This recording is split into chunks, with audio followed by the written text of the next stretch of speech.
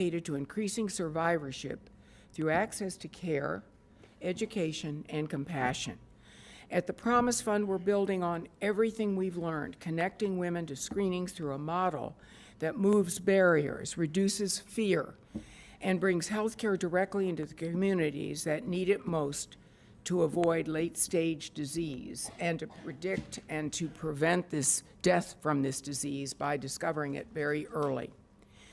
Our navigators, partners, and clinics are the heart of this work, ensuring that every woman, regardless of where she lives or what she earns, can access timely breast and cervical cancer screenings, because we know that early detection saves lives.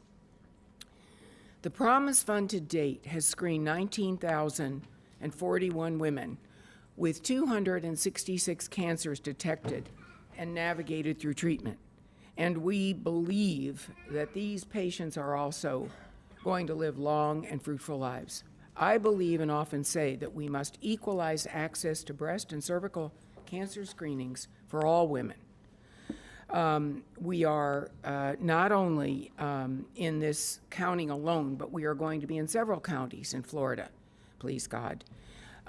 We believe right here, however, we have over 100,000 women who remain uninsured, underinsured, or in some way cannot have any care or haven't found it yet. But we are here at the Promise Fund. Yet through collaboration and compassion, we are changing that story. So together with leaders like you and partners across healthcare, business, philanthropy, we are creating a model that can be replicated nationwide. And we're very proud to think that it was started here in Palm Beach County. To me, this proclamation is truly a personal honor. It's a reflection of the Promise Fund, which was started 7 years ago. It shows what we can achieve when we unite purpose with action. It affirms that when we come together as a community, we can save lives, restore dignity, and offer hope, and offer a model to other places in our country who need to be embracing community health like we are in Palm Beach County. Thank you for standing with us and for continuing this fight, not just in October, but every day of the year.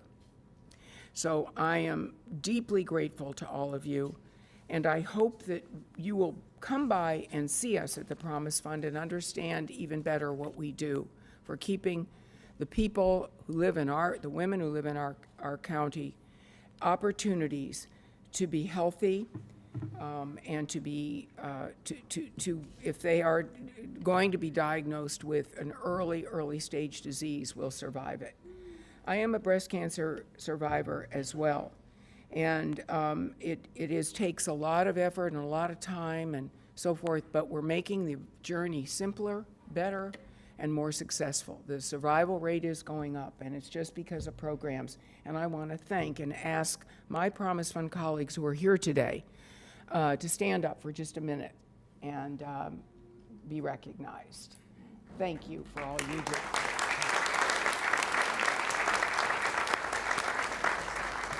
Thank you all very much. We're going to take photos together. I was going to ask if Administrator Abruzzo would please join us, seeing as how he's new. I think this is a good one for him to come help celebrate.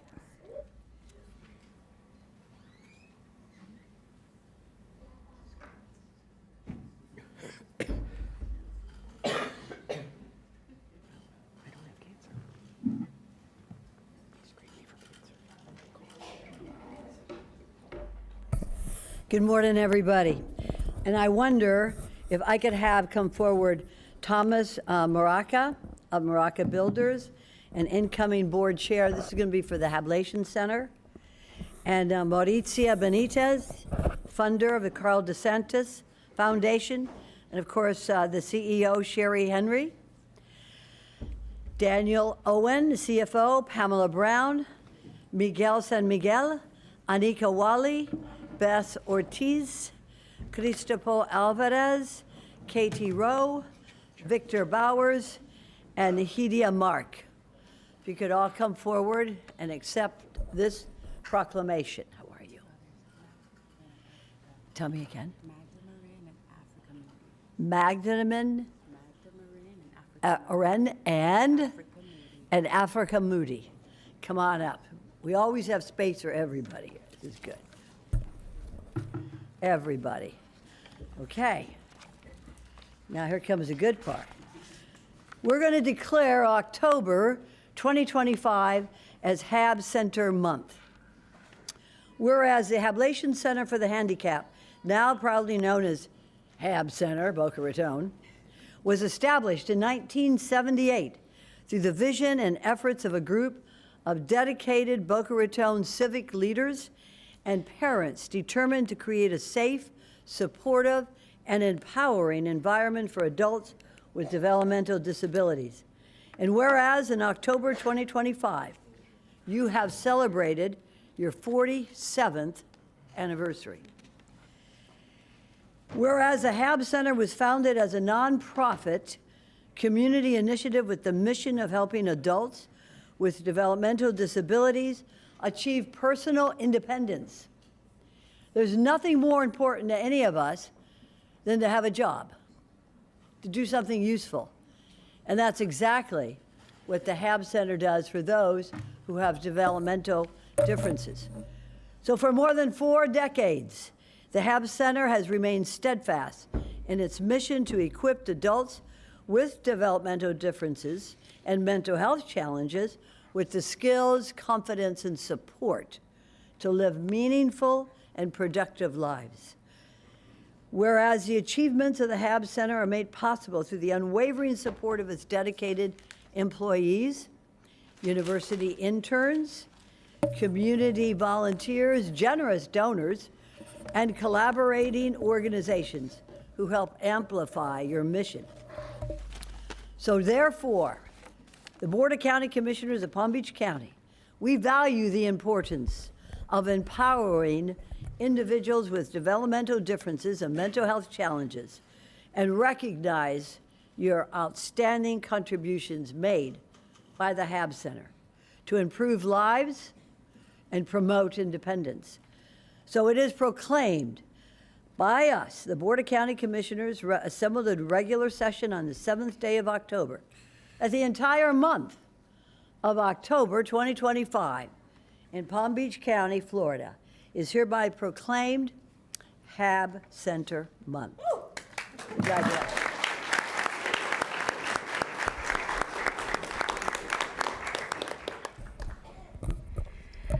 Good morning. Thank you, Commissioner Sachs, for this proclamation nomination. Thank you to the entire Board of County Commissioners for your unwavering and dedicated support, and to all of the county staff. We appreciate you. I am here, Sherry Henry, as the CEO of HAB Center Boca Raton, and I have the privilege of leading this organization. Behind me, I really want to recognize who's here today. We've got our Board of Directors, Thomas Maraca. We have Dan Owen, CFO, Cristobal, Katie, Haidia, and Victor are individuals that are in our program at the HAB Center. We've got Miguel San Miguel, we've got Betty Ortiz, Anika Wally, Magda Marin, Africa Moody, Freddie Faraj, our Board of Director, and am I missing anybody? Pam Brown, our Director of Social Services, and Steve Pollard, who has been on our board for over 15 years. We are so honored to serve this population of individuals with developmental differences, and it being Disability Employment Awareness Month, HAB Center is so dedicated to employing this population and to giving them that purpose and independence that Commissioner Sachs talked about. We employ over 100 individuals at our center every year. And in the community, Magda and Africa's team have employed 44 individuals in competitive integrated employment. So that's over 144 people that we employ every single year. Our individuals are 60% from Palm Beach County and 40% from Broward County. And that really speaks to the kind of program that we offer. The HAB Center was created because there were no services resources in the county for this population. And today we have individuals traveling over 100 miles to come to Palm Beach County for those same services. So that really speaks to the quality of the work that we do and the dedicated team that we have. We offer mental health counseling. We offer vocational training. I'm doing a plug, shamefully. We have a plant nursery where our individuals work, and we would love for you guys to come out and support our plant nursery. And in addition to that, we have a manufacturing center, which is an ISO 9001 registered manufacturing center. So we have our individuals learning marketable skills every single day to be able to gain that independence, to improve their self-worth, to improve their mental health, to improve their physical ability. We also include recreation programs, and very recently we launched a honeybee program. So now our individuals are learning about creating a micro business and the importance of bees in the ecosystem. And really, it goes back to the empowerment and the purpose that we provide for this population. I want to say thank you for your support, for your ongoing continued support, and thank you to the entire team and our board of directors that are here with me today. Thank you.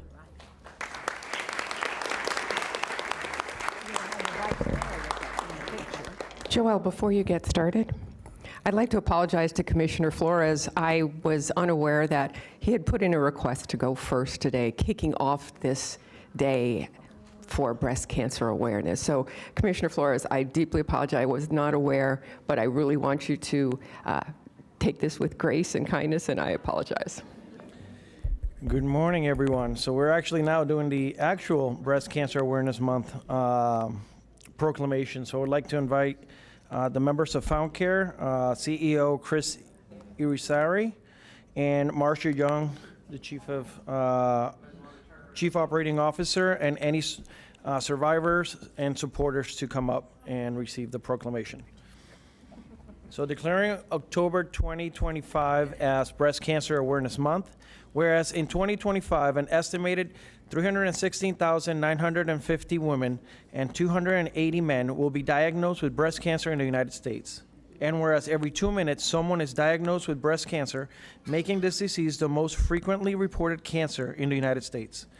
And whereas in the U.S., an estimated 42,680 people will die from breast cancer this year, including more than 200 residents of Palm Beach County.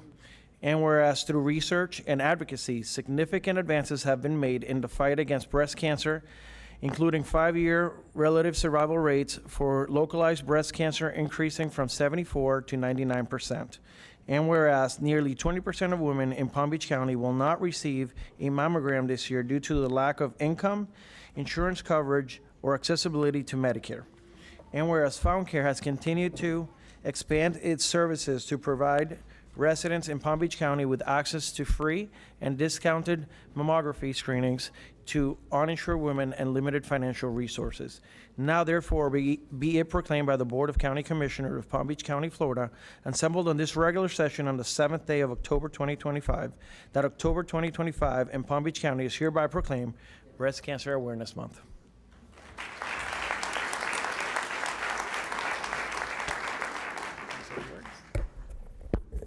Thank you. Good morning, everyone. My name is Marcia Young, and I'm the Chief Operating Officer at Found Care. On behalf of Found Care and our CEO, Chris Irizarry, in his absence, I want to extend our heartfelt gratitude to the Board of County Commissioners of Palm Beach County, and especially Commissioner Joel Flores, and everyone here today for honoring us with this proclamation in recognition of breast cancer awareness. This acknowledgement is deeply meaningful, not only for our organization, but also for the countless individuals and families in our community who are impacted by breast cancer every day. At Found Care, we are committed to providing accessible, compassionate, and comprehensive health care to all, regardless of the ability to pay.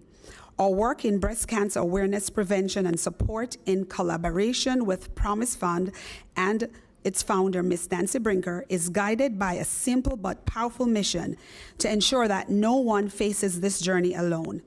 This proclamation shines a light on the importance of early detection, education, and access to care. It is also a reminder that when communities come together, when city leaders, healthcare providers, and residents unite, we can create real and lasting change. To the Board of County Commissioners, thank you for amplifying this message and standing alongside us in the fight against breast cancer. We accept this honor with humility, gratitude, and renewed determination to continue serving those who need us most. Together, we can spread hope, save lives, and build a healthy future for all. Thank you.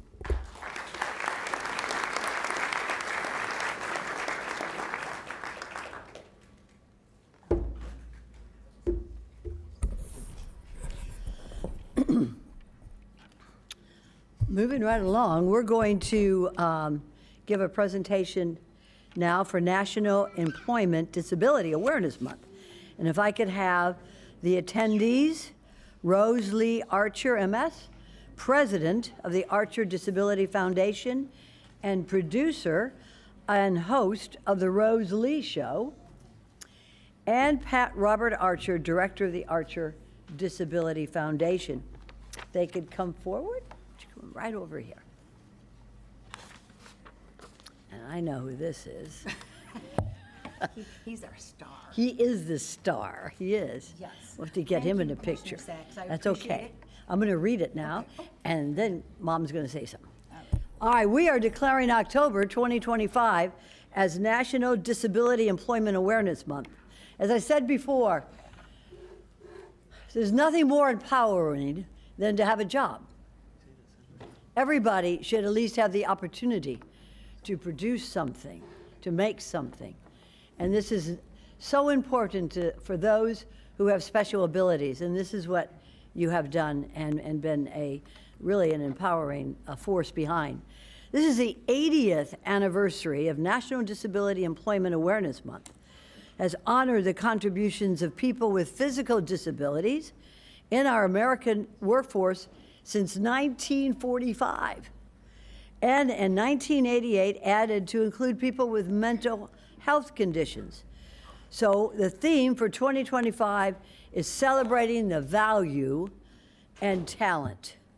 And whereas the Archer Disability Foundation celebrates 25 years of disability mentoring, outreach programs created for exceptional student education, students with disabilities in our school district who are transitioning out of high school, mentoring opportunities promote career exploration to advance skill building for securing employment in our community. Graduating ESE students are the most underutilized labor pool who need help to integrate into the community to achieve independent living skills. Whereas disability mentoring is a valuable recruiting tool for businesses, government agencies, and organizations to create inclusion in the workplace by helping students and job seekers with disabilities explore possible career paths, build confidence in their employability, obtain firsthand job experience, and develop lasting mentor relationships. Whereas the Palm Beach County School District serves, you ready for this? 38,000 students identified as eligible for ESE from birth through age 22, who may have physical, cognitive, mental, or hidden disabilities that substantially limit one or more major life activities. One of those 38,000 students was my little girl, Jessica. So after graduating from Boca High School at 22, she had no place to go and nothing to do. But it is through the mentorship of programs like the HAB Center, where she worked, and now in the Archer program, to be able to produce productive lives in our community.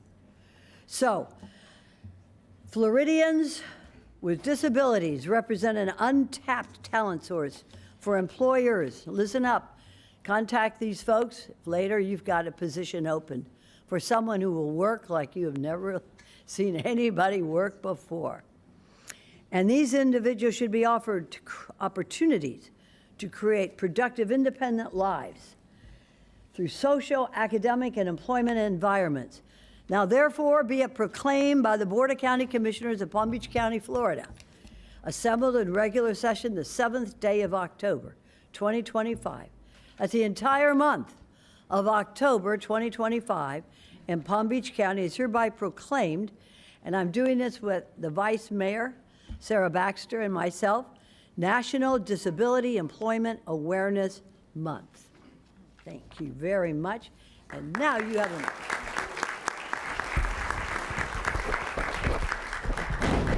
Thank you, Commissioner Sachs. We've been knowing each other for a long time. And when I say that Archer Disability Foundation is 25 years old, I never thought I would get this old. But I am, and I'm proud because of the work that I've done as a volunteer. Because our work at Archer Disability Foundation doesn't go out and get grants to keep this going. We get a small grant, which I'm not supposed to say, it helps cover my insurance. But that being said, it is a heartfelt movement that was started 25 years ago in the city of Boca Raton under Mayor Steve Abrams. And Steve was wonderful and just loved the energy and loved to see the students come and have that interaction. And as Commissioner Sachs alluded to, there's 38,000 students in our Exceptional Student Education Program. These ESE students are going to be graduating and one day will be an adult. What are we going to do with 40,000 children that will be adults in a matter of years? I see it. I see the difference when we go out into the community, and Publix supermarkets is one of our greatest partners. They hire a lot of people with disabilities, and we have grown this program from City of Boca Raton to Palm Beach County to Martin, St. Lucie, and Indian River, and of course, Broward County was our second. So this has really developed, and it has been created where each year when I call, all these teachers, the ESE director and the teachers all, I want to bring my kids, I want to bring my kids. Of course, I only have one body, 4 wheels, and I can only be in certain places at certain times, but I can tell you, we try to bring in as many as we possibly can that are going to be transitioning out. I am proud to say that I was on the Florida Independent Living Council, and during that time, as well as my son, was on the Florida Developmental Disability Council, both gubernatorial appointees. And what we did was we created a new set of laws called Early Steps. Early Steps is an early intervention program. So before these students get into the ESE programs, they actually have an ability to be taken care of through county services and identify what their disabilities are and then target those. If it's physical, if it's intellectual, wherever it lands. This is an amazing step to the directives of our school districts, because when they age out at 22 years old and they don't have a job, again, as Commissioner Sachs alluded to, there is 40,000 students ultimately that will be here. And that translates to 40,000 plus families and extended families, like I have my husband here. So you may have an extended family because it's very difficult to raise a person with a disability. And to have the help later in years and to have a father figure or a mother figure is most important in their development. And so I say to you, when you go out into your community, if you know a family that has a person with a disability being raised by that family, give them heads up. Give them time in your life to say hello. Their children aren't going to be playing with your children, but your children can teach them something. Socialization is a big part of this program. When we actually go into, let's say, Publix, and these kids come in with their head down, by the time they walk out of that store, 2.5 hours later, they're all excited. They got a little goodie bag. They can't wait to tell mom and dad what they went through. What they went through was a career exploration experience, learning the different skills in the different departments of the store. It's the same model for anything that we do, even in government agencies. We have, in the past, worked at Channel 20. One of the inspirations of my son, Pat, who wanted to be a videographer and we have the film commissioner here, Michelle Hillary, and she always supports Archer Disability Foundation, so we're very proud of that. And they are also supporting people with disabilities in the production realm, if you will. And we always make sure that we have Pat behind the camera for us when we tape any of the Rosalie shows for the past, since 1999, but who's counting? So these things we can teach our children. If you have a skill, if you have a small business, if you have a family member or a relative or a neighbor that has a small business, and that they can create a small opportunity for a person with a disability, this is something I would like for you to take away today. Go out there and remember the value and the skills that the National Department of Employment, excuse me, I gotta get this, I'm just on a roll here, talking too fast. Yes, I know. And so, anyway, the Department of Labor, Office of Disability Employment Policy, who creates national disability employment policies, and this month is where my energies come from for many, many years. So I continue to have that hat as a mother, and I would like to introduce to you one of the most interesting people that you will ever meet, Pat Robert Archer. He is the inspiration for Archer Disability Foundation. Thank you so much.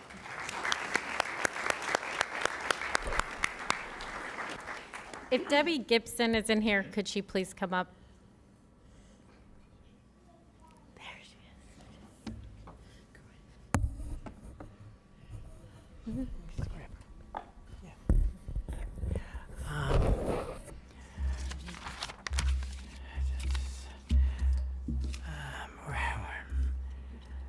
May I introduce me, Pat Robert Archer. Years ago, I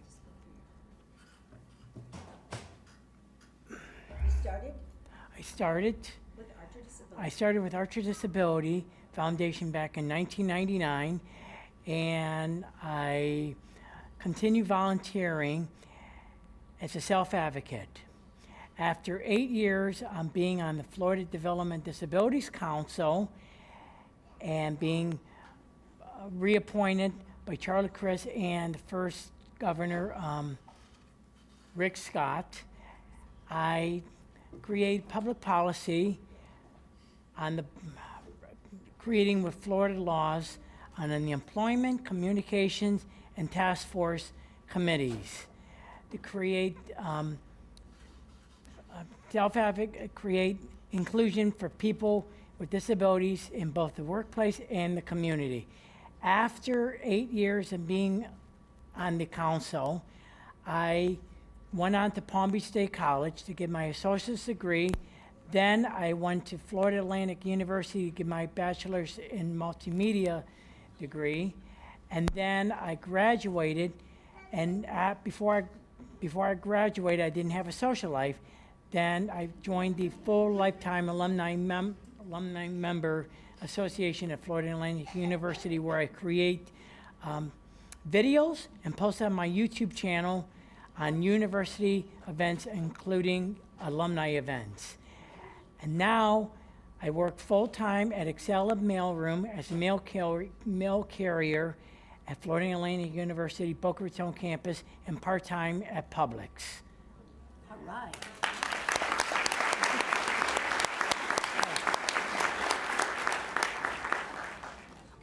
Okay, thank you so much. Did you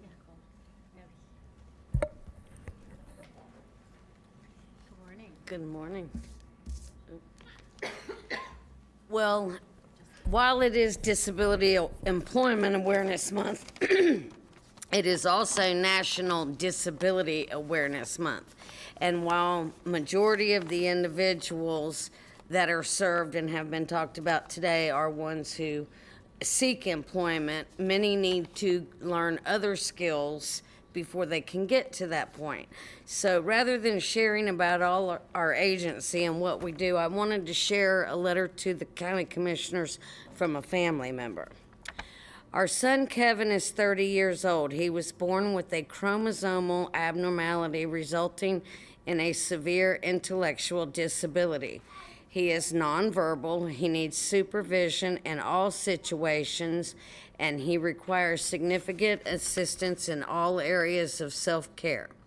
In 2023, the adult day program he was attending closed unexpectedly. We were left to find another day program for him. Due to his significant disability, we were unsure if we would find a program that would be right for him and that would be willing to accept him. A friend told us about the Arc of the Glades. Upon touring the program, we were impressed with the services available there, and Kevin particularly loved the sensory room at the facility. Kevin has been at the Arc of the Glades for over 2 years now. The staff is very caring and very good at their job. They have worked hard with Kevin to improve his communication skills and his self-care skills. We see the improvements at home. Kevin has made friends with other clients at the Arc of the Glades. He has enjoyed some field trips, holiday gift exchanges, and other fun activities while at the Arc. We are happy to transport him to the Arc from our home in Loxahatchee and back again every day because we think so highly of the program. Even though Kevin is nonverbal, he makes it abundantly clear that he thinks highly of it too. His smile tells us so. Sincerely, Ted and Eileen Licitra. They just wanted to let you know that they appreciate the support of the county commissioners for not just their family and our agency, but all individuals with disabilities. And as we take the picture, I want everybody to know that your county government is an advocate in making sure that we employ those with special abilities. And for this reason, I'd like to have Dr. Khan. Would you come up and join? Dr. Khan is our HR director, and we are a leadership role in this, as I wish everybody else would be as well, as you can hear from these stories. Thank you very much. Thank you, Dr. Khan.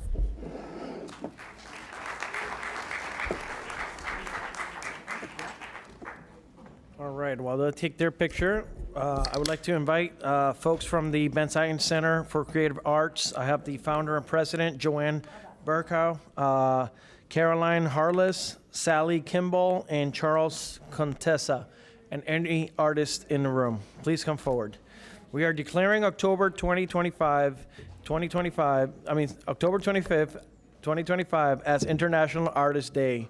Whereas artists is a universal language that transcends boundaries, inspiring imaginations, fostering cultural understanding, and enriching lives. And whereas artists are storytellers and visionaries who bring beauty, creativity, and identity to Palm Beach County, enhancing the quality of life for all residents. And whereas Palm Beach County's art community contributes significantly to both culture and the economy, with the nonprofit arts and culture sector generating more than $335 million annually, supporting over 4,300 jobs and attracting visitors to galleries, performances, and festivals. And whereas the cultural tourism is a powerful driver of local prosperity, attracting over 4 million attendees a year to world-class exhibitions, performances, and special events, spending over $146 million on event-related expenses, and helping to establish Palm Beach County as a premier arts destination in Florida's cultural capital. And whereas research shows that participation in the arts benefits both mind and body, reducing stress, improving mood, fostering cognitive functions, and creating opportunities for social connection and overall well-being. And whereas the Ben Sighton Center for Creative Arts enriches our community by welcoming renowned glass artists from around the world to share their talents through public demonstrations, showcasing their crafts in the largest glass-blowing hot shop in the state of Florida. Now, therefore, be it proclaimed by the Board of County Commissioners of Palm Beach County, Florida, assembled on this regular session on the 7th day of October 2025, that October 25th, 2025, in Palm Beach County is hereby proclaimed International Artist Day. Thank you. On behalf of the Ben Sighton Center, I would like to thank the County Commission for this wonderful recognition. Our mission has always been to connect people through art, to bring international artists here to Palm Beach County, and give our community a chance to experience their creativity and cultural perspectives firsthand. This award honors not just our artists, but the collaboration, passion, and support that makes Benzaiten a vibrant part of the arts community. And thank you for celebrating the power of bringing art, the world of art, a little closer together. So thank you.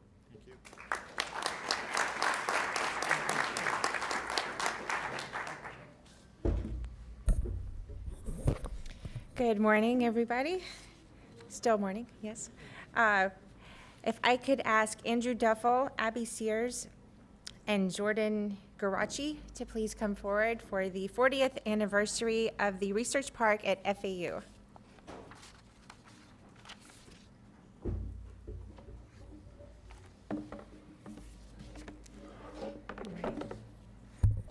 Okay. Today we are recognizing the 40th anniversary of the Research Park at Florida Atlantic University.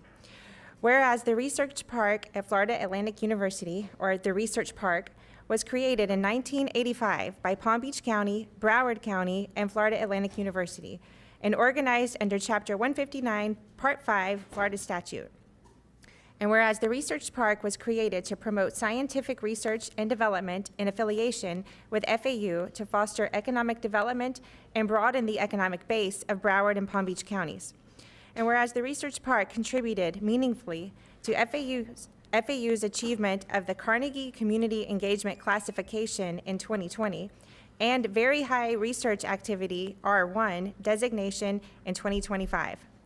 And whereas the Research Park has earned industry recognition for its achievements from the International Economic Development Council, Florida Economic Development Council, International Business Innovation Association, and Florida Business Incubator Association. And whereas the innovative activities taking place at the Research Park added $708 million to Palm Beach County's economy while creating 160 jobs, in addition to the 978 already supported in the Research Park in 2024. Whereas the economic impact of the activities at the Research Park is expected to contribute $4.8 billion personal income and 4,591 direct jobs over the next 5 years. And whereas the Research Park is an integral asset to Palm Beach County's future technological growth and success. Now therefore be it proclaimed by the Board of County Commissioners of Palm Beach County, Florida, assembled in regular session the 7th day of October 2025, that October 2025 in Palm Beach County is hereby recognized as the 40th anniversary of the Research Park at Florida Atlantic University.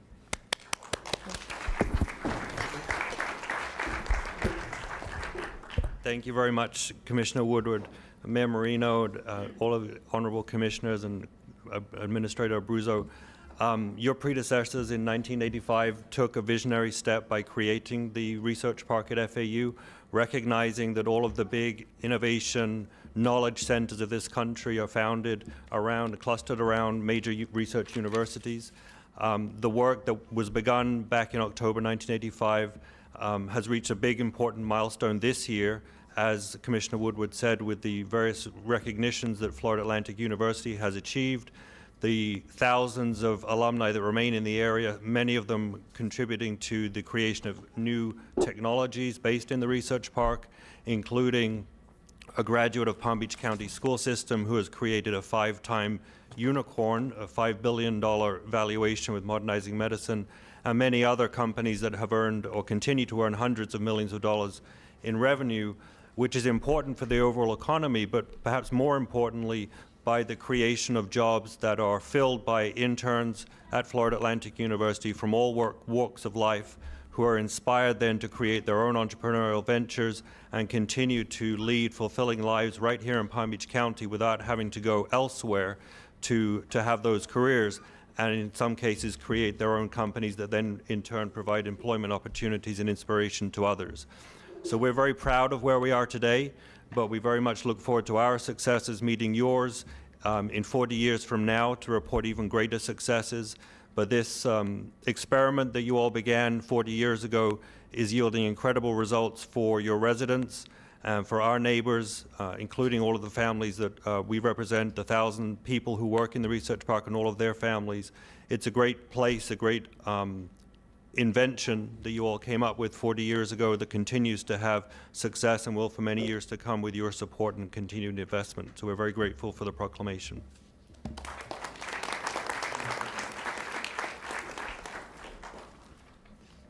The administrator makes a good point. I'd love to invite you all down for another tour. Many of you have visited before, but you're all welcome at any time to visit us.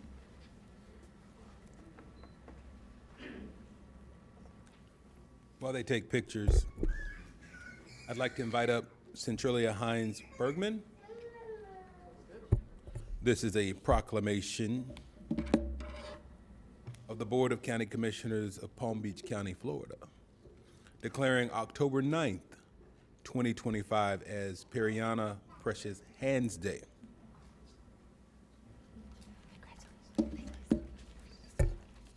Whereas Centralia Hines Bergman, founder and executive director of Periana Precious Hands Incorporated, is a devoted community leader whose work in Palm Beach County has positively impacted countless individuals and families. Born on September 19, 1962 in Riviera Beach, Florida, she is the seventh of 10 children, a proud mother of 4 and a graduate of Suncoast Community High School. And for more than 20 years, she has dedicated herself to building a stronger, more supportive community through mentorship, food distribution, youth education, and with her efforts having earned recognition through awards such as the Bridges Builders Award and Teacher of the Year honors. And whereas Centralia's passion for service is deeply rooted in her upbringing and her role as a mother inspired by her son Malcolm Summons II, 2016's Christmas wish to feed the community, she launched Periana Precious Hands Incorporated Feeding Ministry, named in honor of her grandmother, Perry, and her mother, Liana, both known for their generosity and tradition of sharing meals. And since its inception in 2011, Periana Precious Hands Incorporated has provided essential services to youth, particularly through the Royal Kings and Queens Mentorship Program as an initiative that offers culinary arts, financial literacy, homework assistance, professional development, and community outreach.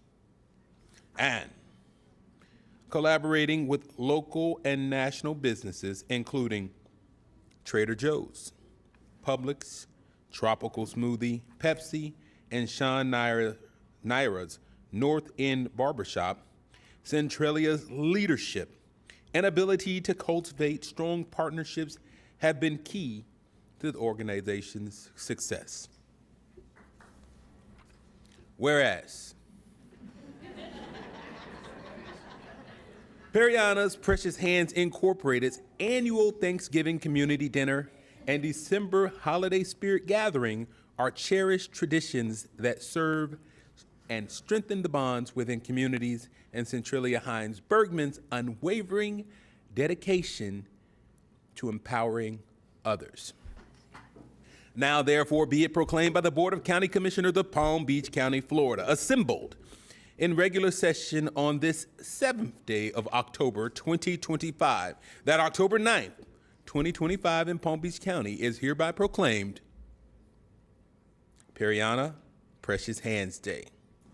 Be it further proclaimed by the Board of County Commissioners of Palm Beach County, Florida, that this proclamation is duly sealed, ribboned, and executed by the members of this board.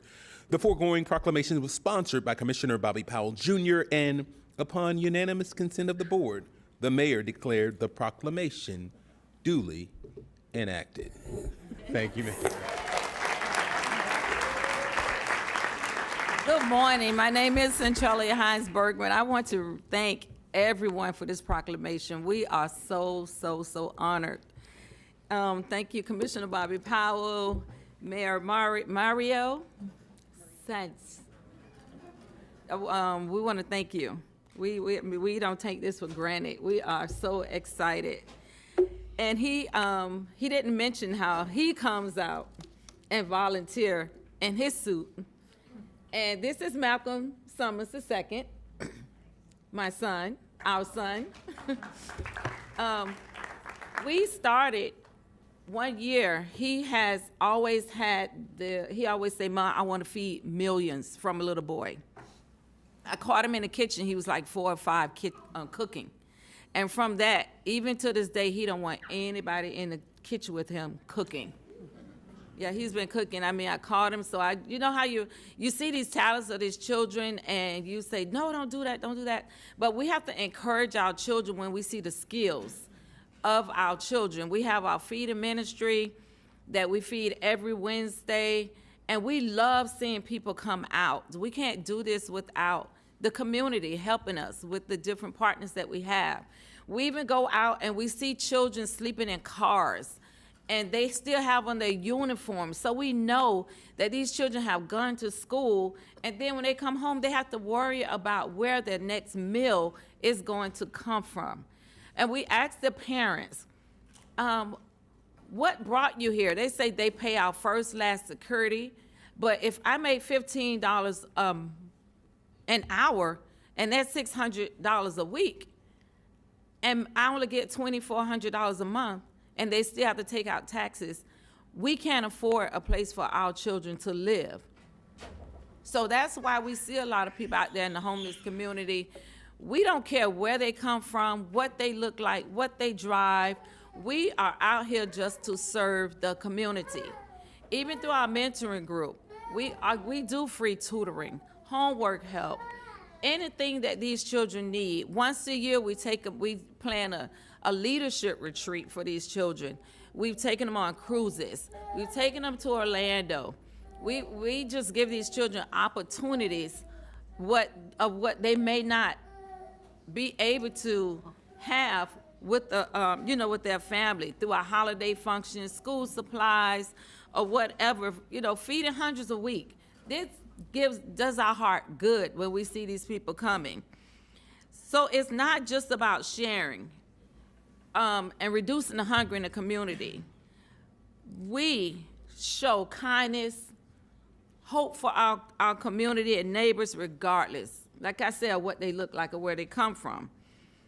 And with our financial literacy class, we're teaching the children how to have a business, how to budget.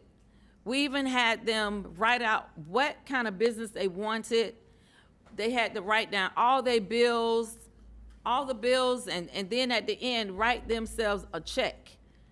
And we taught them how to write a check. And they were surprised, like, this all I get? But this is what we're teaching our children, cooking on Zoom. And just, if you all know how to cook, we need you. We cook it, we buy everything that the children need, and we cook on Zoom. We just offer these children guidance ages 5 to 18. And with that said, hopefully, the Palm Beach County could help us find a building for our organization and our children, because sometimes our house looks like a pantry and it looks like a playground when these children come over. We don't mind it, but we want space for these children so that we can expand, teaching these children how to build things together, crochet, tutor, with our tutoring and whatever. How many, we teach our children through STREAM, that's the last point. We teach them through science, technology, reading, engineering, math. How many of you have ever thrown a rock in the water? I'm sure all of it. But when afterwards, have you talked to the children about understanding the wave formations or the energy transfer by watching how the ripple effect of the water or what the rock did? So these are things that we teach our children. It's simple. It doesn't take a lot. But we want to thank you for this proclamation. And like I say, we don't take it for lightly. We're so excited, and we say thank you again. And we'll be waiting to hear about that building Thank you. from the Palm Beach County.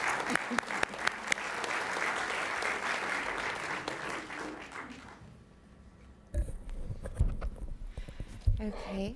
If I could have Alex Miranda, former West Palm Beach Mayor Jerry Moyo, and Melanie Roger, please come forward.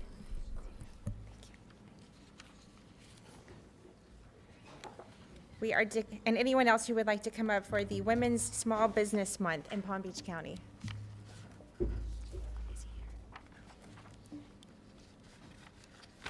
Okay. We are declaring October as National Women's Small Business Month in Palm Beach County. Whereas National Women's Small Business Month, observed each October, provides an opportunity to celebrate the achievements of women entrepreneurs and reaffirm our dedication to their continued success. And whereas the number of women entrepreneurs continues to grow at a historic pace, with women launching and leading businesses that strengthen our local economy and inspire future generations. And whereas women-owned small businesses are a vital part of the economic fabric of Palm Beach County, contributing innovation, employment, and community leadership across different industries. And whereas Palm Beach County recognizes the unique challenges women face in accessing capital, resources, and opportunities, and remains committed to fostering thriving business environments. And whereas the Palm Beach County Board of County Commissioners, county administration, and county departments are committed to the development, growth, and sustainability of women-owned businesses. And whereas the Office of Small Business Development supports women-owned enterprises through certification programs, technical assistance, networking, mentorship, procurement opportunities, and outreach initiatives. And whereas the Palm Beach County Board of County Commissioners are proud to join in celebrating National Women's Small Business Month. Therefore, be it proclaimed by the Board of County Commissioners of Palm Beach County, Florida, assembled in regular session on this 7th day of October 2025, that the month of October in Palm Beach County is hereby proclaimed National Women's Small Business Month.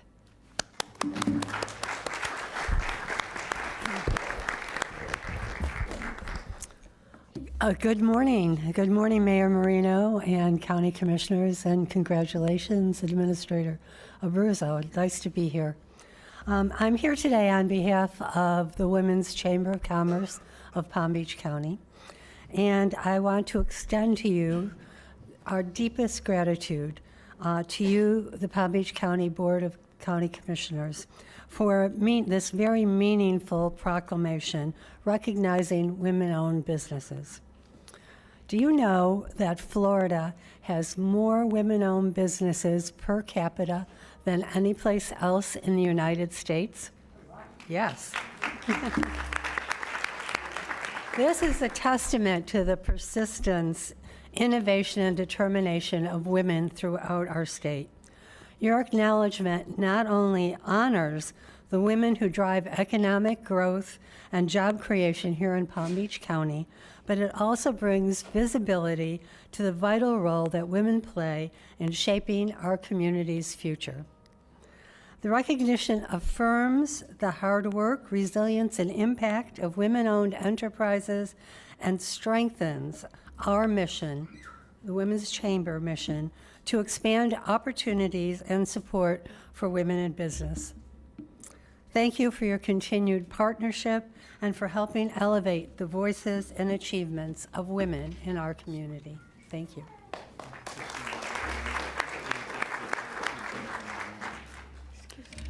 Good morning. Thank you, Mayor Marino, and all the Board of County Commissioners, and again, congratulations on your appointment. My name is Melanie Roger, and I am extremely grateful and humbled to be here today.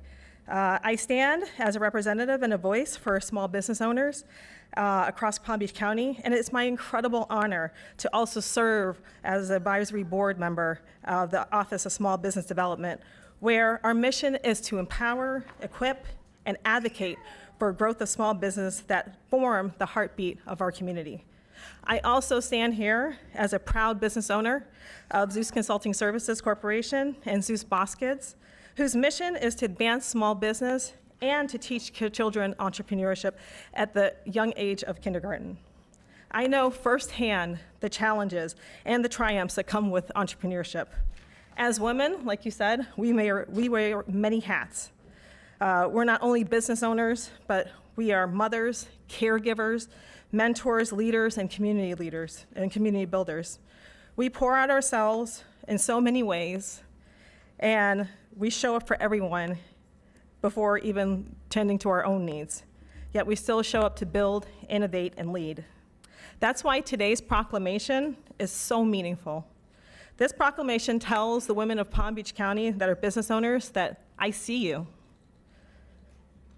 It's a recognition that women whose businesses are not only here, but they're creating jobs, they're generating opportunities, they're fueling our economic growth, and they're saying, you are saying that, women, we see you for your courage, your resilience, perseverance, and that inspires others to pave the way for our future generations. So again, on behalf of every small business owner here in Palm Beach County, I thank you to the Board of County Commissioners for honoring us as women with this proclamation. Your recognition sends a powerful message that women are not only contributing to our economy, but are shaping the very foundation to make Palm Beach County a stronger, more inclusive, and more prosperous place for us all. Thank you.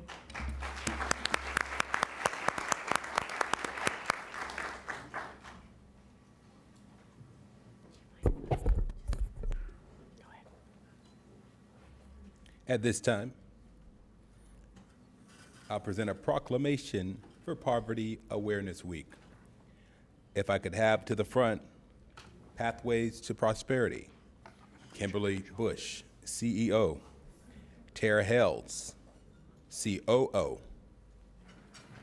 Ricky Petty, HBB Director, Richard Dames, Circles Director, Hallie Balbuena, Bridges Director, Felicia Hester, Executive Assistant, Takoa Lanier, Outreach Coordinator and Economic Mobility Specialist, Natasha Jules Bobrin, Recruitment and Data Management Specialist, Ventoria Murray, Program Manager, and all others here for Poverty Awareness Week.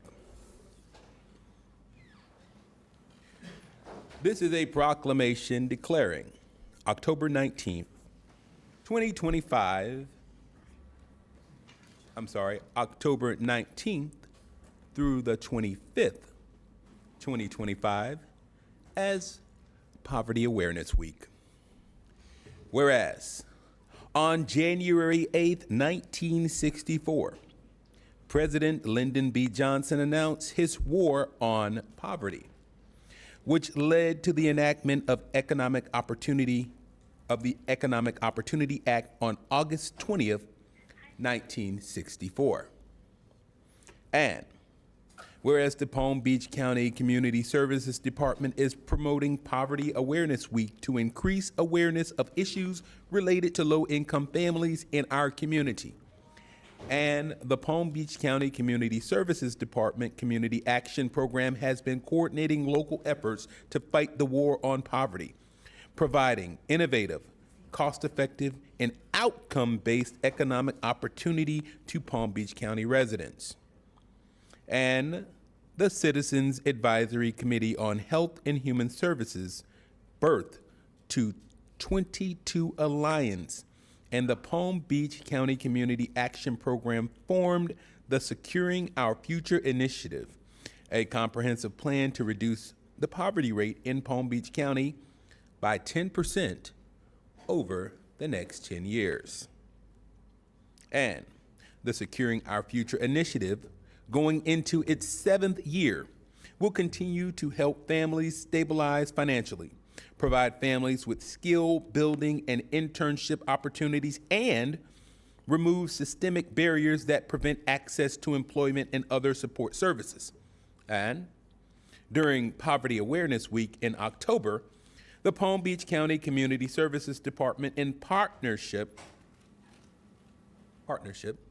with Pathways to Prosperity, P2P, and other community partners, will host a variety of events and engagement opportunities to promote awareness about the barriers that many impoverished people in our community experience on a daily basis.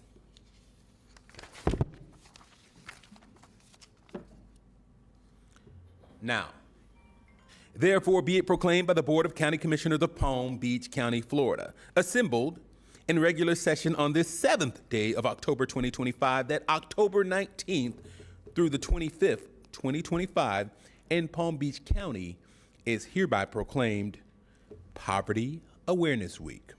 Be it further proclaimed by the Board of County Commissioners of Palm Beach County, Florida, that this proclamation is duly sealed, ribboned, and executed by the members of this board.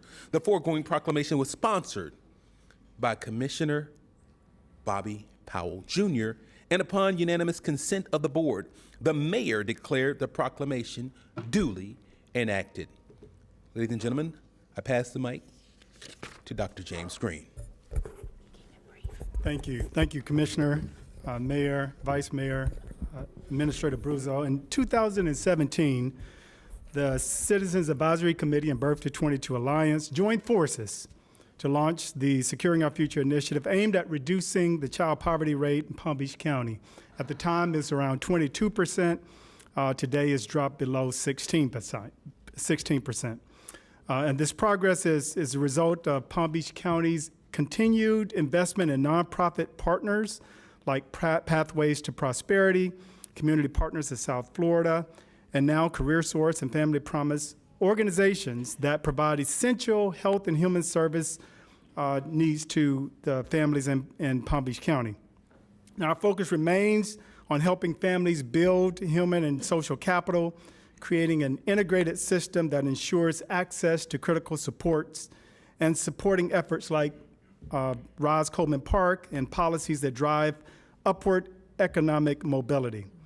We believe that a person's zip code should not determine their destiny, and we're committed to ensuring that every family in Palm Beach County has the opportunity to earn a living wage. And I want to just introduce one of our key partners in this event, Pathways to Prosperity, the CEO, Kimberly Bush, to say a few words.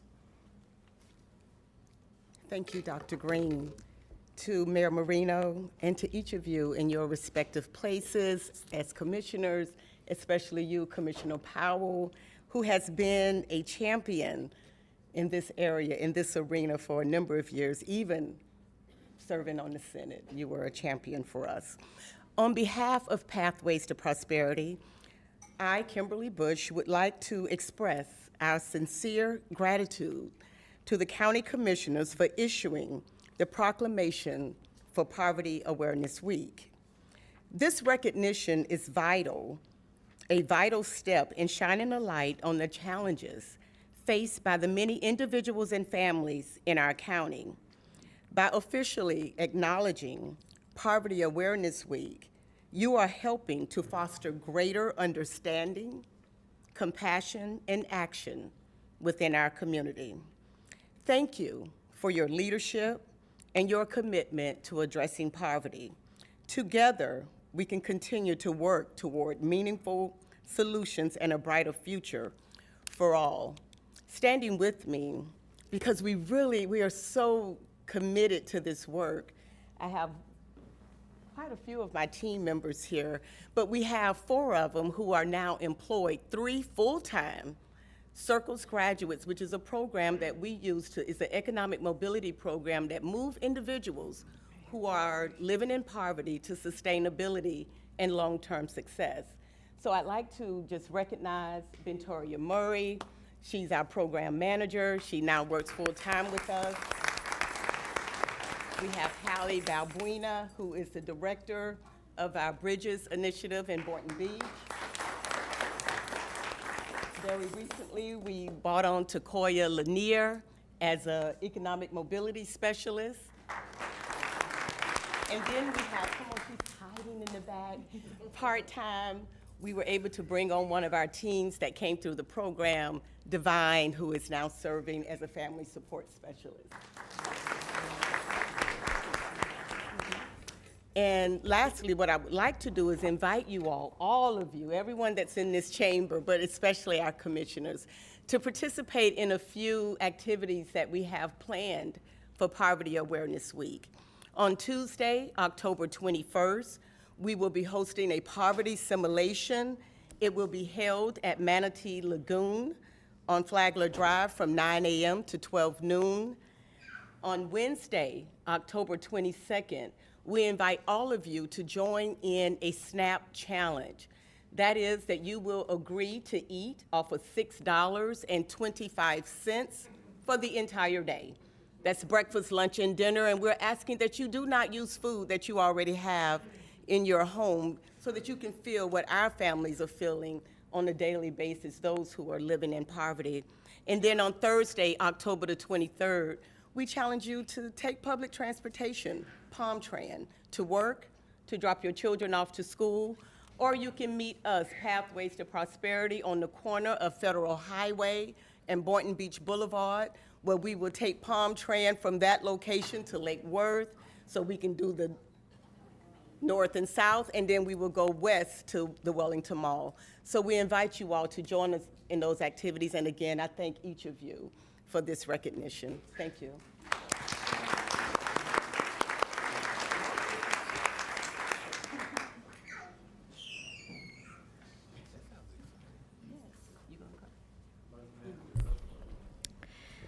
If the following would please join me, the President of the American German Club, Mark Luft, Vice President Doug Christensen, Gail Luft, Holly Dons, Jessica Quasler, forgive me if I mispronounce these, Renee Ferris, Dagmar Braz, and Norm Braz.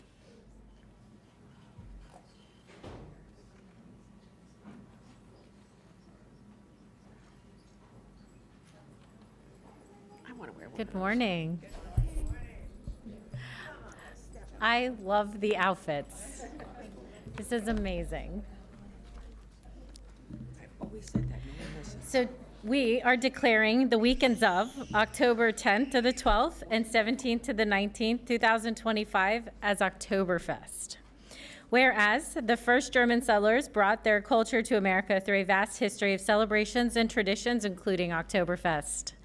Whereas Oktoberfest is traditional harvest time celebration filled with feasting, drinking, music, dance that brings Americans of German heritage together in fellowship and friendship. Whereas the Palm Beach County celebration of Oktoberfest has been sponsored by the American German Club of the Palm Beaches on Lantana Road on the second and third weekends in October since 1974, marking this year's Oktoberfest as a 51st annual celebration at the American German Club of the Palm Beaches. Whereas Palm Beach County has a long history of supporting local nonprofit organizations, such as the American German Club, which have contributed to the education, growth, and development of cultural awareness of the diverse heritage of residents of Palm Beach County, including those of German origin. Now, therefore, be it proclaimed by the Board of County Commissioners of Palm Beach County, Florida, assembled in regular session on the 7th day of October 2025, that the weekends of October 10 to the 12th and 17th to the 19th, 2025, in Palm Beach County are hereby proclaimed Oktoberfest.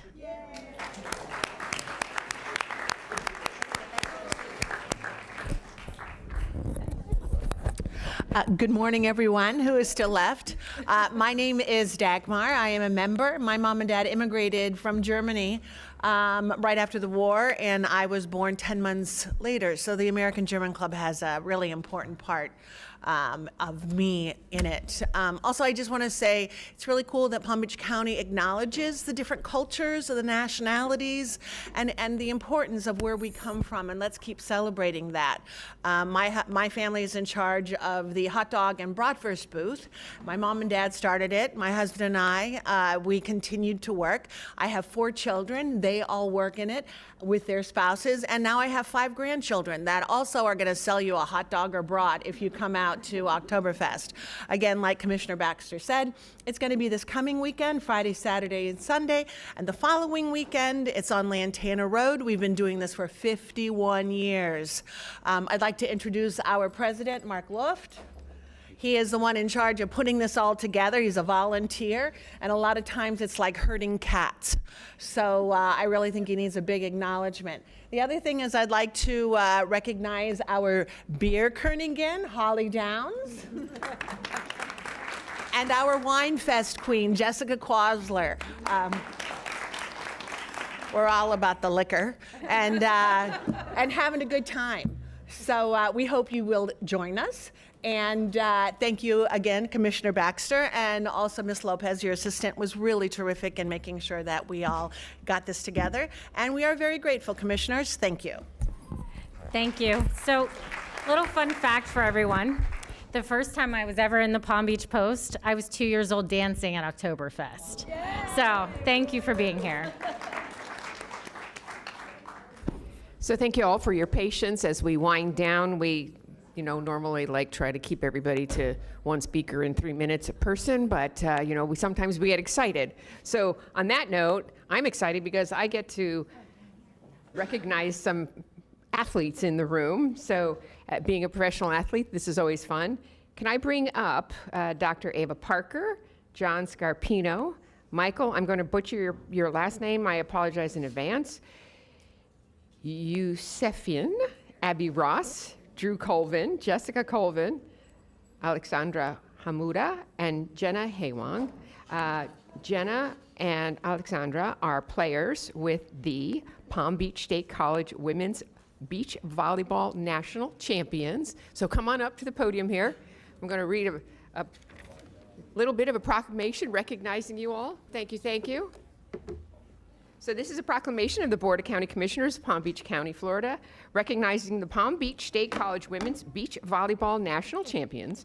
And whereas the Palm Beach State College Women's Beach Volleyball team has achieved another historic milestone by winning the 2025 National Championship, and whereas the team's unwavering commitment, perseverance, and competitive spirit have brought pride and distinction to Palm Beach State College and inspired the broader Palm Beach County community, and whereas the coaching staff and athletes of Palm Beach State College have demonstrated excellence both on and off the court, serving as role models for student athletes across the region, and whereas this victory not only highlights the strength of the college's athletic program, but also reflects the values of determination, discipline, and unity that are foundational to Palm Beach County. And whereas Palm Beach County proudly celebrates the outstanding accomplishments of the Palm Beach State College Women's Beach Volleyball team. Boy, that's hard to say. And recognizes the positive impact their success has had on our community. And whereas the Palm Beach State College Women's Beach Volleyball team has achieved remarkable success by securing not one, not two, but 3 consecutive national championships in 2023, 2024, and 2025, bringing honor and recognition to our great county. Now, therefore, be it proclaimed by the Board of County Commissioners of Palm Beach County, Florida, assembled in regular session on this 7th day of October 2025, that Palm Beach County is hereby recognized the Palm Beach State College Women's Beach Volleyball National Champions. And I got to tell you, it was hard wearing pink and green today, so I'm just saying I think I accomplished it. And Dr. Parker, you want to recognize your excellent female athletes. Thank you very much. I do. Thank you so much, Mayor Marino, and to the members of the commission. We're so excited to be here. You missed this picture, so I'm going to have the players and the coaches turn around and show you their championship rings. Woo! All right, yes. We're so excited and pretty special to us that you be the person, although we have so many supporters on the commission, that you be the person with this one because you are an athlete, a woman athlete, and you understand the responsibility that's associated with going to college and studying and working and still being engaged in an athletic sport, and particularly at the level that these women are playing. Just thank you so much for what you've done for the college and your commitment to the sport. And to Drew and Jessica, thank you so much for making this like it's a full-time job, although we know it's your part-time job, but you provided such leadership with such grace and courage for our students, and we appreciate that. And certainly to our athletic director, John, to his assistant, and to Dr. Rabatis, thank you all because you recognize that to be a student, sometimes you have folks who are just completely in the academics, and that's great. There are some students who are into like student government, and that's great, and they do stuff in the community.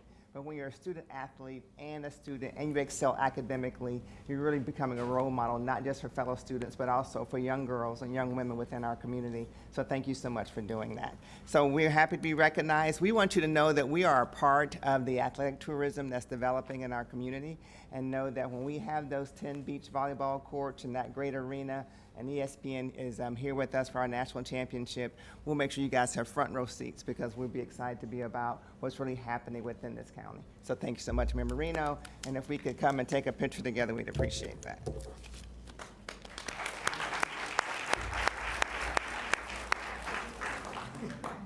right, you need to get all your rings up,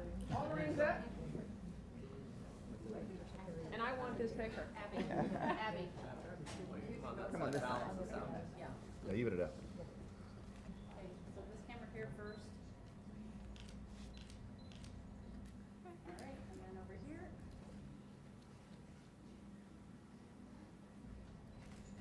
Perfect. Thank you. Well, good morning, everyone. What do they say? You save the best for last? Well, almost last, but still the best. Chris, can you join me up here at the lectern? Are you able to do that?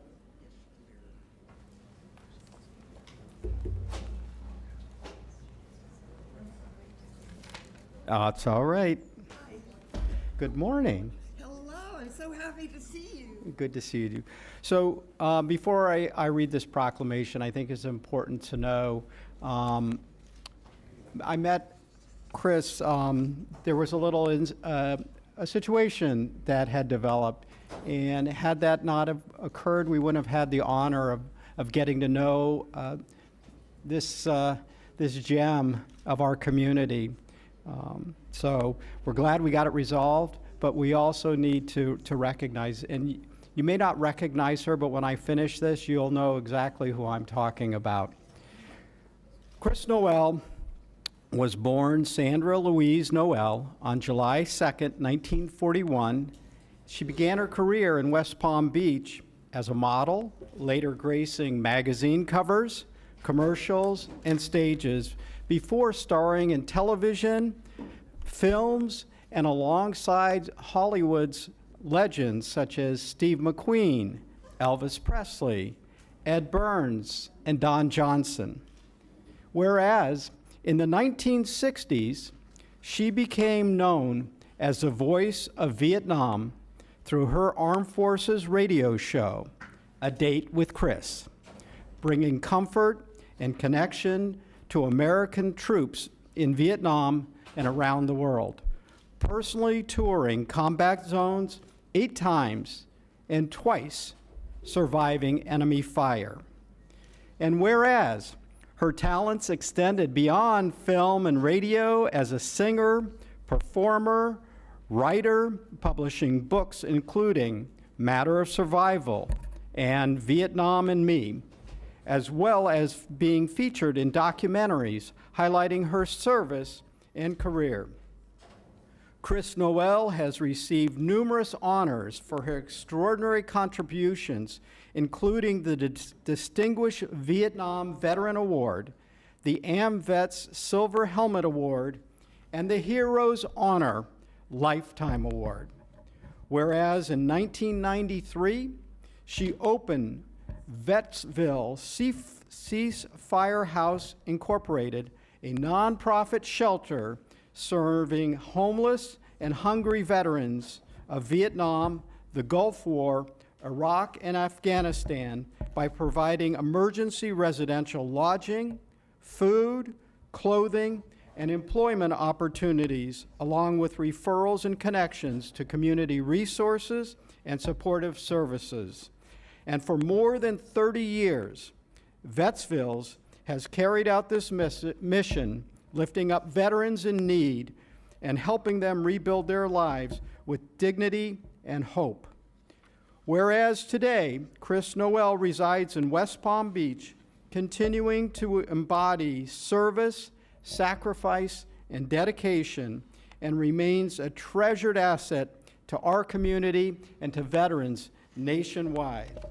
Now therefore be it proclaimed by the Board of County Commissioners of Palm Beach County, Florida, assembled in regular session on this 7th day of October 2025, that October 9th, 2025 in Palm Beach County is hereby declared Chris Noel Day.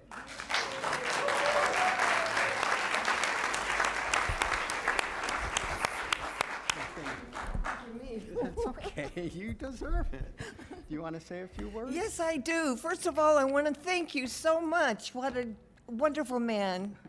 And to have acknowledged my life work. Vetsville is very important to me. In fact, I have some people who have really helped me.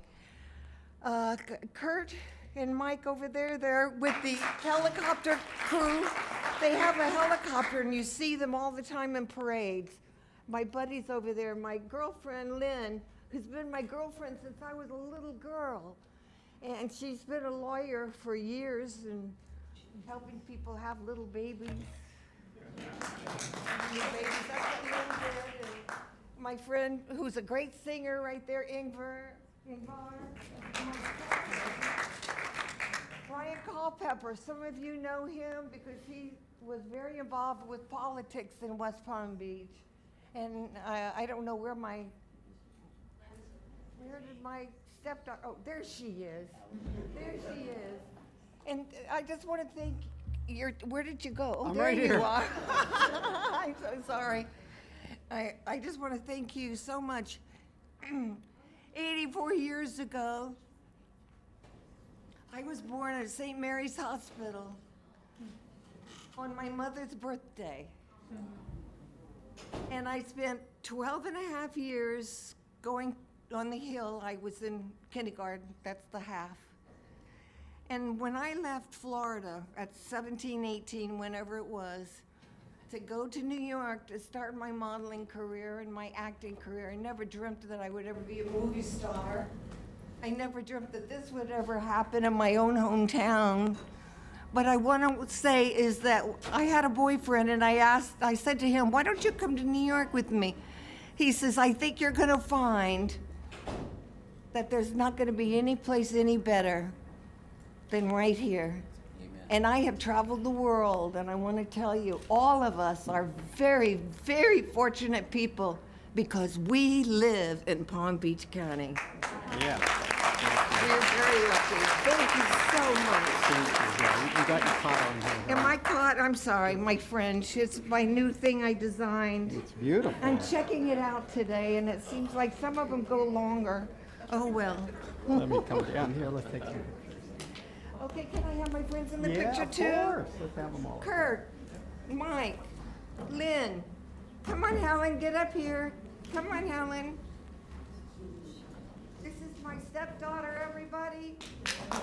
Reed Moore. One flag, this is Allison Moore. Yes, thank you, sir. Okay, I think I've got my friends all here. We're getting Helen. Okay, come on, we have to get closer. I can't get any closer. No. All right, while they're taking their picture, we still have a couple more proclamations. Thank you all for your patience. I'd like to bring up the folks at the Jupiter Narrows Mangrove organization because today we're going to honor Red Harris. Hello there, how are you? Do I need to read all these folks? I can announce them if you want me to. I'll do this. Okay. JP. That's me. I'm Okay. Lisa Kernsky, Martha Harris, Christina Harris Carter, Olivia Harris, Deb Drum, Matt Mitchell, and Jennifer Baez. This is a combination of a lot of groups of people here today, and thank you all for being here. Deb is with We've got the family of Red Harris, and we've got Florida Conservation Program. We're wondering who those babies belong to. Oh, my pleasure. It's great to see you. So this is a proclamation of the Board of County Commissioners of Palm Beach County, Florida, honoring Andrew Red Harris at the Jupiter Narrows Mangrove Islands. Whereas the Jupiter Narrows is an iconic water body within northern Palm Beach County, treasured by residents and visitors alike for its scenic beauty, recreational opportunities, and ecological significance. And whereas the mangrove islands within Jupiter Narrows provide critical habitat for wildlife, serving as essential nurseries for fish, foraging areas for wading birds, and natural buffers that protect shorelines and water quality. And whereas the late Andrew Red Harris, a lifelong resident of Palm Beach County and avid waterman, was a devoted steward of the area's natural resources, demonstrating a tireless commitment to conservation, responsible recreation, and preserving the waterways he loved for future generations. And whereas the state of Florida retains the sole authority to designate official names for state-owned lands, including the mangrove islands of the Jupiter Narrows. And whereas whereas Palm Beach County wishes to formally recognize Andrew Red Harris's legacy and affirmatively express its support for the honorary naming of the mangrove islands on the east side of Jupiter Narrows, north of Cato's Bridge, within the Indian River Lagoon. Now therefore be proclaimed by the Board of County Commissioners assembled in regular session today, the 7th day of October, that today, and we are honoring Andrew Red Harris at the Jupiter Narrows Mangrove Islands. Thank you so much. Would you like to say a few words? Yeah, thank you so much, Mayor. It means a tremendous amount to be here today and to have you guys symbolize your intent to see these islands named after Andrew Red Harris, who's such an important person to the Jupiter Narrows waterways, a resident of the waterway there.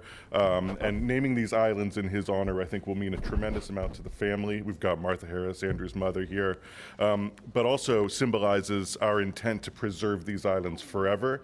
We're working on behalf of Ocean Conservancy, on behalf of the Jupiter Narrows Conservation Alliance, with the county staff to get these islands protected and preserved forever. And so we're grateful for you solemnizing your intent to see these islands named.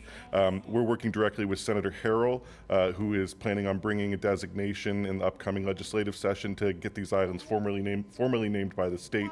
And we've also met with Rep. Snyder, who is planning to do the same, and with Danny Perez, the Speaker of the House. So this is a tremendous amount of momentum. It means a ton to us, and thank you so much for doing this.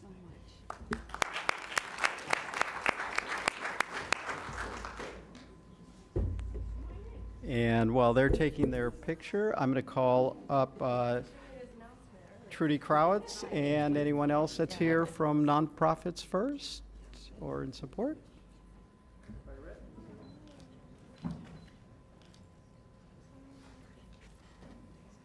Good morning. Wow. So we are declaring October 9th, 2025 as Nonprofits First Day. And the work that goes on in this community with the nonprofits that really help make everybody's life better in Palm Beach County wouldn't happen without organizations like Nonprofits First that helps nonprofits become really excellent at what they do. We are declaring whereas there are over 8,500 registered nonprofits in Palm Beach County. These community-based organizations in Palm Beach County serve as a vital force for good, addressing a wide spectrum of community needs from education and healthcare to housing, environmental protection, and support for vulnerable populations. Their collective impact strengthens the social fabric and enhances the quality of life for all residents. And whereas in 2005, the Center for Nonprofit Excellence was established by a coalition of public and private funders, which included the following divisions: Agency Certification Initiative, Education and Technical Assistance, and Management Support Organization. In 2008, the Center for Nonprofit Excellence became legally incorporated as Nonprofits First, located in Boynton Beach, Florida. And by 2014, the membership program was created for Palm Beach County nonprofit organizations and was expanded to include for-profit affiliates. And whereas the first Hats Off Nonprofit Awards to honor the outstanding work of the community was held in 2017, and by 2022, the nonprofit accreditation process included 3 levels: professional development, and was made available for rising leaders and advancing leaders with an additional 101 for the 501. Education and training offered to small nonprofit agencies. In 2024, Accreditation 2.0 was launched and included 80 accredited agencies, while Launching Leaders became the first part of Nonprofits First curriculum in partnership with local colleges and universities. In celebration of 20 years of Nonprofits First, we celebrate the services they provide to drive causes of every kind in fulfilling their purpose and growing strong in health, capacity, and sustainability in Palm Beach County. Now, therefore, it will be proclaimed by the Board of County Commissioners of Palm Beach County, Florida, assembled in regular session on this 7th day of October 2025, that October 9th, 2025 in Palm Beach County is hereby proclaimed Nonprofits First Day. Congratulations.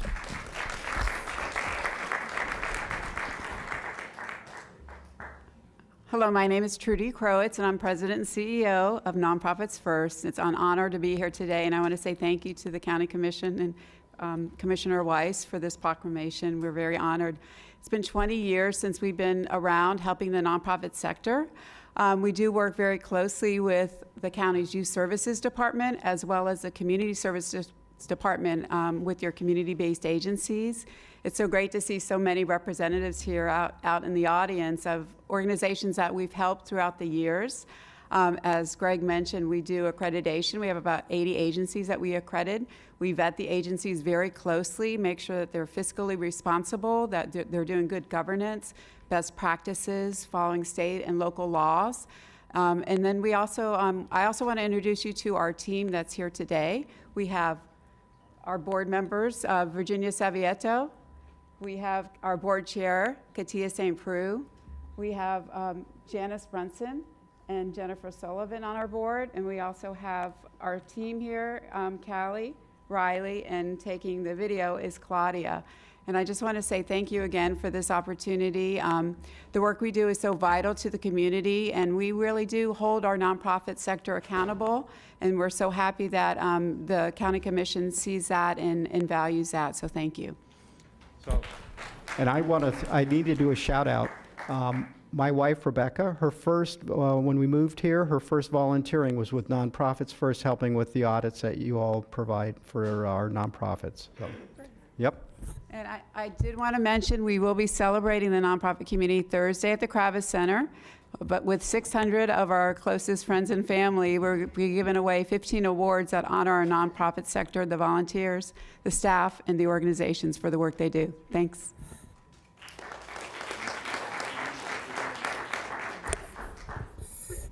And if you're still here for a proclamation, woohoo, because this is the last one. So I would actually like to bring up members of our Palm Beach County Fire Department. Dave Dorita, you in the house? Okay. Dave Dorita. Dave and I go way back. We used to go to HR together in Gardens because we were so... I'm not even going to finish that. Dave Dorita, Division Chief Fire Marshal. Ronald Martinez, District Chief. Elise Carhart, Supervisor of Community Education. Terry Lazar. Did I say that right? Or is it Lazor? Laser. Administrative Technician. Dottie Diedrich, Community Educator. David Collado, Supervisor of New Construction.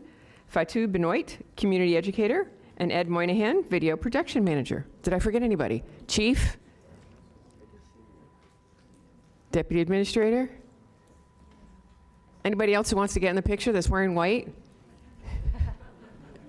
And has a badge? So this is a proclamation of the Board of County Commissioners declaring October 5th through 11th, 2025 as National Fire Prevention Week. Whereas Palm Beach County Fire Rescue is steadfast in educating our residents and guests in methods of protecting themselves from potential hazards that may lead to unintended fires and catastrophic injuries. And whereas a current challenge nationwide that the fire service faces is lithium battery technology and their associated fire hazards. And whereas this year, October 5th through 11th, the National Fire Prevention Week theme is Charge into Fire Safety. Lithium-ion batteries in your home specifically focuses on lithium-ion battery safety. Palm Beach County Fire Rescue stresses it is crucial to safely buy, charge, and recycle lithium batteries. And whereas Palm Beach County Fire Rescue has partnered with Solid Waste Authority of Palm Beach County in a public education campaign, Battery Smart, Fire Smart, lithium batteries in the waste stream, to bring attention to the alarming fire hazards associated with throwing away lithium batteries in household trash, and promotes safe alternatives for lithium battery disposal and recycling. And whereas we urge all Palm Beach County residents to install smoke alarms and carbon monoxide alarms inside and outside of every room where people sleep, and on the ceiling at each stairwell landing and in the main living areas of their home, because these alarms prompt early evacuation and 911 calls to initiate emergency response and swift fire suppression. And whereas everyone can stay informed by visiting www.pbcfr.org to learn more about best safety practices with lithium batteries. So now therefore be it proclaimed by the Board of County Commissioners of Palm Beach County, Florida, assembled in regular session on the 7th day of October 2025, that October 5th through 11th, 2025 in Palm Beach County is hereby proclaimed National Fire Prevention Week. So who gets to talk? Chief? Chief? Easy, Mayor. Mayor and I go way back with it. That is the truth. Mayor, Commissioners, thank you very much. This is the actual 100th year anniversary of Fire Prevention Week. We are facing an international problem with the lithium-ion batteries, and next to me is my entire team of educators and experts in lithium-ion, and we really appreciate the support that the Commission has given us, and we will move forward in trying to make Palm Beach County as safe as possible. Thank you very much.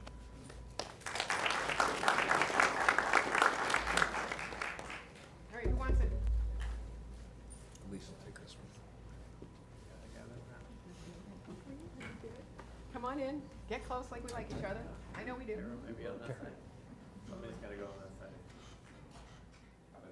side. Can you see us that month?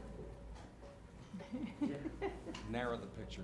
You got it, Phil? Okay, perfect.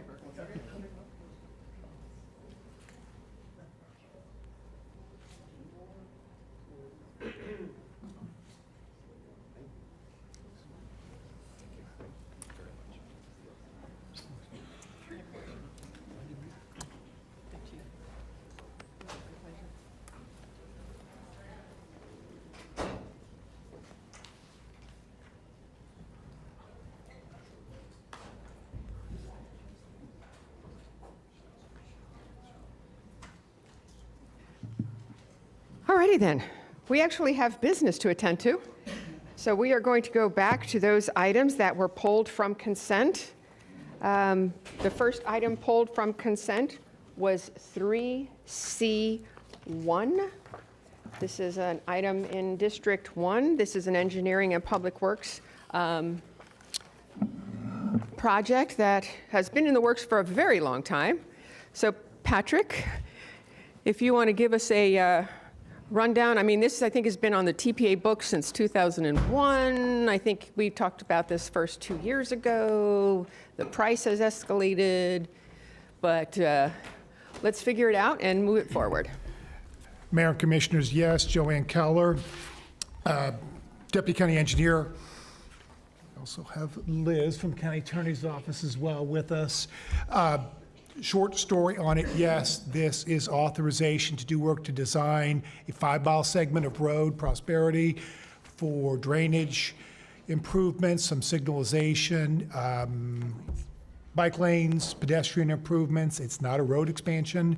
Number of these points, it's a significant endeavor. 5 miles is a big segment, a lot of work to be done. We've had the benefit of doing similar type projects, large-scale ones in other areas throughout the county.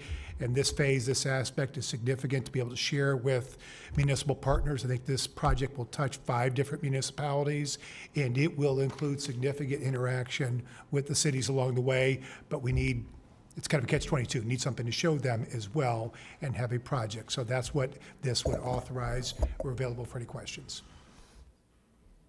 Perfect. Also, I know that we have a card, and I just wanted to add that this is really just this is, as you said, we're not widening. This is making this a little bit easier for folks to access widening, when we say widening, this is sidewalks, and I think there was there are bike lanes, and there may be improvements to some crosswalks, if I'm not mistaken. Crosswalks, bike lanes, signalization improvements, and drainage. And where are we in the process right now? Why are we bringing this here today? Go ahead. This is requesting approval for the contract to begin the design work. Okay, thank you. Do we have a card? Orlando Pujols. Pujols.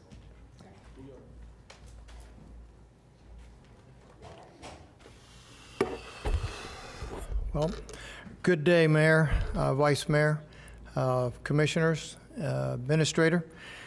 My name is Orlando Pujol. I'm a council member for the Village of North Palm Beach. I live at 149 Ebb-Tide Drive.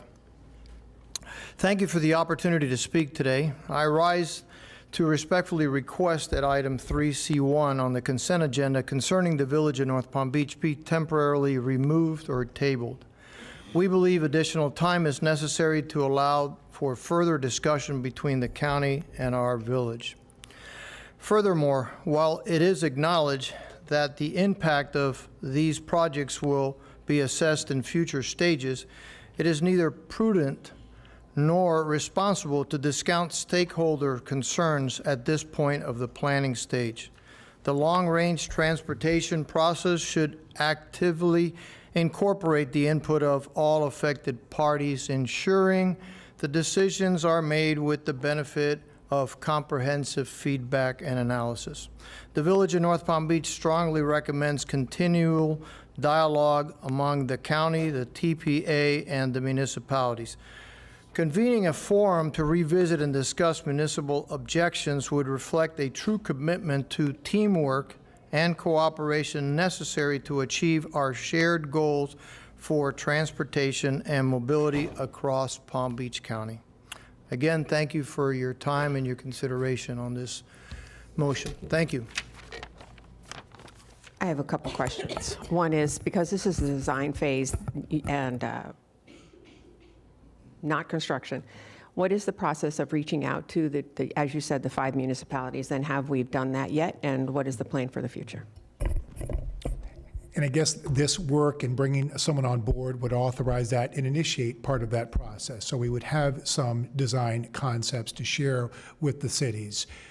The basic concepts have been identified in the 5-year and as previously identified in the TPA plan, but moving to a point where you actually have something to show where said improvements at specific locations are going to occur. That's what we would need this consultant for, which would include reach out to all the cities along the way. There would be nothing finalized or formalized until we have completed a lot of that work and shared that and gotten that feedback from cities along the way. And this is similar to what we did in Limestone, where we had to go through this process and then have community engagement so that we could refine the plan. And I would point out, we're still working our way through a significant project in basically West Palm Beach on Australian Boulevard, where we brought a number of concepts, had worked with the cities beforehand, then began working with the neighbors, and made a lot of changes to design work, but it included all that feedback and input. But we have to start somewhere. Correct. Okay, thank you. Commissioner Weiss. Thank you. I'd like to ask the councilman to please come back.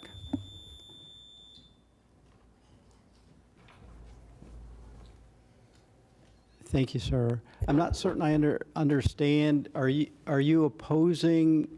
I mean, what's being proposed is that we start the design of this project, and that would include working with our municipal partners in creating that design. I'm not sure how we would, or are you recommending a different way to design this roadway or these improvements on the roadway? Because I guess we're not widening the road.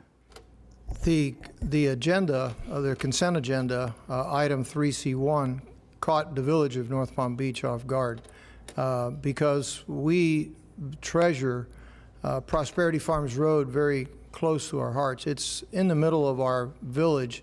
It has sidewalks, it has bike paths, it has drainage, proper drainage. It's bordered by synagogues, parks, schools, and anything having to do with that road would be critically important to us. So staying involved and very closely collaborating with the design would be very important to us. That's why we're just asking you to take a step back. Well, but if we don't have any semblance of a design, how can we discuss that with you all? In generality, it can be discussed in a workshop as to what the design will be. But we don't know what the design, I mean, that's part of the process of doing the design, and maybe staff can clarify. It sounds like there may be a misunderstanding of how this process actually works. And I want to make sure that we're clearly communicating that you all have a seat at the table, but This is the first step for us to have something tangible to show and coordinate back with the municipalities on. so we have nothing to show you until we get somebody to start to work on that. Would you still object to us taking that step? Yes, we would like to see a narrative as to what the intent of the design will be so that we can collaborate with the design team prior to the project's beginning. The only narrative we have today is what's on the agenda item, which generally describes the project as bike lane improvements and signalization and drainage. And that's our concern, because we have signals, we have bike lanes, we have sidewalks. What are you improving? And we really need to know before you start the design. Sounds like a chicken and the egg situation. Commissioner Sacks? Thank you. And I agree with my colleague, but let's make sure, this is a big number, it's a big project. And I think that today, if you have any time, Councilman, if maybe you meet today. You're here, you've got some, if you could put together a time certain for your people to meet with the, the project managers here, I think it's important. You're afraid of changes that are going to occur to your beloved road without your even knowing about it, and I understand that. I don't like it either. So let's see if we can't get a time certain and a date certain today before you leave with these good people in the county, so to make sure everything is, when you walk away from here, you will know the date that you're going to meet with them. Thank you. Thank you, sir. Commissioner Weiss, you want to respond? Yeah, would you have any, our next meeting, I think, is on the, 21st? Would that be enough time for you all to meet with our staff?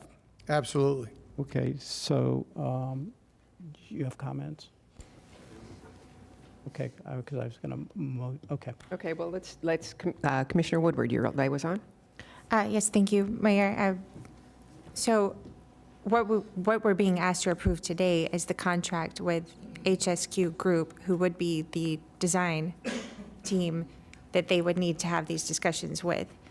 So if we do, I'm just trying to figure out where we are in this process. So if we do not approve this contract, then they cannot discuss anything with them, because they're not going to come and have a meeting unless they have a contract. Is that right? Or where am I in? Correct. No work would be performed. Okay, so I guess I'm just a little confused on, I guess, what we're being asked. If we don't approve the contract, there's no table for any of us to sit at, basically. So prior to the are contract you just asking us to kill approved- this altogether? Or if there's no one for you to have the discussion with, then, I mean, it just doesn't, the project doesn't happen, right, at all? Well, Commissioner, I can reiterate that we have sidewalks, we have bike paths, we have drainage. We want to know what they're designing. And so just a collaboration of their design team with our village staff would go a long way to keeping transparency and understanding of the tax dollars that are going to be spent on this project that may not be necessary. And I hear you, and I agree, but we can't authorize a discussion with the design team unless we approve the contract to hire the design team. Do you see what I'm saying? Well, we don't want to meet with the design team, we'd want to meet with the county. And, okay, I would defer to the district commissioner on this one, but I do feel if we approve this, you definitely have a seat at the table with the design team. I'm not sure what our staff, I mean, is there anything in a discussion with them beyond, you just said what's in the agenda is what is to be discussed? The scope of the work is attached as part of the contract, and we spent some time and shared that piece. Overarchingly, I could give you 100% commitment. We will be working with all the cities who are touched by this project, the way we have done on previous projects as well. You won't know what level significance you might get into on certain drainage improvements or other things until you start rolling up your sleeves and doing some of that work. So I heard it said earlier, it's a little bit of a catch-22 here.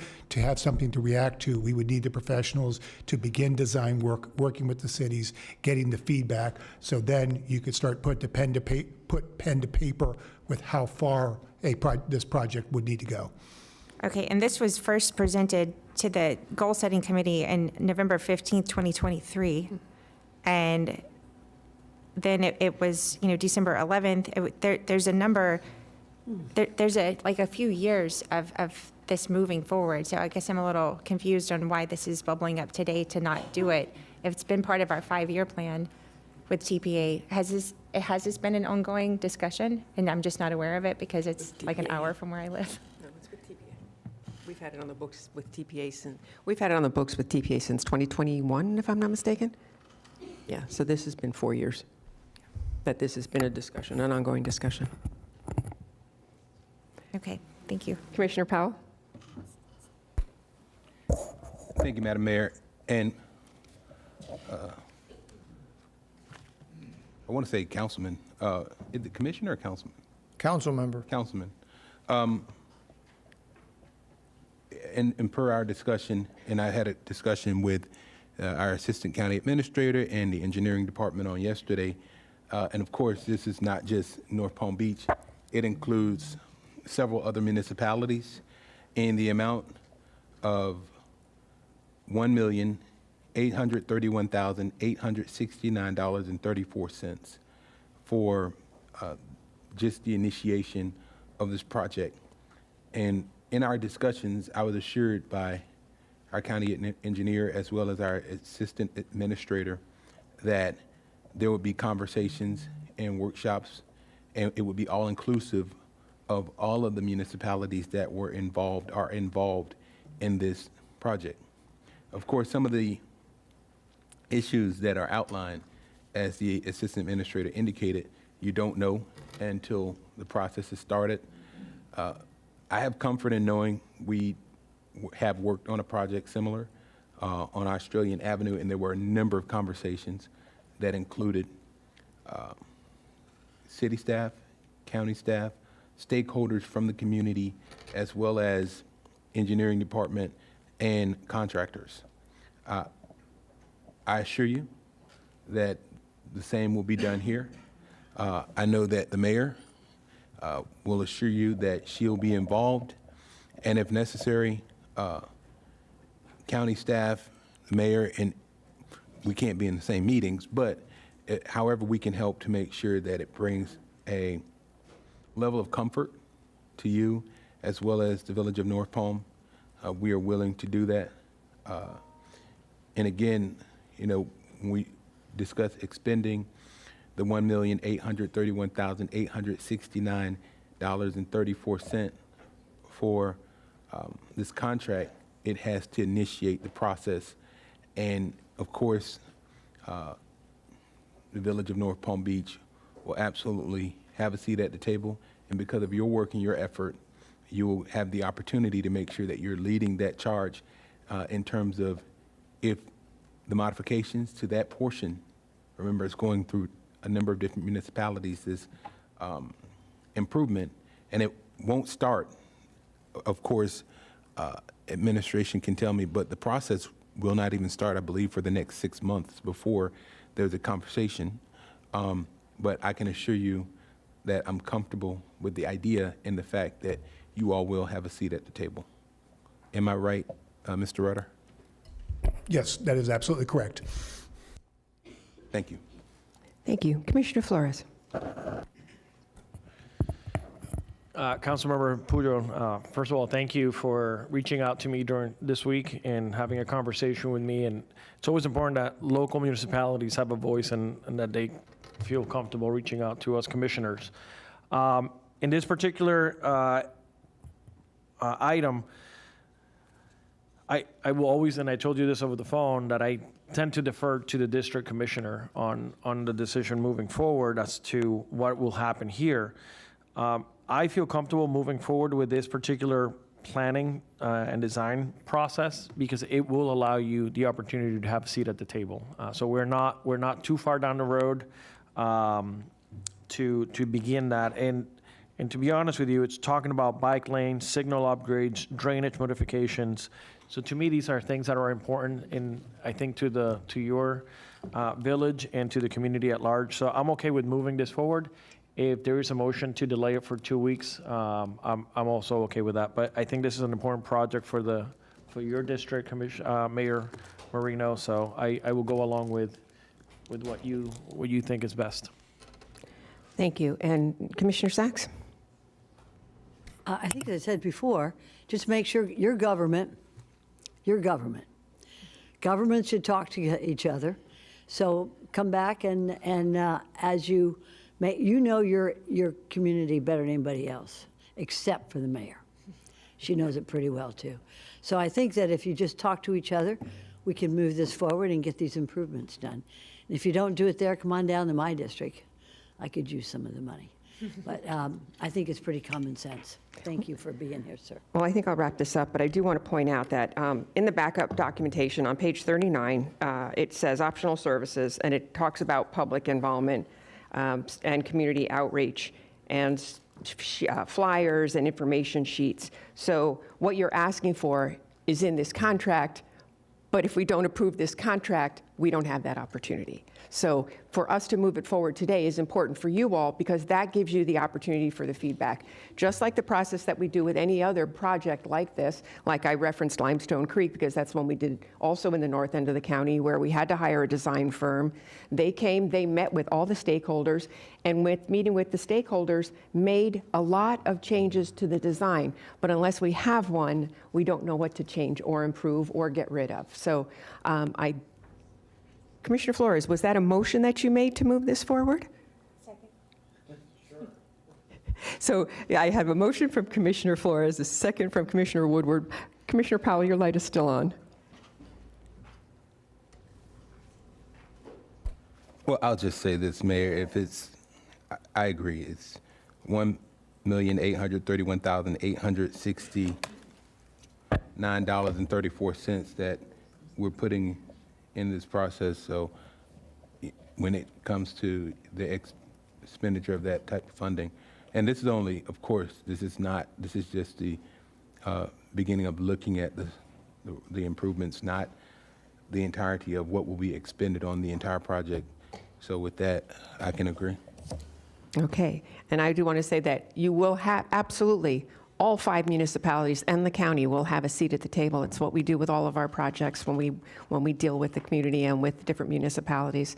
This is what happens when you have a county road going through a municipality. We can't do it with partners. You will be at the table. Thank you. You're welcome.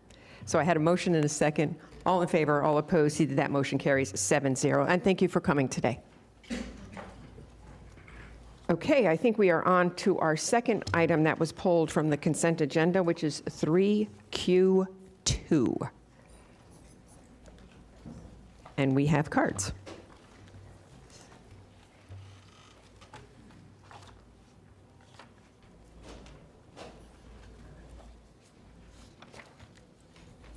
Got to go to Q. It's before S and U. All righty, who's doing the presentation? And Commissioner Powell, you pulled this, so whatever questions you might like to ask, go for it.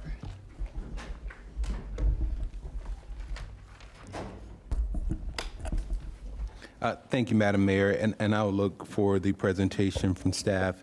One of the, from my understanding, one of the issues or one of the reasons that this particular, we're looking at a termination of a couple of grants, and a termination of the Uptrust/Fieldware contract number 21-033/LI, First Amendment of the memorandum. And the idea is, after careful consideration and reassessment of the SJC initiative, Palm Beach County has determined that the initiative no longer aligns with our current strategic goals. So a part of it is to find out the reason for determinations, and we had some of these conversations yesterday, but I know there are members of the public who are here, as well as what are the strategic goals that the county has realigned in terms of criminal justice. So if staff will do the presentation, we can go from there. Perfect. Thank you, Madam Mayor, and we'll have a very brief presentation for you, and Stephanie Shanahan, our Director of Public Safety, will begin. Good morning, almost afternoon, Commissioner, Mayor, Vice Mayor, Commissioners, Administrator Abruzzo, Stephanie Shanahan, Director of Public Safety. So we just put together a brief PowerPoint to provide an overview of the Safety and Justice Challenge Grant, as well as just some information related to the grant as far as funding goes, and some of the work that's been going on in the CJC. So the Safety and Justice Challenge Grant was an initiative of the John D. and Catherine T. MacArthur Foundation that was created to reduce over-incarceration by changing the way America thinks about and its use of and uses its jails. The primary goals of the SJC grant have been to safely reduce the jail population and address racial and ethnic disparities within the jail population across participating sites nationwide. The grant period of this grant was May of 2015, and it's planned to end December of 2026. So since 2015, that was when the initial application was submitted, and we were awarded $150,000 for the planning of the grant. In 2016, the implementation application was submitted, and we were awarded $150,000 as a partner site. In 2017, a second implementation application was submitted, and Palm Beach County was awarded $2 million for implementation. And then in 2022, the sustainability application was submitted, and Palm Beach County was awarded $1.4 million. In 2023, Palm Beach County was awarded $875,000 in February to continue efforts to safely reduce the jail population and increase community engagement. And then finally, in 2024, the Safety and Justice Challenge capstone application was submitted, and Palm Beach County was awarded $234,000. So this is just an overview of each of the grants. The next two slides, the first is the Safety and Justice Challenge Sustainability Grant. And as of August 1st of 2025, the balance is $428,857. And that balance is slightly lower if we're working on year-end statements right now with the clerk's office and finalizing all the payments. So that balance would be lower, not too much lower. And then the next slide is the Safety and Justice Challenge Capstone Grant, and that balance as of August 1st of 2025 is $229,000. And in there are going to be projects on both of these spreadsheets that the grant funds. And moving on to some of the activities that the Criminal Justice Commission has put together prior to the Safety and Justice Challenge Grant. These are some initiatives that were brought forward as part of the Criminal Justice Commission and all the subcommittees that are part of that commission. One of the Ban the Box initiative. We don't ask for individuals to identify whether they've been convicted of a crime or arrested. We also have cities and schools, our crisis intervention training for law enforcement, drug-free school zone program. We have the youth court juvenile first offender program. These are just some of the few. And then the CJC has also funded over the years several different programs in other departments and or initiatives in other areas of the county. So they have many funding sources that are applied to that. And then So the question is then, why are we coming to, oh, sorry. I had a question. Go ahead. Sure. Can you go back to that? Okay. Some of those initiatives, are those initiatives directly related to the CJC, or are those initiatives related to this grant? If this grant is eliminated, will these initiatives be eliminated? And for, as an example, some of these initiatives I'm familiar with, for example, Ban the Box. I know I ran legislation when I was in the state Senate with regard to Ban the Box. It didn't pass, but we did run the legislation. And then communities and schools, or cities and schools, I know that program has been around since probably even before I was a kid, because I know people who participated. So are these attached to the grant? Do these go away? What happens? Or do these remain, and how are they funded? Yeah, these are not attached to the grant. These are just initiatives that the CJC prior to the grant has implemented over the years. So we wanted to kind of encompass some of the work that's been done by the CJC prior to the grant. Thank you. And then the last slide Todd's going to go over. So the question is then, why are we coming to you now on this particular item and looking to transition from the Safety and Justice Challenge Grant with MacArthur and moving forward? A few years ago, and I know that Ms. Regina Herring is here today, who's one of our former CJC directors, came to me when I was working directly with her, and she was executive director, and said, we've got an issue with law enforcement right now with the CJC. And they've not been at the table. They're stepping back from the work at the Criminal Justice Commission. And subsequently embarked on about a 1.5 plus opportunity to sit down with members of law enforcement. Angelique and myself and some others spent considerable amount of time meeting with them. And in those discussions, the issue of MacArthur and some of the programs that we funded through that came up as specifically reasons that they had left the table, amongst other things. So the effort to get law enforcement back on the table has been ongoing. They have come back to the table slowly and starting to begin to participate again, which is important to have all of your key stakeholders at the table when having deliberations of these high-level public safety issues. So in an effort to help restore some of that confidence in some of our different partners in the criminal justice system, primarily law enforcement, this is one step that we can take in order to do that. There are a lot of things that law enforcement brought to us about what other things can we be doing on our agendas at CJC. And what they had seen was that our agendas became dominated by a lot of the initiatives that we were funding through these particular grants. And so moving from there, starting fresh, and allowing some more of those ideas to come to the table, including some of those pre-SJC grants, was an opportunity to do that. It doesn't mean that the things that we've been doing with some of the SJC funding, like our text initiatives for court dates, like some of our pretrial work that we've been doing, can't continue, and we will continue to work to try to take some of those initiatives that have been doing well to move them forward. It's a good opportunity to our stakeholders to allow for that to continue forward. It allows us also to reassess and build a framework to restore some more transparency amongst our community partners and all of our criminal justice stakeholders. It allows us some ability to focus on improvements related to the criminal justice system. There are a lot of new members of the CJC with great new ideas, and the timing of this, I think, is very good in terms of bringing some of those ideas in there. I don't think it's a secret that some of the funding from MacArthur and SJC has been under scrutiny from both federal and state partners around the state and the country. And those are certainly issues as well that we look at and we take into consideration about how some of these programs have been received and what some of the consequences of those that they have had. This will also allow us to reset some of these priorities as we ensure that expectations are met in relation to the needs of Palm Beach County.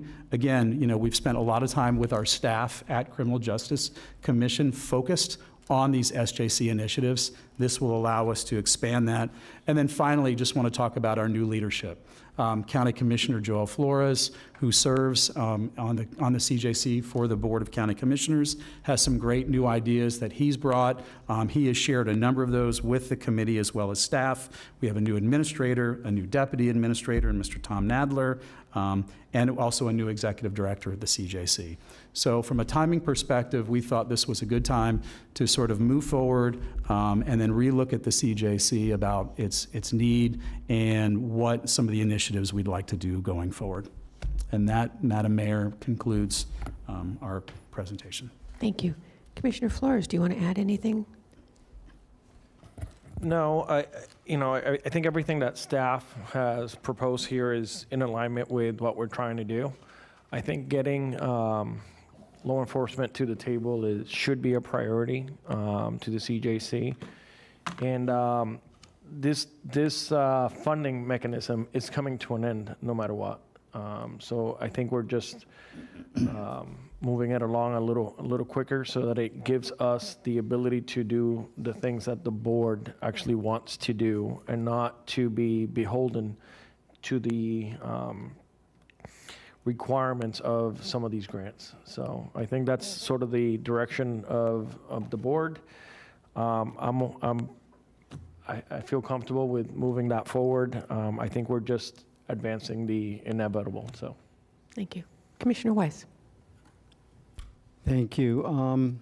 So I just want to get on the record. There were, yesterday during our discussion, we talked about this, and I know one of the questions I asked you about was the mobile van for probation services. I know that was something that our community has benefited from, and you assured me that that is going to continue to operate, and I just... Yes. Okay. And then also in regards to the texting of the dates for people to get to court or their appointments that they need to get to, that is also going to be continuing. So we're going to work through the current agreements that we have that are outlined as a result of this grant and work on trying to bring something back to the board in order to continue those programs. I think it's up to the board to decide what programs we want to continue as a result of this grant and what programs that may go away. Some of the agencies might be able to pick up those programs on their own, and some of them may not be able to. But at this time, to make that decision on what's going to continue or what's not, I think it would be in the best interest of staff and this board to bring back something in its totality to make sure that, things continue, at the direction of this board. And I would expect that you will have data. Do you have data available We would have showing? data, numbers, what's been spent. No. About how well the programs, these programs worked. Yes. That's what, I think that's what I think all of us are interested in, is understanding those that have been successful, that we need to find a way to continue to fund those, because that's part of what we were doing, was a proof of concept to learn how we may make sure that this is a safer community for everybody. Understand, yeah, we will bring back all that information so the board has everything to make that decision. And just to follow up, our staff at CJC has been working since the beginning of the year to identify new funding opportunities to continue, because we would need to do that, to continue, any programs that we want to going forward, and also look for funding for other initiatives and programs that we'd like to bring back to the CJC to advance. Thank you. Commissioner Sacks and then Commissioner Flores. Well, I want to commend the CJC for all that you do.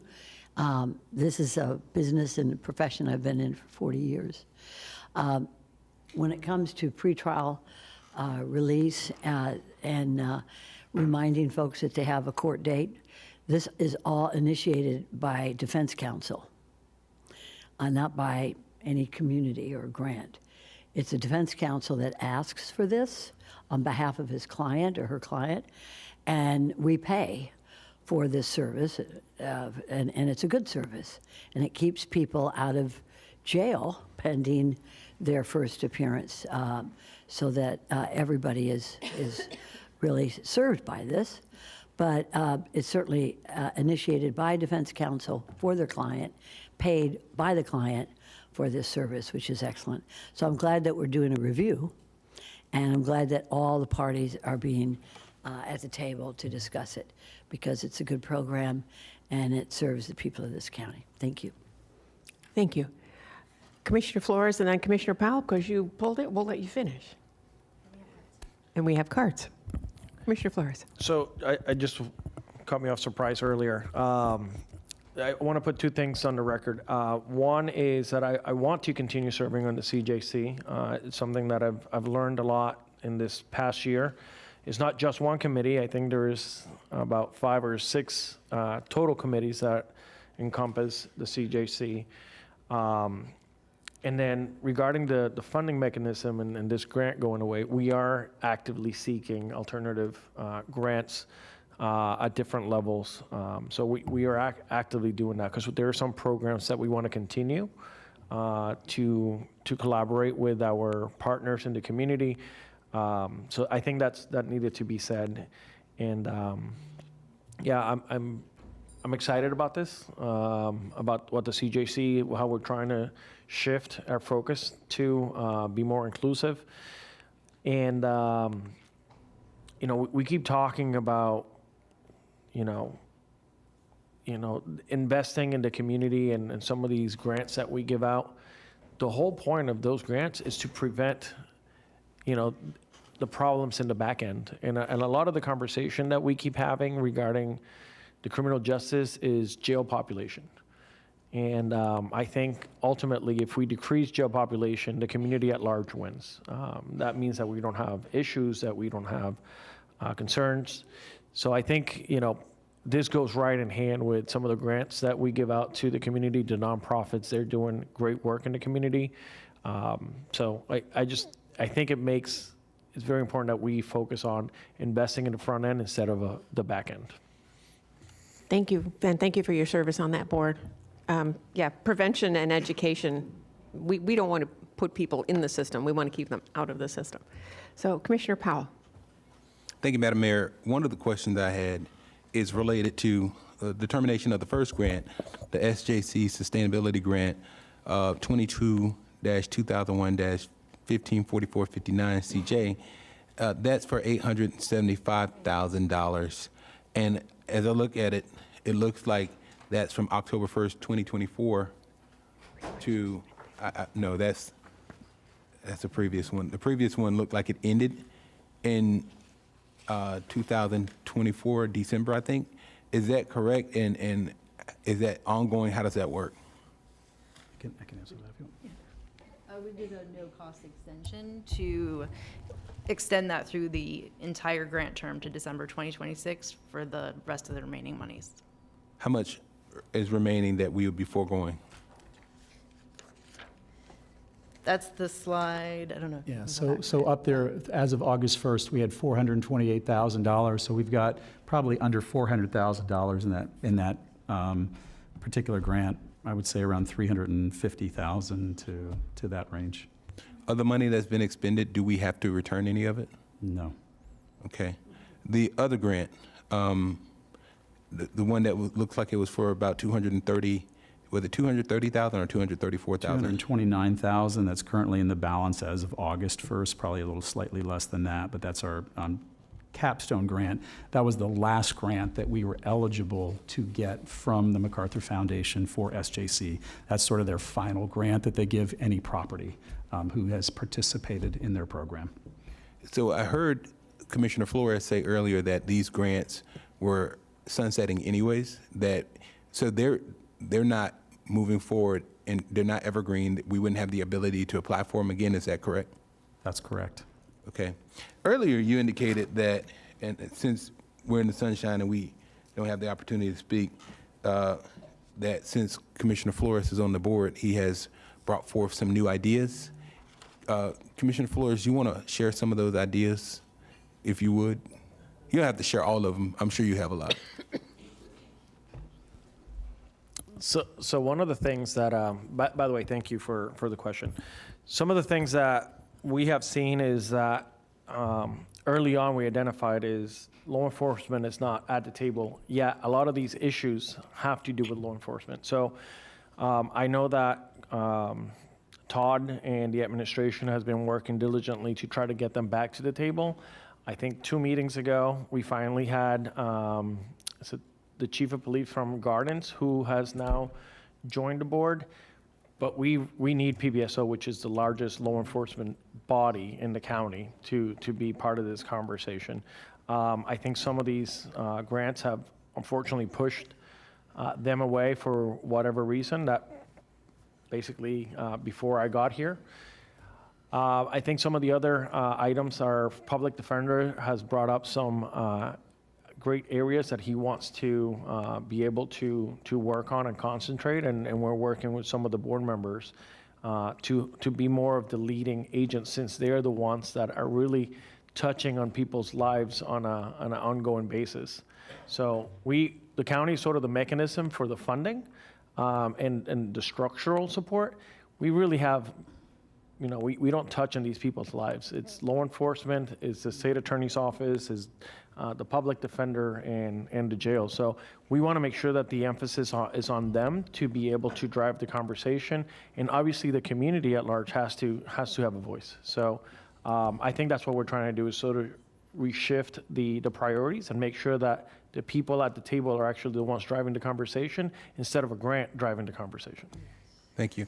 Follow up with regard to that, staff, the commissioner indicated that the public defender is involved.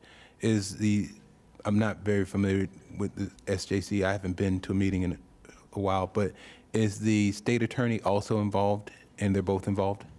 Yes, the state attorney is a member of the CJC, as well as the public defender, the clerk of courts, a number of different elected officials, and the Police Chiefs Association has a seat at the table. The chief of the city of West Palm Beach Police Department has a seat at the table. A state representative has a seat at the table. It's a 35-member board that includes both public and private members.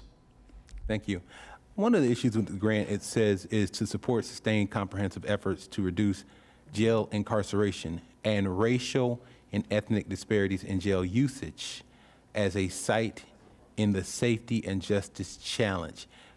Is a part of the problem now directly related to the language of racial and ethnic disparities? And is there a program or grants now?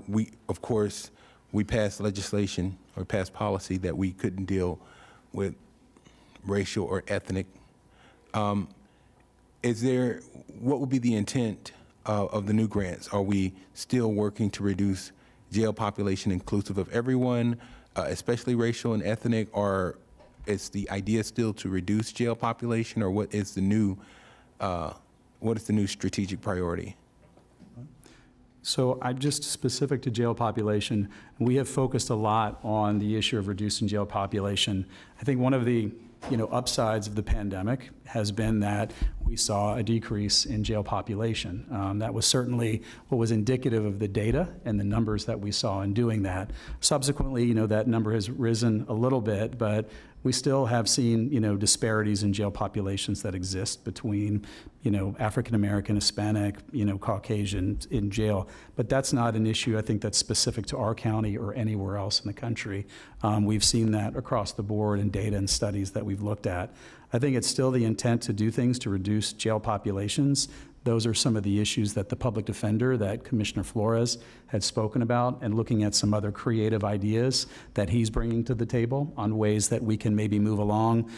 Court dates, how we can get folks, out of jail more quickly who are waiting pre-trial. And that's some of the things that we as staff are trying to engage with the public defender and state attorney in helping to facilitate some of those initiatives. So, there are things that we can do locally with our existing staff and with the ideas from the state attorney and public defender to advance some of those initiatives on. So yes, we'll still be focused on, some of the jail populations, but I think the idea that we're looking at here is building new partnerships, bringing other partnerships back to the table that haven't been there. And I know that there's a lot of creative ideas out there that we can collectively work with. Thank you. Is it related to specifically jail or jail and prison? I think specifically to jail from our perspective. You referenced new partnerships, and I know we talked about law enforcement.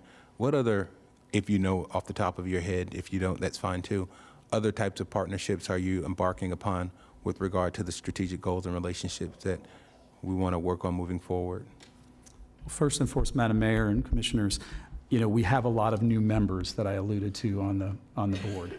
So we've got a lot of new elected officials that have joined. We have a lot of new folks from the private sector that have joined. Recently, we've had the director of the healthcare district and Career Source that have been a part of it. Those were directives from specifically the Board of County Commissioners to add those on there. So we're really kind of digging in a little bit more, working on some of the healthcare related aspects to criminal justice, some of the workforce side of it, and how we can work on employment programs to get folks engaged, which is why you've got HCD as well as Career Source as part of that. But I think too, repairing some of the relationship with law enforcement, getting back to the table with them and moving forward with some of the initiatives that they'd like to see, some of the localized types of, localized funding initiatives for equipment, focusing on some of the policy side of issues that we worked with in law enforcement on how to deal with real specific on-the-ground problems that we've seen in Palm Beach County. Thank you. Is there a tool that we can use that measures or evaluates the success previously of the CJC and what will be moving forward? Is there something that we can look at as new director, right? Have you looked at the results? What's the evaluation method or methodology that's being used to see the successes or shortcomings of the existing CJC? And how will we evaluate those moving forward? From all the historical documentation. Speaking to your mic, please. I'm sorry, that's okay. From the historical documentation that I have access to, there was an evaluation done probably in 2015. I have not seen that one was done since then. So that's something that we could look into. Okay, thank you. At this time, Madam Mayor, I have no further questions. Thank you. And just a reminder, this is not, we're not sunsetting the CJC. We're just talking about a particular grant that's within the CJC. And I think this is a great opportunity for us to actually take a really good look at what the CJC does, the partners that we have, and how we can build on those partnerships. Commissioner Woodward, and then Commissioner Flores. And we also have several cards. And then we had also sent a memo out that at 12:30 we were going to take a break to go down and take a picture with Lighthouse because we have a palm tram bus downstairs. So we'll figure out, as we get closer to 12:30, we'll figure out where we are in the agenda. Thank you. Okay, thank you, Mayor. And I wanted to thank Commissioner Flores for your comments on this because I think it's important for our residents to hear that this is not about this necessarily going away, but maybe a bit of a rebalancing. Because we've talked a lot about reducing jail population, and even nationally, there's language about early release of criminals and what happens, and part of reducing jail population should involve crime prevention, because that way we're not getting people into the system, and we're always working from they're now in the system. How do we help them on that part? So striking the right balance of having both of those, because it would be better for the individuals not to be incarcerated in the first place, and it's also a win-win for the communities. Crime prevention, every community wants to live without fear of crime, whatever the crime is.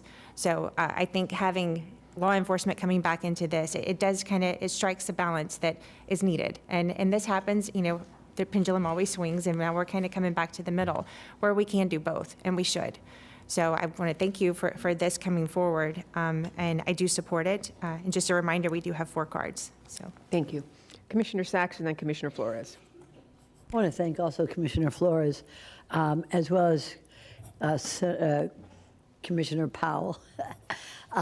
This whole idea is, of course, to reduce the jail population and pretrial release and supervised release. You've got to have law enforcement.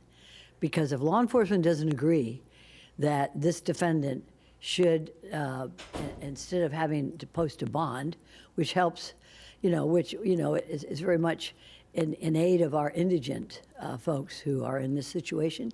But if they can show that they will return to court for the court appearances, then they can be released without posting bond, a monetary bond. And so it helps the indigent. But if law enforcement comes and says they don't want it, and they're opposed to it for whatever reason, then most chances the court will not grant it. So if we don't have law enforcement at the table, we're talking about something that is absolutely meaningless. And so this entire thing goes around the parties You're in a courtroom. You've got a court judge, you've got a judge, you've got law enforcement, you've got a suspect.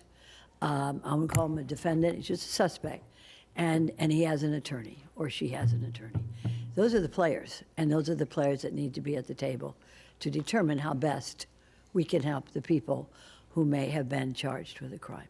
So thank you for bringing it up. Thank you, Commissioner Powell, for also opening the discussion. But yeah, it's a very important purpose CJC does, and let's bring all the parties to the table. Thank you, Mayor. Thank you. Commissioner Flores. So I actually want to thank Commissioner Powell for the questions. I think they're very good, timely. I think these are discussions that we need to definitely have. And I look forward to partnering with everybody on this board to continue to do this work.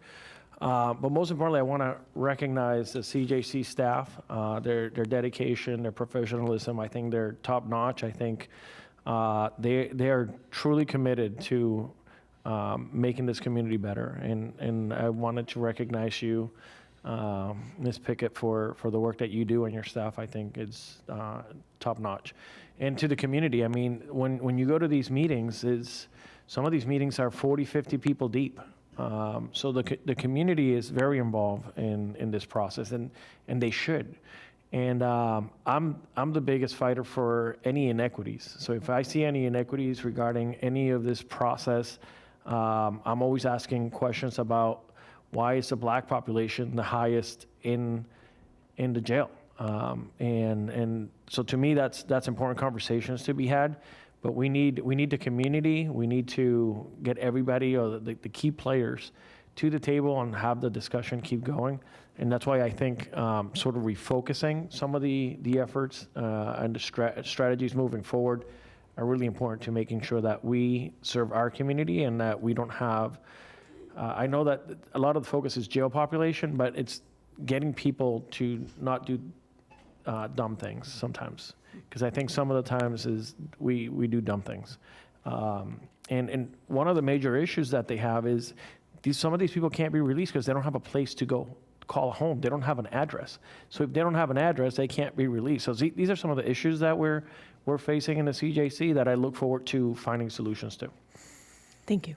Commissioner Woodward. Okay, we have Regina Herring, David Ray, Barbara Sheaves, and Jane Tierney. Thank you. We have two microphones, so there's two podiums you can use.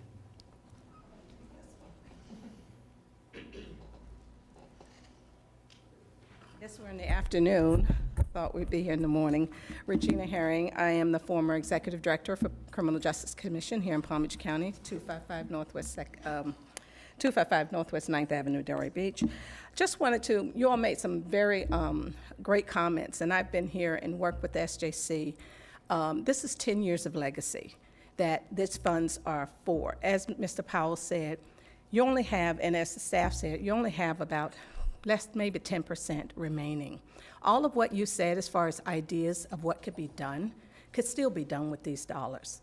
Pretrial is a system. It's your system. Jail release is a county system. And what you do with it, it's your ideas and how you implement those. Whether you had these dollars or not, law enforcement still needs to come to the table. Law enforcement is still at the table. We have a strong and robust community engagement. These funds support, and that's what we want to be able to continue. You should want to continue. A lot of things, HB 7, if you know, years ago, the state did not allow us to do any more racial and ethnic trainings. We stopped that, but we continue to want to do systems reform work. And you have 10 years of legacy. And to me, it would be an unprecedented misstep to start giving away philanthropic, non-public dollars that are meant for partnerships. It's community partnerships that these dollars, and you set the stage. When you apply for any of these dollars, you set the parameters. The goal was, yes, to reduce jail population, but that's for the county, and that was a priority of the county. You still want to do that, you said. So why give away the dollars? Continue using those dollars to do these same things that you said you want to continue to do. I'm not understanding what it is we're trying to do, because a lot of what you said is what these dollars are intended to do. You've got a robust group and a great staff that's been working on this. The commission has been 35 years. 10 years of its work has been toward this safety and justice work. And really, you have all of the players to the table. Law enforcement, the sheriff is an active engager. Riviera Beach, Delray Beach. There are other municipal law enforcement agencies that are at the table. So I just would implore you to really rethink the use of these dollars and to not terminate free monies, because they don't want the money back. They really want us to do what we feel we can do to improve and reform our criminal justice system. But that comes from you at the dais to make those decisions. And I think all of what you said to me are things that these dollars are designed to do. You just decide what that is. It doesn't say you have to give it back. I just don't want to see the precedent set of returning philanthropic dollars. Thank you.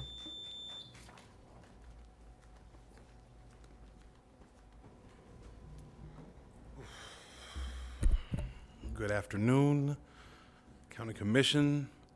I had a whole thing ready to say to you, and that went out the window.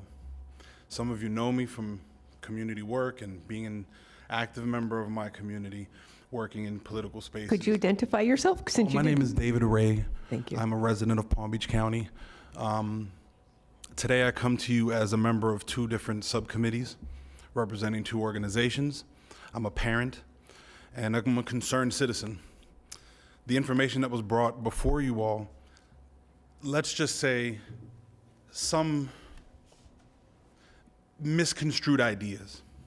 First, I'd like to say I'm really emotional because I was thrown off by the slide that said to terminate the CJC grant to restore confidence in various criminal justice partners.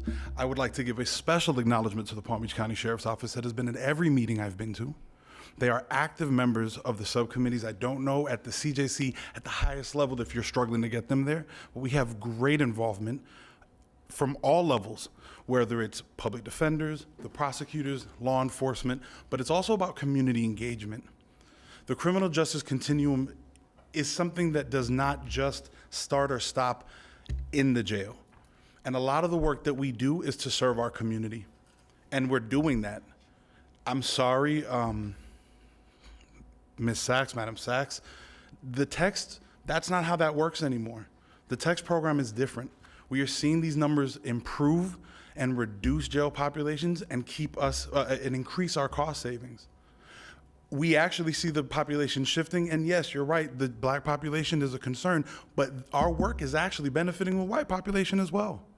We've rechanged some names so that we can be in alignment with what's happening at the state, but a preventative cut, preemptive, I think respectfully, it shows almost like cowardice. Palm Beach County is a jewel, and we have a lot of good things happening here. There's no reason that we can't stand up and use a little bit of political bravery. And if they want us to cut the program, let them tell us to cut the program. But I would assume in my heart of hearts that the only reason it's being brought up is because in somewhere in the language, we hear black and brown people, and we don't want to step on any toes. We're at the tail end of this. To show support to the board and the community members that sit on the boards and the different subcommittees, I think it's just allowing us to do what we've been doing and then actually get you guys to come and see what's the work that's being done before we start making cuts and making judgments. Because a lot of what I've heard today is very infuriating considering how much law enforcement has been at the table. Also, there's 2 people losing a job over this. I think that's kind of rough at this time, especially in a county as large as ours that we can't find them other places of employment. I apologize for the scatteredness of it, but I really want to appeal to you to sit with this and think about what you're doing. Thank you. Thank you. Good afternoon. Now I'm emotional, so pardon me if I cry. My name is Barbara Cheeves. I was a member of the CJC for almost 12 years, 2 of which I was chair. Though I was no longer I'm no longer a CJC member, I kept the position of co-chair of the Community Engagement Task Force. And that's a task force that's made up of nonprofit community leaders, the criminal justice system professionals. At that table, we have our sheriff's department, very well represented. We have our public defender and our state attorney. Most of the work of the MacArthur Safety and Justice Grant fell under our committee. It was an honor that Palm Beach County was chosen among 20 sites that received grants from MacArthur, and we've been awarded dollars for another year. Having to cease the work and tell MacArthur we will not accept additional dollars is an embarrassment. We've worked with and learned from several partner organizations around the country and participated in national convenings. Among many things that the Safety and Justice Challenge has allowed hundreds of Palm Beach County residents to participate in structured dialogues with criminal justice professionals who were at the table at 9 different dialogues around the county. These sessions, like those in the Dialogue to Change initiative, allowed residents to share lived experiences, identify system gaps, and co-create solutions. The resources helped reduce duplicative efforts, strengthen partnerships, and lower our jail population. Before the Safety and Justice Challenge, missing a court date often meant jail time. Now, thanks to automated text reminders, thousands have stayed out of jail and are in their communities. The system has reduced duplicative efforts across agencies and helped us focus resources where they're truly needed.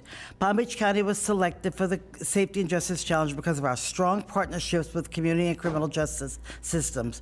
Now we're the only site in the country that's canceling the contract, returning nearly $300,000 in funds that were helping us build safer, smarter communities. These resources were reducing jail numbers and improving collaboration. The loss of this partnership will be felt. I would be mortified to see this go away. I have 10 years invested in this. And it baffles me that we would stand here and consider returning funds that can be used to improve the safety and work with this Criminal Justice Commission. I really beg you to reconsider this and spend some time coming to our committees and seeing what we're doing before you summarily decide that we're going to give money back. Thank you. Thank you.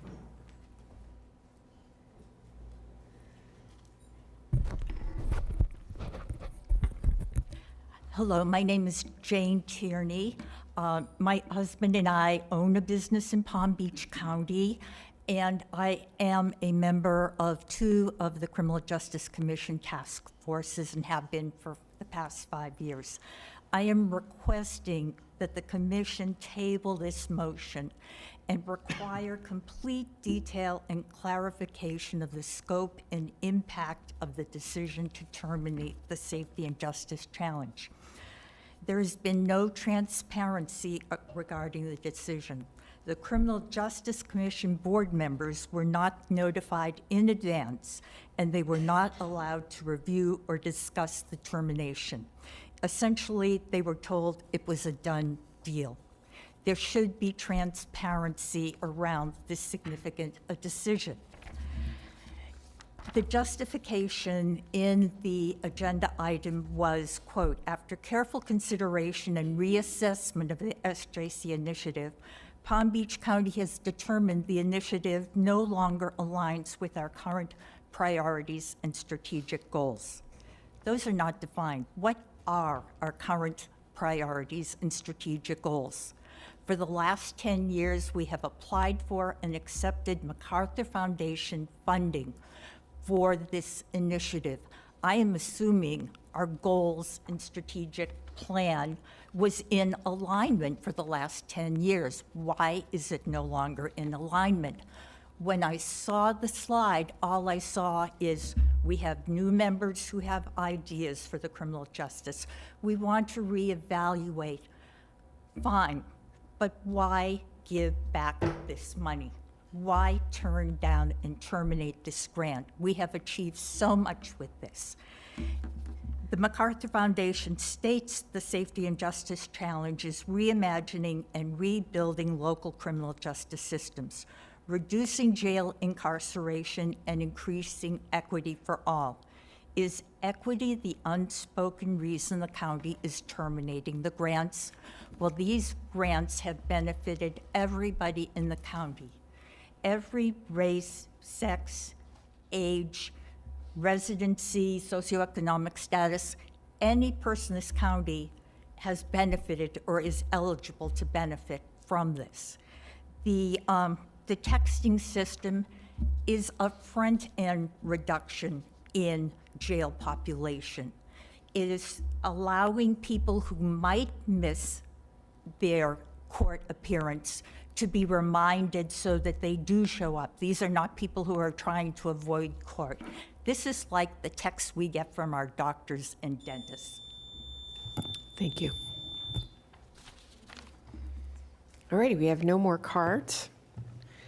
I see no lights on. Vice Mayor.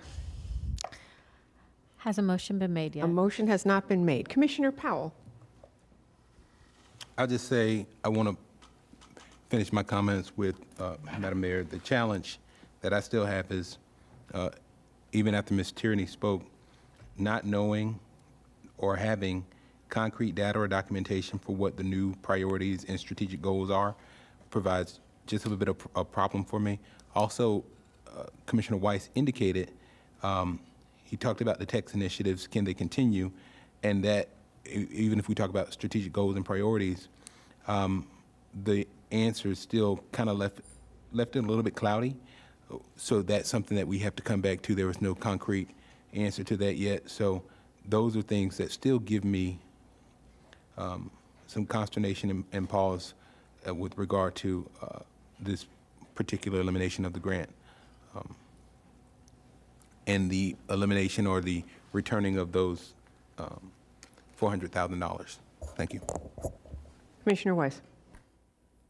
Yeah, and this is in conjunction with what Commissioner Powell has said. I don't understand why we can't have a text program, why that has to come back. So we can, if it's the board's direction today, we can put that back in and find it within existing dollars I think- under the Public Safety Department, or there's some trust fund money that could potentially pay for that. But I was saying earlier that I think it would be important for the board to have a full picture of some of the programs that we want to continue or discontinue moving forward. So are you saying that it hasn't been effective?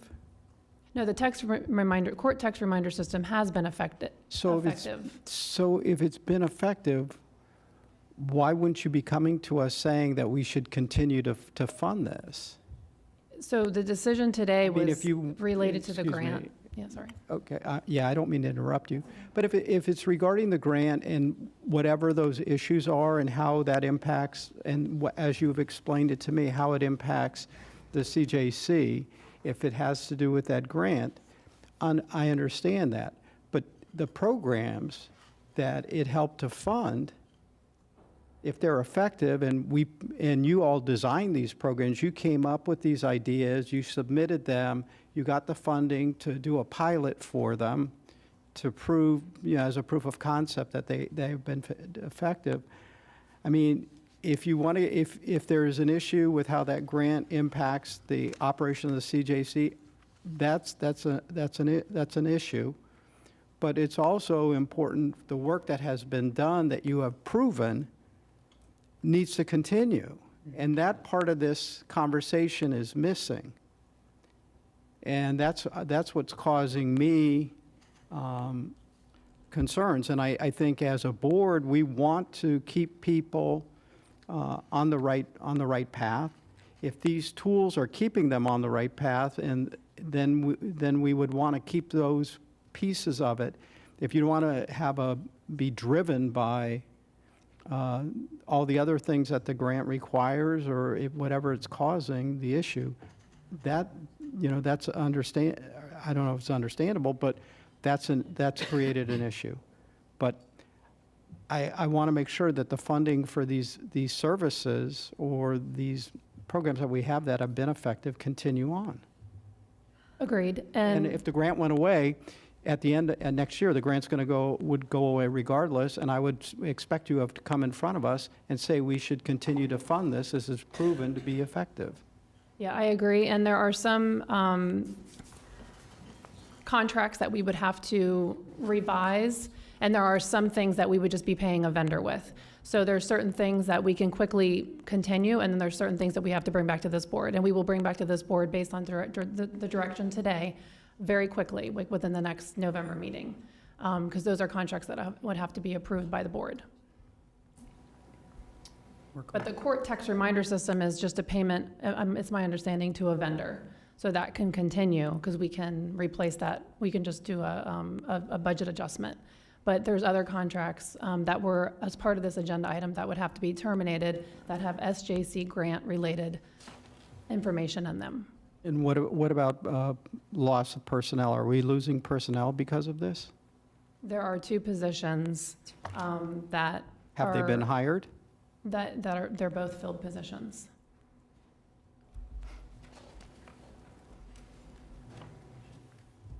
Commissioner Woodward, and then Vice Mayor Baxter. Thank you, Mayor. So I'm just looking for a little clarity on this entire motion.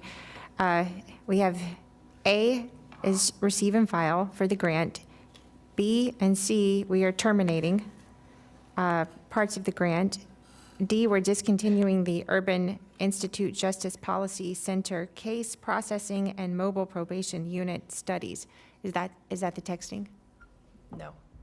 Okay, I'm going to need clarification. And then E, we are deleting, that's the 2 positions that Commissioner Weiss, I believe, was just referring to. So can you just, what this motion exactly entails, if we pass this today, can you just clarify that real quick? So motion A, receive and file the GAN, which is basically just to close out the grant to reconcile the $741. The B is to actually terminate the 2 grants that are related to the Safety and Justice Challenge. How much money is that? So that is the balances that I identified earlier, the 400 and something thousand and the 234,000. So over 600? Well, that was as of August 1st. We put this together rather quickly, but those balances due to year-end closings of certain payments would be lower than that. Okay. And then C is to terminate 3 contracts. One is an MOU, or I'm sorry, the Uptrust Fieldwork contract, which is a First Amendment to the MOU with the Clerk of Court. And then there's a First Amendment to the Public Defender's interlocal agreement, and then the Florida State University, and that's for an evaluation. And then D is to discontinue the Institute Justice Policy Center case processing and mobile probation unit studies. And then E is the 2 positions. So what is D? And Angelique, can you go into the D? Sure. The Urban Institute, through the MacArthur Foundation, has selected 2 areas to do their own studies about Palm Beach County at no cost. The first one is for case processing efficiencies, and the second one as an implementation site. They're doing an evaluation of the success of the mobile probation unit. Okay. And then D, those 2 positions, what do those 2 positions do? One position is with public safety in the pretrial services, and the other is a staff member of the Criminal Justice Commission as an analyst. Okay, thank you. I guess the question to follow up with that is, what do those 2, of these 4 items, which do these 2 jobs support? So I can speak to the pretrial services counselor position. That supports our pretrial services work when somebody's put on pretrial through the court. They will then come to our office and either be serving there for community service hours, and we monitor them and make sure that, the information, or they might be under, drug testing and counseling services, and we make sure that they're following the court orders. Commissioner Woodward, do you have a follow-up? Vice Mayor Baxter. Thank you, Madam Mayor. Could you elaborate a little bit? The texting service was just letting them know when they have dates coming up that they need to appear for? Yes. So I do support Commissioner Weiss in wanting to continue that. As far as the position goes, the elimination of these positions, is it because because the grant would no longer be Correct. in place? How many open positions do we have at the county? I don't have that total number, but Several hundred. I believe it's over 700. So there may be room somewhere then that we could take some of those open positions and use that funding for those that have not been filled to keep these people employed. yes, we would look to retaining those positions, those staff within other positions within the county if there's a good fit, yes. I mean, that would be ideal, seeing as how we have. Right. So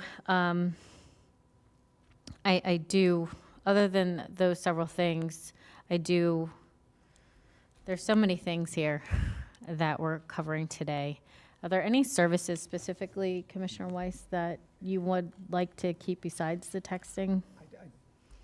So the mobile probation van that goes out into the community, so people don't have to. Picked up that piece. Yeah.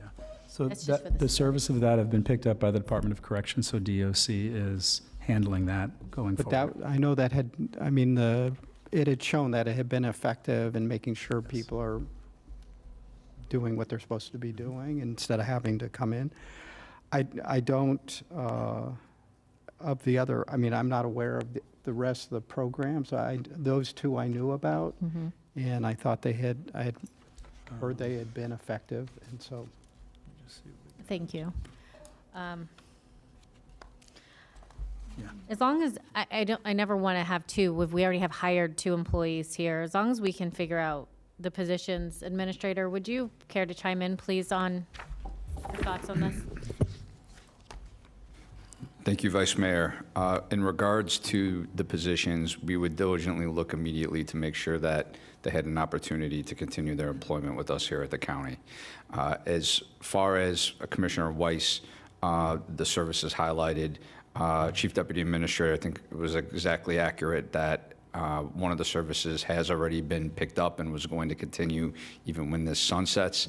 And the texting is very important, and we would, with your direction, of course, find a way to continue that, especially through the funds we have available, which I believe we solidly do. And you could correct me, staff, if I'm wrong on that statement. No, we do. We were already aware that this grant was going to end next year, so we've already made plans to make arrangements for those funds. Well, I will then, thank you, Administrator. I will make the motion for A of 3Q2, for A to receive and file, B terminate, C terminate, D discontinue, and E delete what is listed here. Do you want to add? And add direction for the texting service to continue and to work with the employees to make sure we can fund those positions. I have a motion from the mayor, the vice mayor, and a second from Commissioner Woodward. And I see no other lights on. Attorney Kaufman.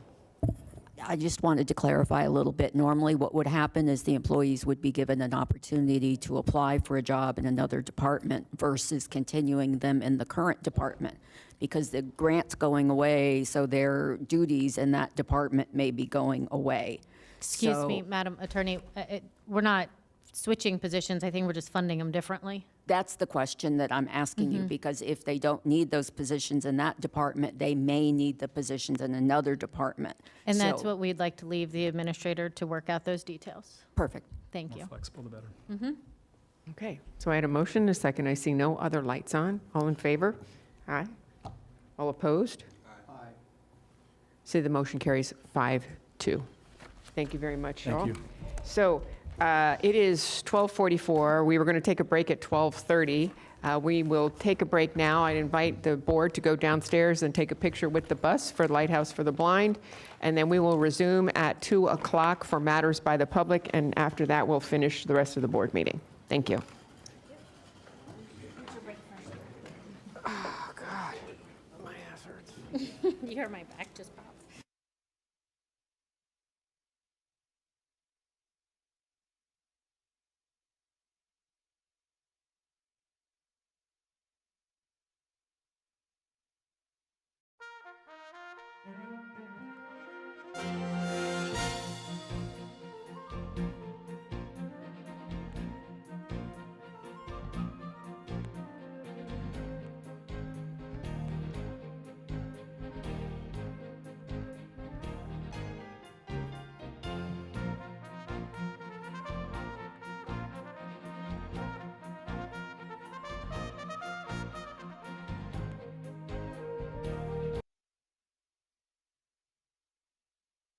Since we actually do have a quorum.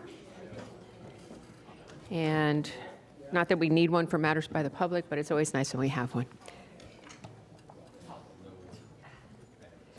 All righty. Commissioner Woodward, you're in charge of the cards. All right, the first 3 cards, we have Linda Smith, Gail Ladd, and Fane Lozman.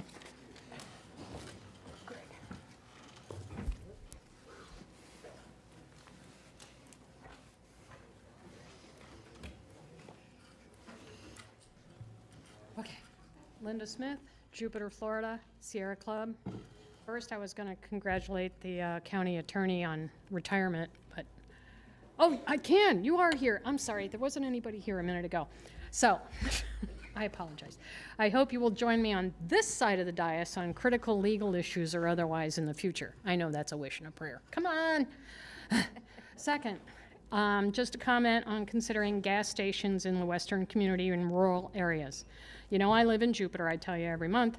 I drive by 5 or 6 gas stations on my way to I-95. I do not buy gas in Jupiter. It's too expensive. I know that's kind of a different issue, but it's not inconvenient for me to, on my way to something else, to get gas.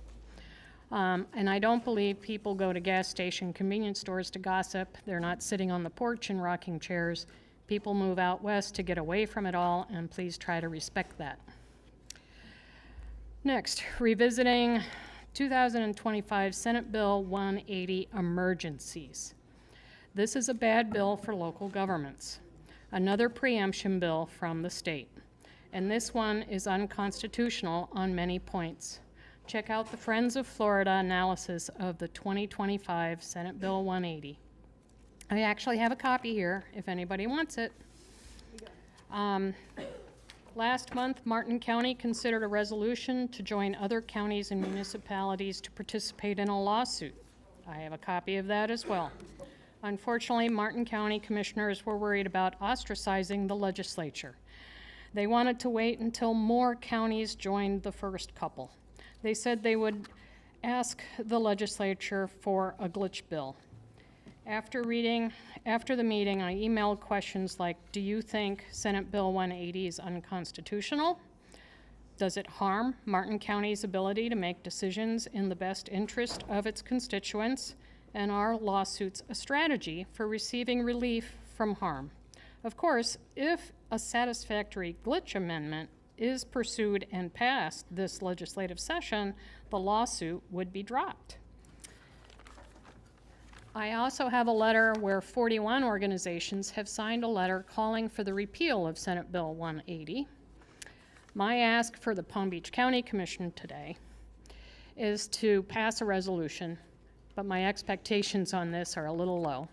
And in spite of that, I would ask for you to ask for a glitch bill and push for it when you are at the legislative delegation, Palm Beach County Legislative Day.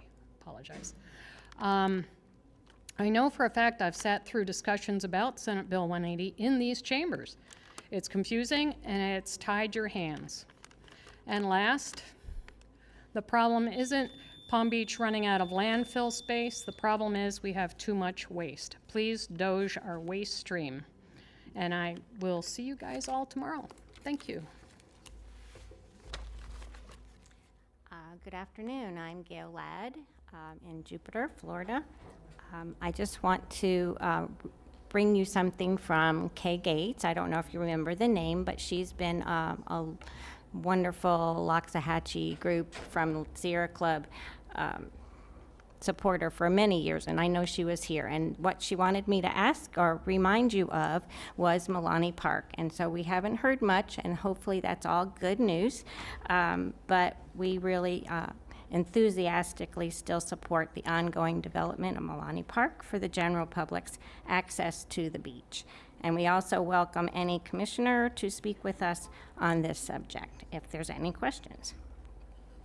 Also, I want to bring up the fact that we strongly, as Loxahatchee Group Sierra Club, oppose the building of the new incinerator that we're going to be talking about tomorrow, so I'll be there too. This incinerator will cost a minimum of $1.5 billion, that's a B, dollars. It will be larger than the one it replaces, as you know, and therefore will release more pollution. Now, I know all the information says that we will make sure that it does not cause problems with pollution, but you know how the EPA right now is having problems with getting support I'm always worried about when leaders do not really understand that we really do have climate change.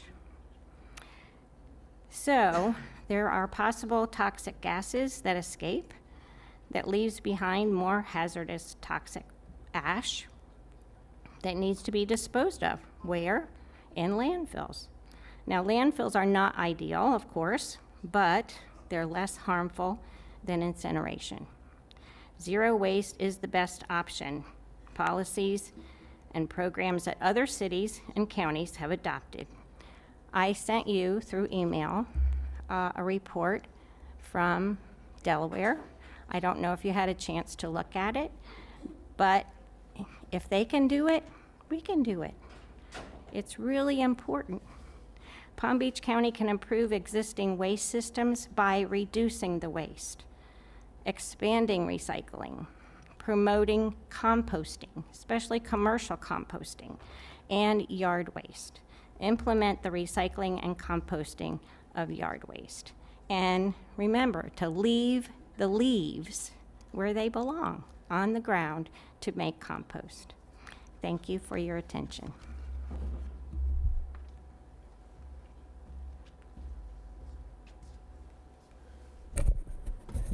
Good afternoon, Thane Lozman. This marks the 20th anniversary of Hurricane Wilma. Hurricane Wilma is why I came up here. The floating home marinas in North Bay Village, which is between Miami and Miami Beach, were destroyed. There were the few floating homes left, and 2 of them were mine. So I went to the nearest marina that would take a floating home, Riviera Beach, and the rest, as you know, is history. With FEMA being pretty much dissolved under the Trump administration, there needs to be a plan to deal with that lack of funding. There also needs to be a plan from where I come from to deal with the marine disaster that's part of a hurricane. And what we learned in Wilma, and what I also saw what went on in Hurricane Ian, because I have on the side, I do marine salvage, basically refloating sunken boats after major disasters, where there wasn't a plan. The plan was you had hundreds, if not thousands, of boats that would just lay around, cause pollution because there was some battles between the state and Prudential Insurance, where Prudential is the main carrier for vessels, and they wanted one vendor to pull out all the boats, and they didn't care if it sat around there for a month or 2 months or 3 months until their people got to it. So I told Governor DeSantis, and at least for Ian, he put this policy in effect. After a few days, if the vendor of choice doesn't remove an insured vessel, anybody can remove it and just bill the insurance company. So the bottom line is that the county should have a policy, a similar policy, that after a major disaster, if the vendor of choice to remove a sunken boat does not have the amount of personnel to do it, that's open to anybody that can remove that boat. Now the point is, where do all those boats go? In Ian, they designated a park where they pretty much ran around the clock to pull out these sunken boats with cranes, and they also had boat ramps nearby. Where's the facility to do that? Because in the next 5 years, this place is going to get whacked just statistically. So I think there needs to be some discussion about, an agenda item or workshop to talk about how we're going to make up for the FEMA shortfall. How are we going to deal with a marine disaster when you have thousands of boats that are sunk or disabled? Where are we going to move them to? Can we have something in place to deal with that before we try to react to it after the storm happens? I want to wish the new county administrator well. Got some big shoes to fill, but it looks like he's up to the job. Thank you very much. Thane, why don't you talk to Patrick and Todd back there and see if you've got some suggestions for them. Thank you. Okay, we have Candace Rojas, Aaron Atkis, and John McGraw.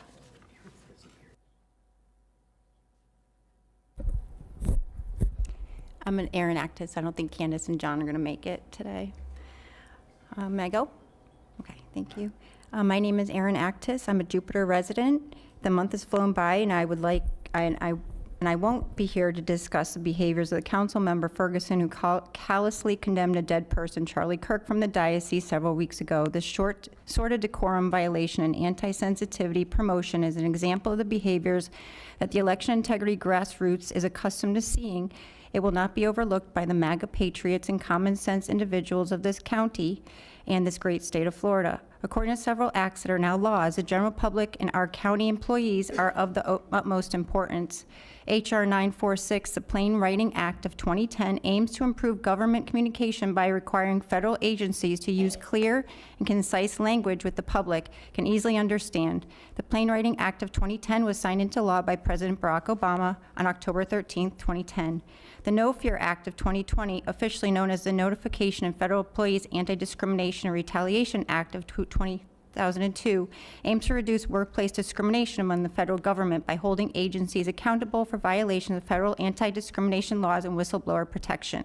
This went into effect May 15, 2002.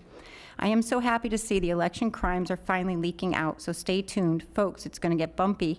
As we request a grand jury for redress of our grievances, as per statute 104.43, as U.S. citizens of America, here's a quick overview of last week's special primary election on September 30th, which garnered 8.61 voter turnout, 31,000 active registered voters, with 51% on election day.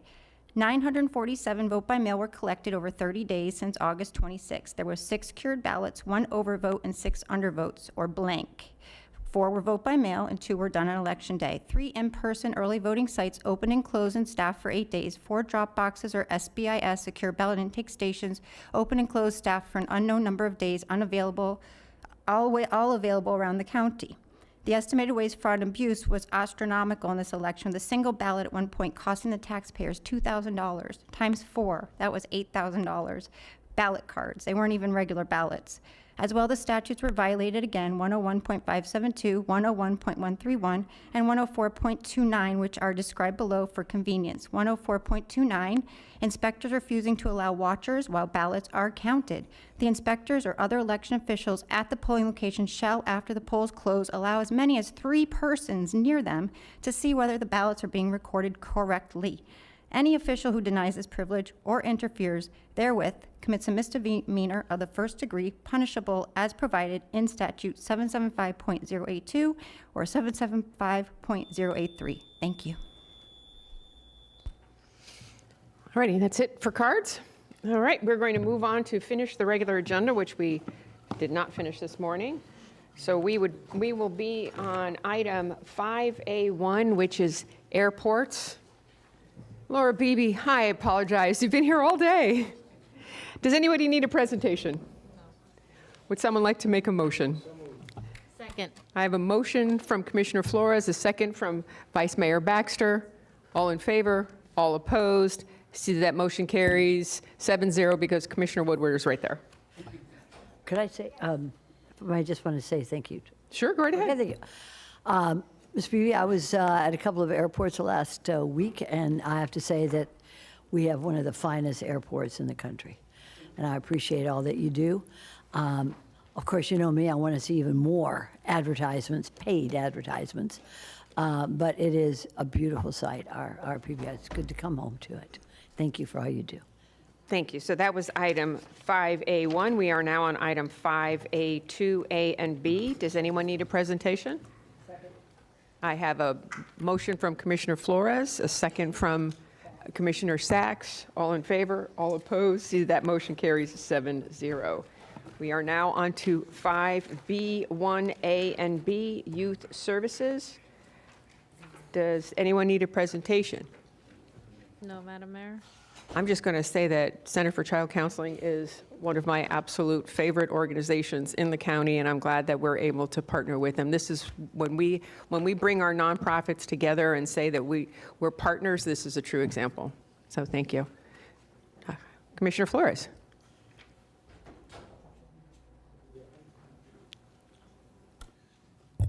Come on and have a seat. Hold on, where are my notes? This is B1A and B, 5B1A and B, Youth Services. All right.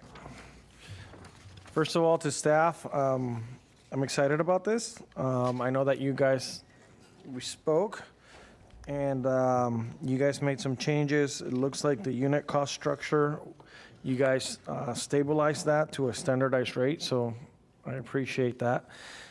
So I have just a brief statement I want to read. So I want to take a moment to emphasize how important these services are for our children and families in our communities. The Family Visitation Center provides a safe, supportive environment where children can maintain healthy bonds with their parents and caregivers, even during some of the most difficult times. By partnering with the Center for Child Counseling, we are strengthening this work. These services don't just keep families connected, they help reduce stress, build parenting confidence, and create pathways for stronger reunification. This is an investment in the well-being of our youth and stability for families across Palm Beach County. So thank you so much, and I want to make a motion to approve. Second. I have a first from Commissioner Flores, a second from the Vice Mayor. All in favor, all opposed. See that that motion carries 7-0. Thank you very much. All right, we are now on item 5C1. Madam Mayor, if no one needs a presentation, I will, never mind. It's just direction. Well, actually, we have one card for 5C1. Would you like to come up and speak, Ms. Nash? I think you're the only card. Is she the only card?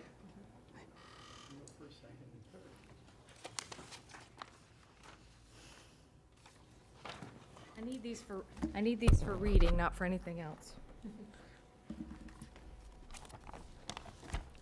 My note said, "Good morning." Well, good afternoon, Commissioners, and thank you for the opportunity to speak. My name is Melissa Nash. I'm a proud Palm Beach County native, and I'm the founder, president, and CEO of Checkmark Collections, located at 2475 Mercer Avenue in West Palm Beach.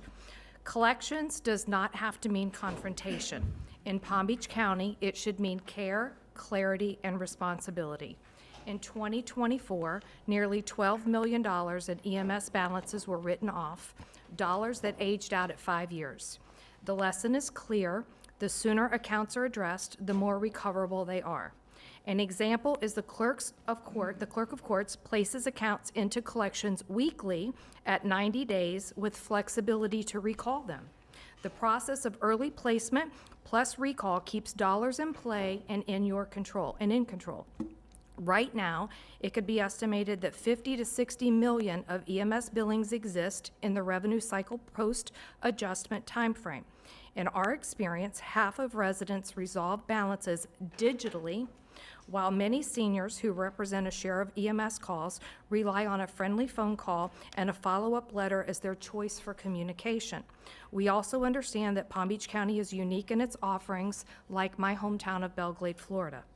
I encourage you to consider a pilot program that works in tandem with the current billing vendor, that uses multiple communication channels to meet residents where they are and to prioritize the accuracy of account information to avoid unnecessary hardship.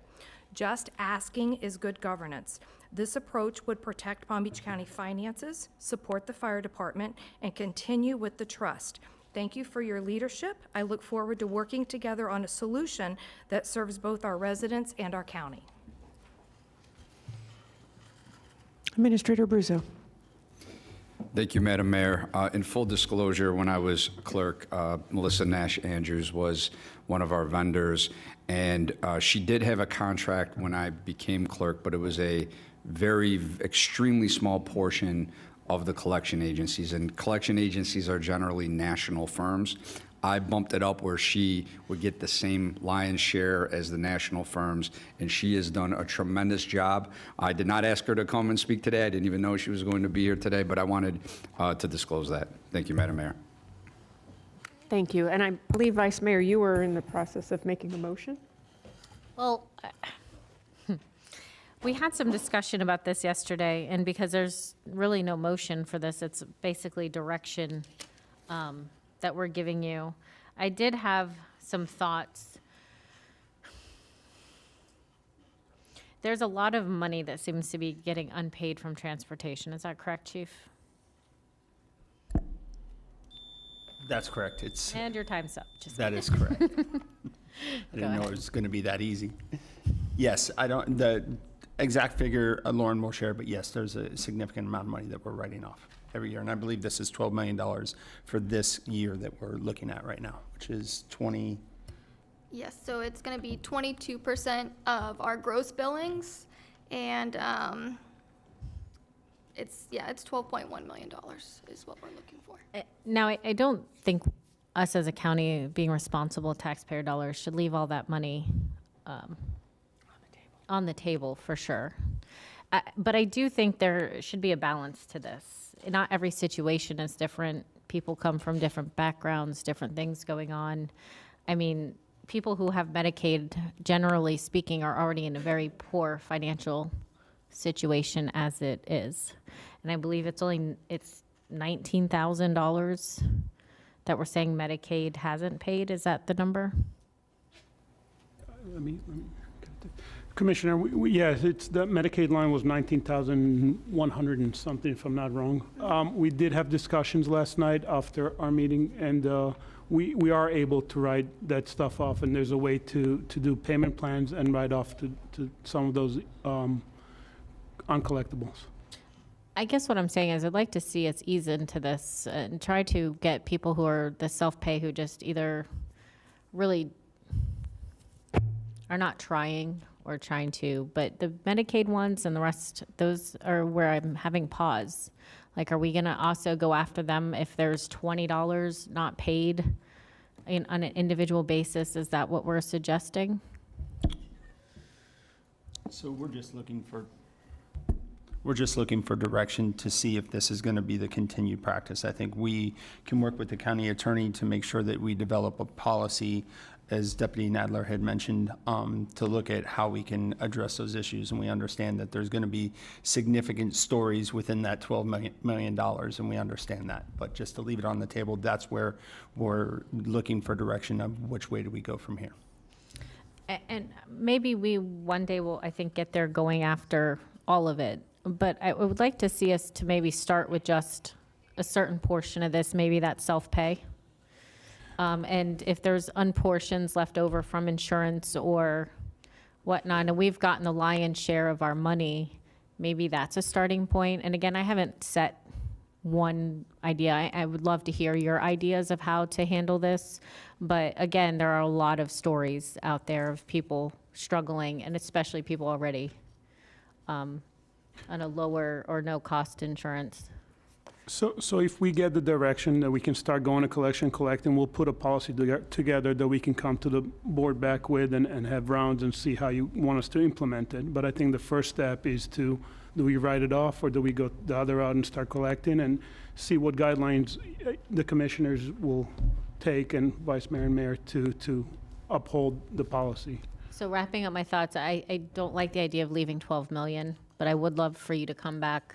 And this is just me. I'll see how my fellow board members feel with some of those potential policy options. So thank you. Commissioner Abruzzo. Oh. It's tough. Administrator Abruzzo. Thank you, Madam Mayor. I appreciate the dialogue. The reason I actually asked for this to be placed for discussion, because it was relayed to me through fire rescue and the deputy administrator that this $12 million of billing. And I believe there's a presentation, but what it boils down to, in 1998, the board made a decision to write this off, which was a very low cost at the time. It has now ballooned, as you just heard, to actually over $12 million, and we only see that going up. So as administrator, I was put in front of me, do we collect this money or not? I really want to get clear direction from you all as we go down this, and that's exactly the premise that we're here today, Commissioner. Thank you. Commissioner Powell?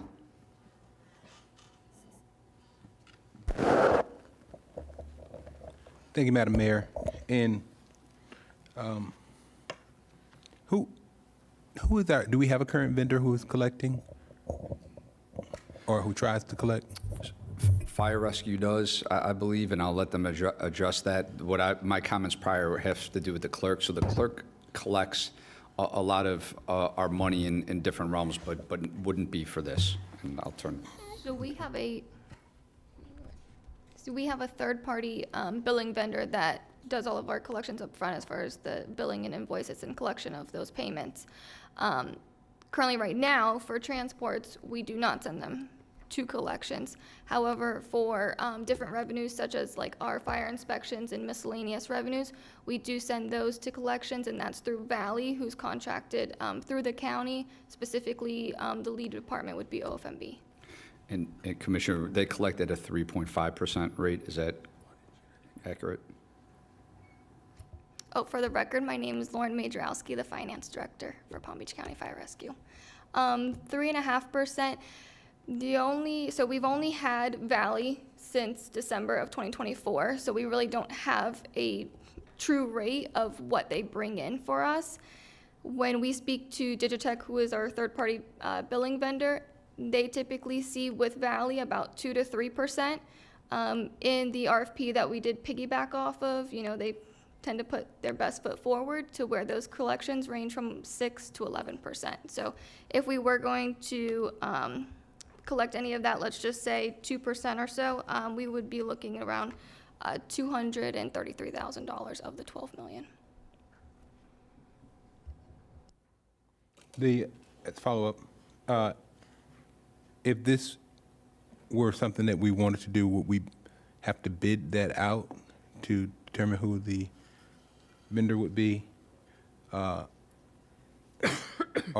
the firms? I don't believe so. Since we did piggyback off of the St. John Rivers contract, that one was specifically for emergency transports, so we should be able to just join that contract. We would probably have to bring it to the board in order to increase the threshold on it, though. Okay. As it relates to the cost of transport, what is the average cost of a transport, or what is the average cost of each billing that we're looking at? So currently, right now, for our BLS and ALS, we charge $730. And then for our ALS 2 transports, it's $890. 69.48% of the outstanding fees, which totals $8,422,611. Let me say that again. $8,422,611 is self-pay. Of that self-pay, it's those who have no insurance information attained or non-payment. So we don't know if those individuals are individuals who just don't have insurance, who are not documented, who we don't have a breakdown of who those individuals are. My question, I guess, or my concern would be with regard to those in there. Would this number potentially increase, seeing that recent federal legislation will result in a lot more people not having, I would say, when it talks about insurance here, it looks like it talks about no auto insurance or deductible not met. It doesn't talk about, or it doesn't mention health insurance. So if an individual doesn't have auto insurance, would their health insurance then pay for the transport, or would that be directed to self-pay? So their health insurance would pay for the transport, and typically that's not the issue. As regards to, and that would really, they would fall under the insurance column. The insurance column can be anywhere from health insurance, auto insurance, workers' comp, and I'm missing one. But the self-pay are those that we just don't have information for, that don't have insurance, or we're missing information from their patient account. That's what concerns me. I see the insurance portion, it only lists under there no auto insurance or deductible not met, and that's $1,916,508. That's right, $1,916,508 there. So those numbers are for Medicaid, Medicare, and insurance. Those numbers in insurance is the highest number other than the self-pay, that once again, $8,422,611, which is the highest, which concerns me. How do we, I think there's something missing, and I just can't place my finger on it. How do we dig a little bit deeper, take a deeper dive, and be a bit more comprehensive in terms of the self-pay aspect of this? Is there a way that we can do that to get more variables included that would do a more comprehensive breakdown, or is that it? There's just not enough information available with regard to that $8,422,611.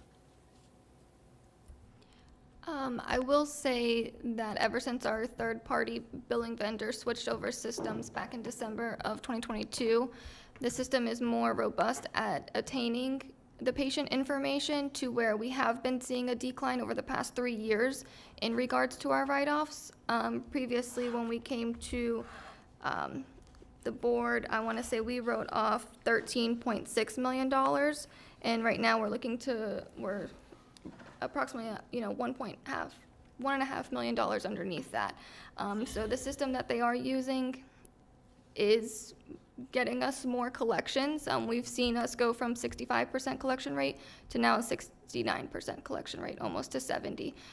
So that number there, it has gone down. It's just a matter of time because right now, December of 2022, we're writing off that last fiscal year of the old system.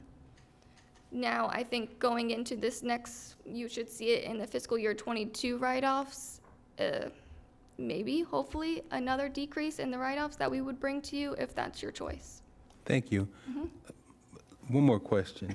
We're talking about somewhere between $800 and $733 and $800 per ride. Is there an estimate of how many people that are outstanding, and are there users who are duplicate users who are maybe using an ambulance every week to be transported to the hospital or wherever and just not paying? Good afternoon. My name is Philip Oliveria. I'm Division Chief of Medical Services.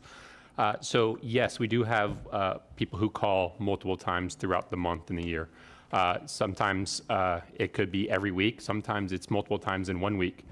We do have programs with our MIH team, our Mobile Integrated Health, that follows up on these callers to help reduce that and try to get them to the services they need so they aren't dependent upon the 911 system. But it is something that happens. Thank you. Thank you. Commissioner Woodward. And then Commissioner Weiss. Thank you, Mayor. Just looking at the chart that you gave yesterday with the balance by payer type, Commissioner Powell was just talking about, it's right at 70% of the self-pay. It's no insurance attained or non-payment.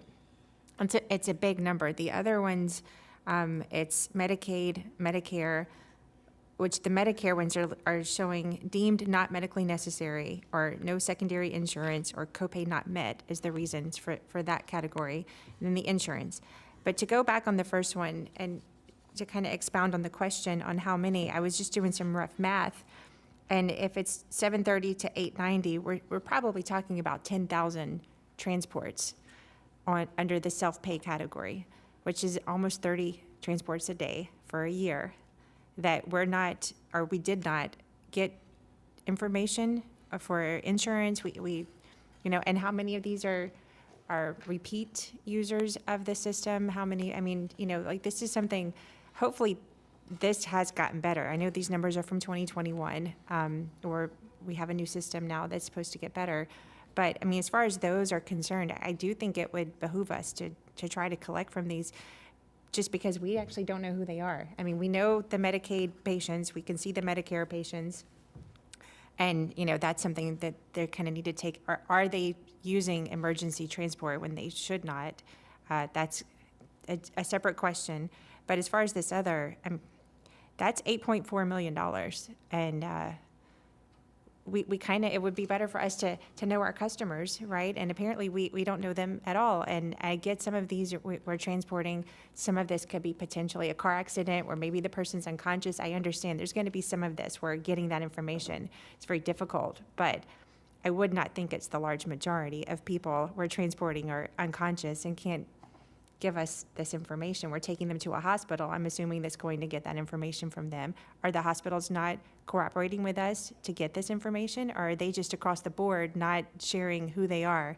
We're talking 10,000. And Commissioner, I'm definitely looking into this, and we're going to have a discussion after that if we're taking bad information or we're giving false information. So we will take this as a line item to go look at how come the information does not correlate to the people, so we can start looking deeply into what's going on with the information that's gathered on the scene. And I'm not sure, but it's one of the takeaways that I wrote down to take away from here, to look why we're missing some of that information. Because I mean, I don't know how collections agencies, do their job, but if we don't even have any of this type of information, how successful are collection agencies going to be without us actually doing this? And are we doing this now? Are we doing much better when we transport patients? Are we collecting this now, or at least getting it from the hospital? If we have to hand them off, do we have a partnership with the hospital? Will then share us that information so that we have it? Commissioner, yes, we do. Our Director of Planning, Joe Gregory, just reminded me that they do have a relationship with the hospitals. So Digitech is our system that we're using now, and they do reach out to them, and they do have a partnership. To answer your question exactly in terms of how many of them that we don't have names for or addresses or whatnot, we'll do a deeper dive like Mr. Nadler just mentioned.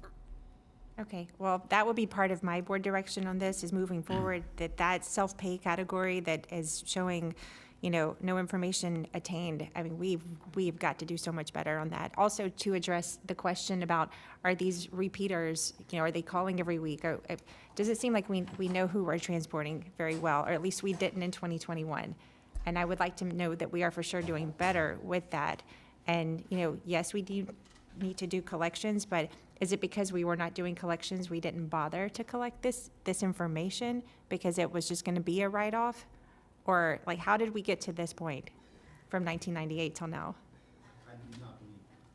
I do not believe that's the case, and the only reason why is there's, being a paramedic on the truck for 10 years, it can be chaotic at times, and you're trying to get as much information as you like in terms of pill bottles and information and whatnot. So they are getting as much as probably is given to them, but we will do a deeper dive in each one of these and see what we can come up with. But you do, just because of the medicines that you would like to give somebody or whatnot, you're asking as many questions as you possibly can while you're there. That's why I do think that the partnership with the hospitals would give us more of this, because the guys on the truck or the gals on the truck, they're doing certain parts of their job, and getting this information, that happens in the hospital. Like the hospital, because they have the patient for longer, they have a much better opportunity to get all of this. And I would like to know that they are our partners. If we're bringing them patients, that, in exchange, give us the information for who we just transported, so.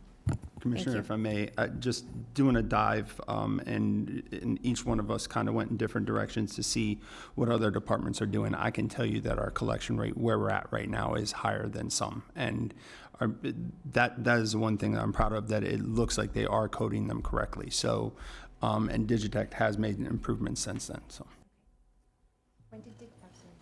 When did Digitech start? When did we start with them?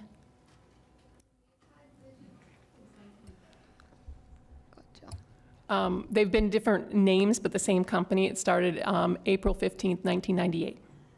But they've updated their system a few different times to get better information. And then they started their partnership with the hospitals, I can't remember what year, but several years ago, where they get information after the patient's admitted and getting the information back. So it's the same company we've been using this whole time, but you're telling me it is better now? Or? We had a different company at the very beginning, and then in April, I think April 15th, 1998, has been the same company. It's kind of changed names, and they've progressed in better service and that stuff. So it has been bought and sold over the years. So we do have the same company, but they made their improvements. You said in 2022, I believe, correct? Yeah. 2022, what happened? They made improvements in their system in terms of, we started to see their collection rates getting better at that point. Is that because of something you can information show us? gathering and collaboration.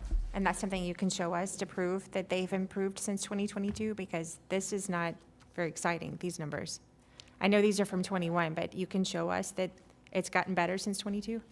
I mean, not today. Is that something that you can get to us to show that it is trending in the right direction? Yes, I do have those numbers as far as the collections rate going higher. I mean, if you look 3 years ago, the number was 65%, and if you look now, or last year it was 67, and then this year it's 69% in our collection rate. But yes, we can go back and get you all that information. So what was it in 2021, when we have these numbers? What was the percentage collection? For 2021, it's 69% because we keep them on the books for 3 years as active.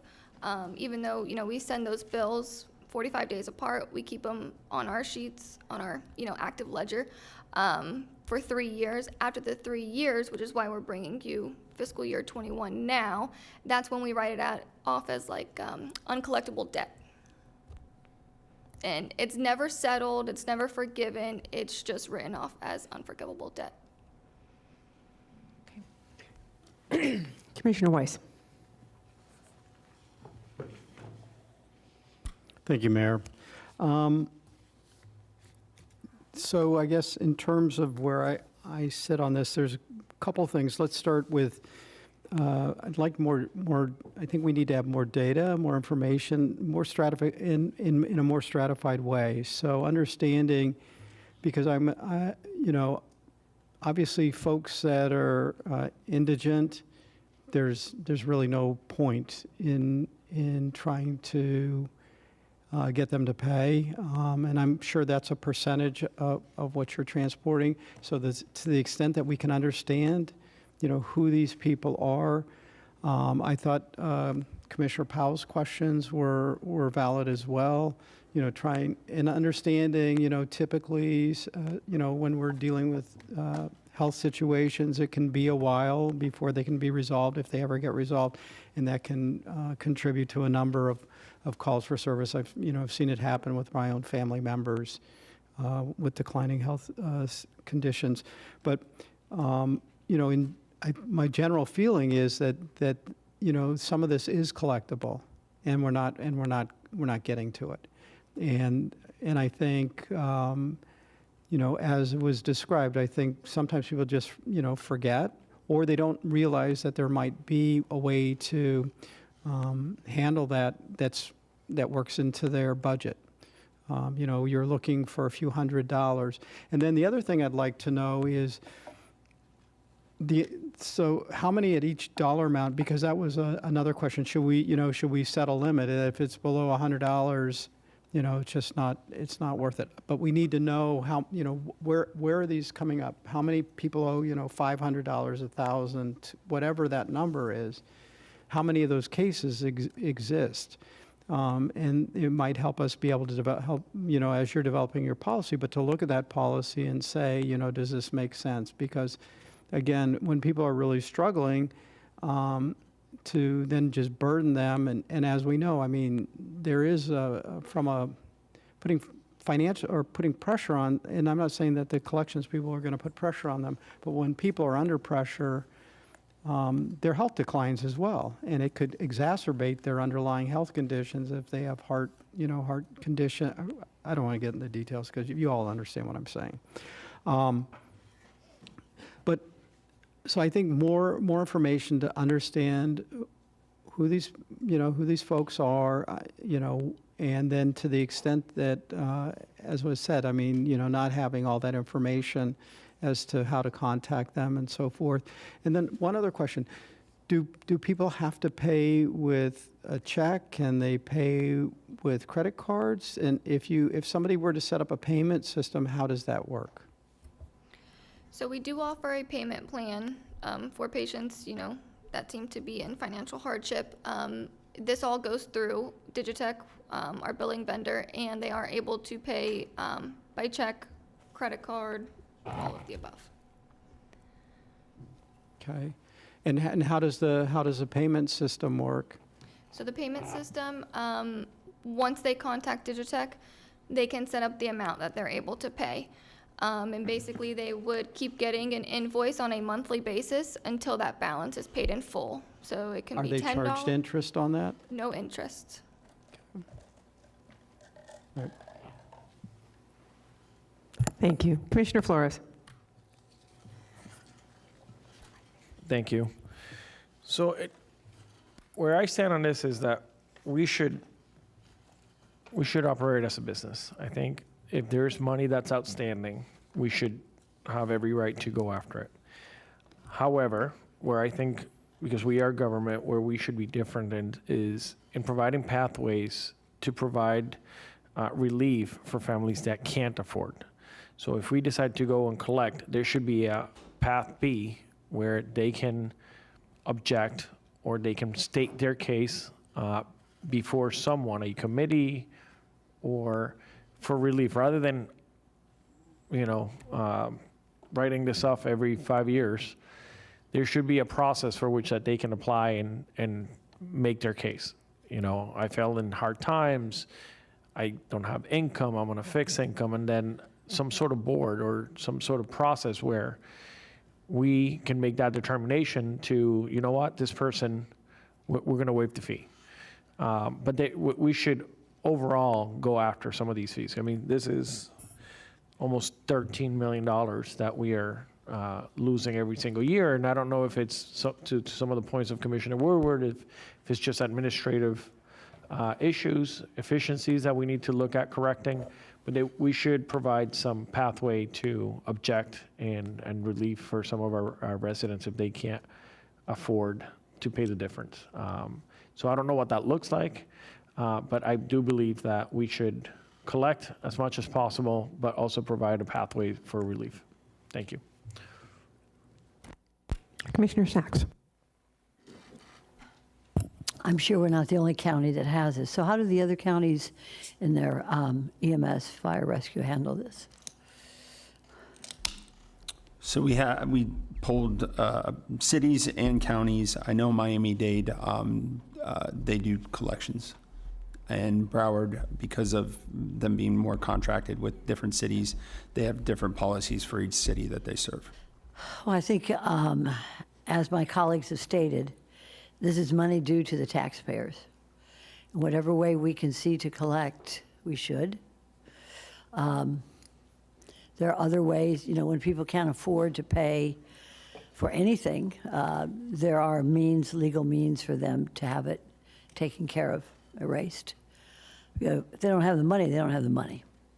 And we certainly can't charge them with a crime or anything. So I think that we should do our best as a business to collect the monies that are due to us.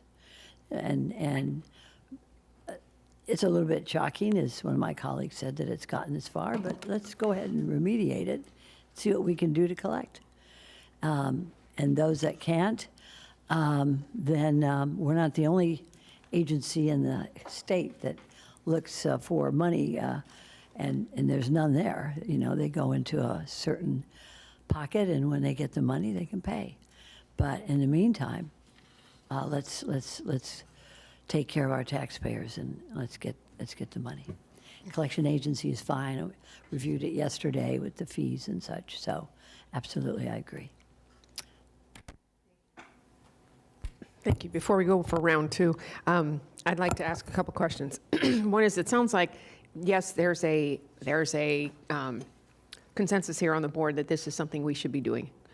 I think there's more information that we need as to, do we have frequent flyers? Are there people taking 911 just so they get to the head of the line? And if that's what they're doing and then they're not paying, that's irresponsible, and that's costing our taxpayers dollars. So I think we need to find out, exactly who's using the service, which is open to everyone. It's 911. Call 911. That's what's going to show up.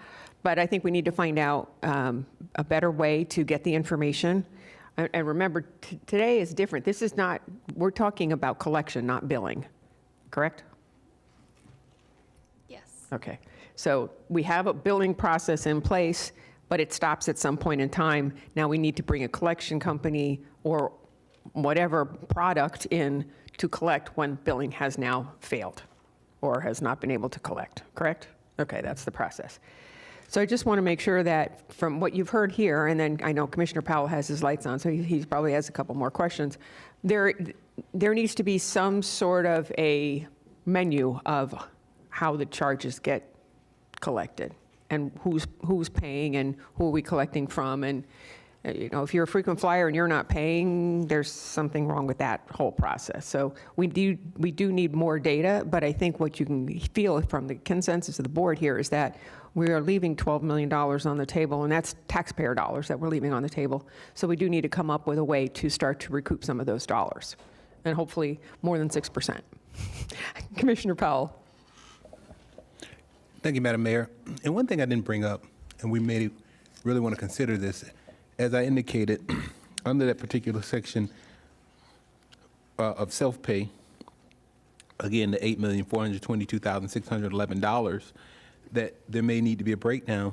But one of the things we didn't consider is how many people who've gone to the hospital in an ambulance. Remember, when you were transporting these people, some of them are really, really sick, and some of them have gone on to the upper room, gone on to glory. That ride was their last ride. And we need to make sure that we're accounting for that, the percentage of those who have gone on, who've left this earth in that percentage, because that's a real portion as well. You can't collect those dollars. So. Mayor State, yeah, sorry, but yes, you can. Well, if they don't have money and they left nothing, my mama used to say, nothing from nothing leaves nothing. So some people who use the ambulance don't have money, they're poor. And if they don't have insurance, then they don't have money.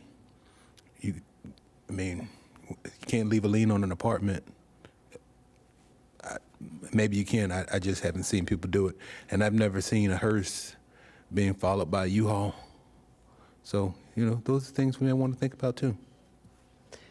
So I think your direction is that we still have questions, and you still have to come up with some answers and give us some more data. But yes, this is something we want to move forward with, but there has to be a really balanced equation on how we do it. Sound good? Okay. That's the direction you were looking for? Thank you. You're welcome. That's the direction we were looking for. Thank you. Thank you. All right, we now are going to be on our last regular agenda item, which was an addition. This is page 55, item 6A1. This is staff recommendations, looking for motions to appoint. We have 4 seats that have to be appointed to the Palm Tran Service Board, and we have 3 cards. So why don't we go ahead and take the 3 cards, because I think we have some candidates in the room. Okay, we have Carmencita Mitchell, Selva Selvandrun, and Dante Mickens. Good day again, Commissioners. Thank you for coming to our Lighthouse event.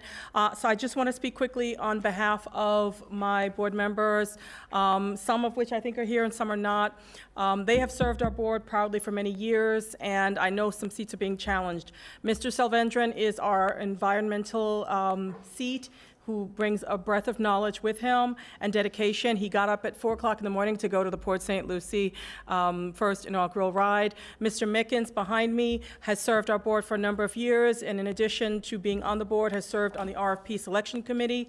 He has various roles in the community, among them chair of the Albinism Association, former chair of the Lighthouse itself, Florida Rehabilitation Council, just to name a few. I think losing him as a valuable member of our multicultural and business environment would be a travesty as well. Ms. Carrie Ron serves our schools, and as you know, we have a difficult time with the number of children who use the service, and so her expertise in what I'm hoping will be future conversations with the charter schools to take responsibility financially so we can take the bind off paratransit. And last but not least, Ms. Tricia Hallison-Mishler herself, who is involved in government affairs. My plea to you is that we leave our board intact. I know there are a couple of people looking for seats. In a couple of years, maybe less than that, we will have people timing out, and those who are just deciding that they've had a little bit too much. So maybe they might consider waiting a little bit and getting on some of those open advisory board seats. But we remain eternally grateful to you. We hope that someday when you're less busy, you could come out to one of our meetings. We meet on the 4th Thursday of the month. The next one is October 23rd, when we will greet the 2 new members that you've appointed today. So thank you very much for your time. And I ask on behalf of the entire board and our Vice Chair, Mr. Joey Acevedo, that you please keep our board intact and keep the members that we have already. Thank you so much. Thank you.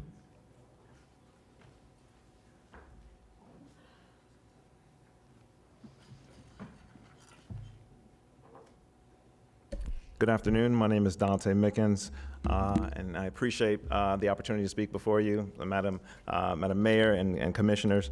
My name is Dante Mickens, and as you know, I joyfully kind of jokingly kind of refer to her as Madam Chair.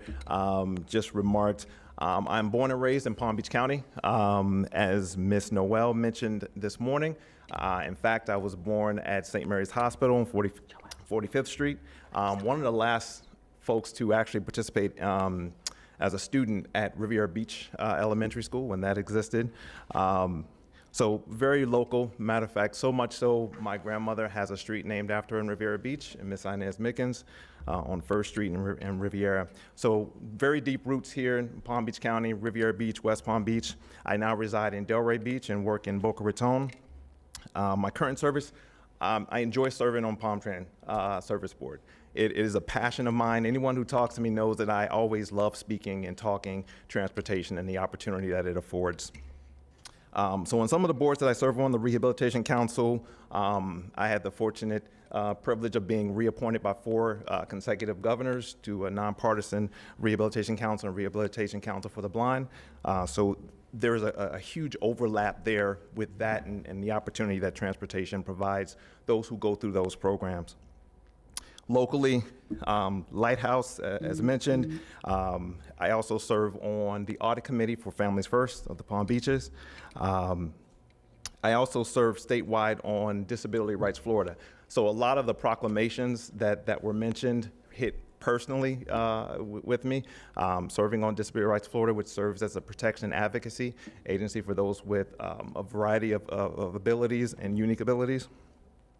And in addition, professionally, in my spare time, I have a full-time job as a risk management and insurance specialist and work for NCCI down in Boca Raton. And I bring those skills with me, at each PalmTran meeting and committee meeting, looking to help ensure and protect the assets, the people, and the services here in Palm Beach County. So I think I have a unique skill set, that I bring to the table and hope to continue that service. Thank you. Thank you, sir.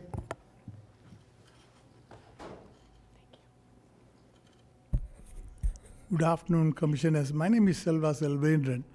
I used to work for the Health Department, and when I worked for the Health Department, I used to come before the board when they had questions on health and environment and things like that. And I have been working on this transportation business for 30-odd years, and I worked together with the PalmTran board and also with the Tri-Rail when I was at the department, working towards reducing emissions and things like that. In my educational background, I hold a double postgraduate degrees, one in science and the other one is in environmental engineering. And professionally, I was also an advisory member of the FAU College of Engineering. I was also the proctor for many universities in Palm Beach County, and I do not know whether any of you commissioners knew the earlier director of health departments. She was one of my students, Dr. Alonso, in the MPH program. So also, if the commissioners know, in the 90s, we had the price of gas going up. So we were trying experiments with the county motor pool, trying to work out LP gas to put with our county vehicles to see whether it will be lower cost. Then in 1999, the federal government gave me money. Somehow or other, they liked my work on environmental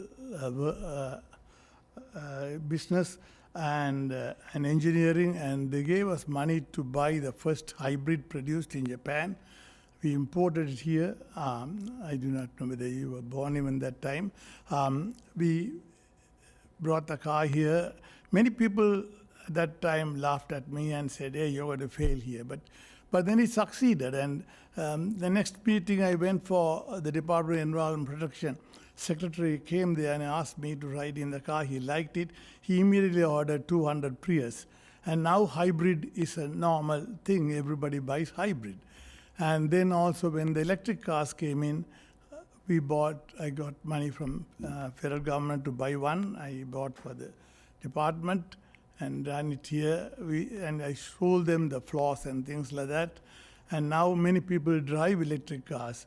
Apart from that, I have also been working with the Palm Tran board on many affairs on environmental business. And the earlier director, before Mr. Forbes, had asked me to appoint somebody, and I appointed one of my employees to be in their board. And when I retired, sorry. Thank you, sir. You gave a wonderful resume. Thank you. We appreciate that. Thank you. Todd, I have a couple questions. These may help you. Are there term limits on this board? As in, Yes. I know there's 3 years here, but do you get term limited out at any point in time? 3 terms is the maximum, 3 years each term. Okay, and so we have no people that are coming up for term limits this year? We think that we have one other seat that has a member of the Palm Tran Service Board that will be up later this year. But it's every seat has a specific category, is that correct? Every seat is assigned in the ordinance. It's encouraged that those be filled with those particular seats. Okay. Thank you. Commissioner Flores. Yeah, I've actually submitted Manuel Rivera to seat 6, the representative with multicultural experience. He was here the majority of the morning. Unfortunately, he has a job and he had to step away. So I want to vouch for him. I think he's a person. And by the way, Mr. Mikens, I didn't know you before today, so I think your resume is impressive and everything, and thank you for the service that you've done. But I asked him to put his name forward. He's someone who's very involved in the community and someone who I would trust to be on this board. So I will make a motion for under item 6A, C, to move forward with Manny or Manuel Rivera. Okay.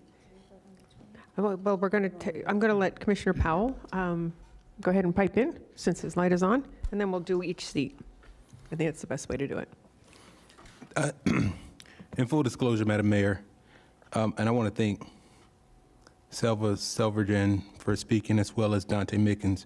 And I've known Mr. Mickens for a very long time. And every year that I've been in Tallahassee, from the time I was in the State House, through the State Senate, and even when my predecessor was in the State House, Mr. Mickens would take that trek to Tallahassee.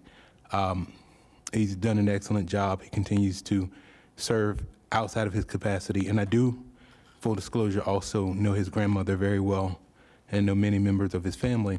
His grandmother was a standard bearer in Riviera Beach, attended many of the city council meetings, and was very active in the Martin Luther King Coordinating Committee, the sickle cell, what was it called? Sickle Cell Foundation, and it's just a family who's been very active in this community.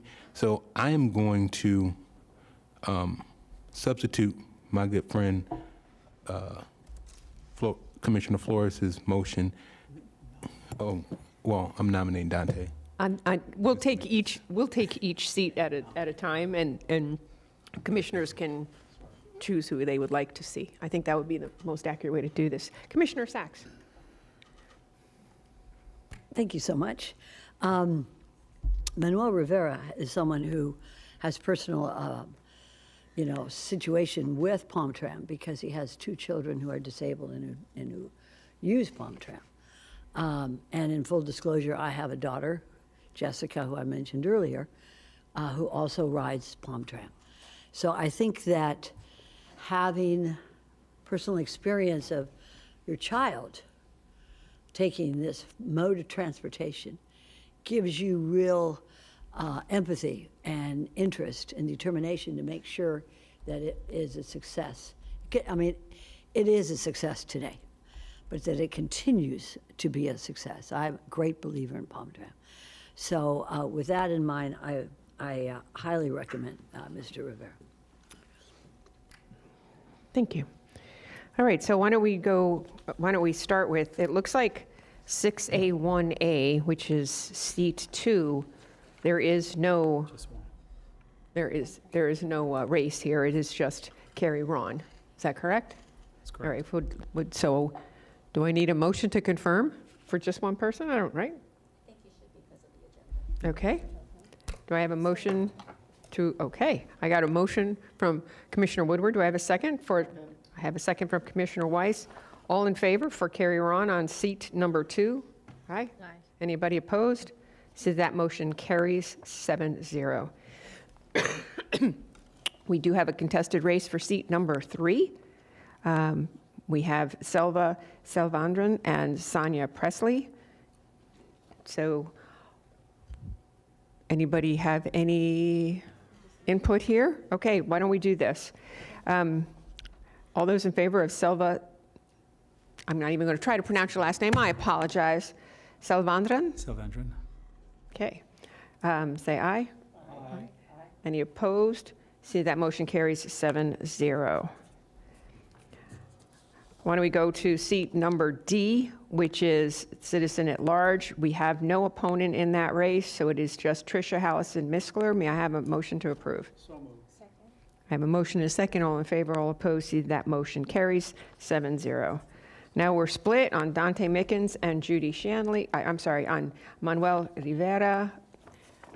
Why don't we do a roll call vote? You can tell us who you like, and may I have the clerk call the roll, please? Commissioner Flores?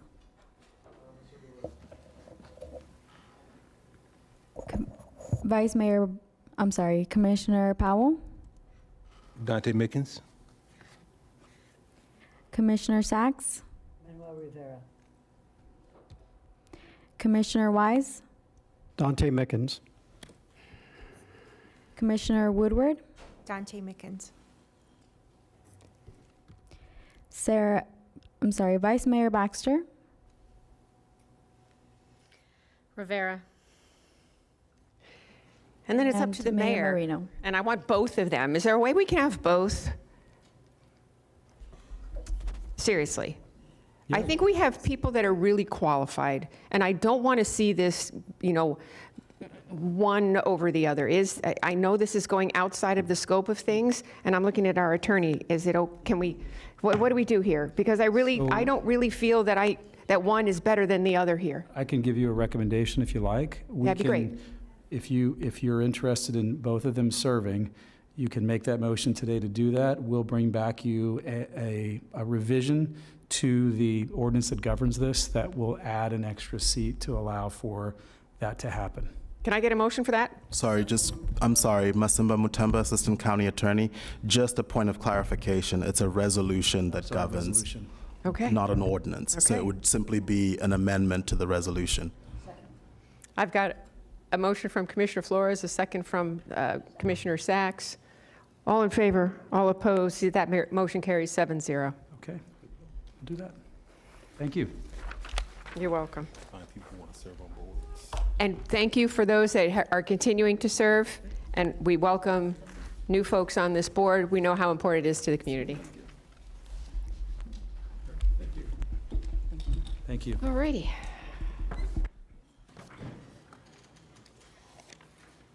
All right, now individually, do any of our commissioners have any board appointments, commission district appointments that they would like to make? Commissioner Flores, any appointments? No? Commissioner Sachs? No. Commissioner Woodward? Vice Mayor? No. Nope. Nope. Commissioner Weiss? No. Commissioner Powell? No. Okay. Staff comments. I think we need a motion to receive and file. Is that correct? The updated board directives? I have a motion from Commissioner Weiss, a second from Commissioner Woodward. All in favor, all opposed. See, that motion carries 7-0. Any other comments from the administrator? Attorney? Okay. Next is board direction. Commissioner Weiss. I'm not sure if You're this is, first to the wire. I'm not sure if this is actually board direction or more of a comment, but I'm going to stick it in here. I've been made aware of something called invoicecloud.com as something that would be beneficial for our utility, our water utility, and would ask that staff take a very hard look at that. My understanding is it could save us literally millions of dollars annually. What's it called again, if you don't mind? Invoicecloud.com. Thank you.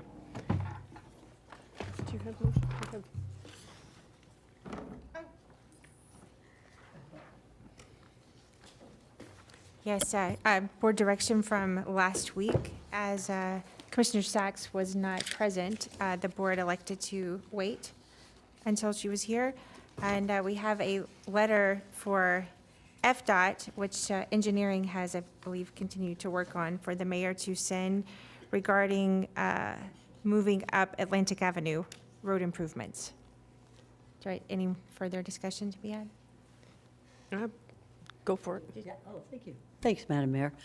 Yes, there are two items that I wish to bring up. But the first, with regard to what Commissioner Woodward said about Atlantic Avenue, it's a mess. However, I have to say that Florida Department of Transportation, and I have 5 members of that board that have been working with me, as well as members of my community, such as 441 and Atlantic. We're working together with them.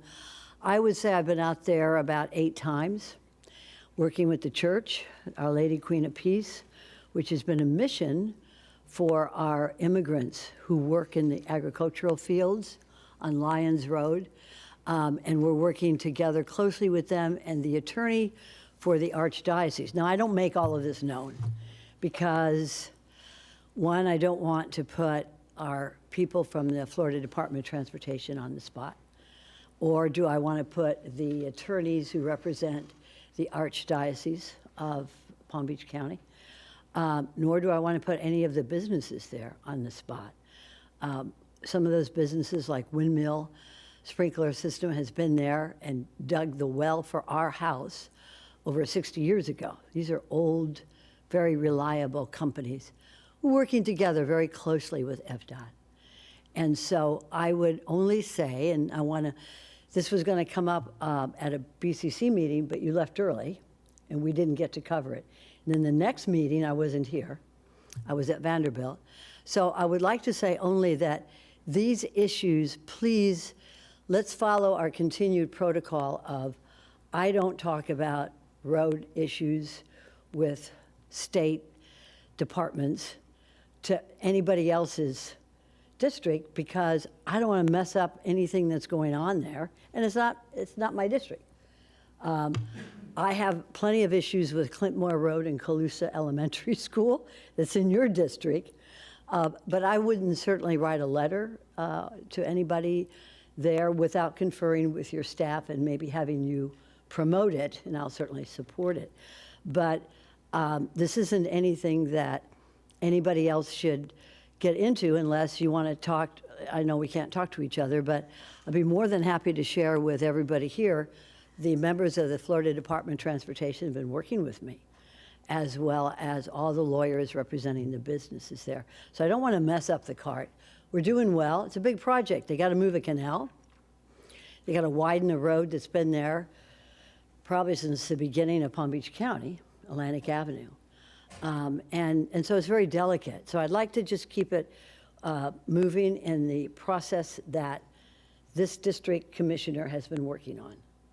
And and I appreciate that, and I know you would respect that.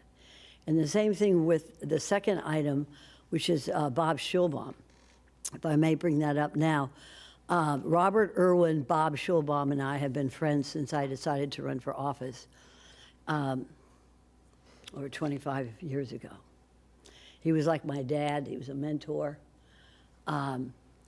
He said he just wanted me to change something that was very important to him. He said, don't run as Maria Sachs D. Boca. Run as Maria Sachs D. Delray Beach. And I always have. I've always been Maria Sachs D. Delray Beach. And in his honor, I've been talking with his family. He took care of his wife until the day she died, and he has a wonderful partner. He had a wonderful partner before he passed. So I've been working with his family and working with Dr. Lori Vineker on getting an appropriate place that would honor his memory and his legacy. And so thank you for waiting until I was here. But I'm working on that with them. It takes a little time. They've just suffered the loss of, their family member who is an icon. So I'm working with them as to where would be the best place to honor his legacy and to honor his memory. And so I appreciate you waiting until I'm here, because this man, when you're starting to run for office, there's always somebody that sat you down and said, now listen up.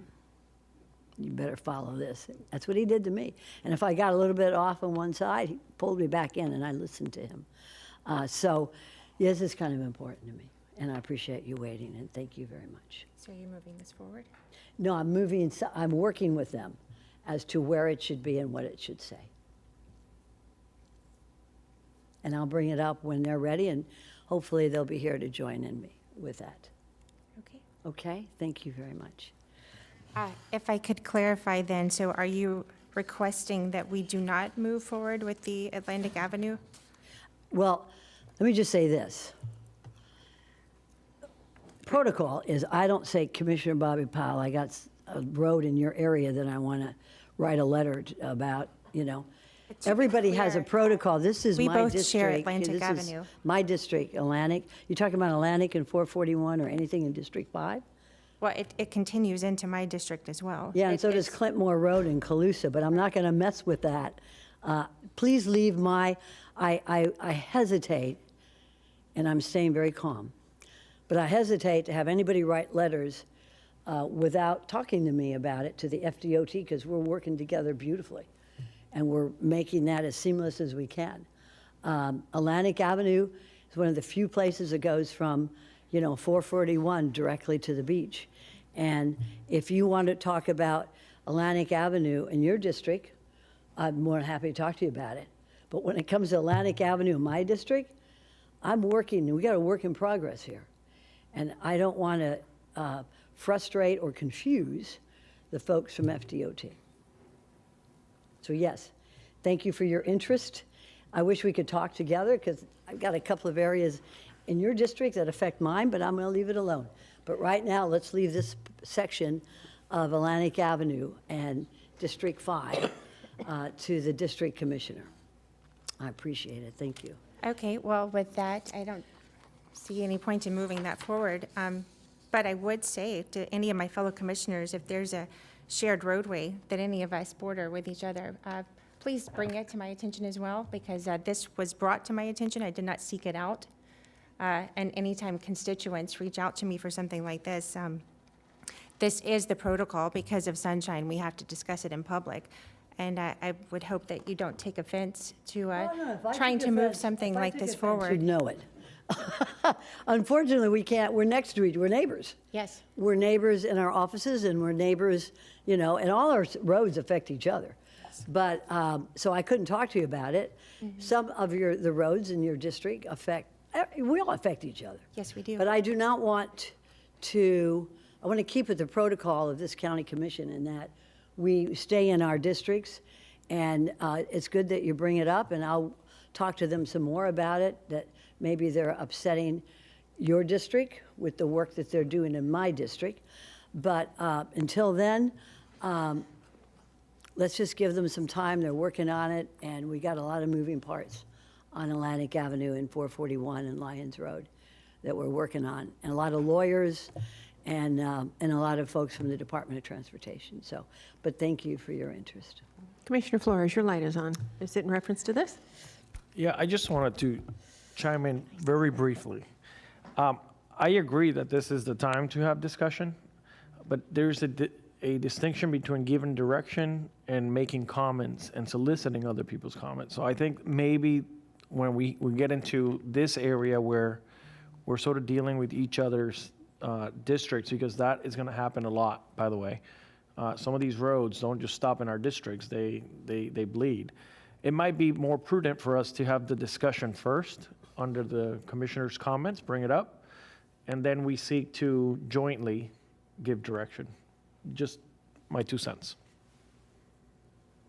Thank you. Anyone else? Okay. So anyone else have board direction? Yeah, this is board direction and board comment, and how they grow together is sort of a, we're still working through this because this is new for us. So it almost should be board comment, and then if direction grows out of it. But what we try to do is in advance, especially if it's something that is financial, we try to give advance notice of what we're going to discuss because of the financial impact of it. But in this instance, we just, having said that, though, if you read the letter is just asking them to move a little more quickly for Atlantic. It's not anything other than that. It's just a support for moving forward with the planned improvements and to advance the construction timeline. I don't see where that would be harmful for anybody. But may I respond? You absolutely Thank you, may. Mayor. Well, there are some issues in your district I may want to comment on, but I won't, out of respect. And those of us who served in the legislature, we know that there is a certain respect that you have for other commissioners for issues in their district. And unfortunately, because of sunshine, we're not able to discuss it. And I like what Commissioner Flores said. We can bring it up. But I hesitate to have someone, or I would never write a letter to a state department that I deal with probably weekly, if not more, and I've been on site often, to say that some other commissioner is getting involved in that. Because then it's going to confuse, and once they get confused, then they get delayed. Then they got to have a committee to talk about it, and then we're delaying it some more. So I think that if we respect each other's districts, and I have to say that the money that we spent for our transportation plan is well spent. Because all of our highways go into each other's highways and cities and unincorporated areas. So I think that it's good that we have this transportation plan, because the idea is that it deals with the whole county as a whole and not district by district. So that's why we paid $1 million for this company to do it. And I think that if we let them do it, in the meantime, we respect each other's boundaries, and let's just move on. Because today is a somber day anyways, and I really am waiting for someone to bring that up at a certain point. But yeah, I think that it was well served. I respect Commissioner Woodward for waiting until I was here. And so we can move forward. Thank you. Commissioner Woodward? If I could, only because this is the only chance we have to discuss this, and I need to answer to the people that requested this, what would you be willing to state so that I can answer as to why this letter cannot move forward? Did you already send the letter? That's what I'm asking for, is Oh, to good. I'm send glad this you letter. didn't send the So letter. Good. I'm Have them asking. call me. No, I'll talk with anybody. My door is always open. I have a very vocal constituency, and when people come to me and complain about other areas, I try to respond by sending them to staff so that they go to the appropriate commissioner. But are you asking me to send my constituents to you for this answer? I can't Whatever answer. you want to do, I don't care. That'd be fine. Whatever you want to do. I just don't want to mess up with the FDOT. We're in a nice level playing field. And I want to continue that, and as I'm sure everybody else would too. But if anybody wants to talk to me, my door is always open. Okay, I see no more lights on for direction, and I think we're going to be figuring direction out in a different way in the future. But how about if we now go to board comments? So Commissioner Powell, any comments you'd like to share with us?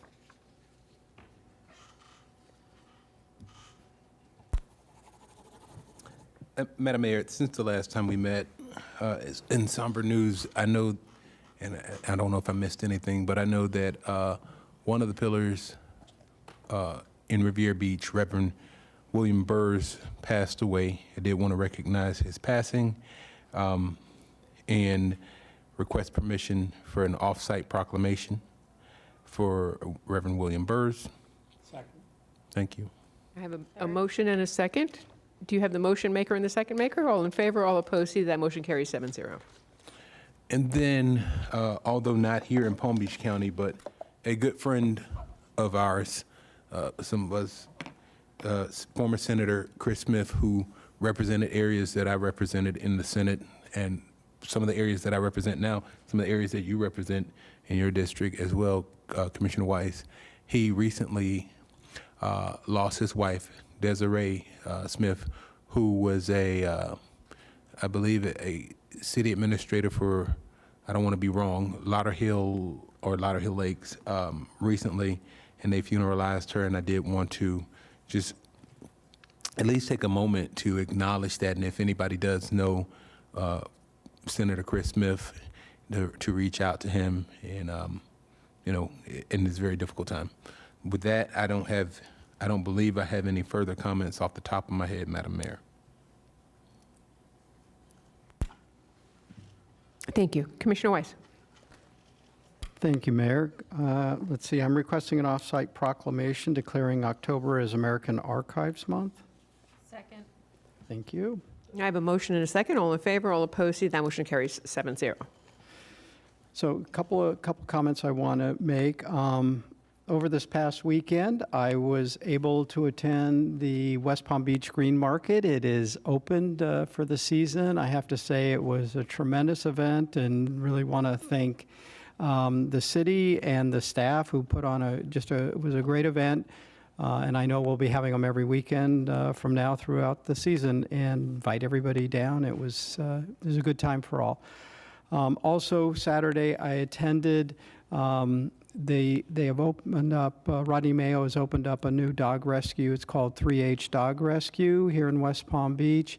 They're taking some of the most difficult cases from ACC dogs that have maybe dealing with heartworm or other issues, and they nurse them back to health, and are looking for forever homes for these animals. Had they not been rescued by Rodney and some of the other rescue organizations, they most likely would have been euthanized because of their conditions. So if anybody wants to give somebody or an animal a second chance. And then last week I read an article, and unfortunately CFO in Goglia was talking about our paratransit system, and that he thought we were wasting money. Today we honored people with disabilities with lots of different organizations, and this board has made it a priority that we have transportation for folks that can't provide it for themselves due to these challenges that they have in their lives, and that they're able to participate in society to the fullest, including on Sundays and holidays, which was something that this board provided for them. And I was really taken aback by that. I thought that, to me, it is not a waste of money. It's the right thing to do. People have had these challenges, many of them for their entire lives, and I think that's the least we can do, is help to provide the opportunity to participate.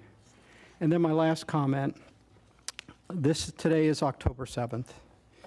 And I know to a lot of Americans, but especially to people of the Jewish community, this is a very somber and sad day. 2 years ago, over 1,200 Israelis were killed.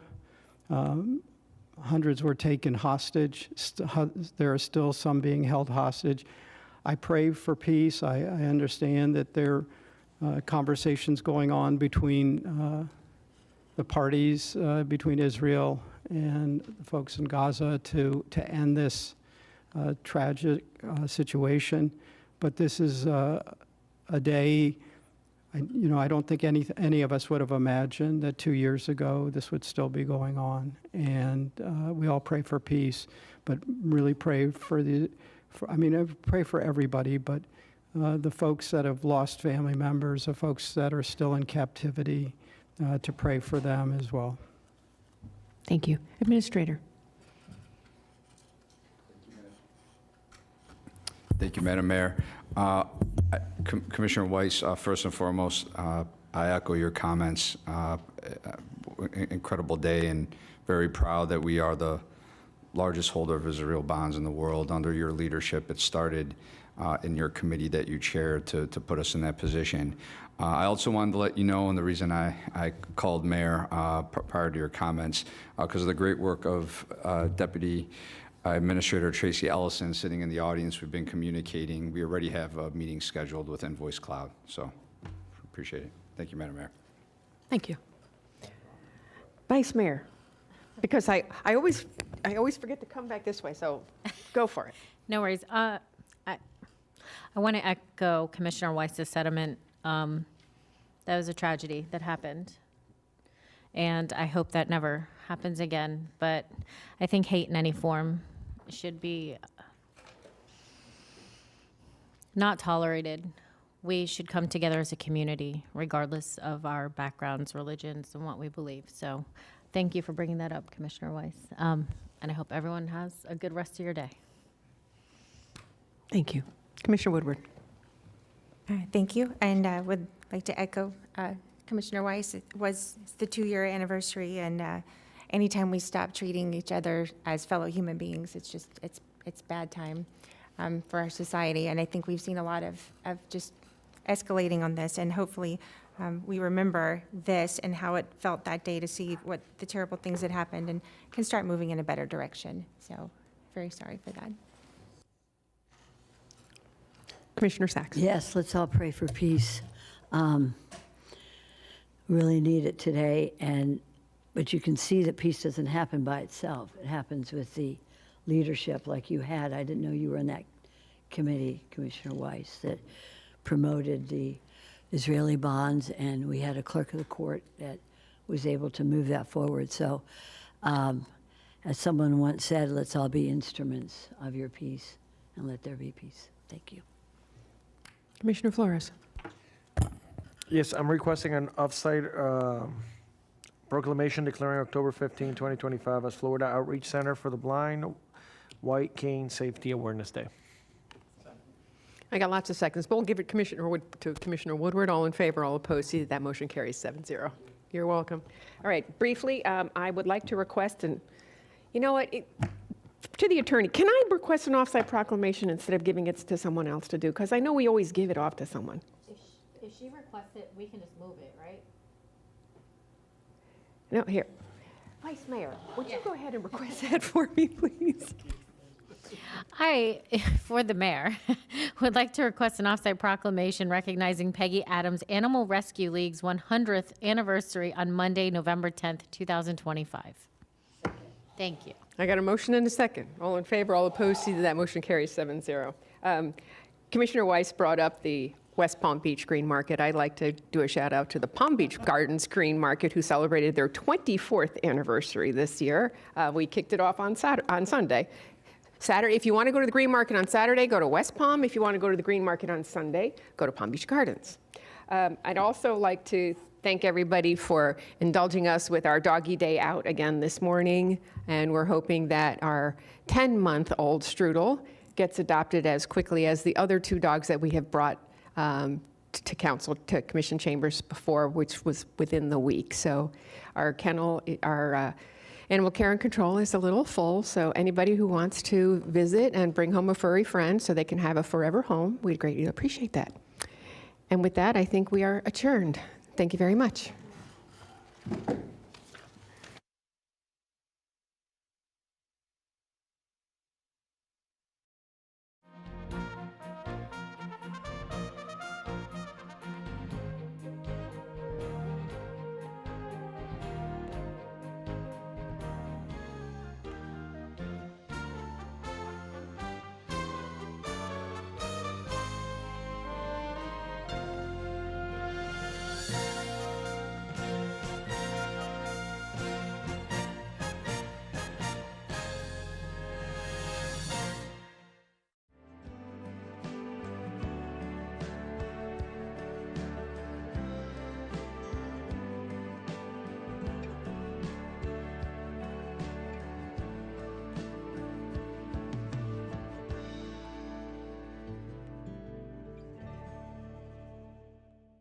site plans, Dave Polson, everybody, Dominic, okay?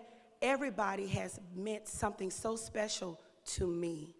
And it's the little engine that could, not I think I can, I know I can, with such an amazing team and amazing, beautiful people. So thank you for this opportunity from the bottom of my heart to be able to serve our community, not just in words, but with actions. To God be the glory. Thank you.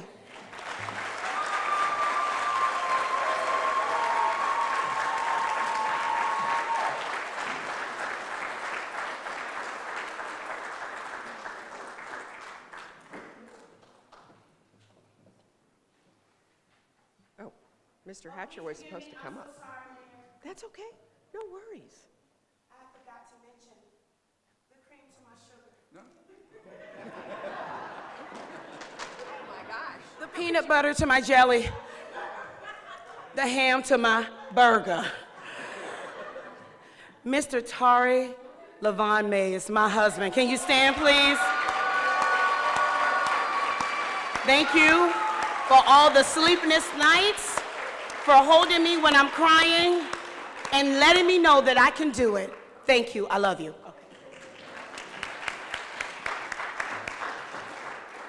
We're a little off script and a little around in our program, but Mr. Hatcher, I wanted to bring you up to say a couple of remarks. Thank you. Thank you. Good morning, everyone. What a big crowd. My name is William with Hatcher Construction, and I was selected to be the CM to build this project. A few months ago, we had a groundbreaking, kind of like out there in the parking lot. And during that groundbreaking, then it was Commissioner Bernard kind of gave us some history behind this Gramercy Park, because, you know, we're out at Delray Beach, and I didn't really know what was going on and what it was all about, but I quickly learned that this was a very important project, not only for the county, but for Dr. Nova, the whole 9 yards. So during those couple of months, or 12 months, that we was doing construction, we got a chance to collaborate with the architects, engineers. I'd like to thank my staff also that kind of like helped us build, well, made it possible that we was able to build this.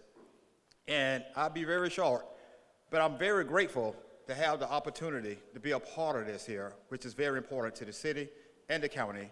And Dr. Noble, we definitely wish you the best. I just thank you so much.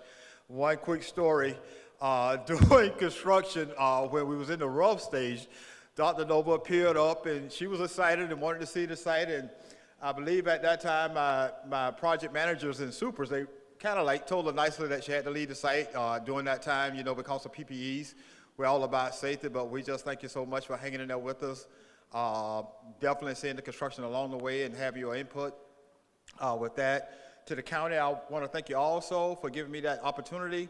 This is probably one of the best projects that we did for the county, and maybe not the, well, maybe the largest. And we're just thankful that we had that opportunity. Thank you so much.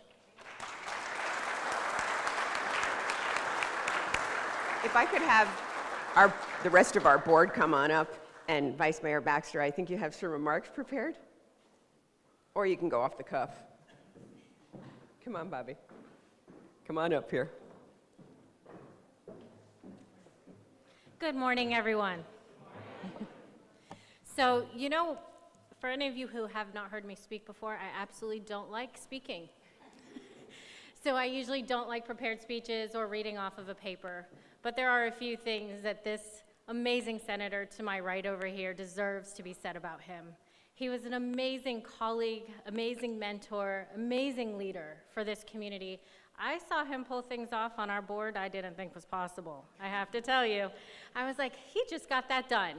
And time and time again, he was there for his community, there for people. And so when it came time for his departure, it was very sad. I only got him for 2 short years. 2 short years. And then I had the privilege of being able to help name a road building after this amazing man. I tell you, I am here by the grace of God. That is the only reason I'm in my seat, and I tell you, it was by the grace of God I met him. So I cannot tell him thank you enough for everything you've done, for your just friendship. And that's all I'm going to say. We're going to keep this brief. Thank you, everyone.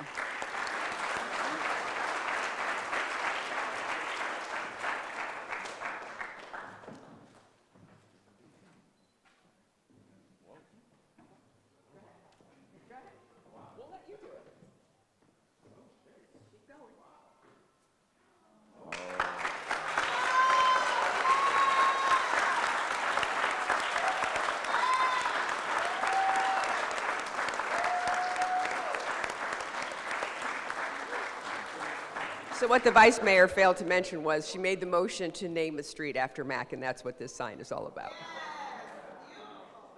So,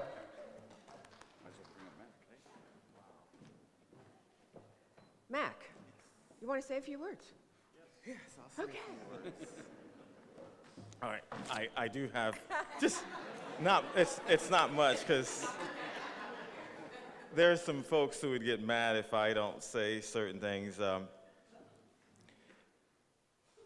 First of all, it is truly an honor to be here this morning, to have a street named the Honorary Senator Mac Bernard Way. I want to thank Vice Mayor Sarah Baxter for making that motion. And we are here at this community center, and I want to give you a little bit of history behind why I'm so passionate about Gramercy Park. You know, Salusa, who's in the back, and you could see his hair.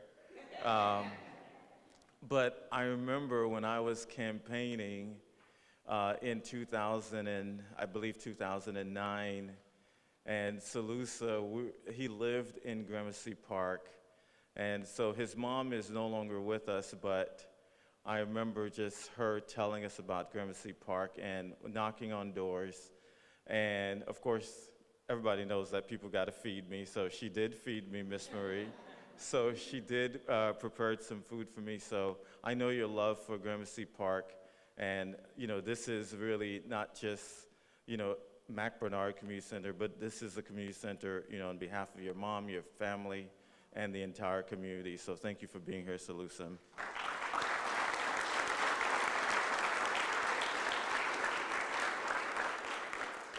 And of course, we have, you know, the current Board of County Commissioners, Mayor Maria Marino, Vice Mayor Sarah Baxter, Commissioner Greg Weiss, who had made the motion to name this community center after me, Commissioner Sachs, who's not here, Commissioner Flores, thank you for being here, and Commissioner Woodward.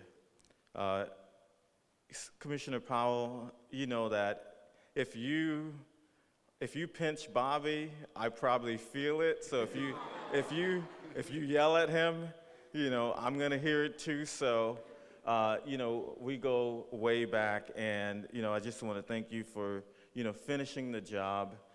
Because when you're a county commissioner, sometimes you start the work, but someone else is gonna finish the work. And for instance, former County Commissioner Addie Green, she started this process by getting lights in Gramercy Park. Started with the park, and then former County Commissioner Priscilla Taylor, you know, started with the plans for this community center. And so as I was working as a county commissioner, you know, I had to continue the work of Commissioner Taylor, and of course, you know, you were able to finish the project. You know, I could tell you, like, why are we here? I remember I was telling our new administrator, Joe Abruzzo, we had an Ethical Government's Day at Spanish River. It was so many years ago, I don't even remember the date. And I was in a classroom with the state attorney, Dave Ehrenberg. And at that time, they had busted this gang in West Palm Beach. And I can't remember how many kids, but it were like, I think over 40 people were arrested, young black men who were arrested. And I remember him saying the hundreds of years that they were gonna spend behind bars. And I was like, wow, you know, I need to do something to try to help this community And so pretty much from that day on, I became a pain in the behind to former County Administrator Virginia Baker, Dort Miller, Jennifer Cirillo, Ismi Ayala Colazo, and I'm talking about like I started emailing them every single day.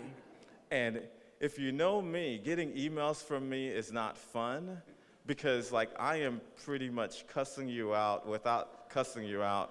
But it was like constantly because I knew that we needed to get this community center, and I knew that we needed to make sure that to get Faith's Place here, so in that way, if we can save one kid from getting into a gang, then we have done our job as a community.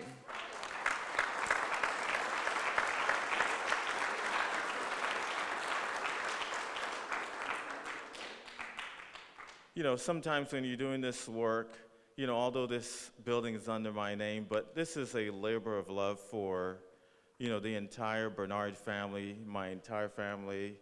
We've got Wilnita, who is, you know, I can tell you, I want to, please stand up, Wilnita.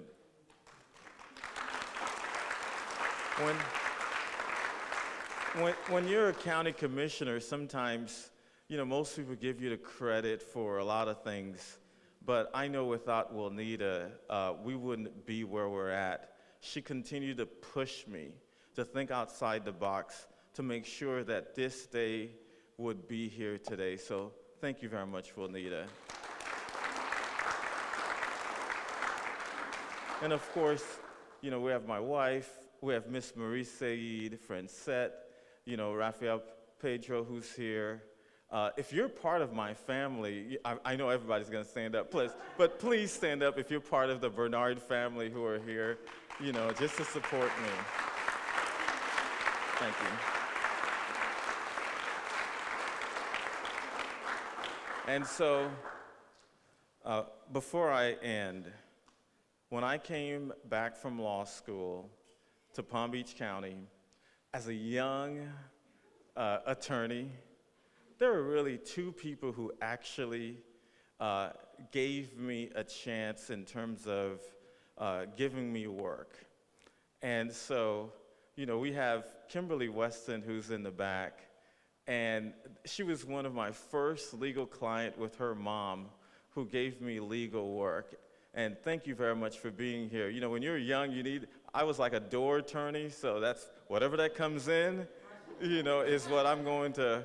Yep, that's right. And so thank you very much for being here. And lastly, to Noble Lockhart Mays. Of course, when I first started here as a new lawyer, your dad hired me to be his attorney.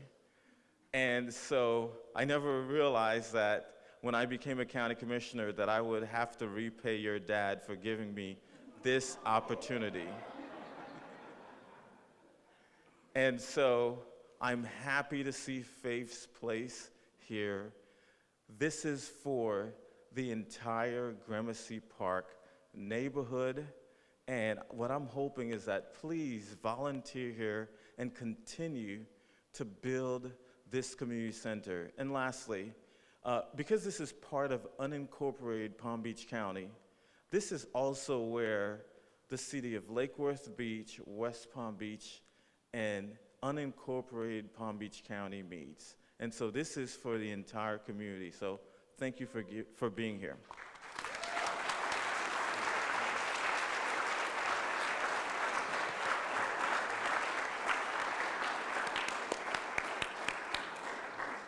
Wonderful words from a wonderful gentleman.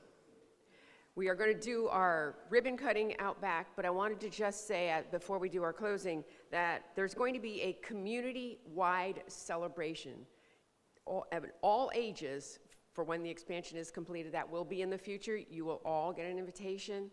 I want our Parks and Rec department, if you're sitting, please stand. If you're standing, please wave. But there's more than just Jennifer in the room here. These folks put their heart and soul into every one of our 110 parks that are in our county. And I just want to say thank you from the bottom of my heart. Because without them, you wouldn't have these recreation areas. You wouldn't be able to be fit. So I just wanted to say thank you to them. So we are going to go ahead, go outside. Thank you all for being here. We've got a ribbon cutting to do.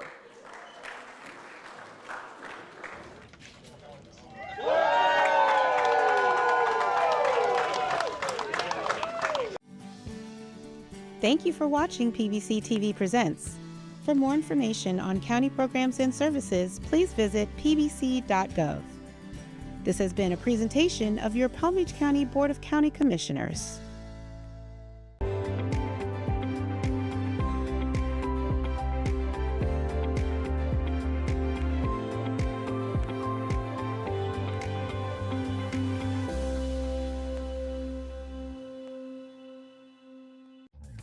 Welcome to Palm Beach County's Community Bulletin Board. Stay tuned to find important information on county services including Palm-Tran routes, road construction and closures, bids for county services, government employment, Crime Stoppers, PBC TV 20 programming, meet your commissioners, events and announcements, and much more.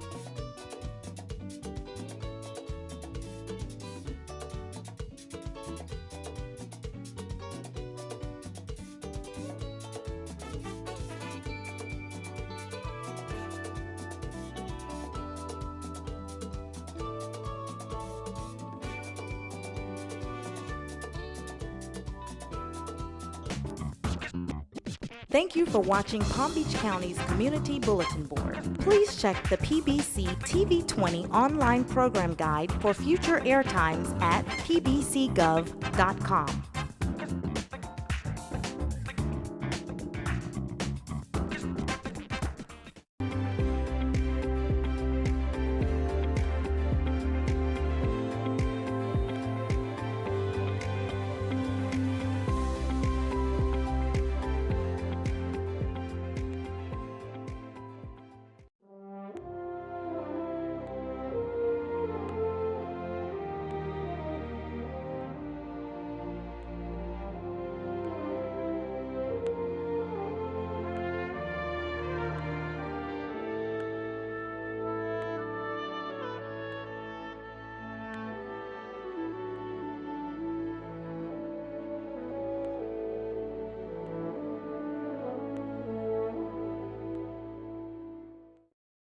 And a lot of it is because of the way some of these jurisdictions are governed, particularly with public safety. You know, you can have the best school system in the world, you could have the best business climate, businesses. If people don't feel safe, then all that stuff fades into the background, and it's like, okay, my family's not safe. I can't do this. I got to do something about it. So we'll see. But in terms of what the federal government's doing, we're going to do what we need to do to help the people of Florida, but I will tell you on the core missions that we're working with them on, such as combating illegal immigration and facilitating the removal of illegal aliens from our communities and from our country, that mission continues, and that mission will continue. And let me just say, this is theater what these guys are doing in Congress, okay? They do this theater all the time. You know, people like Chuck Schumer, I just think every time he comes to the microphone, support for term limits goes up another % or 2. I mean, it's like, come on. You know, why don't we try something different here? But he's scared of his far left flank, and so he's trying to do this. But I anticipate that it will likely probably drag on for a little longer, then eventually just come in for a landing. And I think most people will say, well, why did you guys even do that to begin with? And so we'll see what happens. All right, thanks, everybody. Have a good one.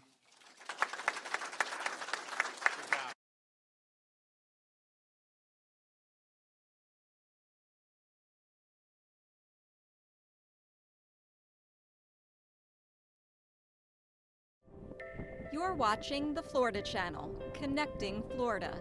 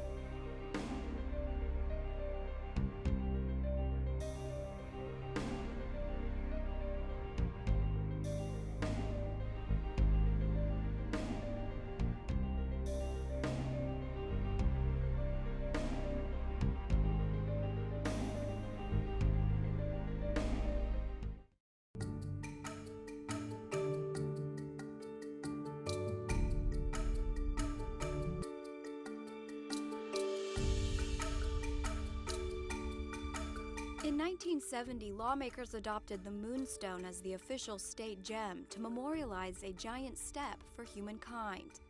United States astronauts Neil Armstrong and Buzz Aldrin landed on the moon on July 20th, 1969, aboard the Apollo 11 spacecraft. Since this and all other astronaut-controlled space flights had been launched from the Kennedy Space Center in Brevard County, the Florida legislature named the Moonstone as the state gem. Ironically, the moonstone, a form of the mineral feldspar, is not found naturally in Florida, nor was it found on the moon. Florida Symbols is a production of WFSU-TV, The Florida Channel, and is based on information from the Florida Department of State and its cultural, historical, and information programs.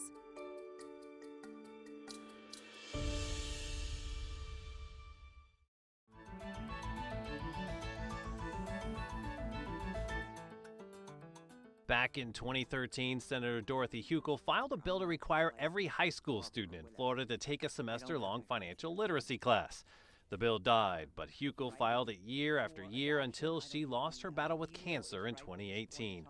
Eventually, the bill made it through in 2022. But we have one angel looking over us who would like us to vote for this bill. So let's do it for Dorothy. And now hundreds of thousands of high schoolers across Florida are learning how to handle money. At Wakulla High School, Rennie Langford took the class last year and said it was her favorite. It helps look into the future a lot.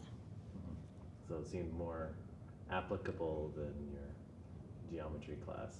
Yeah, I didn't like geometry. Sam Bruce earned some cash waiting tables. I spend a lot of money, and I wanted to be able to save up before I went off to college. And I feel like it's already started to help me save money. Everything I teach in this class is something you have to have the minute you step out of your parents' door and start your own life and move out and leave high school. It's something they can use the day after graduation. Mrs. Skipper is one of the teachers. She used to be a banker. I've done anywhere from mortgage lending to consumer lending. I've underwrote loans for people. I've ran call centers. I've managed branches. I've done a lot when it comes to the financial background. Students say the biggest thing they've learned is budgeting. The class also goes into things like writing checks, investing, and income taxes.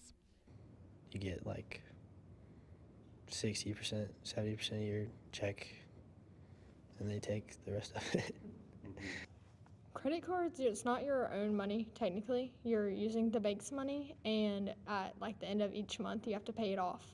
Or if you don't, your credit score goes down. And if you're paying it in full each month, it helps your credit score go back up. It's harder to buy a house when you have bad credit. It's harder to purchase a car when you have bad credit. So having good credit is really important, and using your credit card the wrong ways is run down your credit.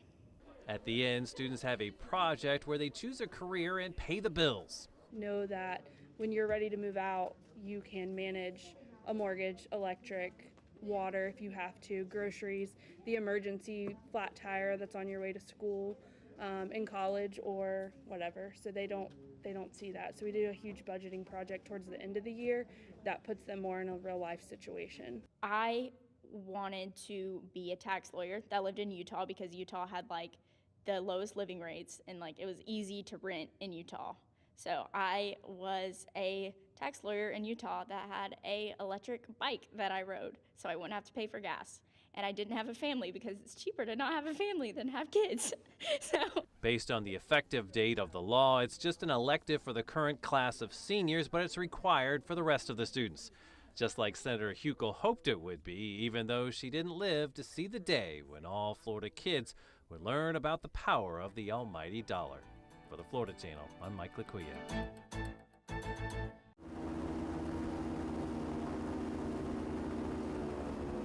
You are watching the Florida Channel, connecting Florida.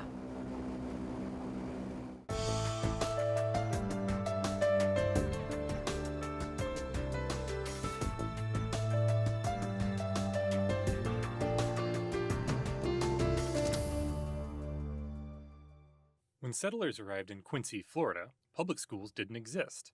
In those days, private institutions educated children for a fee. The Quincy Academy did just that from the 1830s onward, educating boys at the Male Academy and girls at the Female Institute. In 1849, the academy burned down, and the structure you see today was built in 1850. The academy continued to educate the youths of Quincy until 1912, when the building began filling other needs of the town. Since then, it has been a temporary courthouse, a public school, a library, a community gathering place, and it's now operated by a local church as a meeting place and food bank. The Quincy Academy isn't just a Florida historical marker. It's on the National Register of Historic Places, and the author of the nomination form puts it best. Quote, "The Academy has been at the center of community life since the 1850s. It has been in almost continual use and has always been involved, in one form or another, in service to the cultural and community needs of the town." Florida's Historical Markers is a production of WFSU-TV and the Florida Channel. Florida's Historical Markers program recognizes people, places, and events of historical interest and is run by the Department of State's Division of Historical Resources.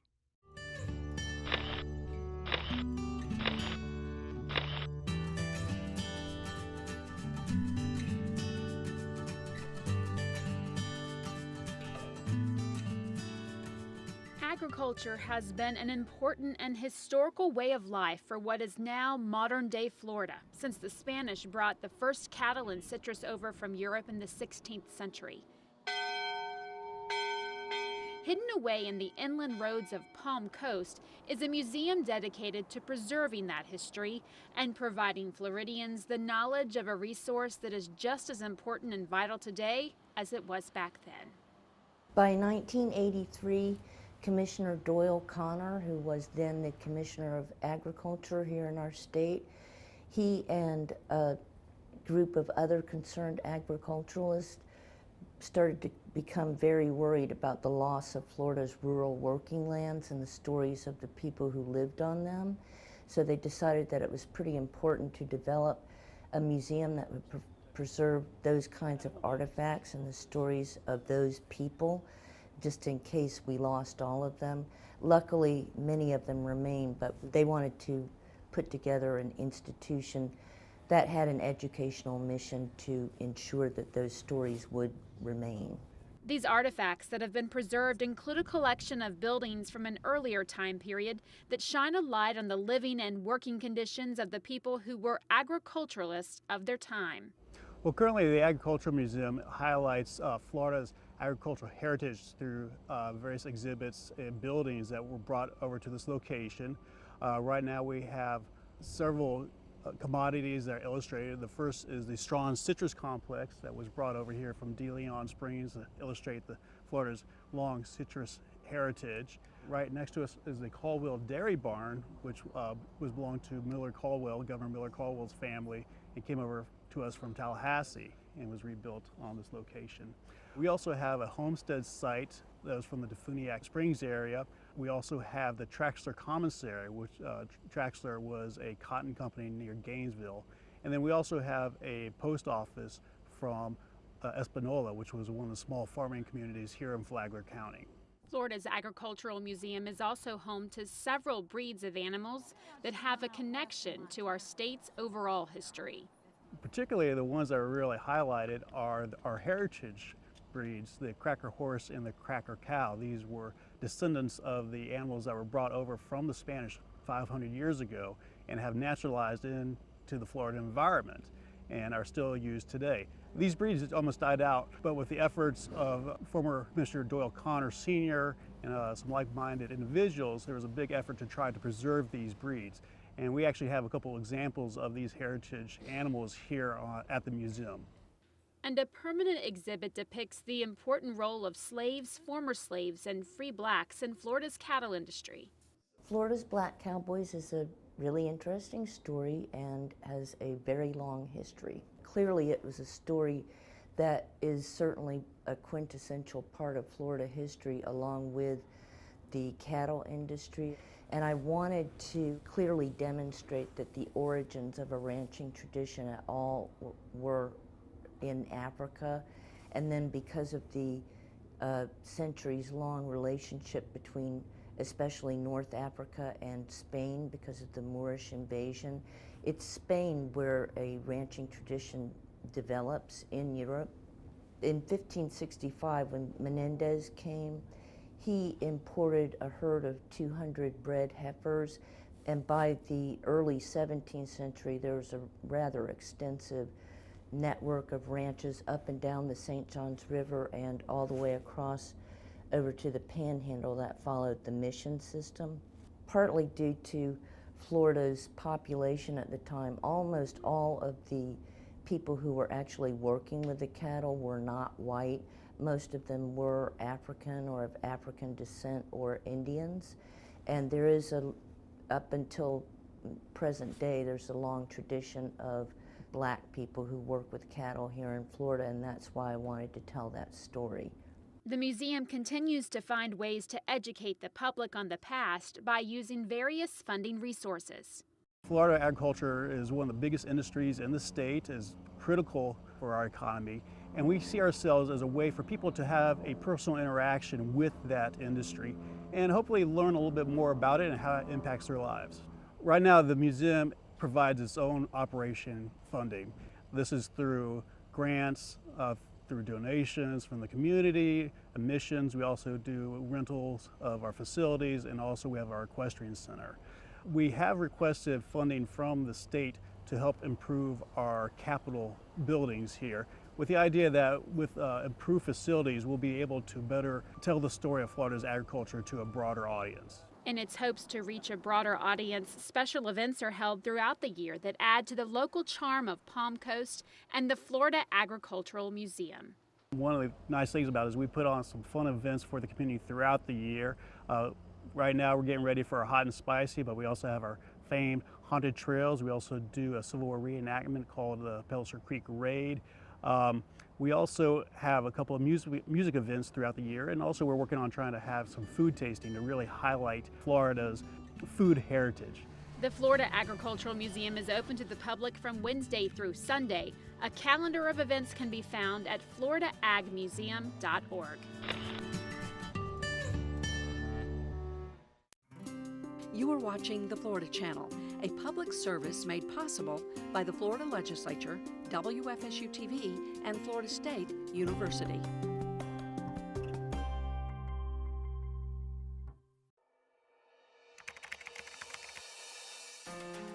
The origin of Florida's Department of Agriculture and Consumer Services can be found in the 1868 state constitution, but the department didn't get its present-day title until 1969 during a reorganization. The department's mission is to safeguard the public and support Florida's agricultural economy. The Commissioner of Agriculture oversees the department and holds one of 4 cabinet positions elected by voters statewide every 4 years. In addition to the inspection and testing of agricultural products, the department promotes the industry. It's also responsible for protecting consumers from unfair and deceptive business practices. The Department of Agriculture and Consumer Services is comprised of numerous divisions, including the Florida Forestry Service, which manages Florida forest land, and the Division of Aquaculture, which helps ensure the public safety of commercial aquaculture, along with shellfish harvesting and processing. For more information about the Department of Agriculture and Consumer Services, you can log on to freshfromflorida.com.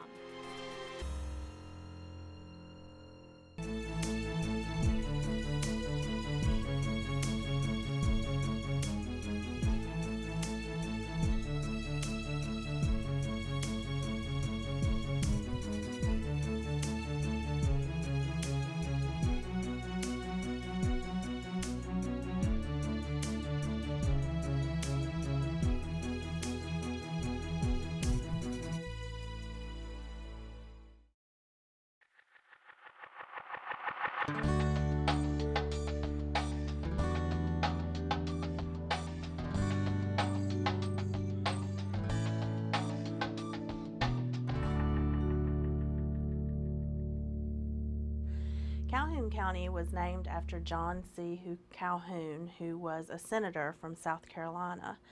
He served with General Andrew Jackson and later was the vice president to Quincy Adams and then Andrew Jackson. He served as Secretary of State, Secretary of War, then ran for vice president and was elected. Later, after the Peggy Eaton affair, which was termed in the media as the Petticoat affair, he and his wife were asked to leave the White House, as was the rest of the cabinet, and they returned to South Carolina. He later was elected to Congress and served in Congress for South Carolina. Interestingly enough, his daughter married Thomas Clemson, and the Calhoun estate began what is now Clemson University.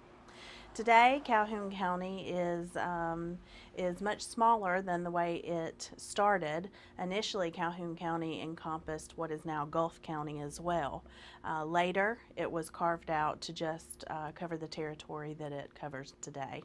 We work well with our neighbors. We're proud to be a part of Northwest Florida. We're very regional in our attempts, and we have lots of good roots here and good county heritage, and we're proud to be from Calhoun County.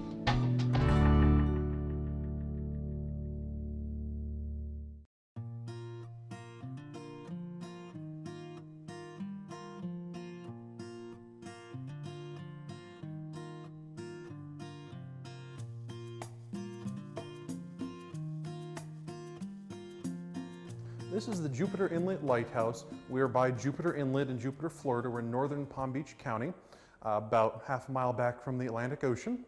Our lighthouse here at Jupiter, in 1852, there was a report from a lighthouse board about how the lighthouse service should be improved.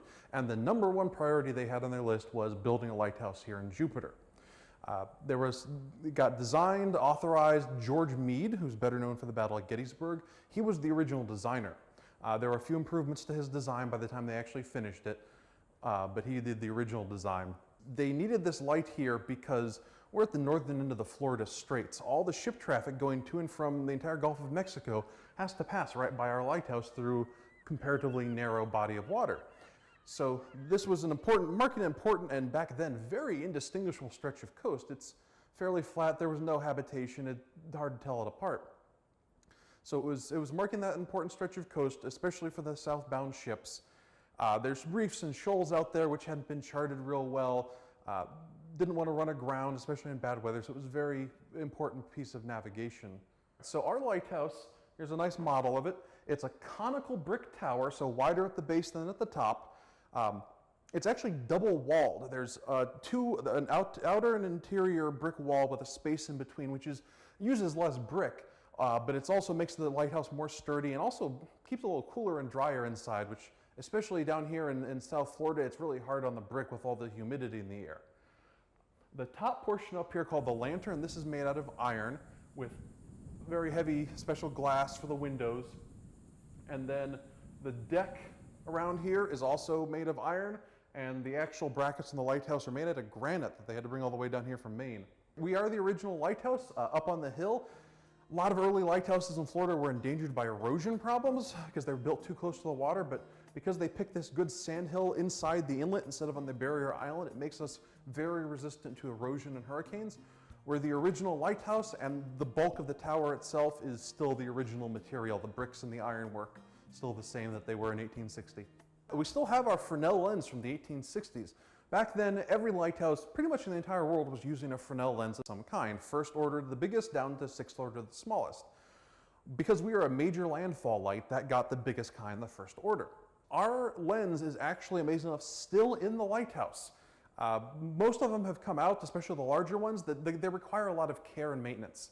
And with lighthouses being automated, care wasn't there, so they came out, and a lot of them are in storage or museum pieces. So we were able to keep it in there. There's only 13 first order lenses in the entire United States still in the tower.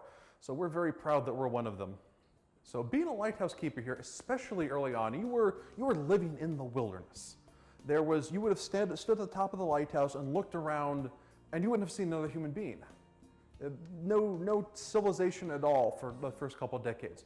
People slowly started settling down here. In the 1890s, Flagler's Railroad got here. Things became easier as waterways improved, as the roads and the railroads, a stable inlet and so forth, and just changing technology drew them a little closer together, that it made it easier to live down here, that you were not quite so isolated anymore by the 20th century.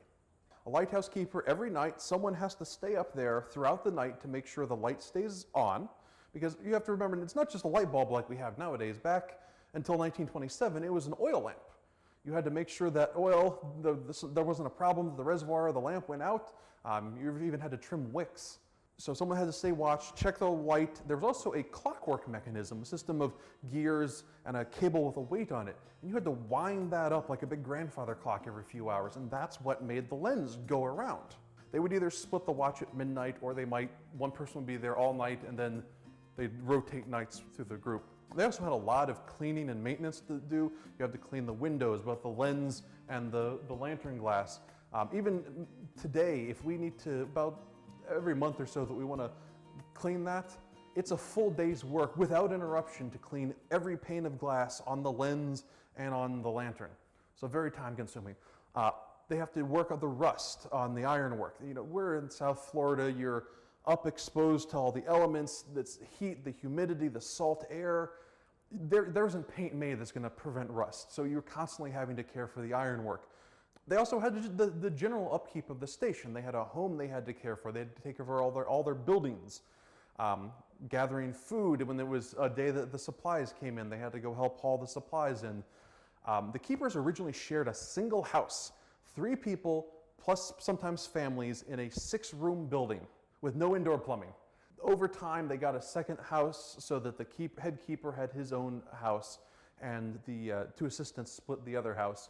And the houses were expanded, improved over time. They eventually got running water. They eventually got electricity. The houses were made bigger. How it works today is the Historical Society has a lease to take care of the lighthouse. It will turn itself on and off every night with what's called a photovoltaic cell. It detects when it gets dark or when the sun comes up. And so it's automated that way. We provide all the regular maintenance, the painting and the cleaning and things like that the Coast Guard no longer has it in their budget to do. Our museum is actually located in the last surviving building from the Navy radio station. It houses our museum, the offices for the Historical Society, and our gift shop. We run tours every day but Monday that include going to the top of the lighthouse. You get to see the great view and see the lens up close, and just during the tour learn a lot of the information about what the lighthouse is and why we're here in our history. A pioneer home, that's the oldest home in Jupiter. We're an archaeological site as well, going back to the people who were living in Florida before the Europeans ever arrived. We found all sorts of wonderful archaeological artifacts from pottery and tools on our site, as well as the historic stuff from the lighthouse era. We've become a wonderful tourist destination for the area. For more information, you can go to our website, www.jupiterlighthouse.org. We open up at 10 o'clock. Tours go throughout the day. Our last tour is at 4 o'clock, and we close up at 5. We're also in a unique situation. First off, we're not just the Lighthouse Museum. We are the local Loxahatchee River Historical Society. So this is the focal point of history in the area, but we're responsible for presenting and preserving the history for all of the Jupiter to Cuesta region. We're part of the National Conservation Land System in the BLM, which is the only one east of the Mississippi. We're also preserved against any kind of future development. We're the Jupiter Inlet Lighthouse Outstanding Natural Area. That requires you to have at least 100 acres of property, a lighthouse, and a natural area. It's not an easy designation to get. We got it passed through Congress in 2008. We're one of only 3 in the entire United States to have that designation. So we're very proud that we're one of them.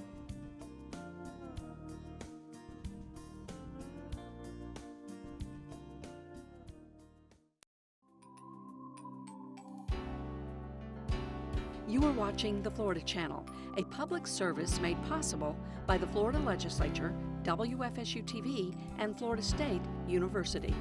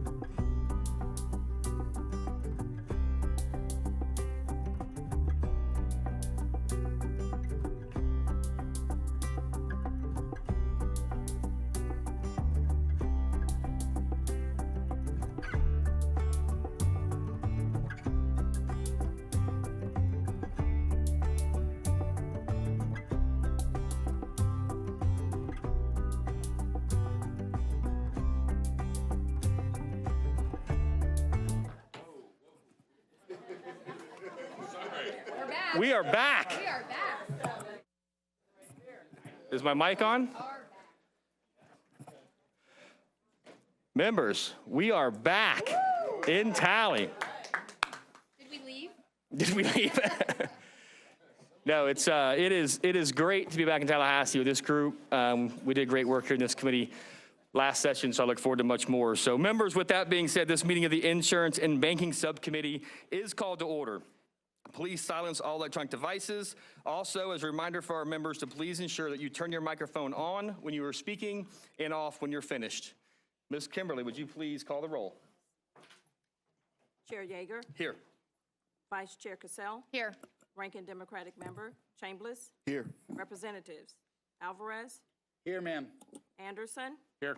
Botana. Here. Boyles. Here. Dunkley. Here. Gonzalez Pittman is excused. Hart. Here. Henson. Here. Jock. Here. Kencart Johnson. Here. Miller. Here. Overdorf. Yes, ma'am. Owens. Here. Valdez. Presente. Woodson. We have a quorum. Thank you, Kimberly. Let the record reflect that a quorum is present. Members, before we begin, I'm pleased to share that we have welcomed new staff members to our team, and I am delighted to introduce them to you today. We were going to do entrances with music, but they did not want to do that, so we will pass it on. We'll just do a simple introduction. So as our new policy chief this year, we have the one and only Daniel Brackett. As our, that's right, you can wave, you can wave. As our attorney, we want to welcome Florencia Miguez. And as our new analyst, the one and only Grace Highsmith. So welcome to the team. We're excited about doing great work, and you guys will be right next to us and beside us as we do that, so thank you very much. And please, members, feel free to introduce yourselves to them when you get a moment, and please reach out to them and contact them for any help with any of your questions or concerns throughout this session. They are true assets and will do great work for us this year, so we're excited to have them. Members and members of the audience, welcome to this meeting of the Insurance and Banking Subcommittee. Committee members, as we reconvene, I want to truly express my appreciation for your continued commitment to the important work that we do here in this committee. You guys did awesome work last year. We're very engaged, and we appreciate that, and we look forward to it being continued this year. Our roles this legislative session remains the same: to develop meaningful and effective policy that holds insurance companies accountable to the consumers they serve, while also fostering a competitive, sustainable, and expanding insurance market. As we know, insurance is a complex issue that affects all Floridians. As we move forward during this session, we will welcome input from all stakeholders involved around the state and country that can bring expertise and information to us to make better informed decisions for all Floridians. So I appreciate that. And for today's meeting, we will have a panel discussion regarding the use of artificial intelligence in the insurance industry. We've invited a panel of members to represent their different segments of the industry to show their expertise. Those panelists are Sean Fisher, Director of Consumer Services within DFS, Gary Sullivan, Senior Director of Emerging Risk, American Property Casualty Insurance Association, Thomas Koval, Board Member, FCCI Insurance Group, Paul Martin, VP of State Affairs, National Association of Mutual Insurance Companies, and Jarrett Catlin, Policy Advisor from TechNet. We did invite Michael Jaworski. Unfortunately, Michael Jaworski, Florida's Insurance Commissioner. Unfortunately, Commissioner Jaworski is under the weather today and will be unable to attend. So we regretfully inform of that, but we look forward to talking to Mr. Jaworski later throughout this session in this committee weeks. We will hear prepared comments from each panelist.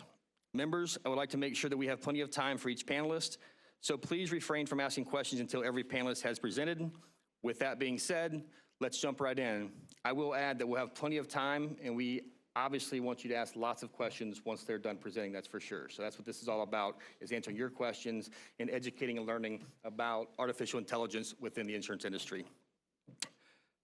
Now let's jump right in. Sean Fisher, Mr. Fisher, you are recognized for your opening remarks.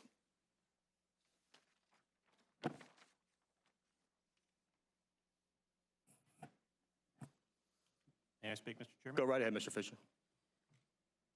Thank you, Mr. Chairman, for allowing me to speak to you and the committee today on the topic of AI. My name is Sean Fisher. I am the Director of the Division of Consumer Services with the Department of Financial Services. A brief explanation of the Division of Consumer Services, and paraphrasing from our statutory responsibilities, our division receives inquiries and complaints from consumers, distributes consumer information, and advocates for consumers by assisting to resolve their insurance concerns, and we report and refer apparent or potential violations of law or rules to the Office of Insurance Regulation or the appropriate division of the department. These services are carried out through a toll-free insurance consumer helpline, a public website, and in-person community outreach programs. In addition, the division provides a free mediation program for residential property and automobile insurance disputes, sinkhole neutral evaluations, and continuing care retirement community disputes. During fiscal year 24-25, the division answered more than 75,000 consumer calls, opened more than 39,000 new service requests or complaints, conducted more than 25,000 mediations, referred more than 3,700 regulatory issues combined to the Office of Insurance Regulation, the Division of Agent and Agency Services, Bureau of Investigations, and the Criminal Investigations Division. Upon receiving a complaint or a dispute from a policyholder, regardless of the insurer's use of AI or by human decisions that led to a denial or a disputed offer amount, the division reviews all the documents we can obtain. This may include the insurance policy, the adjuster's report, and documents from the policyholder such as roofer's estimates, contractor's estimates, a repair shop estimate, or medical provider's billing, so that we can advocate for a fair result for the policyholder that considers moral and ethical perspectives in relation to contractual obligations and adherence to the law. The division developed and uses an AI chatbot called Ask DFS to answer consumer questions on our website, using only information we provide the AI chatbot. The division audits the AI's responses regularly and can quickly adjust information for the questions the chatbot may not be able to answer. The AI chatbot responded to more than 13,000 consumers since October of 24. This is a safe and efficient use of AI to assist our customers. We reviewed our complaint data as far back as 2019 and only found 3 instances that alleged AI delayed or underestimated their claim. Unfortunately, consumers are generally not made aware that AI has been used to underwrite their coverage, deny their claim, or determine the amount of the offer being presented. Therefore, consumers have not brought any AI-related issues to our attention. We really don't know what consumers know or do not know about AI. AI is an evolving technology that we are monitoring, but we don't have enough information on this topic that is more regulatory in nature. And we have not had an opportunity to discuss a position on the pros and cons with CFO Angolia.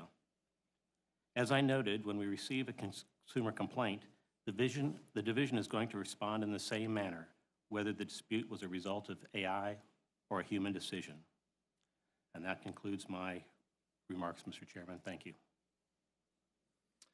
Thank you, Mr. Fisher. Mr. Sullivan, Mr. Koval, and Mr. Martin, if you guys would come and step up to your respective seats up here, you can go ahead and take a seat there, and we'll continue from there. And I also just want to say I totally missed first meeting error recognizing Vice Chair Cassell on our committee and Ranking Member Chambliss. So I appreciate y'all being here back, and I'm excited to work with you again this session. So I apologize for missing you in the beginning. Mr. Sullivan, you're recognized for your opening remarks. Well, thank you, Chairman Yeager, Vice Chair Cassell, Ranking Member Chambliss, representatives. Good afternoon, and thank you for the opportunity to be with you today. I am the Senior Director of Emerging Risks for the American Property Casualty Insurance Association, the leading national trade association representing over 57% of property casualty insurers here in the state of Florida, and about 2/3 of insurance carriers nationwide. We greatly appreciate the relationships that we have developed with the legislators, administrators, and regulators here in the state of Florida. Prior to joining APCIA, I taught cyber risk management at a university, Before entering academia, I enjoyed an extensive career in claims for 2 insurance carriers that are among the top insurers in the U.S., running property claims for my last employer. Part of that role included technology development, vendor oversight, and implementation of a drone inspection program, so some of my experience is relevant to your discussion today. Specific to artificial intelligence, insurance companies have used AI for decades, but the rise of generative AI is a game changer. It's not about improving existing processes, it's about reimagining them. From underwriting and claims to customer service and risk management, AI is helping us work smarter, faster, and more accurately. There's been enormous hype around AI for the last several years. Warren Buffett says that AI could change everything in the world except how we think. The consulting firm McKinsey says that AI will transform every aspect of insurance. But to understand why AI really matters, not just for insurers, but for all companies and society more broadly, I think we need to take a step back and consider the demographic crisis the United States is facing. When I was born, and I politely declined to go into any further details, there were over 4 workers for every retiree. Within a decade, there are projected to be only 2.4 workers per retiree, and this is an important part because the U.S. is a rapidly aging society. Americans 65 and older made up 9% of the population in 1960. Today, that figure is 18%, and it's projected to rise to 23% over the next 3 decades. Additionally, our federal debt has become unsustainable and is only being propped up so long as the United States remains the world's primary reserve currency.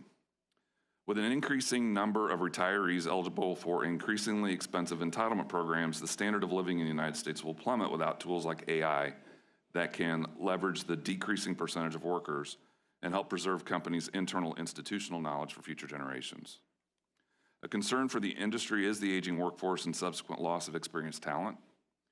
AI helps preserve institutional knowledge as workers retire from the industry and allows that information to be effectively passed down to new workers.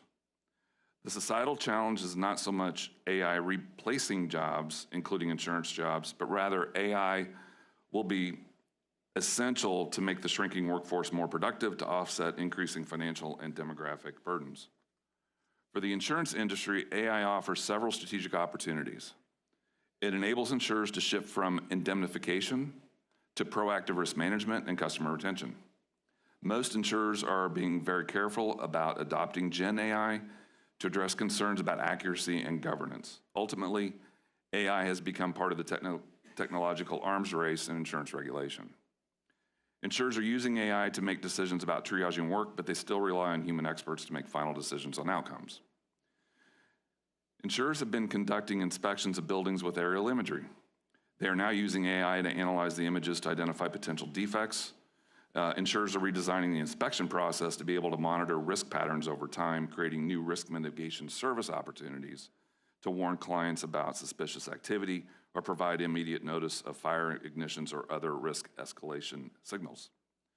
Similarly, cyber insurers are starting to use AI to probe vulnerabilities of their customers to identify emerging cyber attacks and then helping those customers strengthen their defenses. Insurers are using AI to support agents and brokers through increasing efficiencies in the application process. AI development includes some challenges. Public fear of AI is driving regulatory scrutiny. We have witnessed shifting federal approaches to AI, plus various state-level legislation efforts surging. Unique to us as a heavily regulated industry include additional concerns such as regulatory overreach and litigation risk for ourselves and our customers. State insurance regulators have laid out a comprehensive set of guidance in the form of the National Association of Insurance Commissioners AI Model Bulletin. That guidance is being widely adopted by the states and has become the de facto national standard for the insurance industry. Also, international insurance regulators have focused more on potential harms than on potential consumer benefits. We want to promote the balance of state insurance regulatory standards that reflect the unique realities of the business of insurance to allow the development of AI to benefit consumers and the need to protect solvency as well as prevent abuse of consumer practices. Despite these hurdles, AI is essential. Our workforce is aging and our economy is strained. AI helps preserve institutional knowledge and boost productivity, critical as we face demographic and fiscal headwinds. The uptake of Gen AI among the overall public is moving much faster than that of the internet or the personal computer. and that's building comfort and understanding overall. But as we, as an industry, need to continue experimenting to learn through application and do so in ways that build trust with regulators and our customers. APCIA is committed to supporting innovation as we continue working with policymakers to ensure AI regulation reflects the unique nature of the insurance business model and is consistent with our existing and long-standing legal framework. Ultimately, AI isn't just a tool, it's part of the technological arms race shaping the future of insurance. To stay competitive, we must embrace it, regulate it wisely, and use it to deliver real value to our customers. Again, my thanks to the members of the subcommittee for convening this panel to provide our perspective and insights, and I look forward to your questions. Thank you, Mr. Sullivan. Mr. Koval, you're recognized for opening remarks. Thank you, Mr. Chairman, Vice Chair, members of the committee. Happy to be here today. I am with FCCI Insurance Group, but I'm here today representing Florida Insurance Council, for who I've represented for quite some time now. So my comments will be more general in terms of the industry as a whole. Mr. Sullivan has laid a great historical background for discussions today. So I'd like to talk also about just a little bit about my background. I'm a lawyer. I was a partner in a insurance defense law firm in Vero Beach for about 20 years, and I moved into general counsel for FCCI Insurance Group. Did that for about 22 years, and then I transitioned onto the board, which I do right now. We write in 22 states. We write surety in 48 states, and we just started a new excess and surplus lines company. So we're pretty broad across the commercial lines in many, many states. And so that's kind of where my background, where I sort of learned this stuff, hopefully learned it well enough. But to follow up on Mr. Sullivan, the industry has, in fact, because they have to, embrace that AI is here, recognizing that it has benefits to the industry as well as the consumer, some of which we'll talk more, I'm sure, during this panel discussion. And but at the same time, because it's newness and it moves fast, development in AI has moved real fast.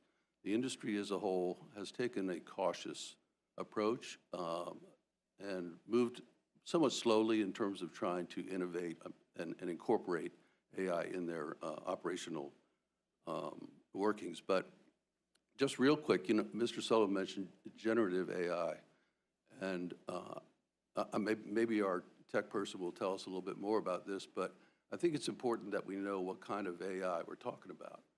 If you say AI, everybody thinks it's the same thing.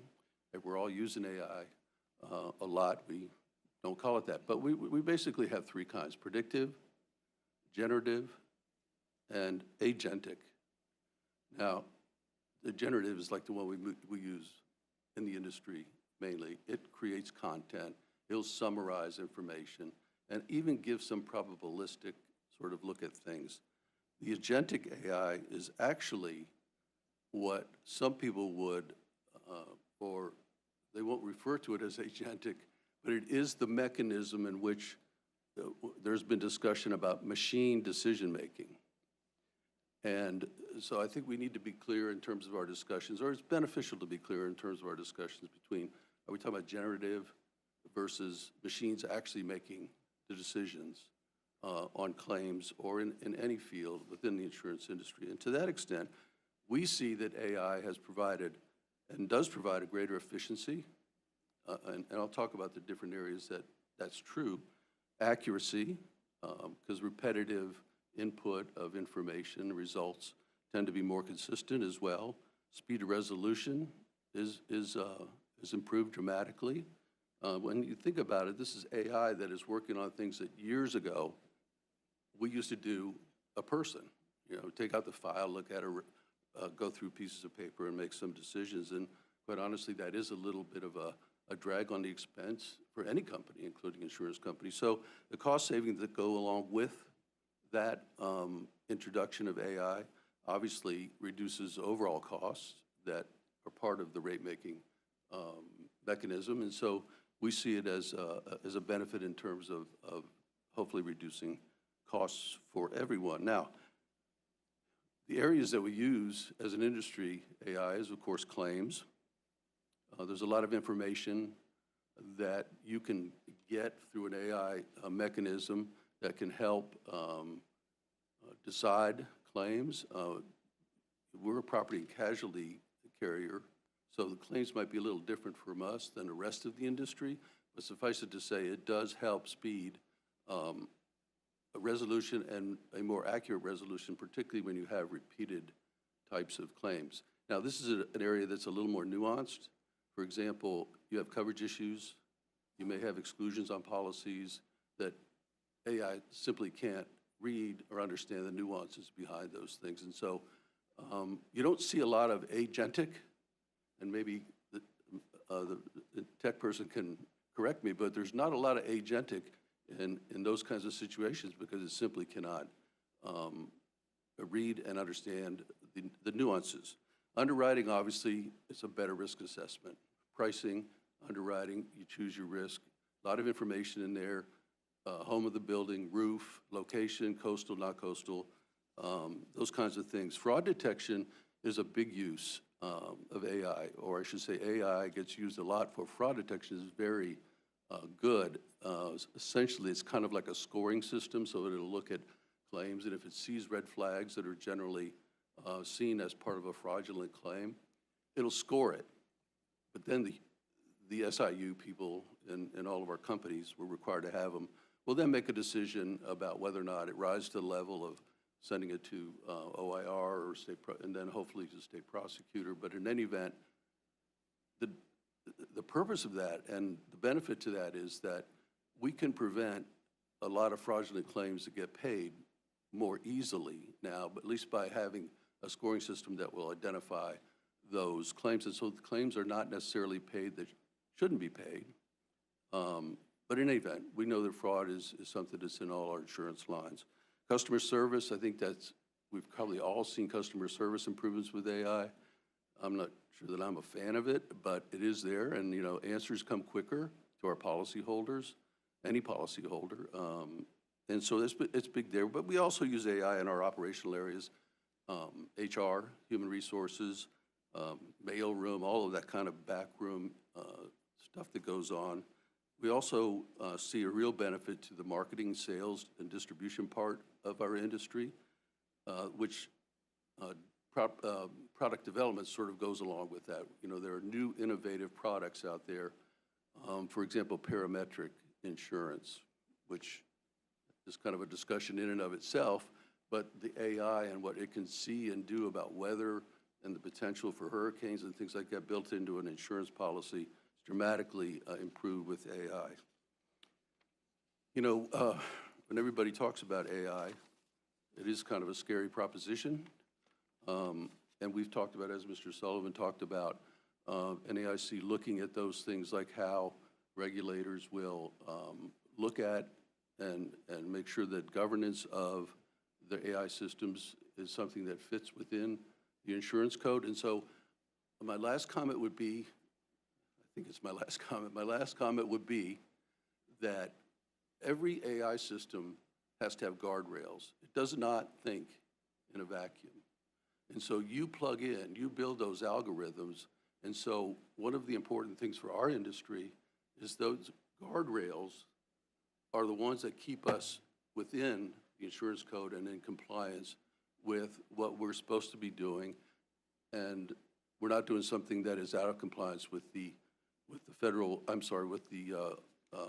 insurance code or regulations that we live with every day. And so I think it's an important thing to know that there is a lot that the insurance industry has to build into its systems for compliance purposes.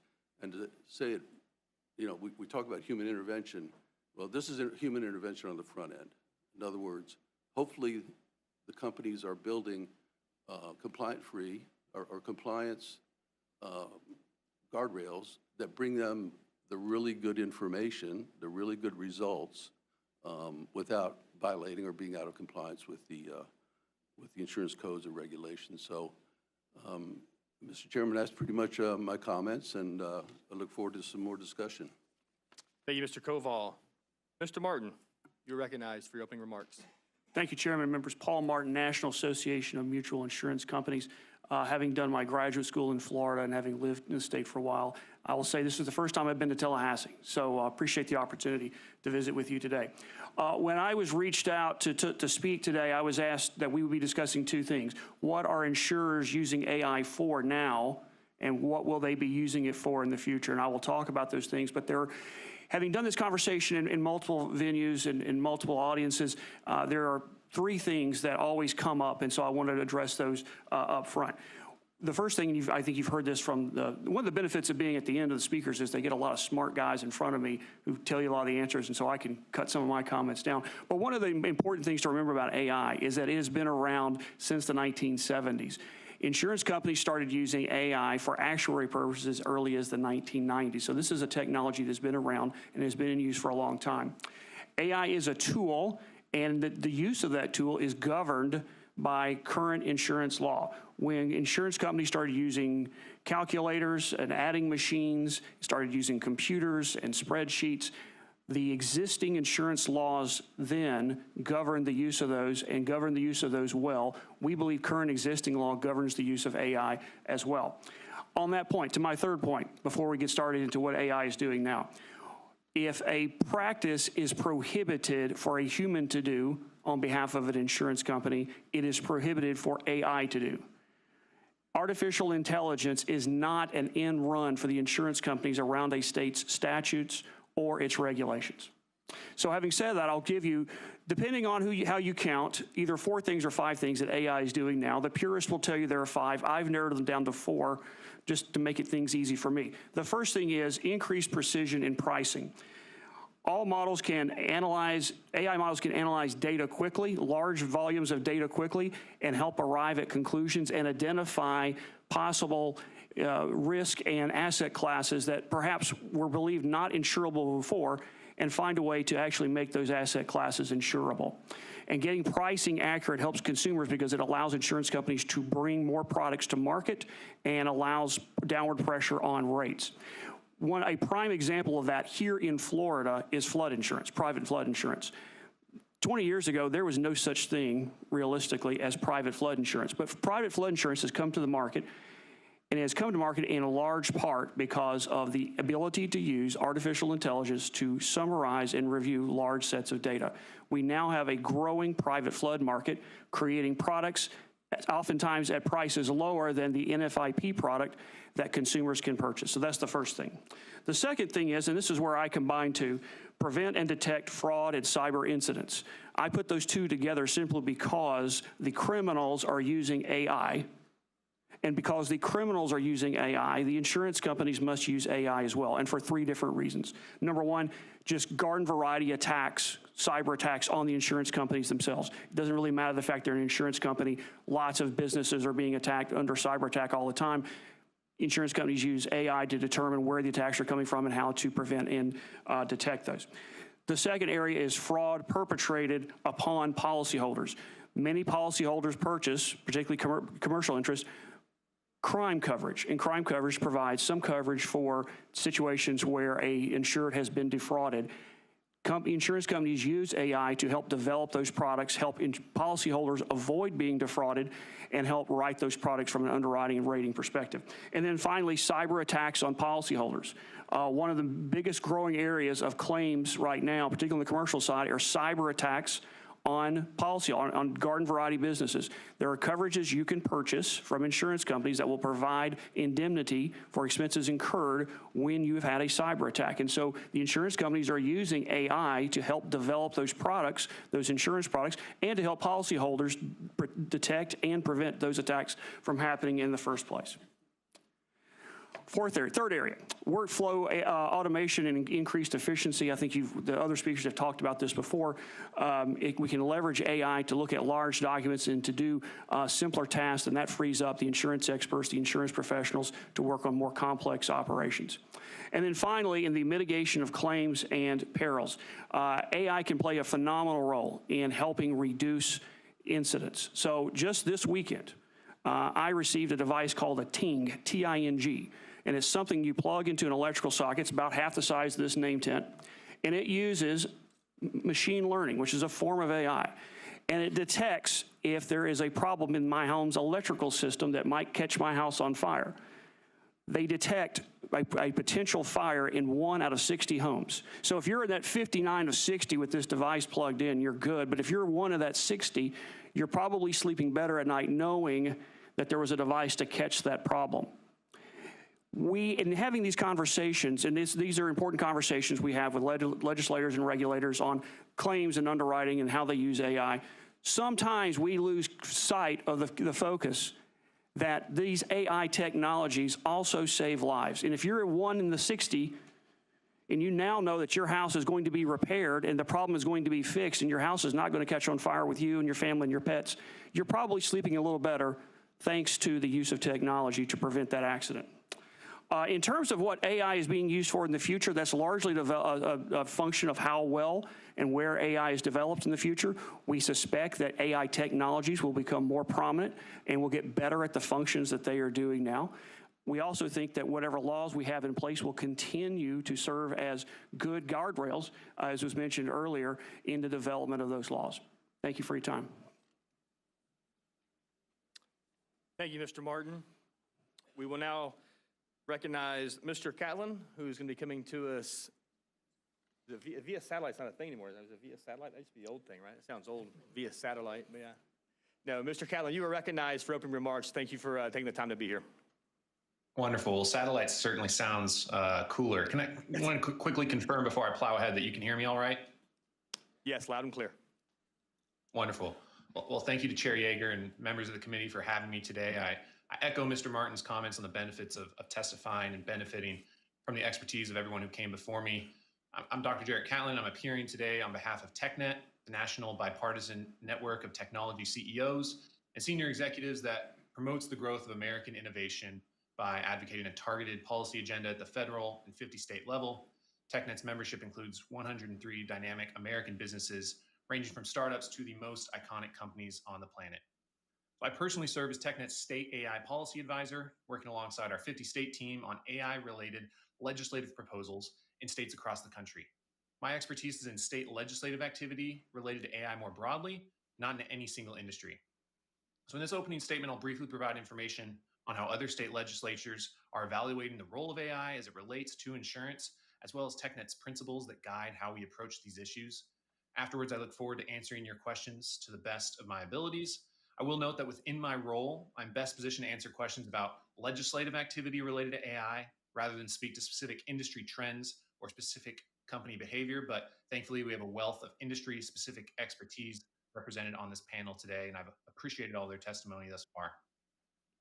So while AI has captured the public attention in the last 3 years since the launch of ChatGPT, it is important to begin any conversation about AI by recognizing that the technology has existed and evolved in various forms for decades. The term was coined in the 50s. As Mr. Martin said, it's been used for decades, and the capabilities of AI systems and products have advanced alongside computing power, larger and larger data sets, and breakthroughs in algorithmic performance. This ongoing process of improvement and innovation includes the developments of fields like machine learning, the use of big data, fields that were once considered cutting-edge AI applications that are now commonly used in businesses. So while recent breakthroughs in the use of generative AI and large language models have led to new opportunities and risks, the questions of how to appropriately use advanced algorithms and large data sets is not a novel issue. This is something that many industries, including the insurance industry, have been grappling with for decades. So as a result, one of TechNet's core principles we use when engaging on new AI policy proposals is to first ask whether or not a new AI-specific law is needed or addressing a problem specific to things like generative AI. Sometimes they are, but many times existing laws related to consumer protections or prohibiting discrimination or things like that are sufficient, regardless of the underlying technology in question. Now we'll turn to the two most common types of legislation recently observed in state houses across the country that directly focus on the relationship between AI and insurance. So one category of bills includes comprehensive AI bills that create requirements for a number of sectors, sometimes deemed high-risk sectors, which typically include insurance alongside other sectors like housing or education. So the most prominent example of this type of bill is Colorado's AI Act, which was signed in 2024 and remains the most prominent comprehensive AI bill signed into law. The bill's implementation date was recently postponed until June of 2026 amid ongoing debate and concern about the bill's costs and obligations. Now, another more directly related and narrow category would be bills that specifically focus on the use of AI within insurance determinations. Far and away, these types of state proposals tend to be focused almost exclusively on the healthcare industry. Examples include states like California, Maryland, or Nebraska that, as part of broader healthcare legislation, have passed laws clarifying the degree to which AI can or cannot be used in approving or denying care. Every state's bill has its own nuances, but broadly speaking, the most common element to these proposals is defining the appropriate use of AI for denying or approving treatments or coverage. It is also important to note that some of these policies can also provide clear affirmations of how AI can be used. For example, there's a Texas law that made it clear that health practitioners can use AI tools for diagnoses, so long as it complies with their license responsibilities and is overseen directly by a human. So the topic of AI insurance has appeared within other topics such as privacy or AI disclosure laws, but in general, those two categories of comprehensive laws or insurance-specific proposals are the most common. So lastly, before I close, I want to share several of TechNet's policy principles most relevant to this issue, which inform our advocacy and can also be publicly found on our website. First, as I mentioned before, we always encourage lawmakers to leverage existing authorities under state law that already provide substantial protections related to things like discrimination and civil rights protections, or the long list of requirements that insurance companies must already comply with in a state like Florida. We encourage you to only introduce new authorities specific to artificial intelligence when there's a clear AI-specific risk. Second, we encourage lawmakers to avoid new policies or regulations that are duplicative or conflict with other laws. To the extent possible, rely on established national or multi-state standards and frameworks to guide policy discussions to ensure interoperability and avoid a patchwork of inconsistent rules. And lastly, we encourage lawmakers to avoid blanket prohibitions on the use of artificial intelligence and instead reserve any requirements on automated decision tools for high-risk uses where adverse decisions are based solely on automated tools. Now, as I close, I want to highlight that Katie Kelly, TechNet's executive director for Florida and the Southeast region, is based in Tallahassee. So if anyone has any questions, either now or in the future, I'm happy and able to look forward to your questions on this panel, and both she and I can serve as a resource in the future. Thank you all for your time. I look forward to your questions.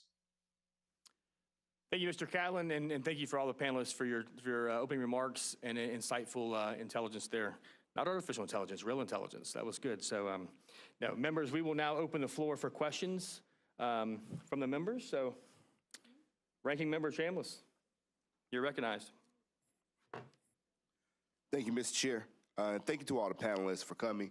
I really appreciate your feedback and you guys talking to us, as this is a topic that we're still learning a lot about. So the ability to ask questions is very helpful. My first question, if I could have a series, Chair, my first question would be it's not directed to anyone except for who might just be better able to answer it. With the different types of insurance, like we're talking about medical insurance, a lot of times up here we talk about property insurance, there's life insurance. Is there a differentiation between how much AI is used within each industry? Does property insurance currently use AI more than, for example, medical insurance? And if there is a differentiation, to what extent? You want to take a shot at that? I'll take a shot, Mr. Chairman. Mr. Koval, you're recognized. Thank you. Great question. Our research, what we do, what we look at, and what we understand, and someone may had obviously some AI in insurance generally is going to look at the same things, no matter the line. For example, property insurance versus a malpractice insurance, right? You're going to look at some loss history in that. You're going to look at, for example, in property, locations, house. You're probably going to look at the same thing if you're writing a med-mal policy as to the provider, maybe loss history with that particular person. And of course, as to pricing, the factors are going to be different, but AI would work the same way. And just plugging in those factors for that line versus the other line. So I think it's across all lines. It's just a matter of what factors are determined to be important, just like actuaries, you know, they make assumptions about things too, and I think the reality is that the mechanism would be the same. At least that's the way I understand it. Any other panelists? Go right ahead. Ranking Member Chambliss, don't disagree with any of that. I would add maybe one slight tweak to it. Each company is going to use AI differently across lines. Where we do see a difference is if you are a larger insurer, you are probably more apt to use AI than a smaller insurer. Now, having said that, one of the benefits of AI for those smaller insurers is that it allows them to effectively punch above their weight. Because if they don't have as many internal experts or resources, through AI, they can actually compete better with larger companies than they would without it. Any other panelists? All right. Rep. Woodson, you're recognized. Thank you, Mr. Chair. And thank you to every single one of you for taking the time to come in and present to us on such an important subject. I know AI been around since the 90s, you're saying, in the insurance industries. And one issue that is extremely important to me is the high rise of premiums. So do you foresee the integration of AI technology to affect insurance premiums? That's the question that I have for you.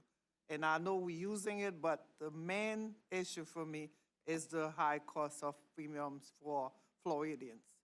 So how do you foresee that, you know, the AI technology to affect premium prices? Go right ahead. I'll give it a try too, Mr. Chairman. I think one of the things that we see that AI, when used properly, drives is efficiencies and speed. So you would probably have a reduction in costs as it relates to that general expense that insurers use and book for handling claims, paying claims, things like that. So a lot of us believe that a speed to resolution on a claim will save money in the long run. You know, if we use AI to more efficiently handle a claim, it may not displace adjuster, may not displace workforce, but it probably means sometimes one person can do something instead of two.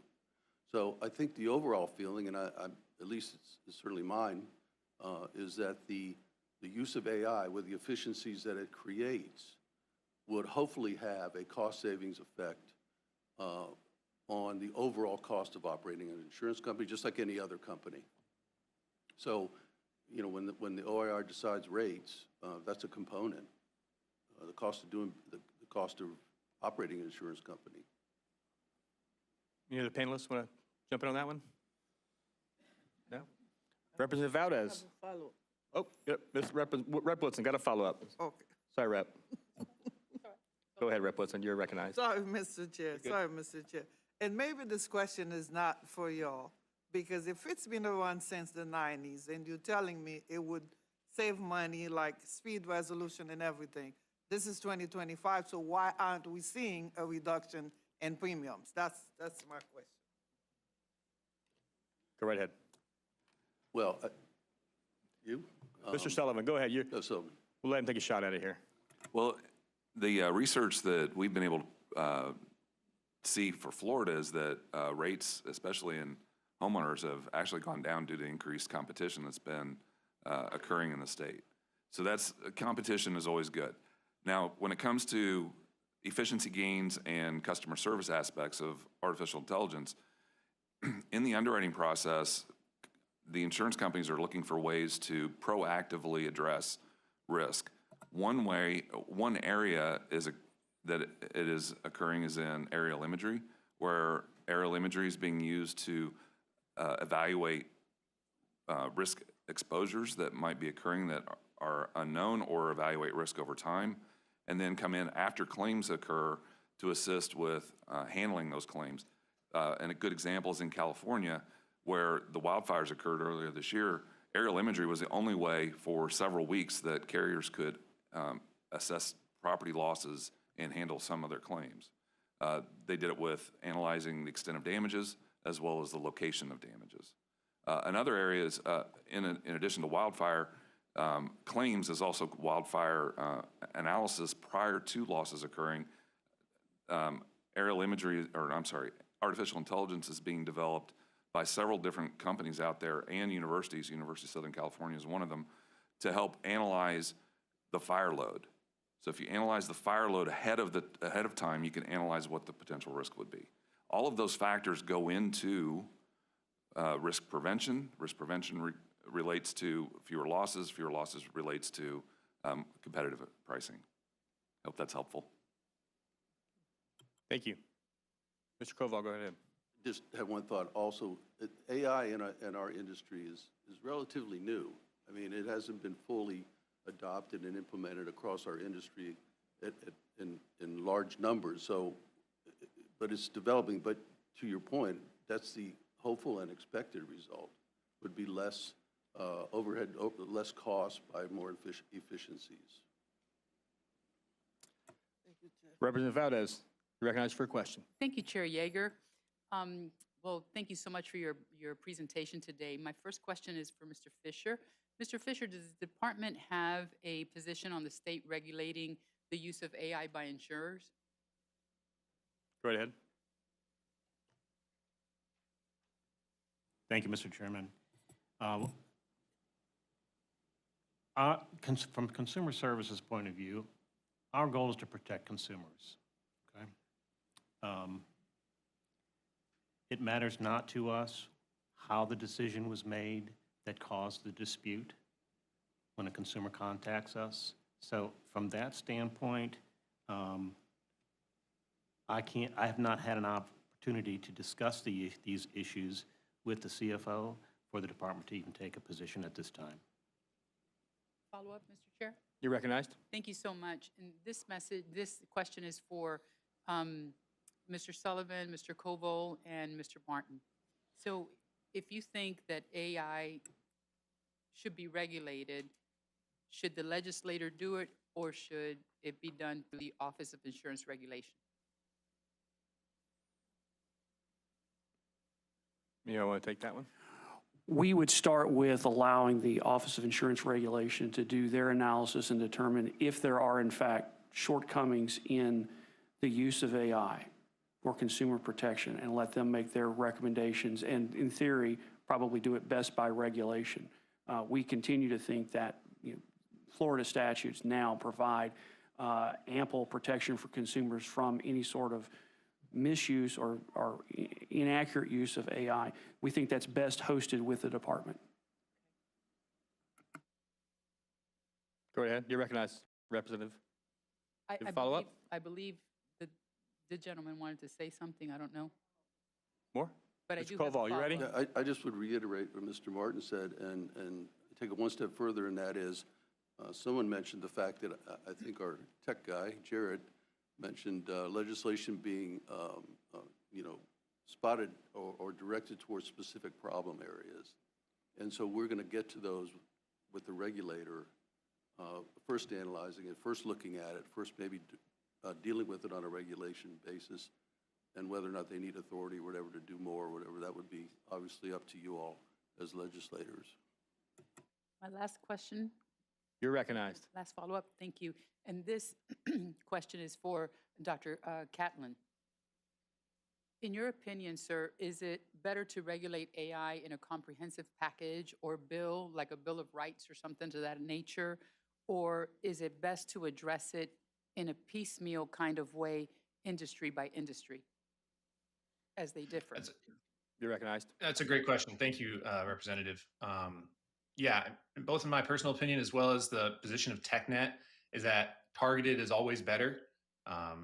There have been efforts to regulate on a comprehensive manner. And like I said, Colorado signed that into law. You can speak to any Colorado legislator. It has been an ongoing, recurring challenge and issue to figure out how to square the circle and fit those different rules and regulations across all those different industries. And even within insurance, I know I was speaking with some of the members of the panel earlier before this hearing, even just across different insurers, the differences in how claims are processed, the differences in terminology can make it very challenging. So as a general principle and approach, we always recommend focusing not just industry specific, but also to be very specific and targeted on the types of harms, AI specific harms that you are pursuing, rather than a comprehensive approach, so that you can be tailored and targeted in your response. Thank you, panelists, and thank you, Mr. Chair.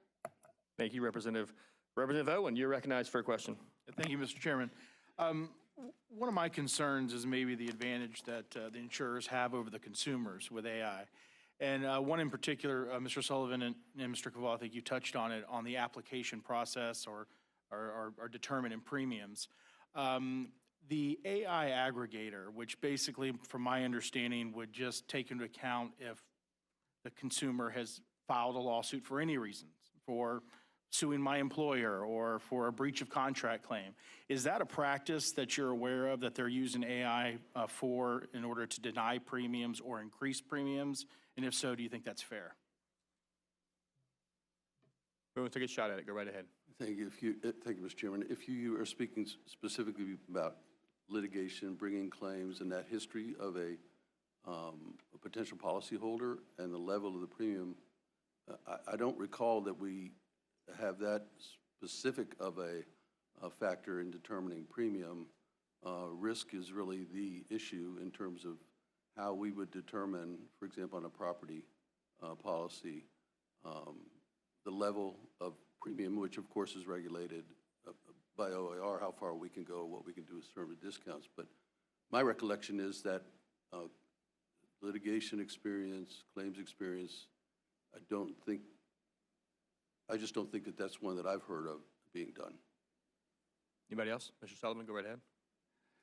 Sure. I'm not aware of that being a factor as part of the underwriting process, but what carriers are able to do with AI is analyze trends in certain industries. So they can analyze, say, for the situation going on in commercial auto generally, there's been a rise in claim activity there. So those are the types of uses currently that we're aware of for AI on pricing. Mr. Chair, may I real quick? Mr. Chair, follow up real quick. Go right ahead. So, and I just want to be clear, so you're not aware of any type of processes where insurers will use a third party and buy that data in order to use that to determine any type of premiums or whether or not they're denied? Because on an application, you check yes or no if you've ever made a claim. My understanding is that there's a practice out there that basically states that they purchase this data from third parties and use that in making their determination. You're not aware of anything like that? Mr. Koval? No, I'm not. No. Anybody else? Good. Representative Hart, you're recognized for a question. Thank you, Mr. Chair. Thank you all for the presentations. I have a couple of questions. The first one is, I heard somebody say that the AI system need guardrails. What type of guardrails would you be speaking of that you think it needs to have? Mr. Koval, go right ahead. Guardrails, like the word for this subject matter, guardrails, but the guardrails that we see that would be in place, and they're what are created in terms of, or put into the algorithm, the information that you will feed to the machine, the AI, to determine what, or to give you information relative to the risk or whatever. But basically the guardrails that we see is what we do, and I think Mr. Martin made that comment, that we've been doing even before AI, and that is acting in compliance with the insurance code in Florida.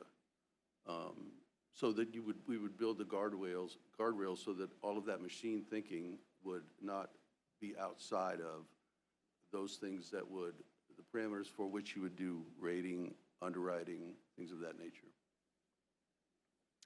Follow up, you good? I'll take a stab. I think I also mentioned the term guardrails. What we would say is, and what I believe what I said in my comments was, is that existing law and regulations are sufficient guardrails. To the extent that the legislature believes that something else is needed, we would encourage the department to do its analysis and make a recommendation to you and probably take regulatory action instead. but be specific about whatever deficiencies that are noted rather than simply saying we're going to pass a law because people are concerned about AI. Because the challenge you always have, and I'll say this at the 60,000 foot level, and it goes beyond AI. The challenge every state has is attracting more capital into the marketplace. And this legislature has done a remarkable job over the last few years of changing the landscape, and we're starting to see capital come back into the marketplace. We're starting to see premiums come down. We're starting to see new insurance companies come into the state to do business. What derails that capital attraction from time to time is a number of things, including putting limitations on the ability to use technology that increase efficiencies, allow companies to find the right price point and bring products to market. So any sort of talk about what sort of regulations, what sort of laws we need to do, we need to be really precise and make sure that we are addressing what is truly a concern before we go take any further steps. And that, I would give that guidance to any state, not just to the Florida legislature. You recognized for a follow-up? Thank you, Mr. Chair. The other question I had, and I think I mentioned this to you before the meeting, possibly, do you all believe that consumers should have the right to know when their claims are being denied, if that claim has strictly been denied through AI, or it was denied by an individual and then put into AI, and what transpired between the two? Yeah, Mr. Sullivan, go right ahead. Well, we're not aware of any carriers that are using AI specifically to deny a claim, and that's the sole decider. There are some circumstances where AI could be developed to assist in the claims process to adjudicate claims that are clearly not covered. And one of the best examples I can come up with is when a policy does not have flood insurance. And a flood insurance denial letter is needed in order for the consumer to obtain FEMA assistance. And having gone through that process with a previous employer, you're talking about thousands of claims that have to be processed in this manner where there is no particular coverage available. It's possible that AI could be developed to assist with that process for insurance carriers. That's one example. I can tell you when, as previous comments have been made, if there is a decision that needs to be made in which thought and analysis is needed, a human interaction is going to take place. Good. Can I ask one more? Go right ahead, Representative Hart. I appreciate that, Mr. Chair.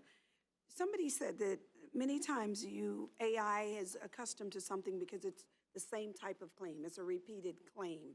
So you basically are going to get the same answer. But if one thing was off from that claim that is usual, then what would happen, do you think? Do you think then that AI would still come back with the same answer, or that one piece of information that you input is going to completely change the outcome? Because that's, go right ahead. if you understand. Mr. Koval? Mr. Chairman. Well, I guess it would depend on the information and how it relates to the policy, but, and how important it is to determining the risk exposure. But I'm not sure that just changing one factor would really, if that's what you're talking about, just changing one factor drive a different result. Or alternatively, that result would then be resolved or any question or conflict by an adjuster or a person in underwriting. Vice Chair Cassell, you're recognized.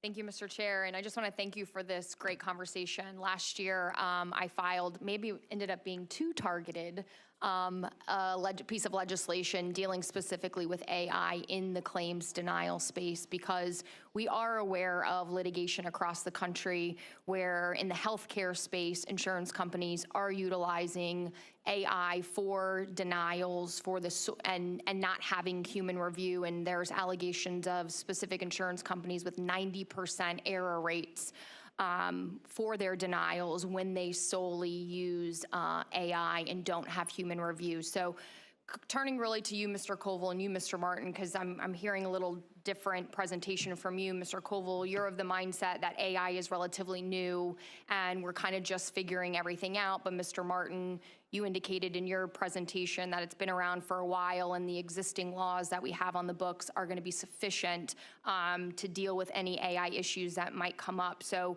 walk me through why you, Mr. Koval, think we're in the emerging stages of the technology. Mr. Martin, why you think it's been around forever in the existing laws, and then specifically what law in Florida is on the books that's going to tell an insurance company that AI cannot be the sole basis for the determination of a denial of a claim, whether it's health insurance, property, et cetera.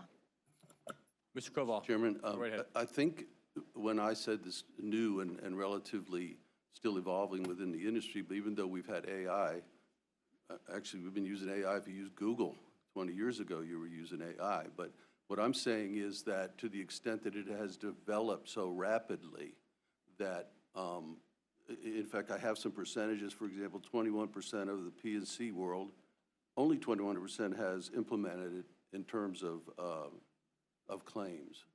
Another one, 17% for IT, underwriting 17% of the industry. So I think what's driving it, and others may have a different view of that we have had AI around for a long time, but now it's just developed to the point that it is so exquisite, and we want to be careful and work with our IT people to make sure that it's being done in the right way. So it's just not like we're going to turn everything on to Google and ask them, should we pay this claim? Anyway, that's my view on what I meant, actually. Mr. Martin, go right ahead.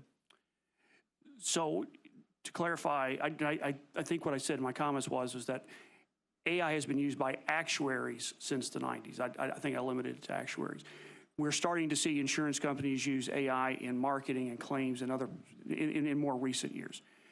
You asked about what specific Florida law. We are of the mindset that any decision made or any action taken by an insurance company, be it by a person, a human, an AI platform, whatever, all of that is governed by Florida law under, just off the top of my head, Section 624 of the Florida statutes. That claims laws apply irrespective of the source of the wrong decision, the bad decision. If it's an AI platform that makes a mistake, if it's a human that makes a mistake, that the same law applies. And so as part of this, as part of the message, I think it's important to remember that while we don't say that AI is infallible, that's certainly not true, we do know that humans are error prone. So we want to apply the same standard irrespective, because at the end of the day, who is responsible if there is a mistake in claims handling process? If it's an AI platform, it's a human platform, the insurance company is always responsible. And we think that is the consistent piece here. Thank you. Follow-up, Vice Chair? Thank you, Mr. Chair. To the extent, and if you're available to answer, anyone on the panel can answer, to the extent that we're starting to see an increase in AI use in the claims review, claims denial process, what assurances are there that the information that is being gathered by the AI is then kept within the normal course and scope of the business practice of the insurance company contained within a claim file? So I'm imagining, I'm a property insurance attorney, been specializing in it for over 16 years.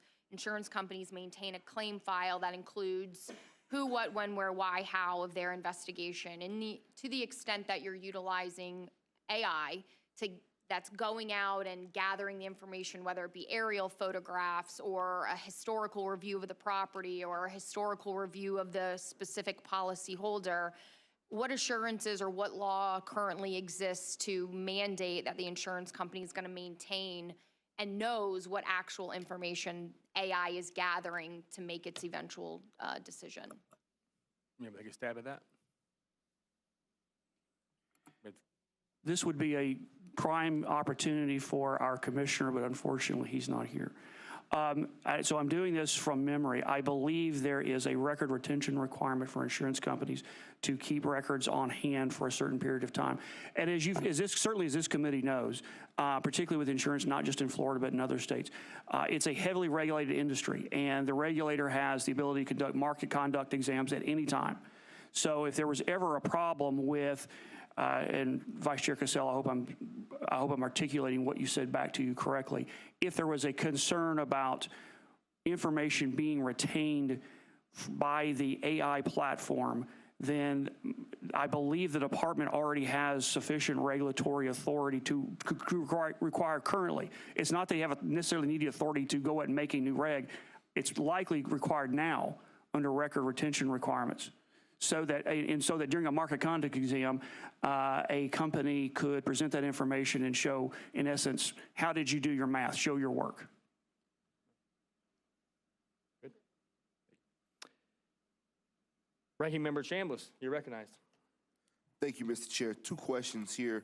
I know we talked about a lot about whether or not consumers know if AI is used in the process, and you've mentioned that it's well used for a number of years. Are there any states that actually provide a disclaimer to their customers to let them know about the extent in which AI has been used in the process?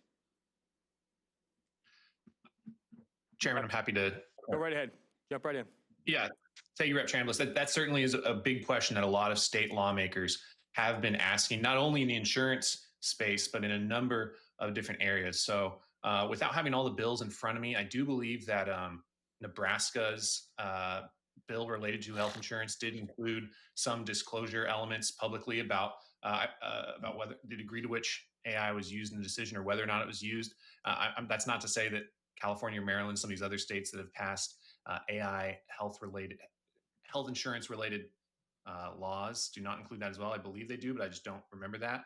But speaking more broadly, this question of disclosure of when you are and aren't engaging with AI is something that is top of mind for a lot of lawmakers. This is something that Utah passed a pretty broad bill on a number of different sectors, saying that if you're engaging with a chatbot, an AI chatbot in these different sectors or chatbots that use personal or sensitive information, these types of things, that does have to disclose it. And there's other sector-specific decisions. I do know in California there's also a law related to health decisions that if AI was used in part, that in the communications process, that would be disclosed, and that they would also include a human that you could reach out to for follow-up. So without having a ton of knowledge on broadly, insurance, how different states have done that at the insurance level, that has been a topic of conversation.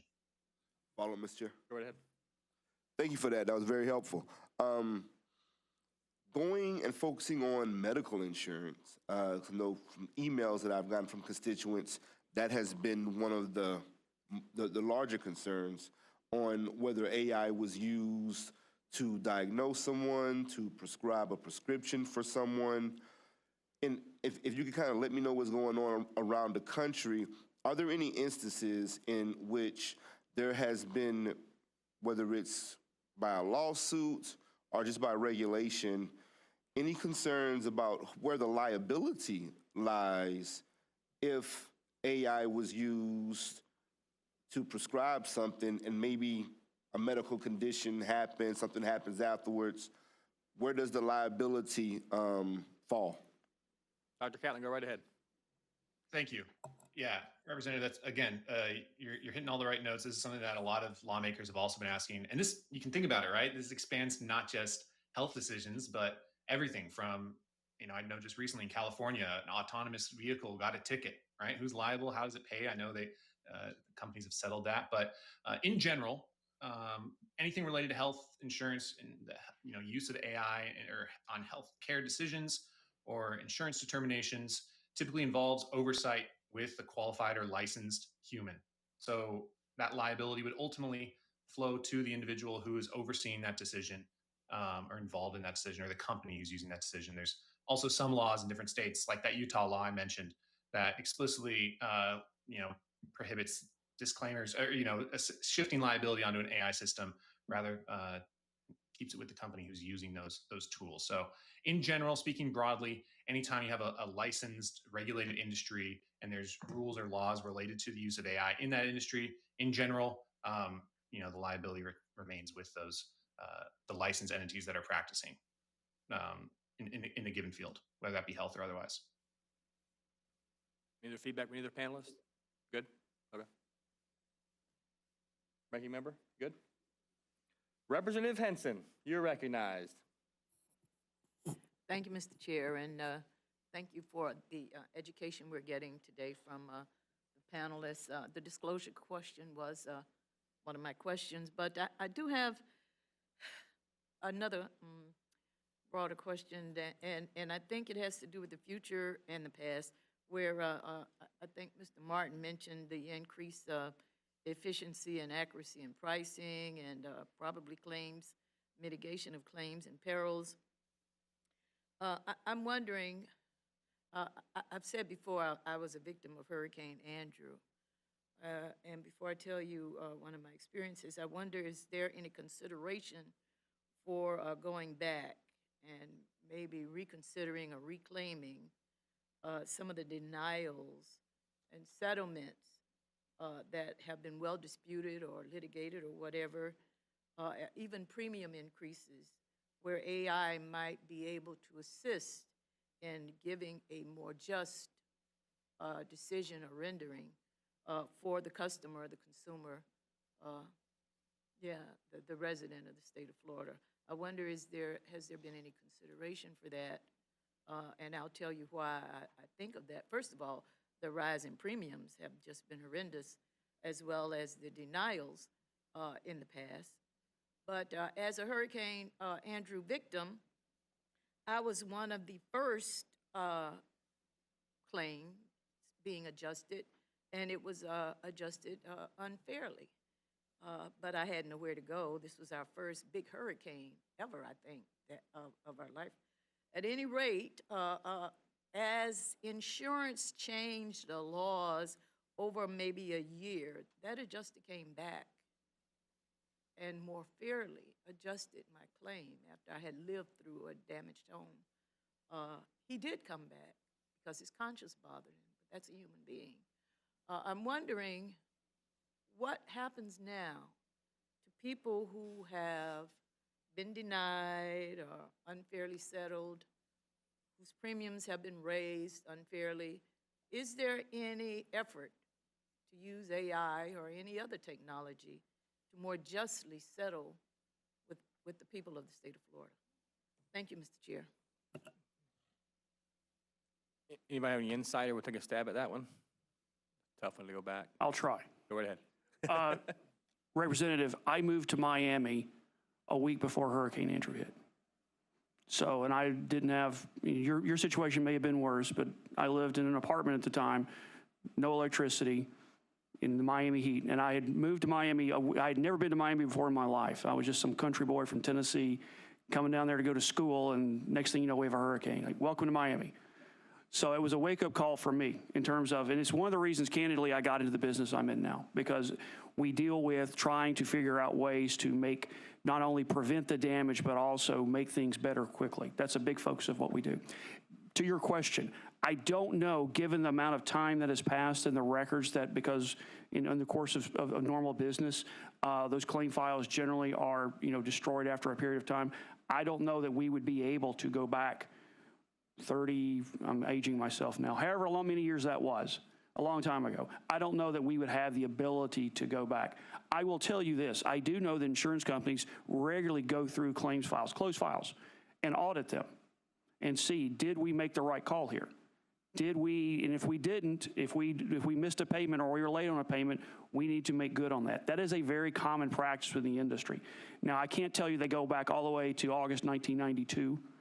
Can't do that, but they do make that a pattern of practice. And a lot of that is learning to get better and identifying training opportunities and things that they need to be educating their adjusters on, their underwriters on, their agents on. So that is part of the ongoing process of getting better at delivering the product. Any follow-up, Representative Henson? Good there. Representative Woodson, you're recognized. Mr. Chair, and if you had some time left. The question that I have, actually, I know you touched some of it. I have two questions, Mr. Chair. Go right ahead. Try Keep to it flowing. put into one. One had to do with guardrails, and I know you touched some of it, and Representative Cassell question, and also the ranking member Chambliss. I did not hear much about really data privacy and ethical use of customer information, and that's important to me. I want to hear about the guardrails that are in place for that. I know for health, you have HIPAA and everything else that you have to cover. But when it comes to the guardrails, to ensure that data privacy and ethical use of customer information, I didn't hear that, unless, if you want to elaborate a little bit on that for me. And my question has to do with your long-term vision for AI.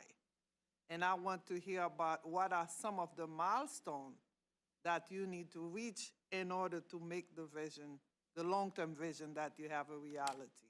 Thank you. Thank you, Representative. Go right ahead. Well, Representative, we have data privacy laws, and as part of the guardrails that you would build into your AI systems would include ensuring that you are in compliance with that data privacy of laws and regulations, whatever they may be. So it's, in other words, they just get built into it. I don't know that there's a specific AI function that relates to data privacy versus premium and whether or not you write a risk or not.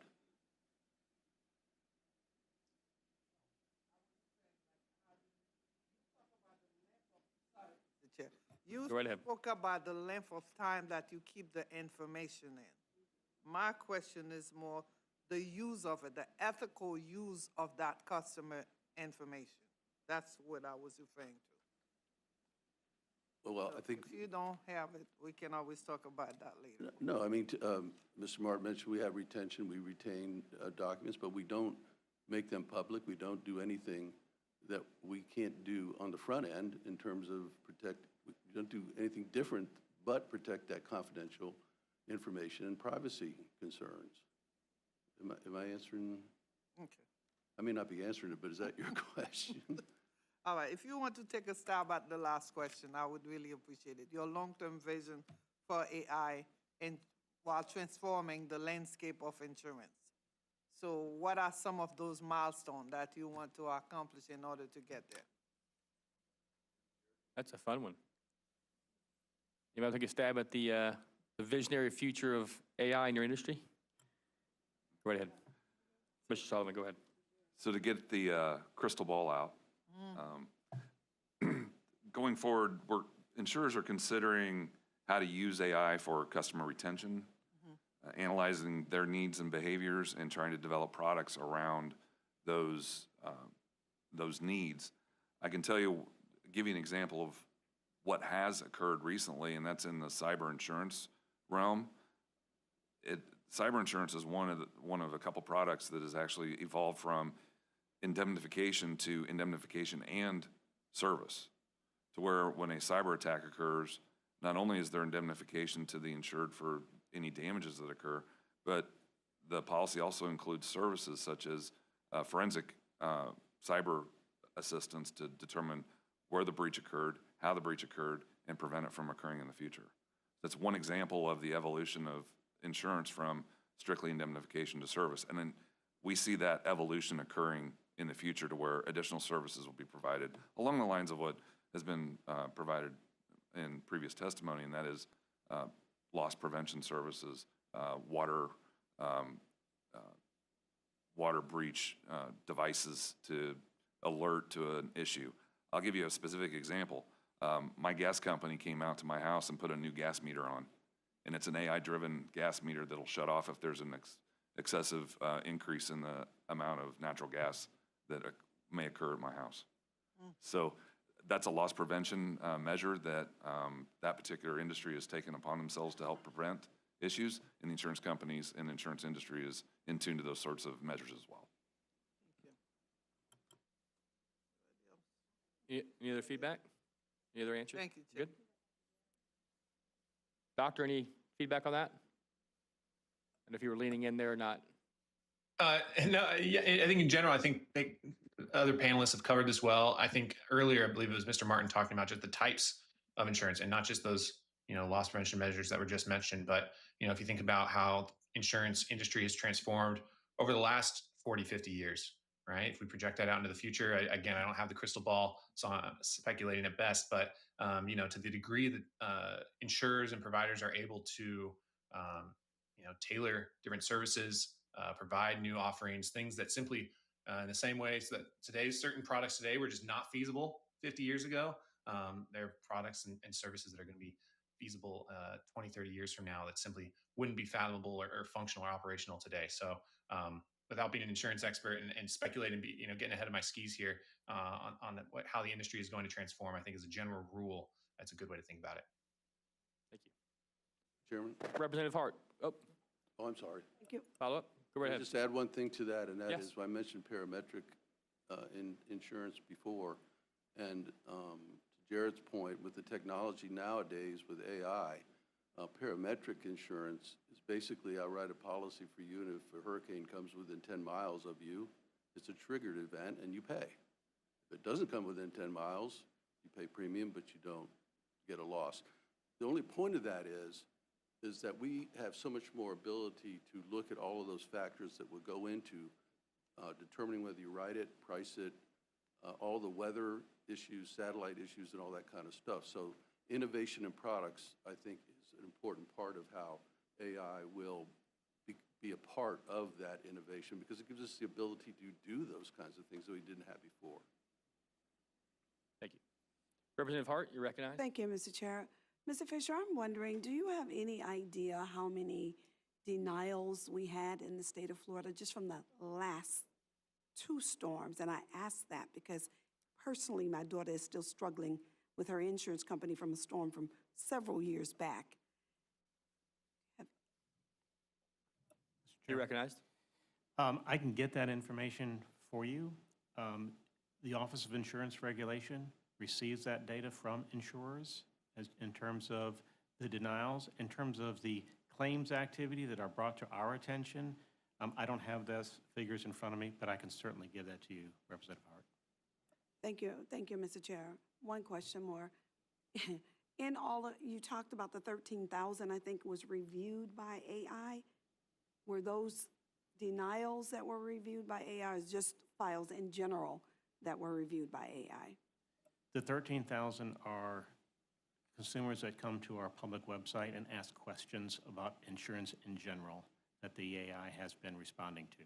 It's not necessarily relative to their claims activity.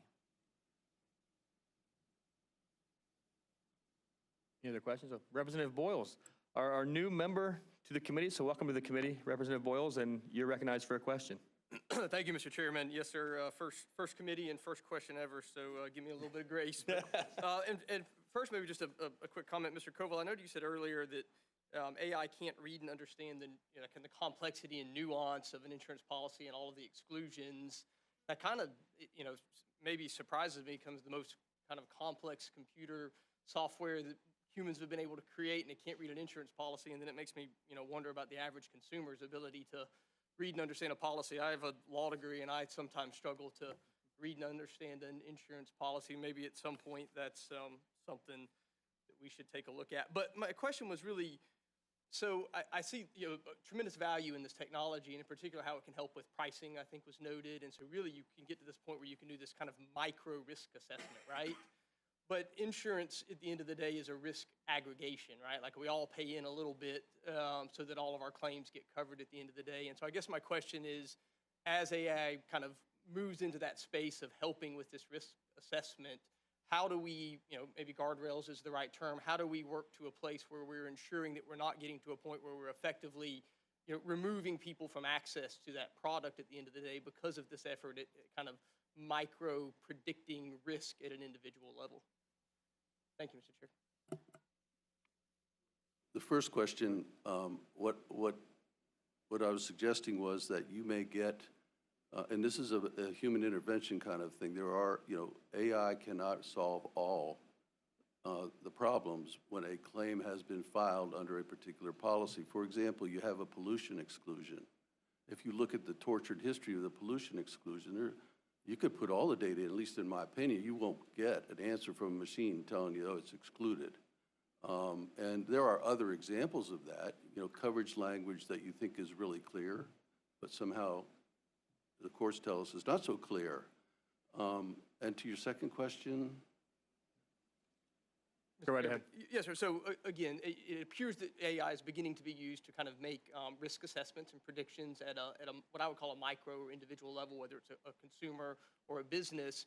And yet, at the end of the day, there's some notion of insurance is it's an aggregation of risk, right? And so, how do we strike that balance? How will you work to strike that balance between, I would kind of say, over targeting at the end of the day, and then effectively writing people out of access to that market? Well, I would, and others may have a comment on that.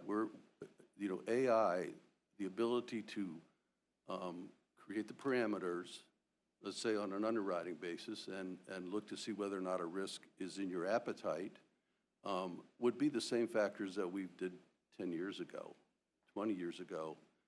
And so so it's not going to drive an exclusion that you may not otherwise do. Now, you may get more information about a risk that maybe you would write before, and there's more information that you might decide not to. And that's a company-driven decision. There may be other companies that will write that risk. It depends on appetite, depends on the company, depends on the kind of risks, like I said, they have an appetite for. But I don't think I think I know what you're getting at, but I don't think it would be set up to limit the capability or the availability of insurance in a broader sense.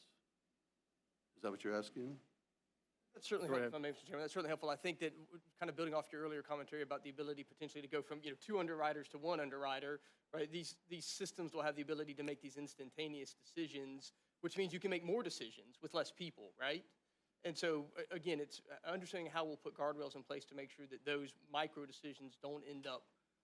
You don't want to pay any claims if you can avoid paying any claims at all, right? So you want, the perfect customer who's not ultimately going to make a claim, and yet your product exists to make sure that we share this risk broadly.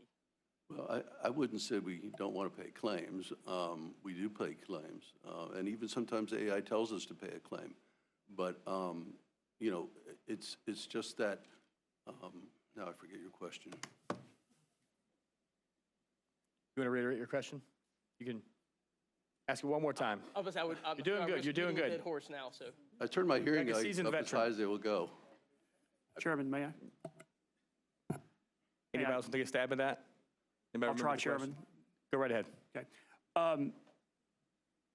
It's understandable. We hear this a lot, but this is me synthesizing here a little bit, not just today's comments, but just comments we hear about in this space. AI is not there to deny claims. AI is not there to write fewer policies. Insurance companies are coming back into the Florida marketplace to write policies. If you don't pay claims and you don't pay claims timely, you're not going to be in business for very long. And so I take you back to the flood insurance, the private flood insurance example, right? That is a situation where previously, using older technology, older insurance practices, it was very challenging, if not impossible, to figure out how to write that.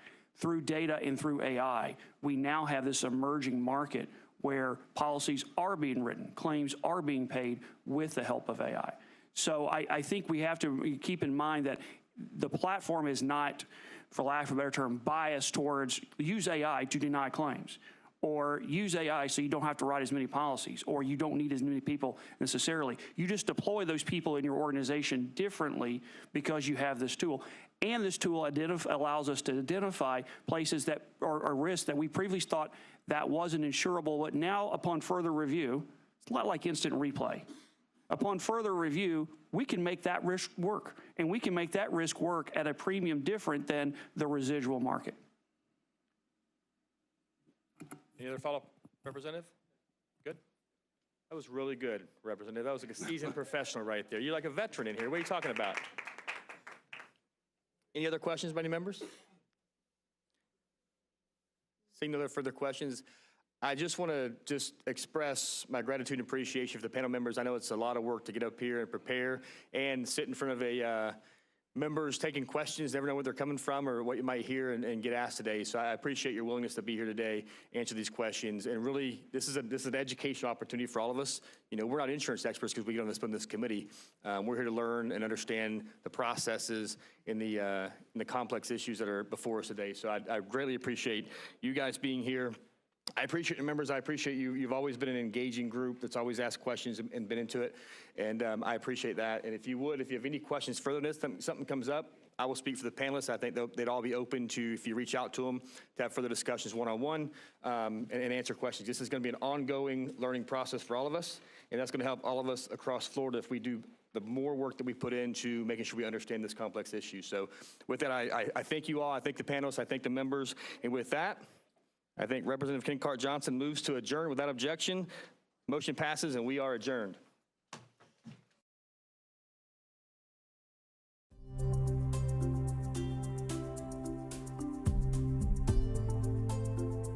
Should complete an appearance form and hand it to one of the members of the sergeant's office. Should you select to waive your speaking time, your position will be included in the committee minutes. All right, well, I figured we'd get started first week. We may not have a meeting next week, but, you know, since we're here, we want to get things rolling. Today we're going to talk about, you know, the reason we're all here, to preserve agriculture in the state of Florida, and some of the programs that are available for conservation and land acquisition, things that we need to do to make sure that we have preservation in the state of Florida. So happy to hear everybody and what their comments are. First presentation today will be by the Department of Agriculture and Consumer Services on Rural and Family Lands Protection Program. Presentation by John Paul Frates, Director of Rural and Family Lands Protection Program. Mr. Frates, you're recognized to present.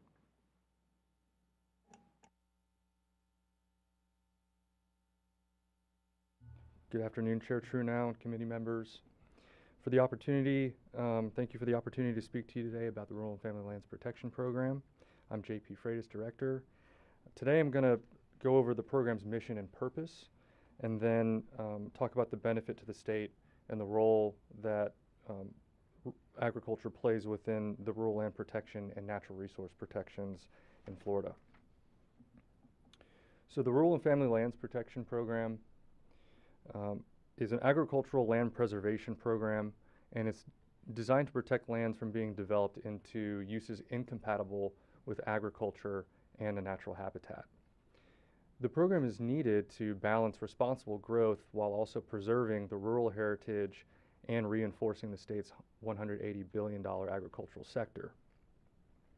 The program meets these goals by acquiring development rights through permanent rural land protection easements through less than fee acquisition. And the eligibility for these Rural and Family Land Protection Program participants are reserved for green belted operations, meaning that the landowner is an active agricultural production and has an ag tax classification. So the critical role in Florida's future that the program plays is has four major functions. The first is it preserves agricultural lands in perpetuity. The second, in doing so, we protect our food supply, while also not only protecting the food supply in Florida, but also as a matter of national security. Third, since these protected rural lands are less than fee acquisitions, the landowner still owns the property, and that keeps the land's taxable status in place to support local government programs. Finally, four, there's no cost to the state to maintain the land. So as stewards of the land and protecting natural resource value and growing food and fiber for the state, we're able to keep working lands in working hands. So I touched on these criterion the last time I presented before the committee in February, and I wanted to reiterate today that all of the program participants who are applicants to the program meet at least one of the following public purposes related to habitat, water resource protection and value, the natural area systems and threats to conservation, as well as BMP implementation, which is a priority for the department and also a must within that participation. So each landowner must enroll in agricultural best management practices, and in doing so go through the same IV implementation verification process, as well as the monitoring of the easement once the easement has been fully acquired. And the last time I was here, I spoke about an active BMP for a citrus producer. And today I have a picture of one of the most recent projects that was approved at the September 30th Board of Trustees meeting, 4G Ranch in Pasco County.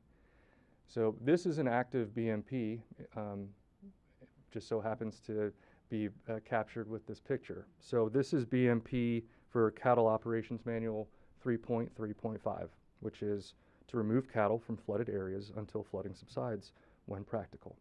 So this is protecting the cattle as well as the water resource.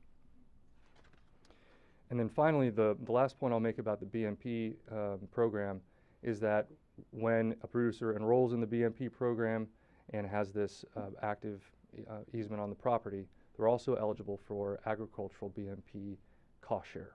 So you also get the ability to have items related to performing those BMP tasks, cost shareable item, which is somewhere between 65 to 90% of the total value of that item that helps you implement those BMPs.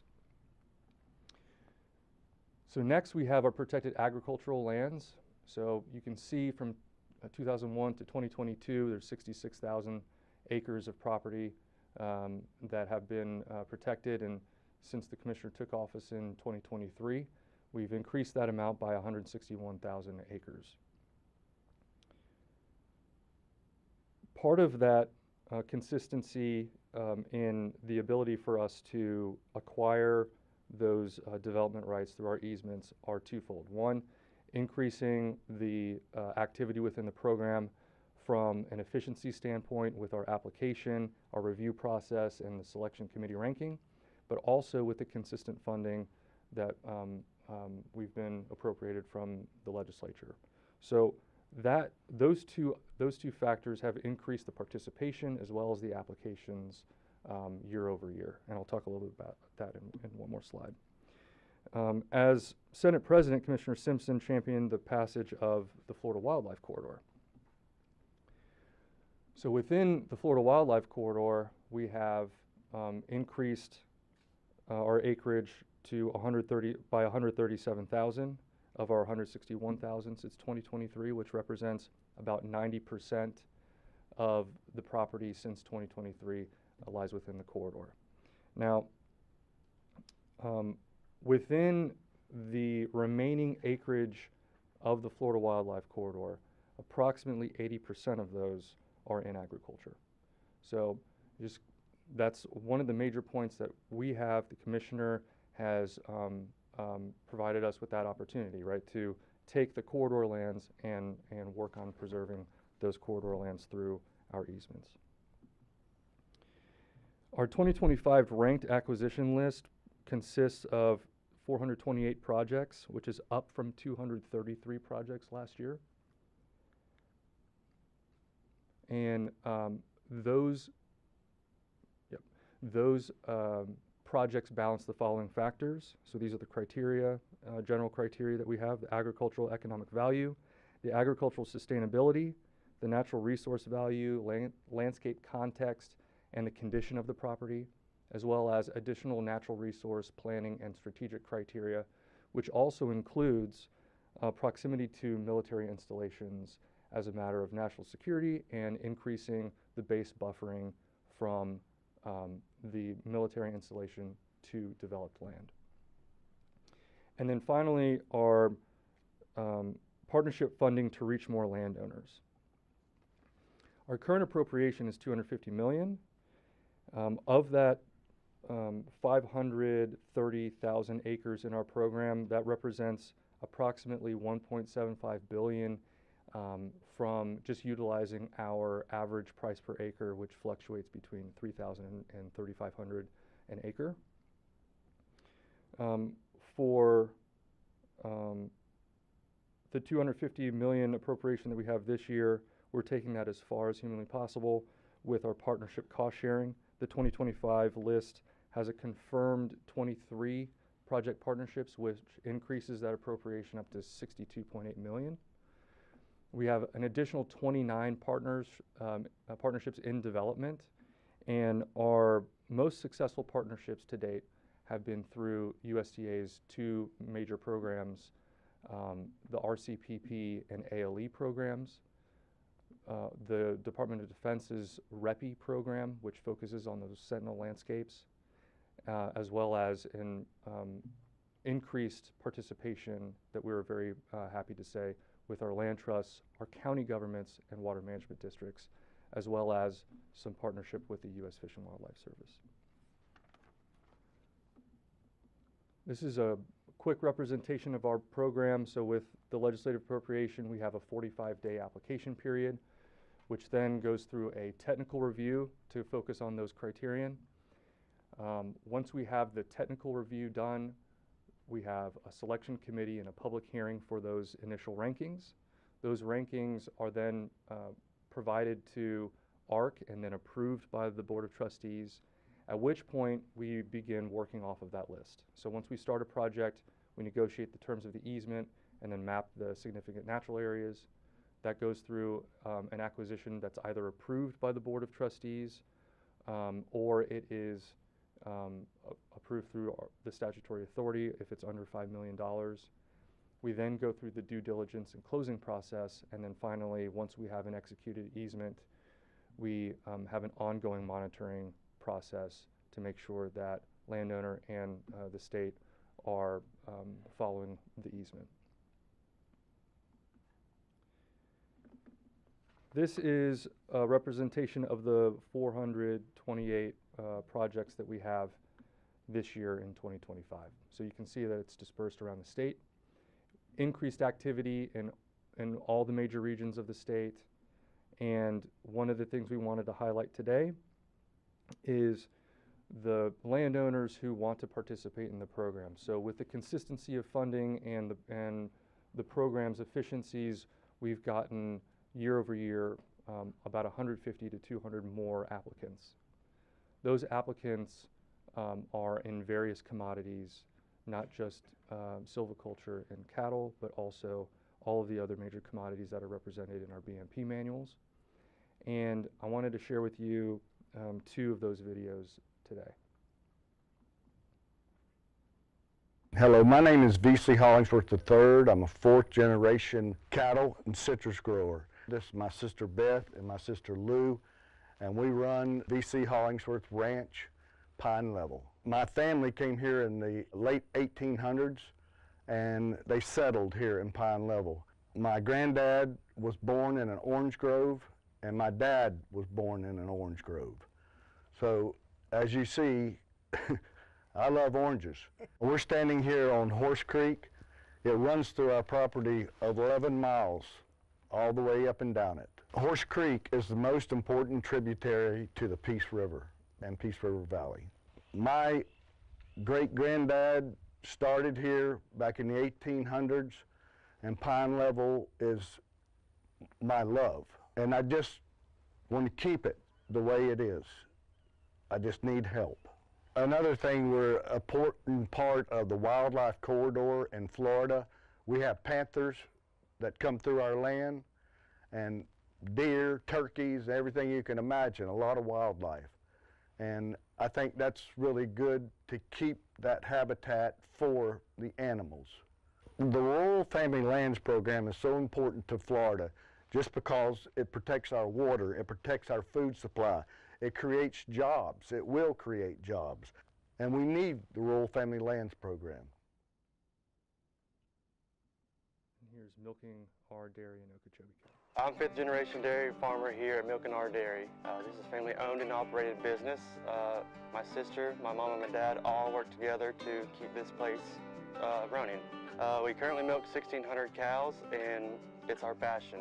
Seeing the sixth generation grow up and want to be a part of this really made us look into this program. On our south border, there is a project going in.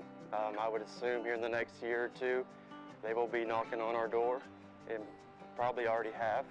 So I've been told there's 4,200 homes just on our south border. Times that by 4, it's a little over 16,000 people. We're right beside them.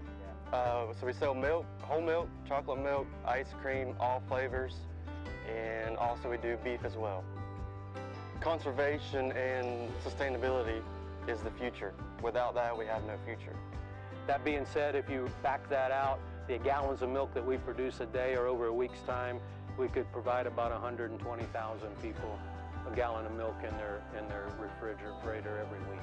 So, the reason we're looking at this program, if we were awarded, we would want to take the majority of that money and just invest right back into our business. Sometimes in the dairy business, if you're not growing, you're dying. This money would help us reinvest back in the business and take some of that volatility out of our business. So those are two of the applicants that we have this year. Of the 428, just about half of the participants elected to provide us with a 90-second video. As you can imagine, those are compelling videos, but it also offers each individual applicant the opportunity for their personal appeal for their project. 428. Hopefully next year we have more videos to look at, but with the 90-second video, I think the point comes across very well. So I'm happy to answer any questions. Thanks for your time. Well, thanks, JP. Any questions for JP? Yeah? You're recognized. Thank you, and thank you for that presentation. And if I missed it, I apologize, but you went over the county of a lot of information about who participates in this program. So if you have 400, you said in excess of 400 applications, how many of those applications do you anticipate, based upon past experience, will be qualified for the funding, and how many might be able to receive the funding that they're requesting? You can go back and forth. I mean, I know it's a funding question, but that's obviously, if we want this, it's more than one committee that has to care about this, and I happen to sit on both right now, so. No problem at all. Thank you for the question, Senator. So once you're on the ranked list, you are eligible for funding. So every applicant that goes through the process, we do an initial evaluation to make sure that they're eligible. Once they're on the list, they are eligible for funding. To answer your question about how many of those projects we fund each year, so this year we are aiming to start about 75 projects. I would say every year over the past couple of years, we're between 30 and 60 acquisitions, and that's really dependent on the acreage, the area, all of the factors involved with the appraisal process. But with the consistent funding, we anticipate about 75, anywhere between 50 and 75 projects every year. Can I follow up? Thank you, Chair. So, okay, but you rank them, I understand that, but there's initial, I would think, a qualification review, if you will, right? So does every project get ranked? Are they all eligible for the funding who applied? I'm thinking probably not, but can you clarify that? Thank you, Senator. The vast majority of the applicants are eligible. Okay. So there are in our rule 5I-7, there's the eligibility criteria. The major eligibility criteria, just for now, are you must be green belted, active ag with an ag tax classification, and then you must meet one of the 4 factors that I presented, which are related to habitat, water resource protection, development threat, and then there's a third one.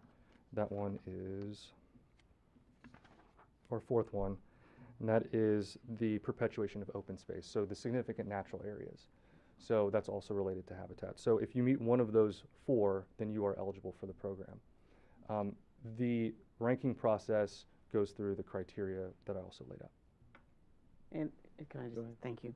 And once you're on the list and once you're ranked, you just stay there. And as new applications come in, I assume you re-rank every year based upon who else you get in, yeah. Yes, we have to Wow. re-rank every year. The new applicants are brought in with the rollovers. We ask for the same information this year. We're asking for a little bit more information related to parcel level data, as well as asking the question about partnerships to see if landowners have gone out to seek out ways to cost share funding to make the program's dollars go a little bit farther. But yes, every year there's one list and everybody gets re-ranked. Thank you. Senator Bernard? No? No? Anyone else? Do you have any of these folks that are entering into the program, do you see anything from a local level that help participate in getting some of this, some of these easements bought? Yes, Chair. So we have active participants, and I'm sorry, we have active partnerships rather with a handful of counties. The counties that we do not have partnerships with we communicate with them and we work with them on if they have their own program, how many of those acres within their jurisdiction they are prioritizing within their program. But by and large, we have been able to partner with counties that have active land acquisition or conservation easement programs. What we've seen is that landowners who apply to our program have already reached out to the local government representatives to discuss their eligibility at the local level, and that really helps us out a lot because we take these projects case by case, and if we already have a selection process that's taken place at the local level, that adds a little bit more support to our prioritization of projects for those partnerships. Okay, good. Well, we appreciate you coming today and giving us this update, and hopefully we can see the results and hopefully maybe fund it to a higher level and get a little bit more done as we move along. Thank you. We appreciate the support. So thank you very much.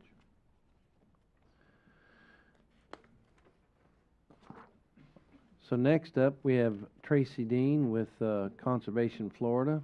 She's the president and CEO.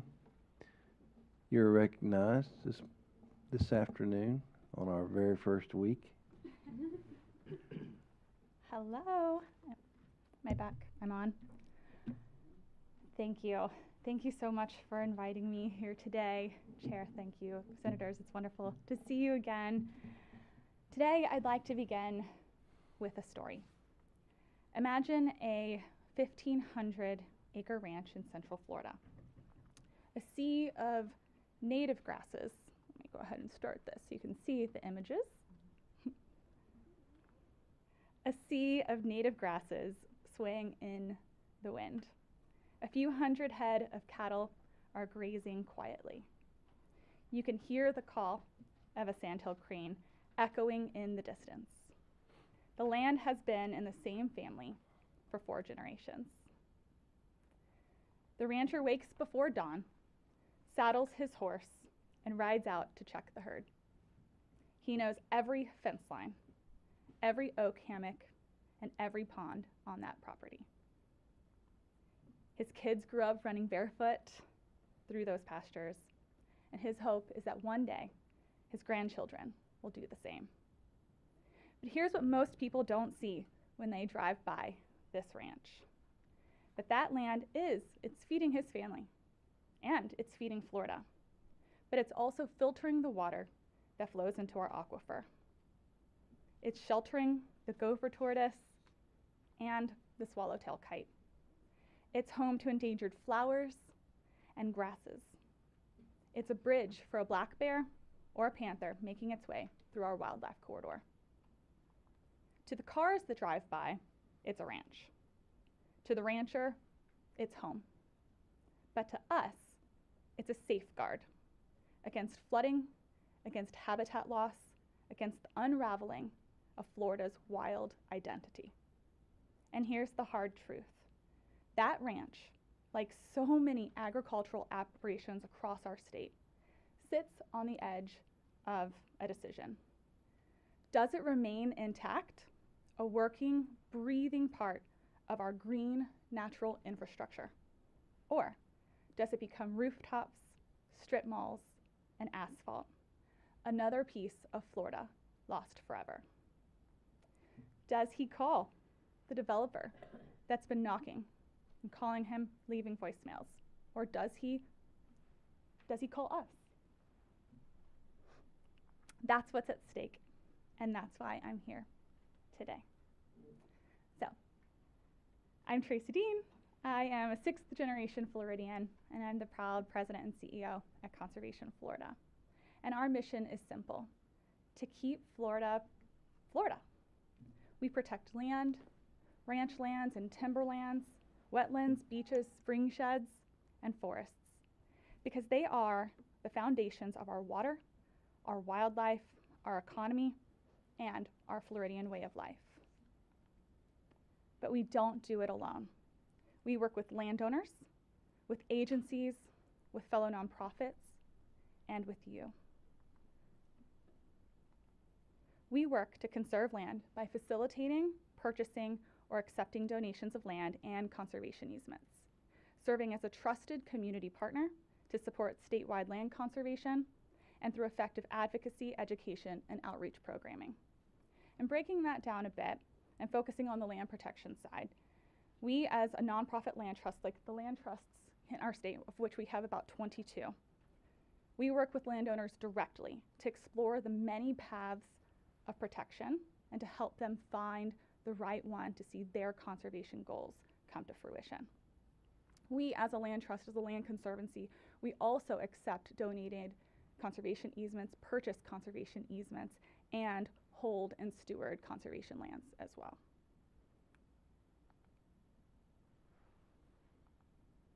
Now, we do not replace state roles. Rather, we and the land conservancies, the land trusts across the state, we work to increase the pace of conservation by standing side by side with our state, local, and federal partners to protect wild, agricultural, and urban green places. And right now, that work is very important. Florida is losing tens of thousands of acres of natural and agricultural land every single year. And if we lose these lands, we lose our wildlife corridor. And if we lose the wildlife corridor, we lose the connective tissue that keeps Florida's wildlife alive, our water clean, and our rural communities strong. And you heard JP say, millions of acres of the land within the corridor are agricultural lands. And only a sliver of those millions of acres are protected today, which means that millions of acres of our agricultural operations and wild lands are at risk. And right now we are facing some risks. When state funding of either of our two premier state conservation programs is uncertain or cut, many easement or acquisition projects stall. Landowners lose confidence and momentum is lost. And when that happens, land values rise, the same dollar buys less acreage, and of course, there's a delay. This delay increases price barriers. And all the while, large landscapes are being subdivided into smaller parcels, making them harder to conserve as a whole. Now, both programs are critical and complementary. Rural and Family Lands and Florida Forever.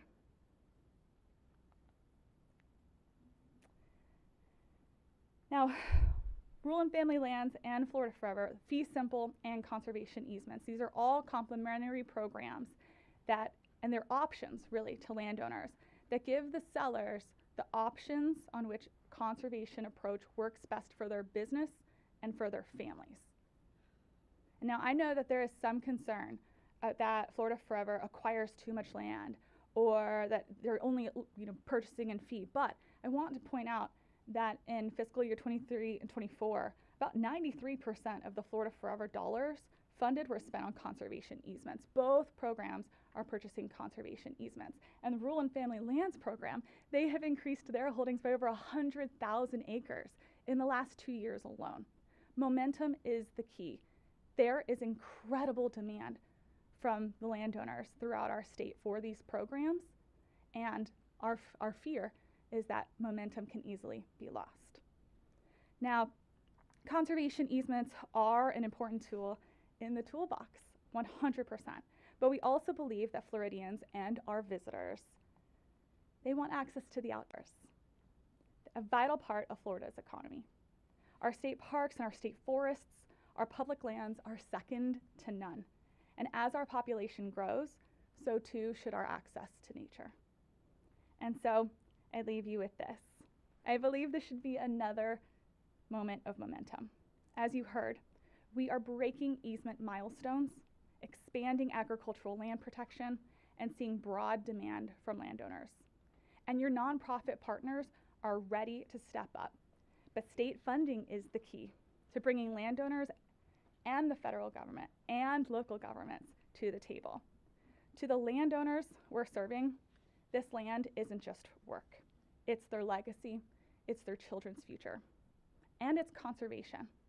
These properties are lifelines for wide-roaming species, recharge areas for our water that's flowing into our aquifer, and buffers protecting our communities from water flooding during storms. And this land is being lost every single day. And this is the reality in Florida. Our future depends on lands like this, and like this, and like this. And whether those lands remain intact or are paved over is a choice. And it's a choice that you help to make in your service to our state. Thank you so much for your support of land conservation over the years. I really appreciate it. And I thank you again for the opportunity to speak. I am available for any questions. Anybody have any questions for Tracy? Yeah. Senator Bernard, you're recognized. You can go back and forth if you need. No, thank you very much, Mr. Chair. Tracy, thank you very much for this presentation. You had mentioned access to nature. Yes. What would you kind of like propose and how we can continue to increase that access to nature? Thank you, Chair. Thank you, Senator, for that great question. As our population grows, and we're seeing our population grow by somewhere between 600 and 1,200 people a day. And to put that into perspective, that's a city the size of Orlando moving to Florida every single year. And we're seeing the demand for access to green places.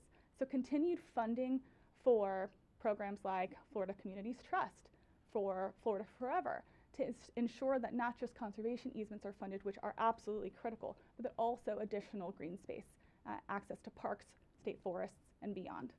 Okay, thank you. So with that said, how do you see that happening? You put it in the contract with the landowner? How do you see that access being accepted or, pushed forward without, the liability to the landowner, or how do we accomplish that?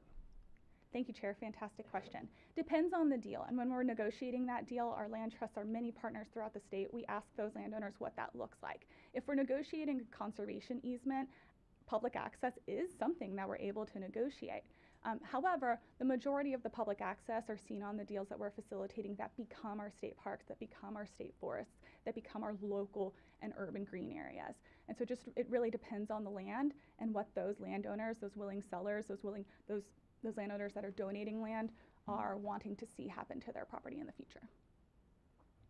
Well, I see that as a pretty big hurdle as far as liability goes, because if it's state lands and they're covered by, state law and, the fact that you can't sue the government for more than a couple $100,000. So,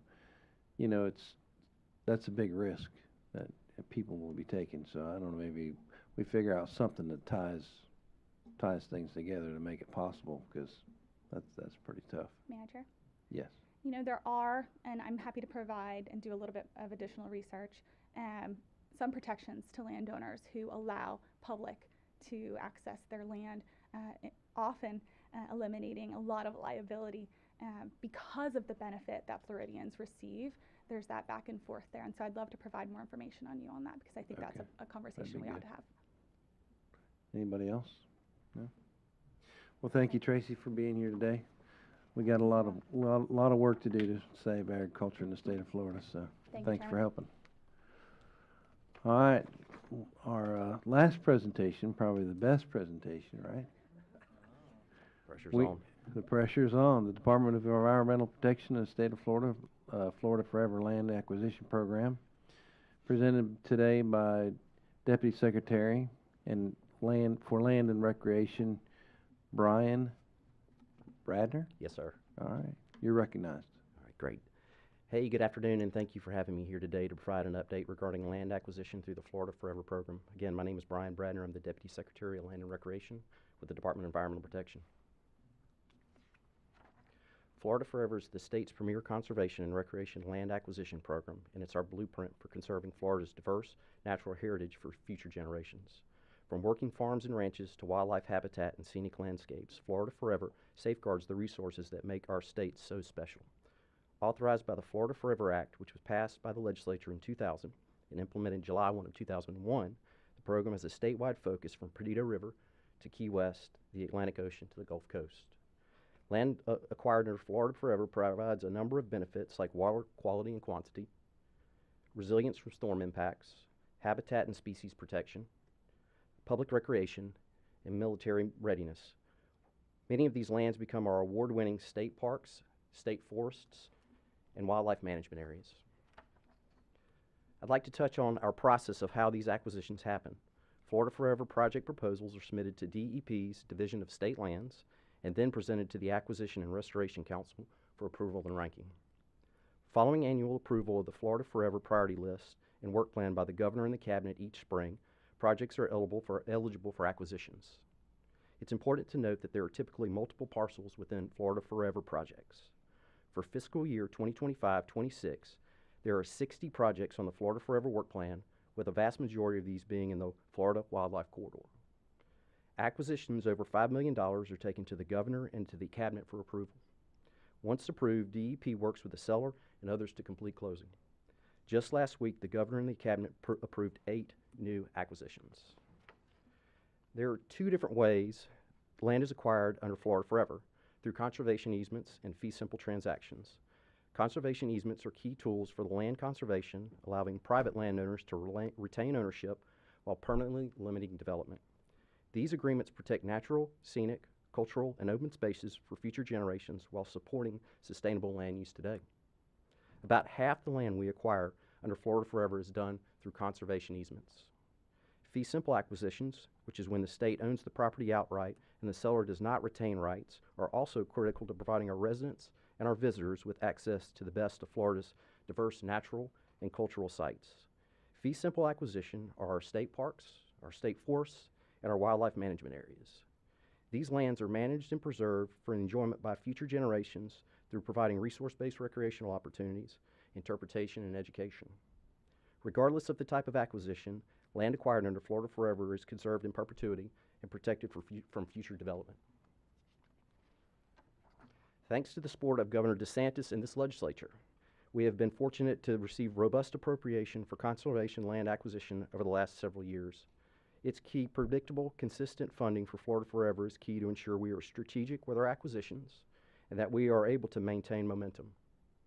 I will note that the $950 million included on the slide in fiscal year 2023-24 is actually reflective of $100 million in Florida Forever funding and $850 million appropriated for acquisition in the Ocala to Osceola Wildlife Corridor, or the O2O, and the Caloosahatchee Big Cypress Corridor.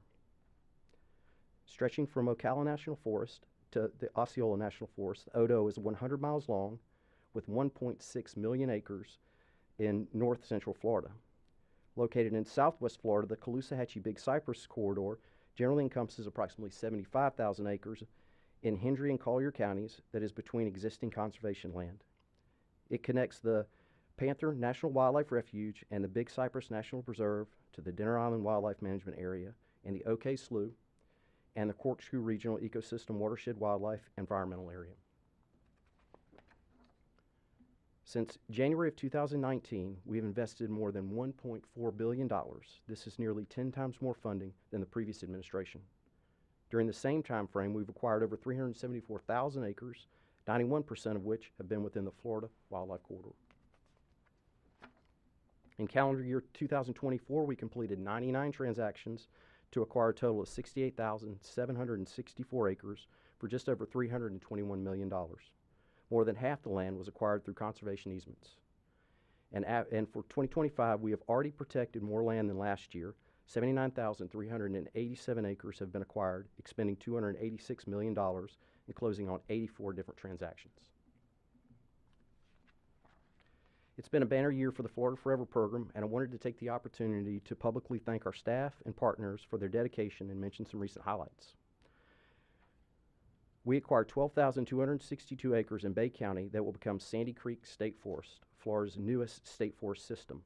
Once open to the public, Sandy Creek State Forest will offer opportunities for hiking, wildlife viewing, and outdoor education. We also recently closed 74 acres in Polk County to expand Alan David Broussard Catfish Creek Preserve State Park. This addition will enhance the park with essential facilities and infrastructure, as well as expand opportunities for public resource-based recreation and environmental education. We also acquired Florida's newest state park, which is 2,480 acres in Walton County.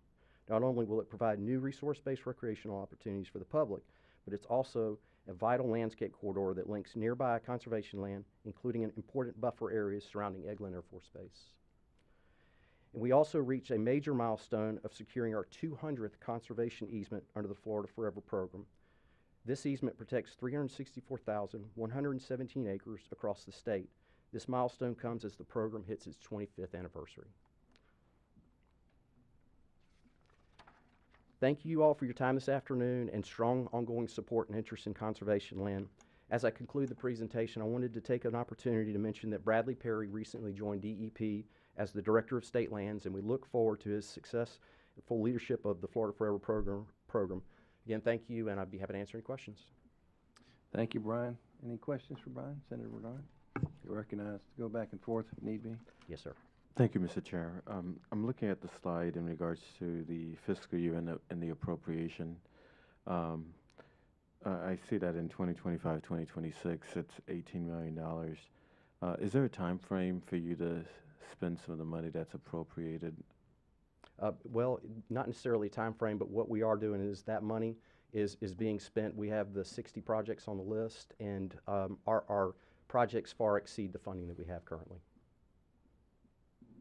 So can you say that real quick for me, please? Of the 60 projects, we have more projects than we can actually fund. So we will spend the money faster this fiscal year. Okay, perfect. Thank you. Senator Grohl. Thank you, Mr. Chair. Thank you for your presentation. I represent some smaller counties, and one of them is Glades County, and they frequently, and you're smiling as if you may know what I'm going to bring up, maybe not, the PILT program, so payment in lieu of taxes, which usually goes hand in hand with property coming off of the tax rolls, right? And in our fiscally constrained counties, it can make quite a big difference, millions of dollars sometimes. And so they often are asking me, what can be done, and is the funding adequate? And just from your perspective, can you help me understand how you look at what might be needed in order to adequately fund the PILT program for these counties that are, because you said wildlife, most of them you said are in the wildlife corridor, comes up the middle of the state, smaller counties, sometimes that are fiscally constrained and really are seeing quite an impact on their tax base. How have you addressed that, and how is that considered within the program? Frankly, I'm not as familiar with the PILT program. My smile wasn't because of the familiarity. Okay. I would love to get some more information and come back to you on that, and then set up some time if that would be okay. Okay, that would be great, because okay. They would love me to bring back some answers. That's for sure. I get them regularly. The other thing, just as a practice, does your program notify the local governments when you're considering property, or is it just a matter of the fact that the ranking list is available and they need to check the ranking list to see if some of that property that the state may be considering purchasing is within that county? We do notify the counties. and let Before them- the purchase? Yes. Okay. Yes, ma'am. Thank you. Any other questions? Well, we appreciate it. I mean, you got, how big is your list that's waiting for maybe some type of acquisition or, conservation easement purchase? The, so the the approved list is 60 projects right now for this work plan year. And that number continues as we continue to close deals and put deals before the governor and the cabinet. That list continues and the dollars continue to go out. So from that perspective, I don't have the exact number with me, but we won't fund everything on the list. Clear and consistent funding will definitely help us. Right, right. Well, we plan on helping with that as best we can, for sure. So thank you for what you're doing and continue the good work. Thank you. Yep, thanks for being here. Thank you. All right. So that concludes our presentations for today, but you want to take a few minutes, if you would, each of us, if we have something we might want to see this year or priorities we might have, some thoughts we might have about sustaining agriculture in the state of Florida. I mean, we've done some great things here in the last couple of years.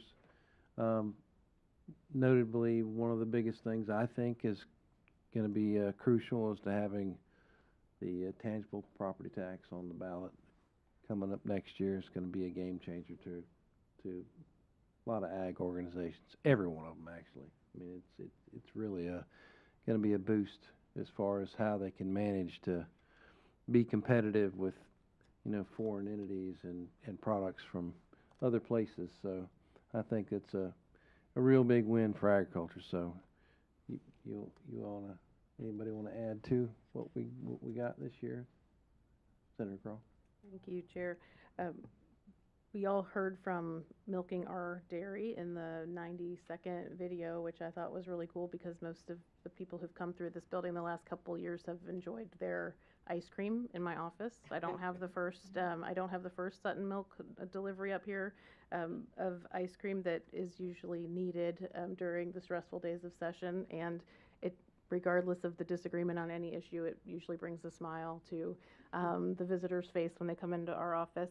And so, whatever we can do, I think, to support dairies, I think it's a very complicated industry, and it is very difficult to keep people continuing to want to operate with all the challenges that they face. And we're seeing so many dairies continue, the number of dairies to decrease and decline in Florida. And just think about the reality of what that means, if we don't have a milk supply for our population. And I think we all some days take for granted what are really the true staples to a diet, and milk is certainly one of them. And so, listening to that industry about what we can do, and it kind of dovetails with, whatever we can do to encourage our youth to look at this as a career and to help young people and families stay in the business of agriculture is so important, because there's just so many barriers, and it is a hard life. I've visited a lot of ranchers, a lot of dairy farmers. It is a hard life, but one that I have found in all of my meetings has brought such meaningful, deep purpose to these families and the way they feed our communities. And I think it has to continue to be a priority on how we can support them in their endeavor to stay in business and operating that land. Absolutely. To that end, I mean, in my district, I don't know that we have a dairy left. And there were plenty. In Lake County, there was half a dozen or more dairies. They're all gone. Orange County, probably the same. And, one of the biggest bottlers in the state of Florida was T.G. Lee. They still operate in Orange County, but I don't think they have a farm anywhere that actually milk cows. So I grew up just down the street from a replacement farm for T.G. Lee. So yeah, those things are important. I think that the efforts that we put into, making sure that we take the environment into consideration with farms like that and figure out how they can be sustainable and stay in operation are critical. And again, I'll go back to TPP. That'll give them a lot of leeway to utilize those dollars for things that will improve their production and improve their way of doing business. Senator Rousson, you have anything you might want to see this year? You want some program to come through here, and we want to have Animal Day, or we want to have anything that may spark interest? Well, I appreciate that. I do. Senator Bernard? Thank you very much, Mr. Chair. A couple of things. As you know, hearing the presentation regarding the Florida Forever program, you know, losing the funding from previous years, you know, to go down to 18 million, whatever we can do to increase the funding is important. And I know last year we talked about citrus and what we can do to continue to help the citrus industry, and that would be something that I'd love for us to continue to work on. And finally, I'm from Palm Beach County, and I don't represent the western part of the county, which is the Belle Glade, Pahokee, South Bay, the western area of Palm Beach County. And you know, some of the roads that make sure that we feed our families, like we have a State Road 880 that we're trying to fund last year. And you know, I just want to make sure that these roads that we can continue to try to improve the roads throughout the state that feed Florida and America. Thank you, Mr. Chair. Thank you. I've thought of a couple of things since I've been sitting down here. All right. So thank you, Chair. Something was mentioned, I think a couple of our presenters mentioned it. In addition to saving, you know, working towards preserving, I should say, just the production of agriculture here in the state of Florida, which, as we all know, not just feeds Florida, but feeds many other people across this country and the world, quite frankly. If you know, knock on wood, it's been a quiet hurricane season this year, but last year, not so much. In the middle of the state where I live, in communities close to where I live, because I'm from Polk County and Lakeland, we had flooding, unprecedented flooding. Well, part of the reason we had some of that flooding was because the open lands were no longer there. Right, there was no place for the water to go other than somebody's front yard or in their front door. So I think we cannot understate the importance of in a growing state, preserving the land for that reason as well. And it's very, very important to do that. And a lot of these are natural spaces where there's agriculture industry happening, but they provide multiple resources for the state. You know, not just the production of things that we like to eat and drink and keep people healthy here in Florida. So I really appreciate that. And I will tell you, this is my second session now on this committee, and I'm going to go back to, I think we have a platform, if you will, right, in your committee, Chair, to introduce not just committee members and those with us, but Floridians to what's going on in Florida. And last year, and I said, if you thought of some of these new ones. So last year we had a presentation on aquaculture, and we had oyster farmers, and that was eye-opening. I mean, I knew we did some of that in Florida, but that was eye-opening for me. So if you've got anything in your pockets this year that you're thinking about where we can learn some more as not just a committee, but as a state and as a community about the important industries, food products here in Florida that we produce that doesn't just, you know, that feeds the world, that feeds many, many people, and the important economic impact that those industries bring here to Florida. I think that was very effective last year, and I appreciate that. So certainly supportive of any of those meetings that you have coming up. Absolutely. Well, we got to keep it fun, you know. Figure out something new. Does anybody have anything they'd like to add to the meeting today?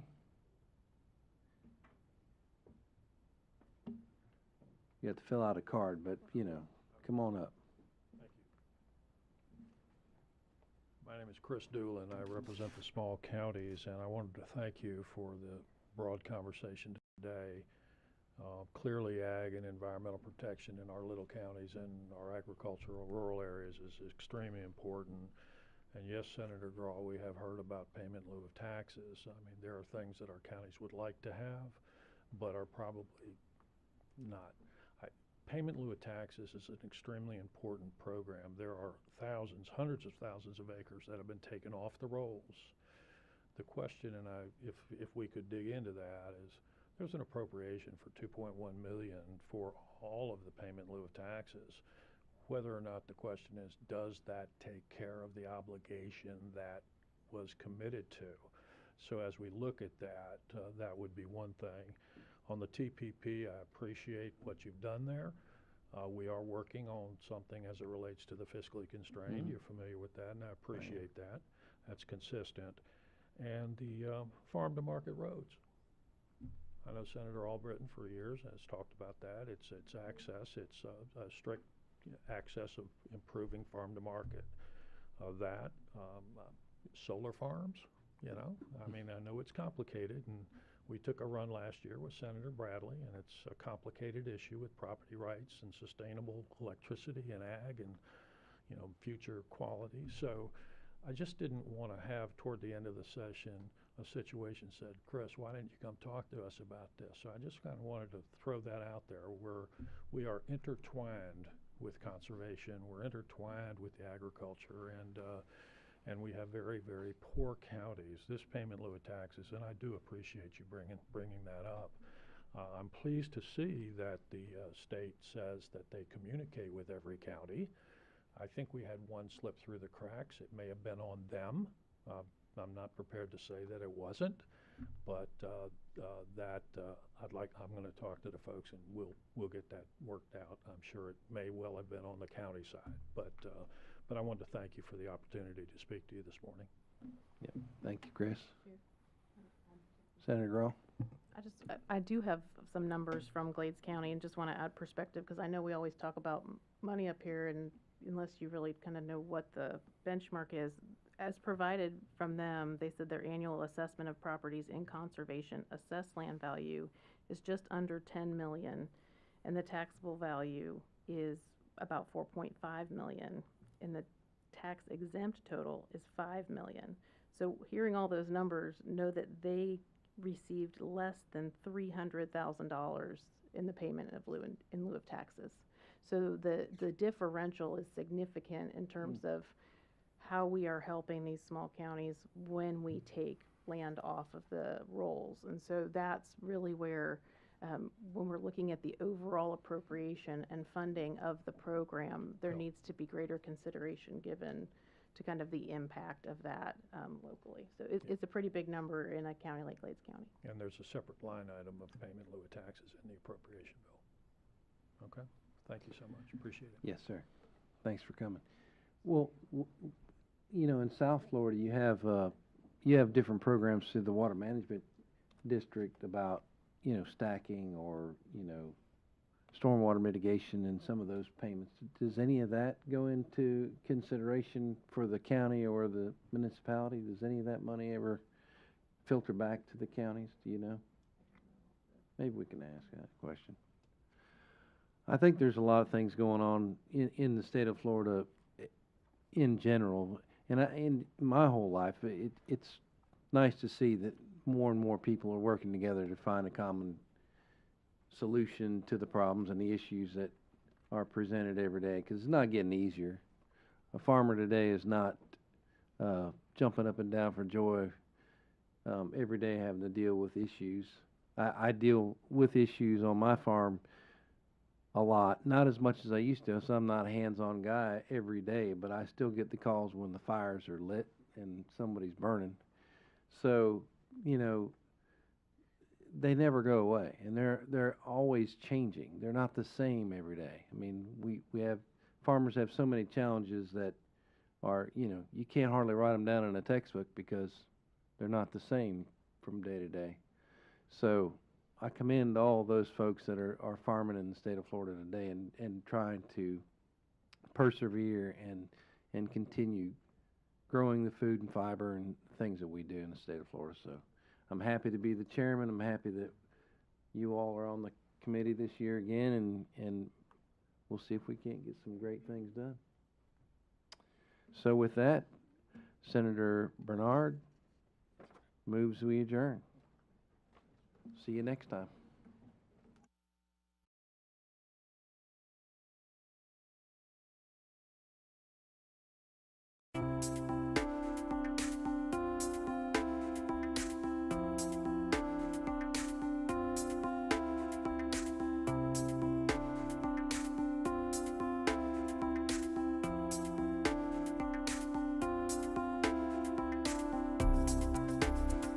Require a convicted person to enroll in, attend, and successfully complete a boating safety course, to file with the FWC within 90 days proof of successful completion of the course, and refrain from operating a vessel until he or she has filed proof of successful completion. The law also establishes enhanced penalties for violations related to reportable boating accidents or multiple non-criminal infractions occurring within a 12-month period. The FWC is currently in the rulemaking process for all of these changes, with amended and new rules slated to go before the Commission in November. Our officers have received training on these changes and will receive continued refresher training. And all of our electronic enforcement forms have been updated with the new violation levels. Senate Bill 830, Disposition of Migrant Vessels, addresses the handling and removal of migrant vessels on Florida waters. And Madam Chair, thank you again for your support and your sponsorship of this bill. The law is in response to growing concerns over the influx of unsafe makeshift vessels arriving in Florida by migrants attempting to enter the U.S. illegally. These vessels are largely improvised and lack proper construction, identification, or safety equipment. Because they are often left to deteriorate and pollute the environment, the state has a vested interest in removing these vessels from the water quickly before they can do additional damage. Prior to the law, there was no clear legal framework for how state or local authorities could handle these vessels, which has led in the past to vessels being left on the water or stored at the state's expense.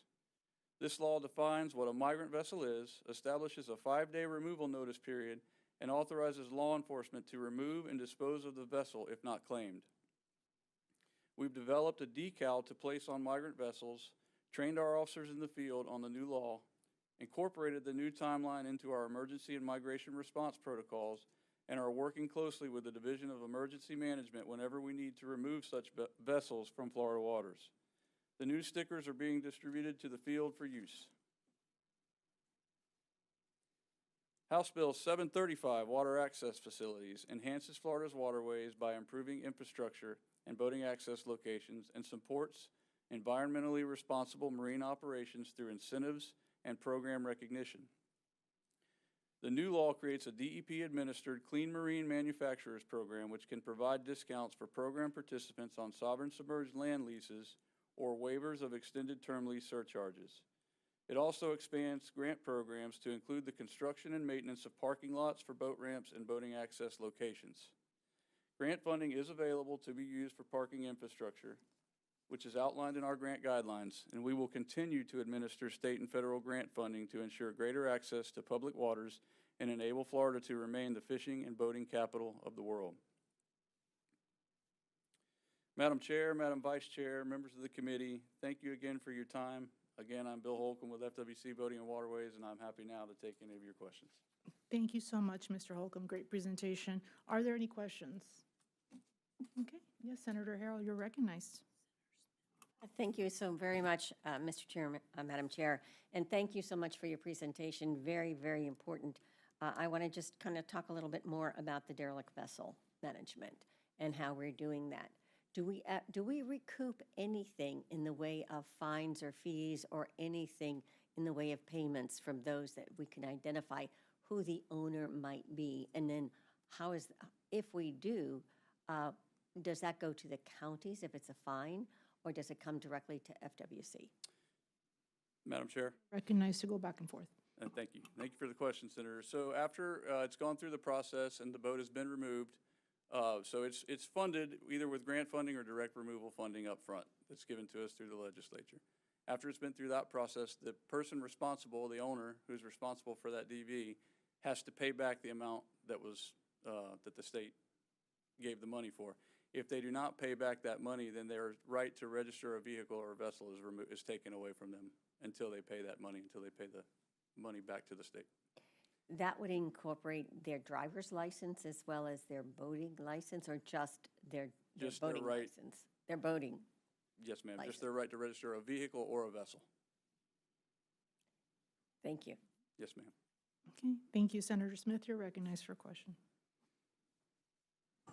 Thank you, Madam Chair, and thank you for the presentation. I want to go back to the Springs Protection Zones. I remember when this bill was presented last session, I mean, we were told that the provision related to the Springs Protection Zones, that was going to increase protections for the springs. But when you presented it, you went into detail with your explanation about this new standard. In one of your slides, it says something about the standard increasing to significant harm. So, I mean, it seems like that standard makes it actually harder to meet the requirements to even establish that Springs Protection Zone. It also says that the vessels have to be the predominant cause of harm. How much harder is it now to meet this elevated standard with these criteria as you've outlined them in your presentation? You're recognized. And thank you for the question, Senator. And so what it does, so I'll go through it and kind of explain it to you. Previously, it said any harm caused from vessel activity such as beaching, anchoring, mooring, and grounding. It doesn't quantify the level of harm. It just says harm. So that leaves it very vague as to, if a vessel comes in and just scrapes the bottom, that could be harm. It doesn't quantify what level of harm. So what this does is it quantifies significant harm for the subject matter experts to determine what that may be, and that harm is the predominant cause, meaning there could be a lot of other factors that are playing into it, and it gives the commission that ability to evaluate all of it, not just saying, okay, if there's harm, we have to move forward with a Springs Protection Zone, because that might not necessarily be what the answer is to why the harm is being caused in the first place. So what it does is it gives them a little more wiggle room to work with, because there could be a number of other factors that are causing that harm, and then we're not looking at that at this point. We're just saying that's caused from anchoring, mooring, beaching, and grounding, and we move forward with it, and the problem may not be properly addressed. Permission for follow-up? Yes, you can go back and. Thank you. Thank you for that response. So I hear that it gives them more latitude to determine what is significant harm, but can you provide a bit more specifics? I mean, I'm kind of left with the sense that it's totally subjective from their point of view. Like, how does FWC make a determination that something is significant harm? Thank you for the question. And that's why we send it out to our subject matter experts. We send it to the applicable counties, to the water management districts, to the Coast Guard, Army Corps, and we let all of them weigh in and make that determination. And so we're leaving it to the subject matter experts to say, okay, yes, they're going to evaluate all of the information that's presented to them and say, okay, from what they're presenting to me, it seems that the vessel activity, beaching, anchoring, mooring, or grounding, or one of the four, is definitely what is causing the majority of the harm to this area. And so, yes, we need to move forward with a Springs Protection Zone. Or in some cases, a lot of people say, no, it's not the vessel activity. It's people trampling around and walking hundreds of people in the water every day, and that's what's causing the damage. So they evaluate all of these factors and not just look at it just from a standpoint of vessel activity. Okay, well, thank you for that. Since you brought that up, I do want to ask, can the FWC differentiate between the other sources of harm, or is it all just kind of like smushed together? Like you have overpumping, you have nutrient pollution as potential other sources of harm, you have the human traffic of people actually stepping on it versus the vessels traveling through.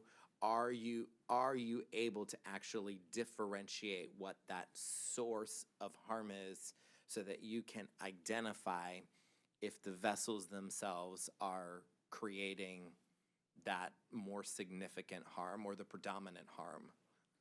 Thank you for the question. We have a very diverse group of subject matter experts, and I feel that their input would be very valuable in informing our commissioners to make that final decision.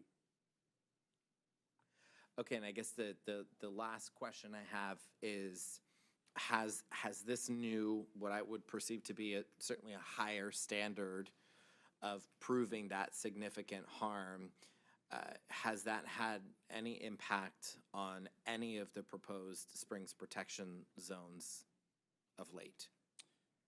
To answer your question, thank you for the question. Not to this point. It's newly implemented. We haven't run a process all the way through at this point, so we'll have to come back to you on that once we've gone through a process, because we haven't start to finish gone through any process since this new legislation came out. I know I said it was the last question, but now his answer has one more. So I'm surprised to hear that, because after the passage of 1388, my understanding is that FWC pulled a proposed agenda item that was related to establishing a springs protection zone, particularly at Silver Glen Springs. Isn't that because they didn't meet the standard, or what was that agenda? No, we will still be bringing Silver Glen to a commission meeting. We just have to run it back through the new criteria. It's still a proposed springs protection zone that we are going to bring to the commission meeting. What happened is the legislation went through before the commission meeting that we were going to bring it to, so we froze it and paused it, because the new legislation, if passed, would have completely changed the process for us. So what we're doing is we're letting it go through rule development where it is now, and once it goes through rule development, we will repropose the springs protection zone for Silver Glen Springs to the panel of subject matter experts and applicable agencies. Okay, thank you. Any other questions? Okay. All right, and is there a discussion?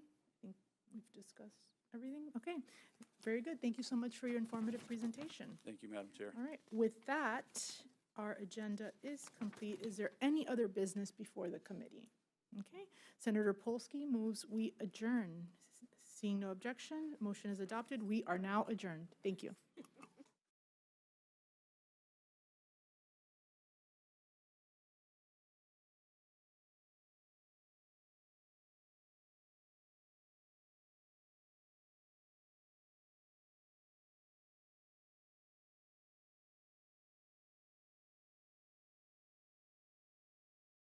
You are watching the Florida Channel, a public service made possible by the Florida Legislature, WFSU-TV, and Florida State University.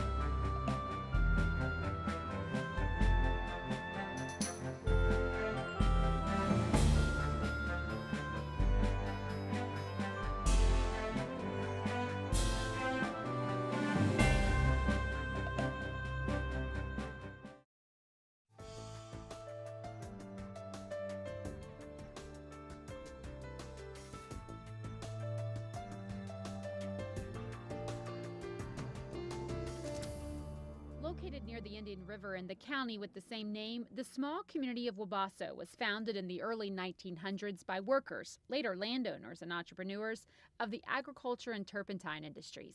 The first house of worship for the settlers was the Beulah African Methodist Episcopal Church, established by 4 members under the preaching of Reverend C.S. Elkins. Since its early days, the AME Church has been a champion for education, with the sanctuary serving as a school for children. In 1927, with the aid of the Rosenwald School Fund, Douglas Elementary School was built on the property. The church was renamed in 1943 to Allen Chapel AME Church in honor of former slave and founder of the African Methodist Episcopal Church, Richard Allen.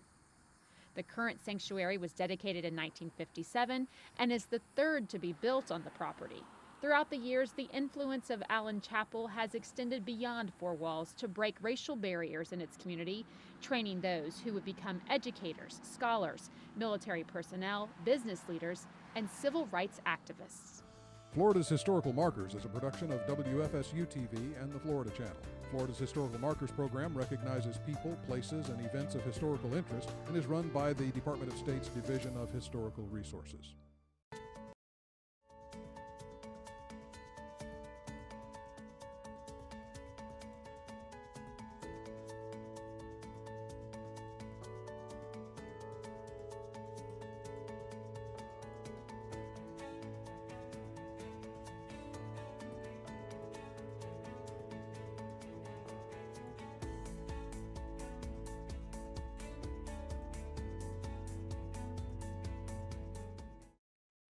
Senators and guests, today we have the privilege of welcoming our newest senator to the Florida Senate, the senator of the 15th District, Senator LaVon Bracey Davis.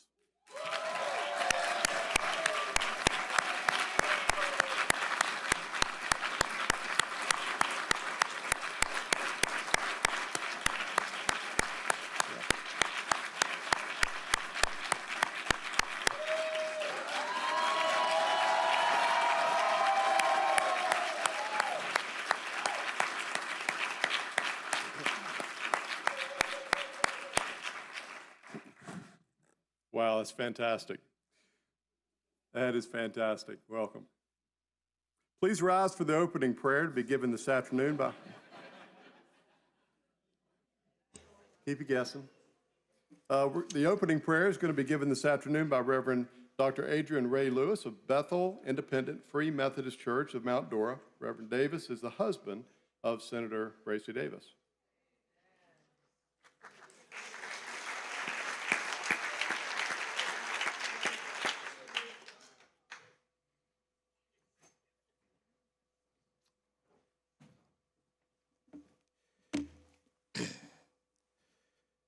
Stony the road we trod, bitter the chastening rod, felt in the days when hope unborn had died. Yet with a steady beat have not our weary feet come to the place for which our fathers sighed. Would you bow with me? Eternal and almighty God, we come today standing in awe and amazement of your goodness and your faithfulness. We thank you for this sacred occasion, a moment not only for celebration, but of calling.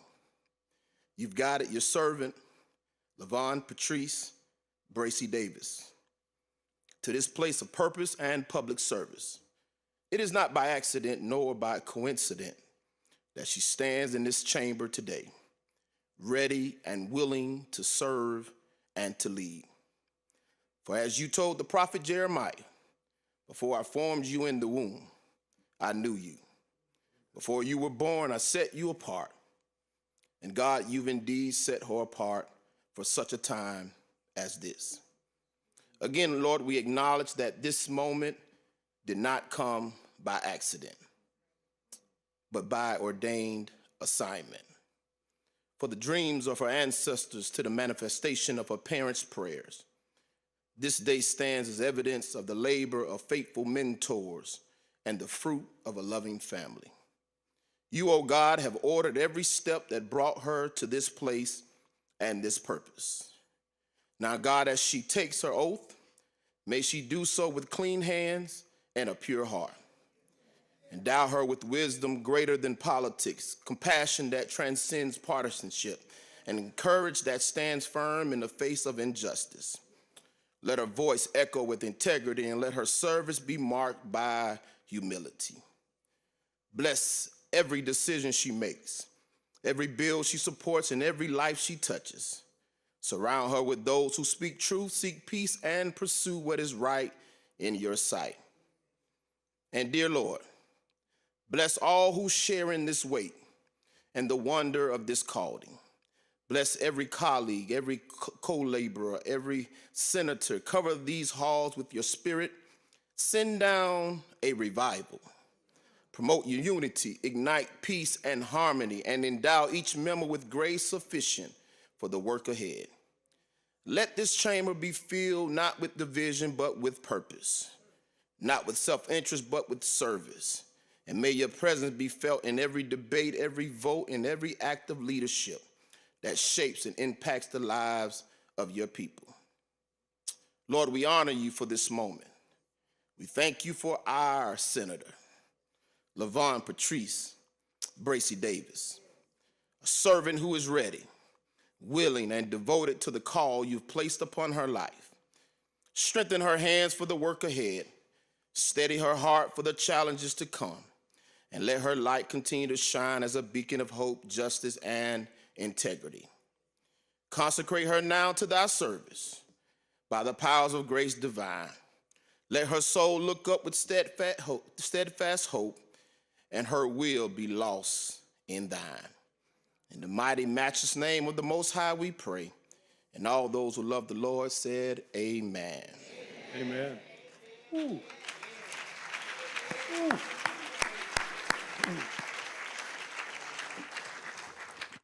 Yeah, dear sir, that was incredible. Great job. Great job. Amen. Okay, please be seated. Thank you. So I'm gonna read through. Please join me in welcoming the family of Senator Bracey Davis.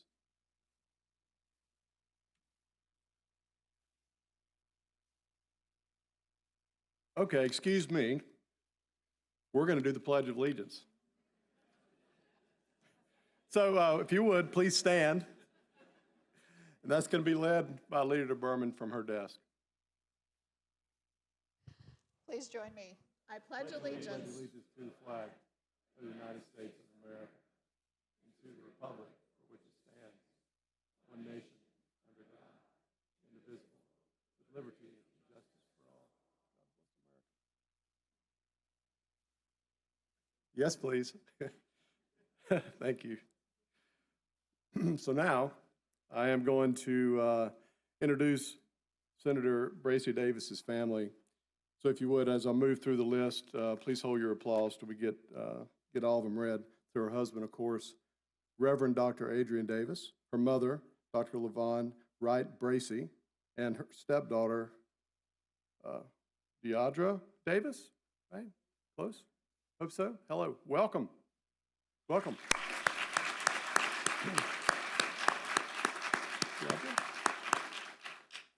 I'm sorry if I mispronounce your name. You can correct me afterwards, please. Also, we want to welcome Judge Emerson Thompson, the husband of late Senator Geraldine Thompson.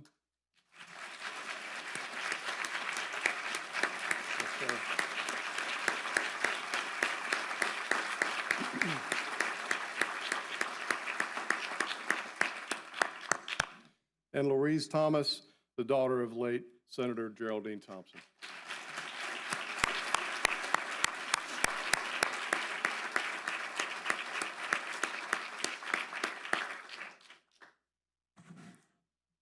Okay.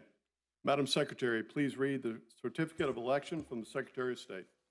State of Florida, Department of State. I, Cord Bird, Secretary of State of the State of Florida, do hereby certify that the following candidate was duly elected at the special election held on the second day of September 2025 to the office of Member, State Senate, as shown by the records of this office.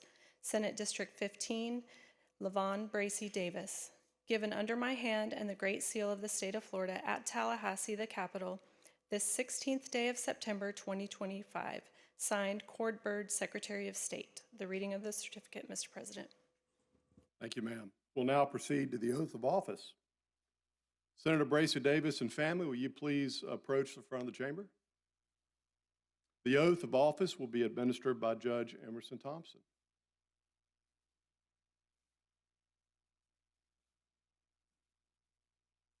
This incredibly special moment.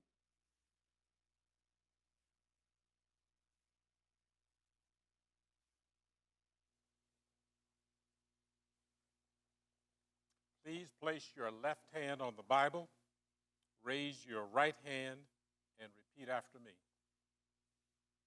I, LaVon Bracey Davis, I, LaVon Bracey Davis, do solemnly swear do solemnly swear that I will support, that I will support, protect, protect, and defend the Constitution and government Constitution and government of the United States of the United States and of the state of Florida, and of the state of Florida, that I am duly qualified that I am duly qualified to hold office under the Constitution of the state, under the Constitution of the state, and that I will well and and faithfully faithfully perform the duties perform the duties of State Senator, District 15, of State Senator, District 15, on which I am now about to enter.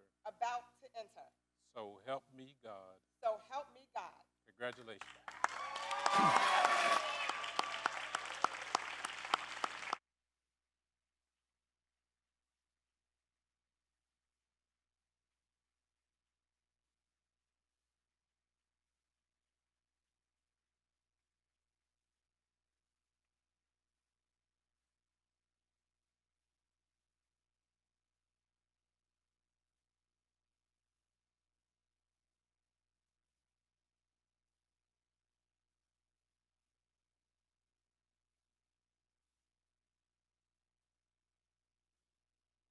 Senator Bracy Davis, welcome to the Florida Senate. We are so encouraged and pleased that you're going to be part of our chamber. I was uplifted, I know that we all were, with your prayer, sir, and it reminded me, you talked about unity. It reminded me of what has been a pursuit, not just of mine, but of everyone in this chamber, and that is at least my favorite verse, but I think it's applicable here because it really goes in line with your prayer. 1 Corinthians 13:13, and these three remain: faith, hope, and love. The greatest of these is love. The truth is that what you will find as you spend time in this chamber and interacting with each of us, and you're going to find that we all take that calling very seriously. And love is more than an emotion. Love is an action. And sharing love with each other. It's fascinating to watch as we have sometimes heated debates here over topics that are very important. But at the end of the day, the number of times I've watched a heated debate and the two that were debating hug each other's neck more than once. And that's the character of the Senate. It's my estimation. You and your family are going to fit right in. So welcome to the Florida Senate.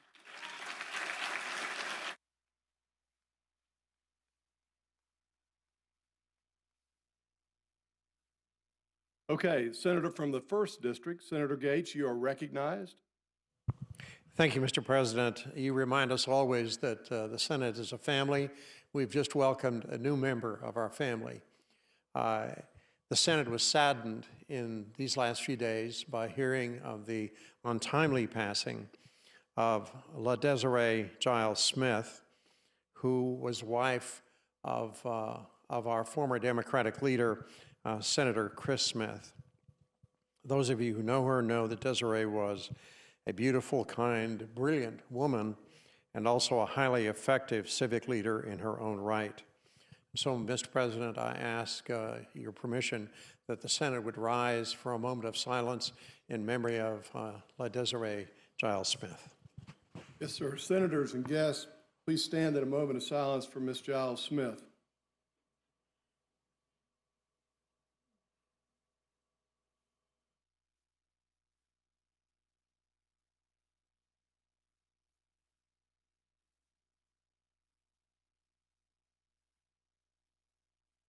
Thank you. Please be seated.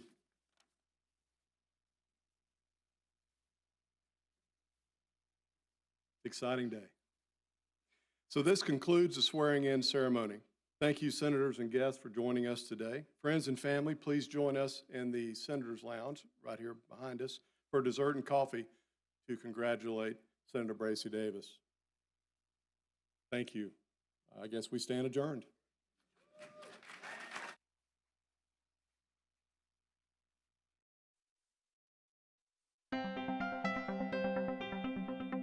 You are watching the Florida Channel, connecting you to your state government.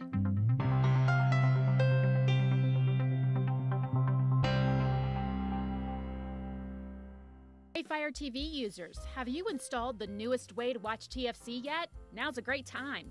Just use your remote to search Florida Channel. Scroll down to the Apps and Games section, and you'll find us.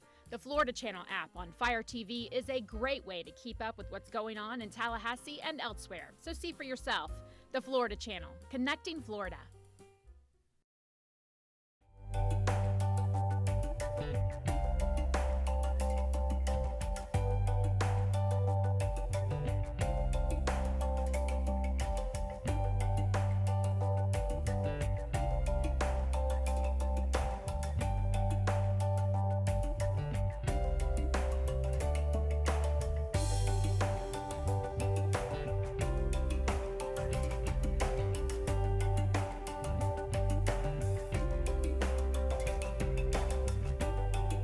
Good afternoon. Members, this meeting of the Economic Infrastructure Subcommittee is now called to order. I ask you to please silence your electronic devices, and Amy, please call the roll. Chair LaMarca. Here. Vice Chair Abbott. Here. Democratic Ranking Member Chambliss. Representatives Burfield. Here. Chamberlain, excuse. Cheney. Here. Connerly. Here. Edmonds. Here. Escamani. Here.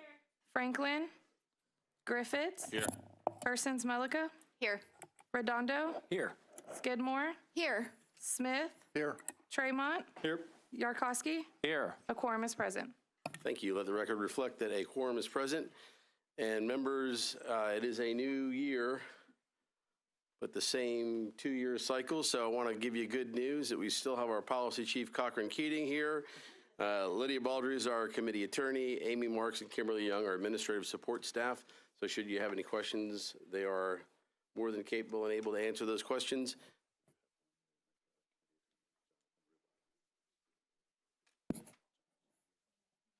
Yes, okay, sorry, our attorney is Jonathan Rubottom. If you have any questions there. Okay, so members, before we get started here, I'd like to ask you, today is October 7th, and I'd like to ask you for a moment of silence for what happened 2 years ago across the world, but affects a lot of people here in the state of Florida. So if I could ask for a moment of silence.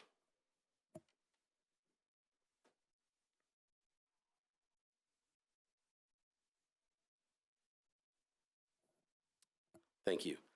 So today we'll hear an overview of broadband service expansion in Florida, and we've invited Mr. Leo Garcia from the Florida Department of Commerce to provide an overview and progress report for the various state and federal broadband expansion programs that the department implements. We've also invited representatives from a cross-section of telecommunications industries across the state to provide their perspectives on broadband service expansion in Florida.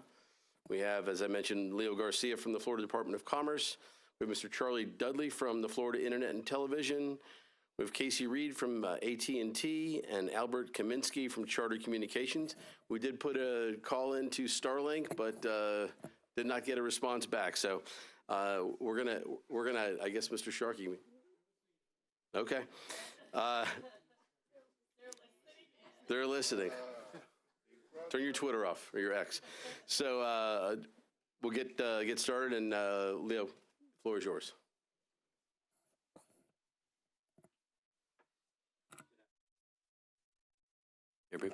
Perfect. Appreciate the opportunity today to present, Chair LaMarca and members of the committee for this opportunity to present on behalf of Florida Commerce and the Office of Broadband. As mentioned, my name is Leo Garcia, Assistant Deputy Secretary for the Division of Community Development, and also serving as the Director of the Office of Broadband. So, you know, when we met last year, we talked about our efforts towards our broadband and commitment towards serving all of the remaining unserved and underserved locations in the state. And we'll detail that through providing some progress on where we were then and where we are now with our current programs that we have deployed, and what's to come with our BEAD program, and then the most recent grant program that we launched October 1st in the Utility Relocation Grant Program. So we'll detail those here to come.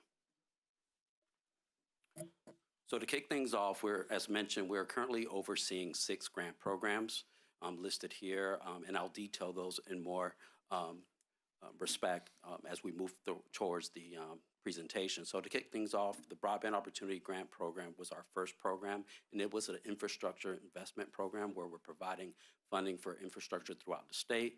Then we have the Capital Projects Fund Program, which has an umbrella of 3 other subset programs listed here. The Broadband Infrastructure Program is similar to the Broadband Opportunity Program, where we're deploying infrastructure throughout the state. And then the Multi-Purpose Community Facility Program, which is a program that provided funding for construction or rehabilitation of community facilities throughout the state. And then we had the Digital Connectivity Technology Program, which is a program that funded devices throughout the awards that we've made for $11 million in 25 counties. The BEAD program is the largest program that we currently are overseeing, with a total allocation of $1.1 billion. And we do have a remaining 102,000 locations left to serve with those dollars. So we are committed to ensuring that the rest of the state is covered through the funding that we have available in our BEAD program. As mentioned, the Utility Relocation Reimbursement Grant Program is our newest program under our umbrella in the Office of Broadband, and the office will be overseeing a $50 million annual allocation to reimburse providers for those relocation costs that are requested from local municipalities or local governments. We've always prioritized our rural investments, so this slide right here depicts that. Of the current programs that we are overseeing, over $700 million of that has been distributed to the state. Of that, $366 million has gone to rural areas of the state. As you can see here, 106 projects for deployment have been funded through this fund, as well as 12 facility upgrades and then 3 digital device programs. All this does is provides opportunities to, one, our citizens of the state, allowing for businesses and employees to have work availability through our investments, and then educational opportunities. And, you know, BEAD will close that digital divide with the funding that we'll receive from that. More details here regarding our Broadband Opportunity Program. As mentioned, this was the first program that we launched. It is the state-funded program with a total of $363 million to be able to serve over 66,000 homes and businesses. And then to date, we have dispersed $79 million of that funding, serving over 38,000 homes and businesses thus far.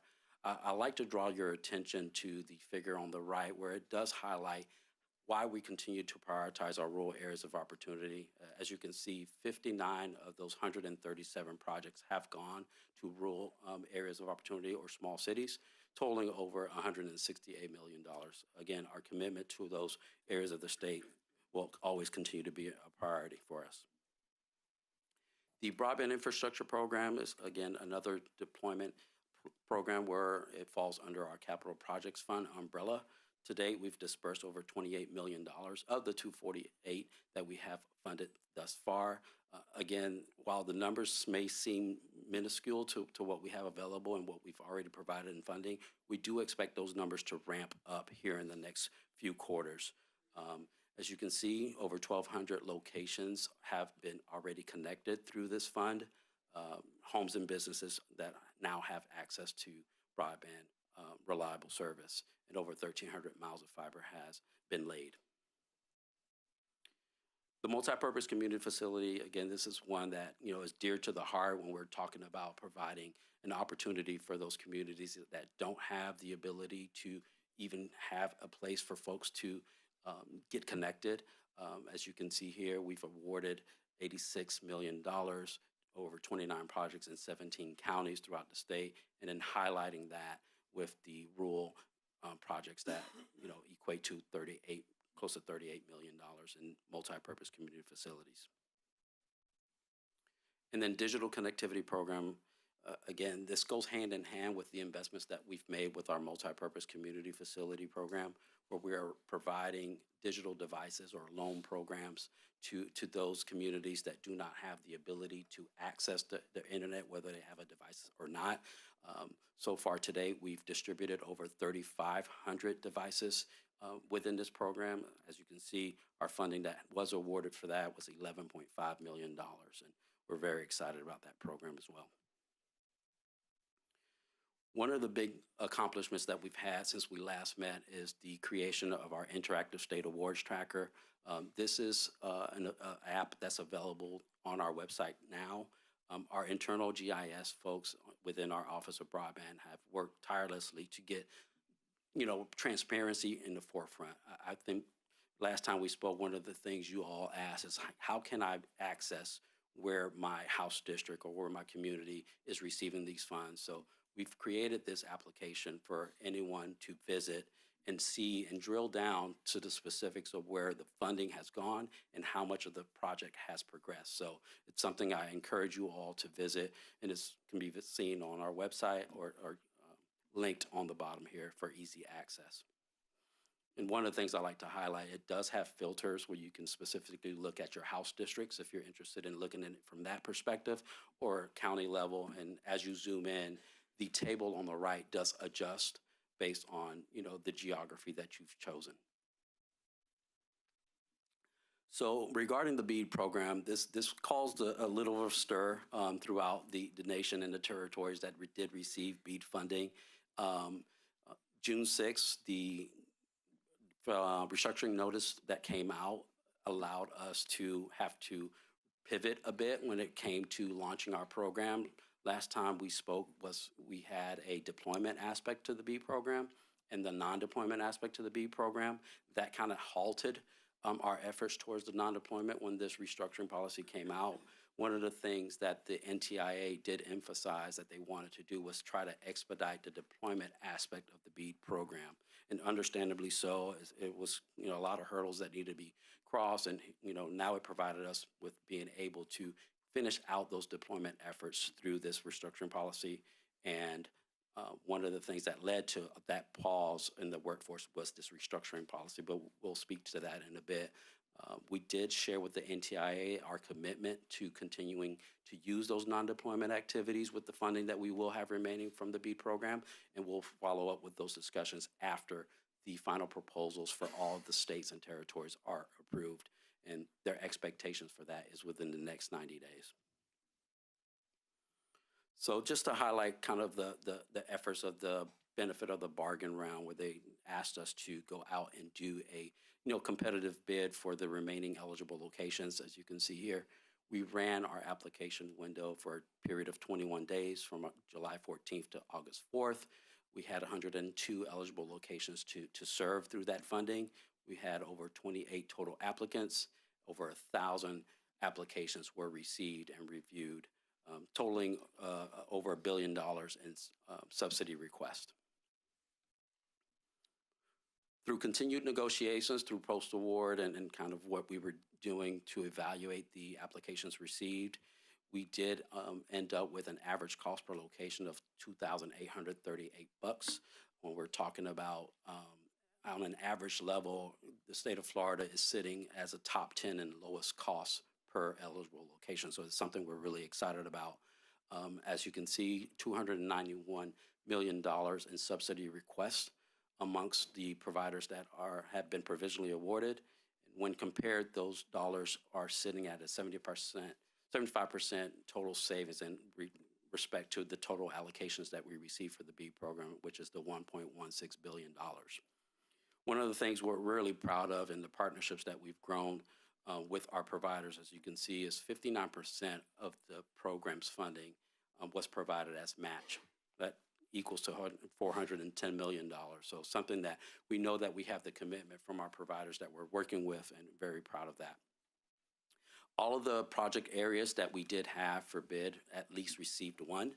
Very competitive aspect of the program. As you can see, 3.5 bids on average were received for the respective project areas. And when we're talking about mix of technology, Florida has a very good balance. We really do. We're looking at about 48% towards fiber. As fixed wireless, you're looking at 13% within that distribution. Satellite came in at a 25% distribution, and then the hybrid technology at about a 13%. We did hold a public comment period for our final proposal, and that ran through October 2nd it was a 7-day period in advance of our submittal of the final proposal, which was last Friday, October 3rd. So this slide provides a holistic view of the kind of the BEAD next steps. As mentioned, we did submit our final proposal for review and approval to the NTIA on October 3rd. They did say that within 90 days, all proposals will be reviewed and approved. So that puts us at about an end of calendar year, or January 1st timeline, where we will hear of our approval from the NTIA. So within that time period, we'll continue to work with the NTIA if there are some curing comments that do come in for us to address, as well as any follow-ups that we may need to do with our provisional awardees and updating our system, which is the Subrecipient Enterprise Resource Application. This is a system that our providers use to run through their grant agreements and update their records related to their application and their provisional awards. Once we do receive the approval from the NTIA, we do anticipate within the next 3 to 4 months to be able to execute all of our grant agreements with all of our providers. And that's where also the approvals for the National Environmental Policy Act, those reviews that will entail for environmental reviews, will also occur. We don't anticipate much to do or challenges from that, because we feel there will be a lot of projects for the infrastructure that will be exempt from that kind of review. So we feel that that will be kind of seamless once we do execute those grant agreements with our provisional awardees.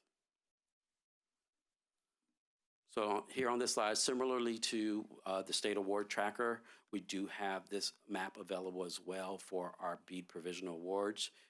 Again, it highlights who have been provisionally awarded through our BEAD program and serving the locations in the respective areas of the state, encompassing those 102,000 locations that do remain unserved and unserved. As mentioned, you can run through the filters to dive into the respective areas of interest.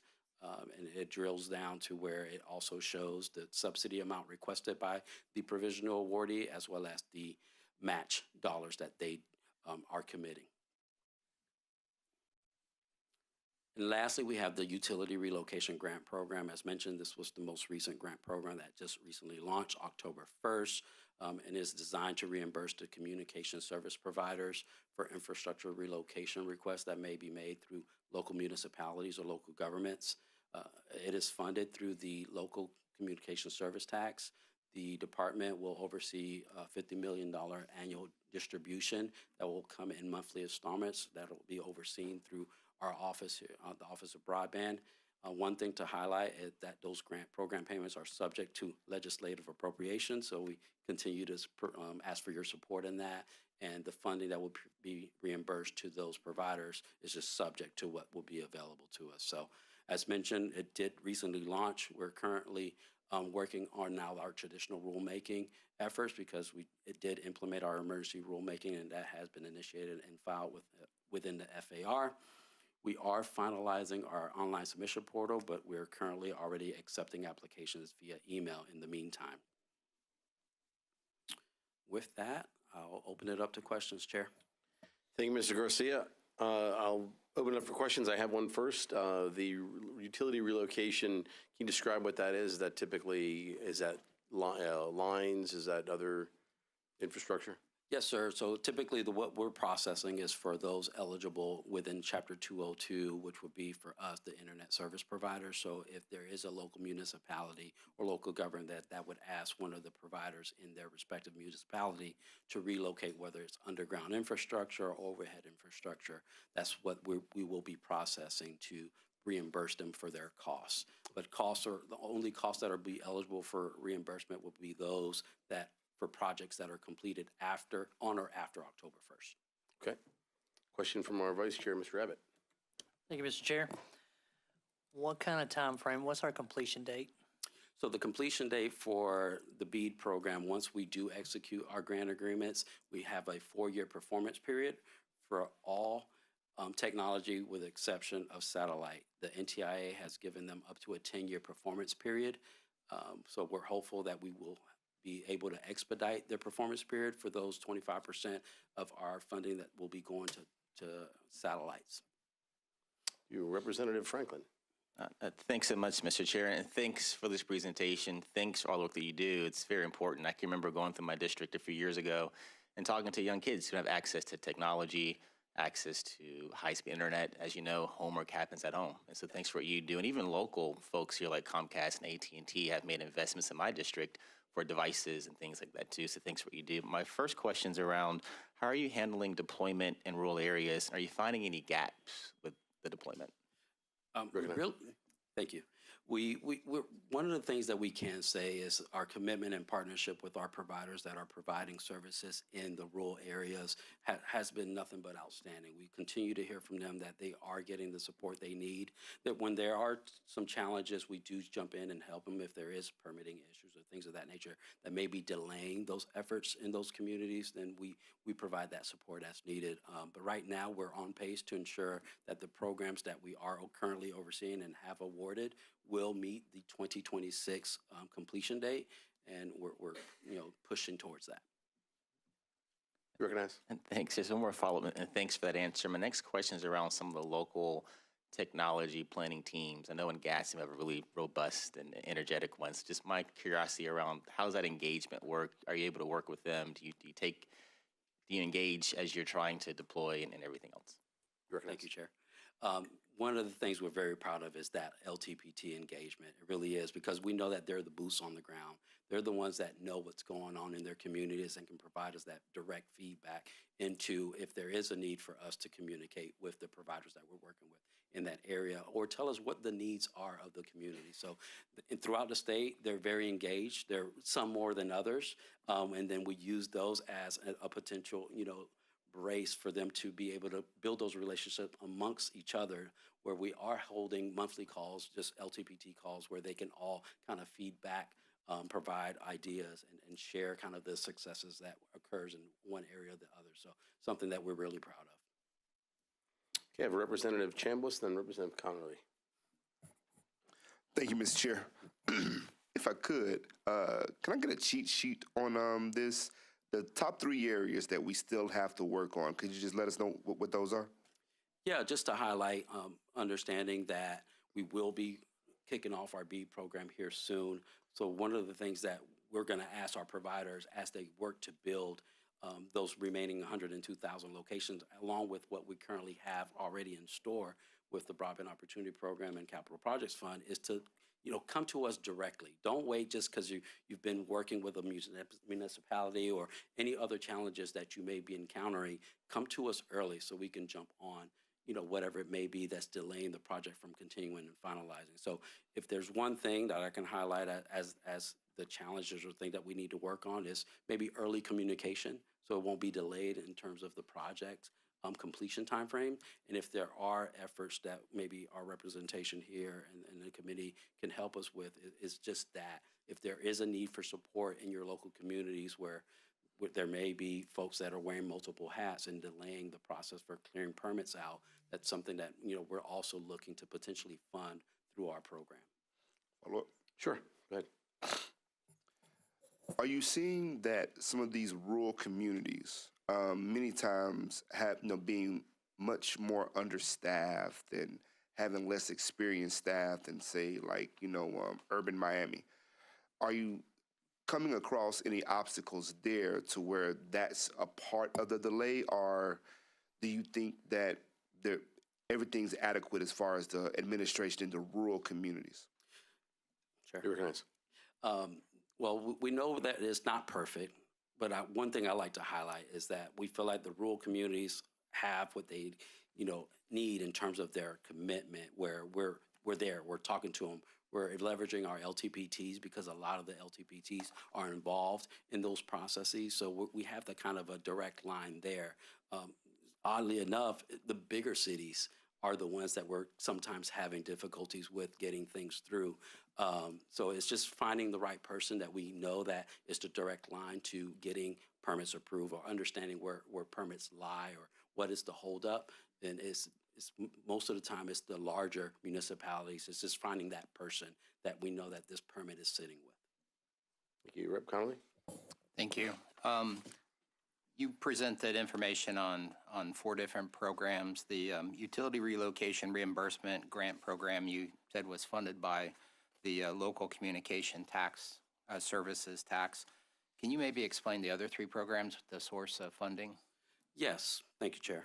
So for our Broadband Opportunity Program and Capital Projects Fund, those are funded through ARPA, American Rescue Plan dollars there. And as mentioned, those programs do end in the calendar year of 2026. For the BEAD program, that's funded through the Infrastructure Investment Jobs Act.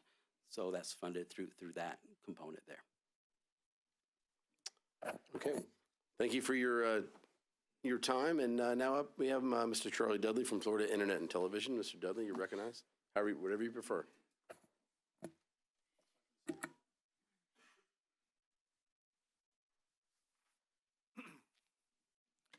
Thank you, Mr. Chairman, members. I think it was about a year ago we were here doing a panel on relocation. So it's good to see everybody again.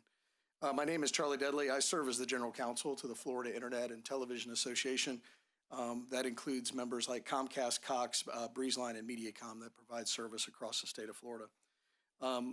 We first would like to thank the department. I think that they've done an amazing job and have, especially with how they're funded and staffing, but they've done a really good job of staying on top of these programs and also working with everybody, having an open door policy and communicating with us. So let me thank Leo and actually, I guess, Secretary Kelly and his team. It's been a really good working relationship, and we appreciate it because we're all trying to get to the same goal, which is to get broadband deployed across the state of Florida, all 67 counties.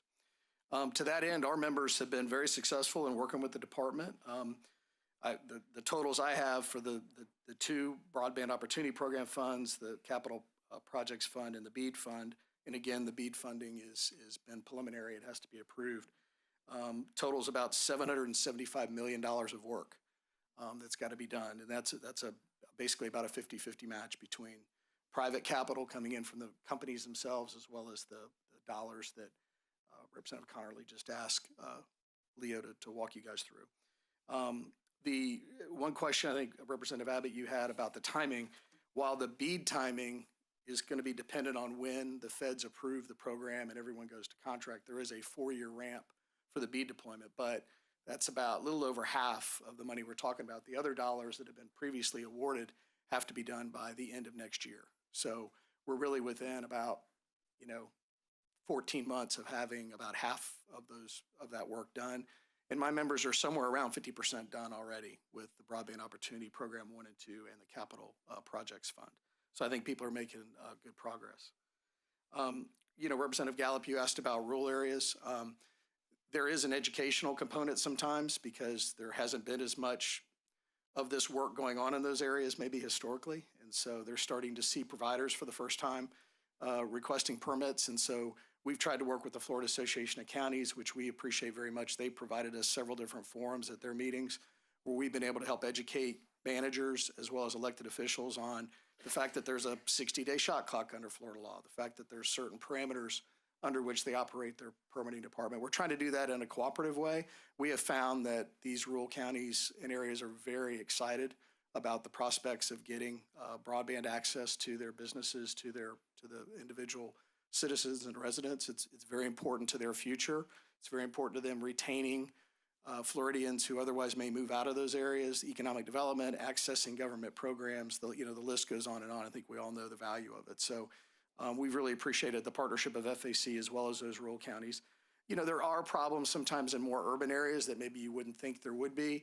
I think a lot of that's due to the fact that in many cases the right-of-way can be congested, and there's a lot of work that has to be done. One of the major problems going forward in Florida that we may need to talk about further this session or in future sessions is interruption of critical infrastructure. We've seen when you have deployment of over $1 billion of network work alongside the work that our electric utilities are doing to harden their network and continue to build out Florida. It's a growth state, so there's a lot of activity going on. It's very important that we all do the process required for locating facilities before we start digging. That's called the Sunshine State One Call Center program. It's under Chapter 556. It requires that all of us notify the One Call Center when we're doing work, and they provide affected utilities essentially 48 hours to go out and mark facilities. Sometimes that can be delayed, and usually we all try and work together when we realize that there may be a workload issue related to locations. But that locating is critical because that's what helps prevent a disruption, a fiber cut, which all can be, not only costly, but can interrupt 911 and other critical services. So, sometimes that does cause delays, and we're all going to be working, to be frank, we're going to be working through that for this whole cycle of projects because it's just that much work going on across the state of Florida. The utility relocation program, the reimbursement program, was House Bill 703 that Representative Robinson did last year. That again, you all conducted a panel on to learn about that issue generally. It does provide for $50 million in local communication service tax revenue to be sent to the department. And the department recently released emergency rules, an application, and a webinar that they posted, which is helpful to help explain what kind of records you need to retain, how you handle documentation, how you submit an online filing with the department and download the documents that are necessary. Eventually, they're going to have a vendor-provided portal.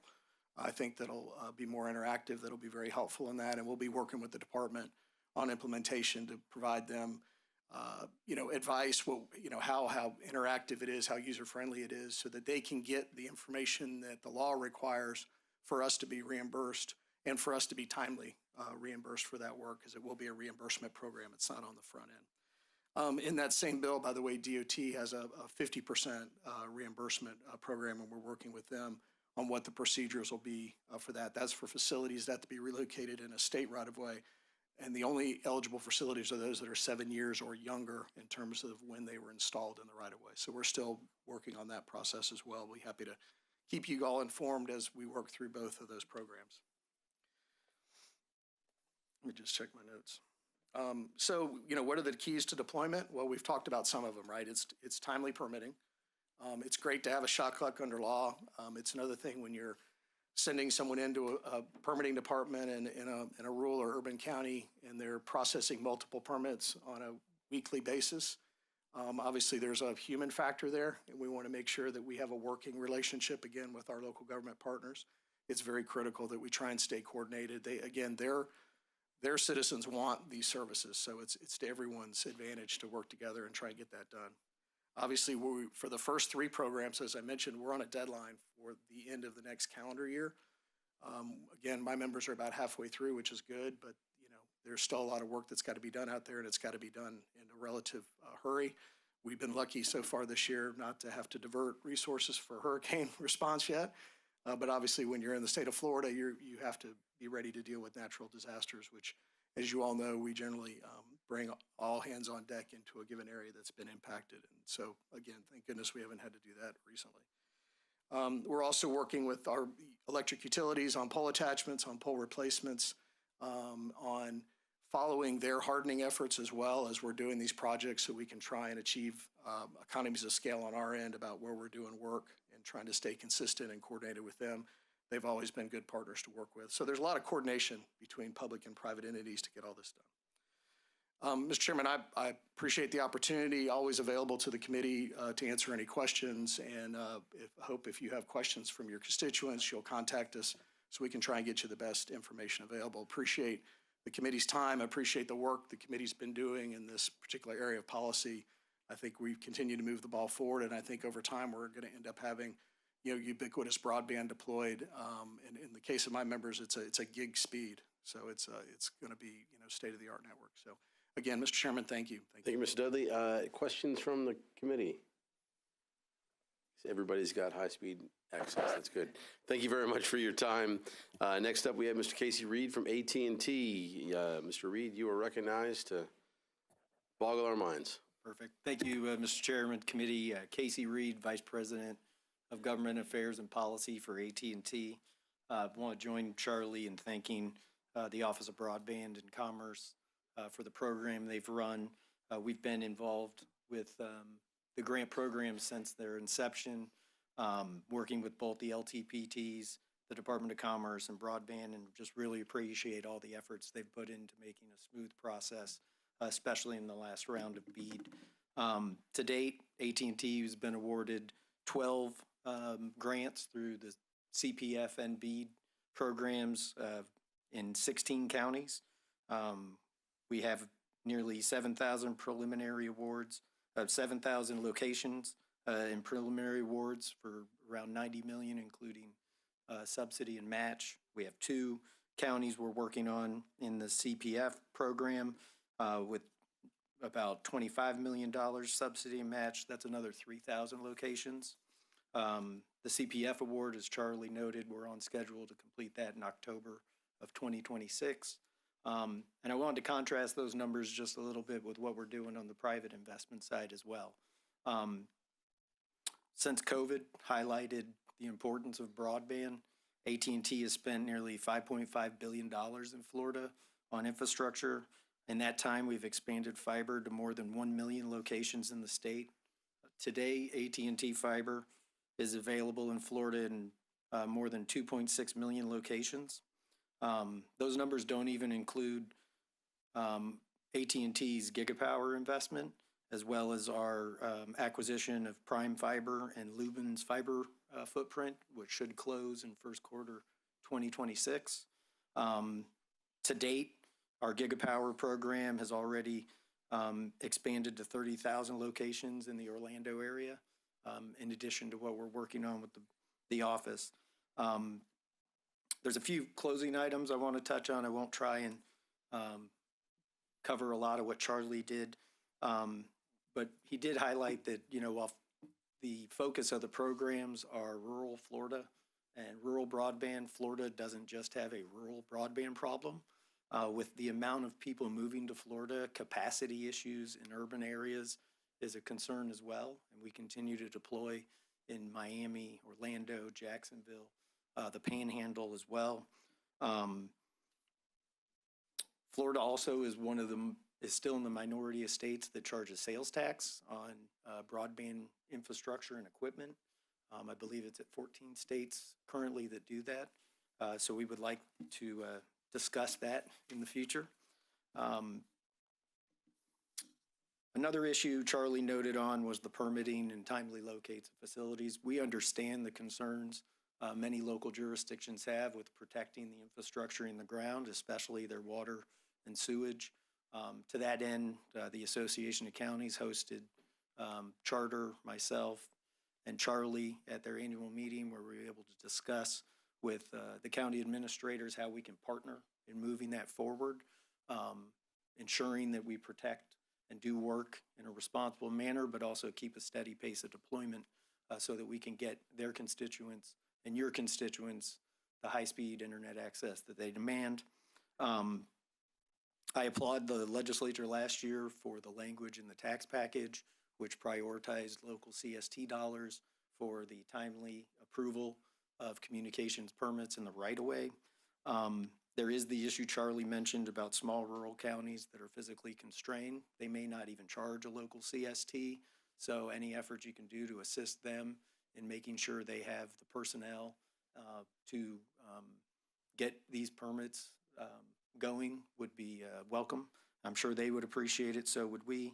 And the last issue I want to touch on is just an issue that we deal with when it's a very small number of local governments that view broadband deployment and communication deployment in general as a new revenue source. For the most part, we don't see that in Florida, but from time to time it does come up. Just as an example, this year a municipality attempted to charge us $60,000 in permits by reading the CST statute in a very unique manner. Thankfully, and meanwhile, while they're still collecting local CST, so we viewed that as them trying to double up. Thankfully, they pulled back on that permit fee while they tried to clarify what current law is. But it's just those type of challenges where money is being spent on lawsuits or on permit fees or paying for permit processors and other things that are taking away from the investment that we can put into broadband. So thank you for the time. Appreciate all the efforts of the committee and the office, and happy to answer any questions. Thank you, Mr. Reed. Do we have any questions for Mr. Reed? Representative Cheney. Thank you, Chair. I just want to publicly thank AT&T for being such good partners in my community in District 61. I had a constituent with an issue, and statutorily you didn't have to do anything to help them, but you did. You went out of your way and were very helpful to resolve this issue with this constituent, and I appreciate it. Thank you for that, and I just want to remind everyone on the committee that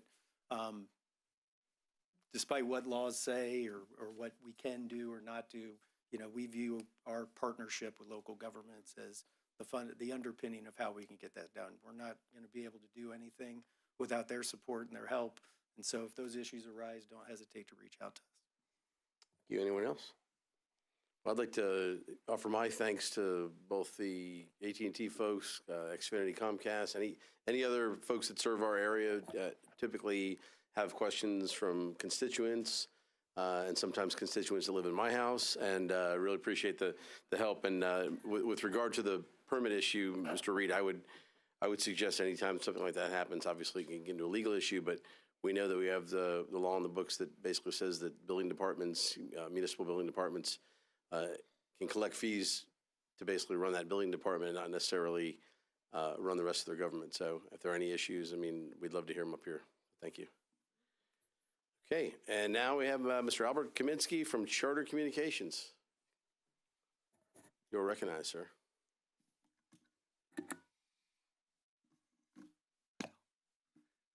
All right. Good afternoon, Mr. Chairman. Chairman LaMarca, Vice Chair Abbott, and Ranking Member Chambliss, thank you for the opportunity to speak before this panel today.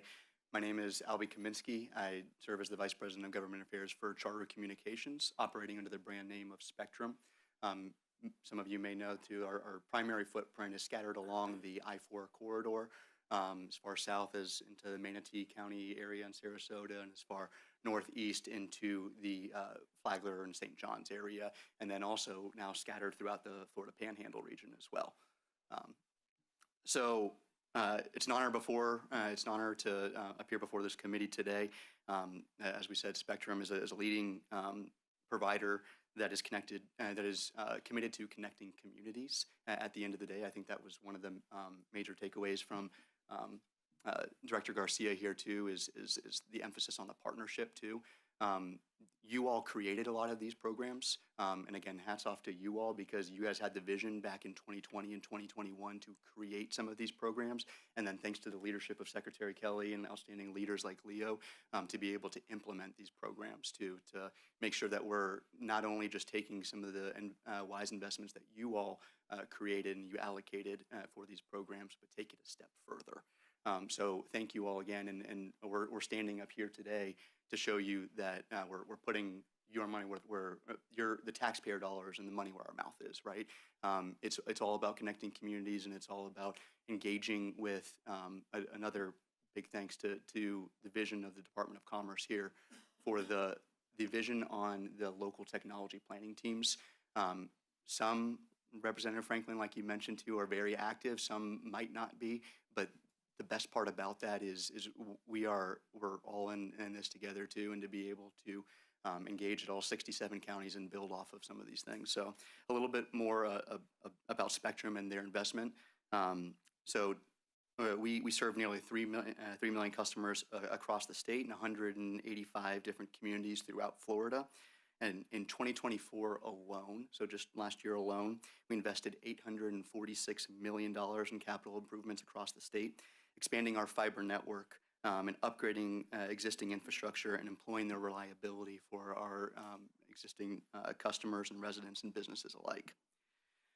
To place that all into perspective, as you heard from Director Garcia here too, in the Office of Broadband, the state and some of the programs that we mentioned earlier, just over the past couple of years, when you add all that together, I think for just those ARPA funds, that's about $766 million together too, and that's compared to even just the $846 million in 1 year alone that the company has invested in the state of Florida. So that private investment has matched, has surpassed that in one single year, and that's not a comparison to compete.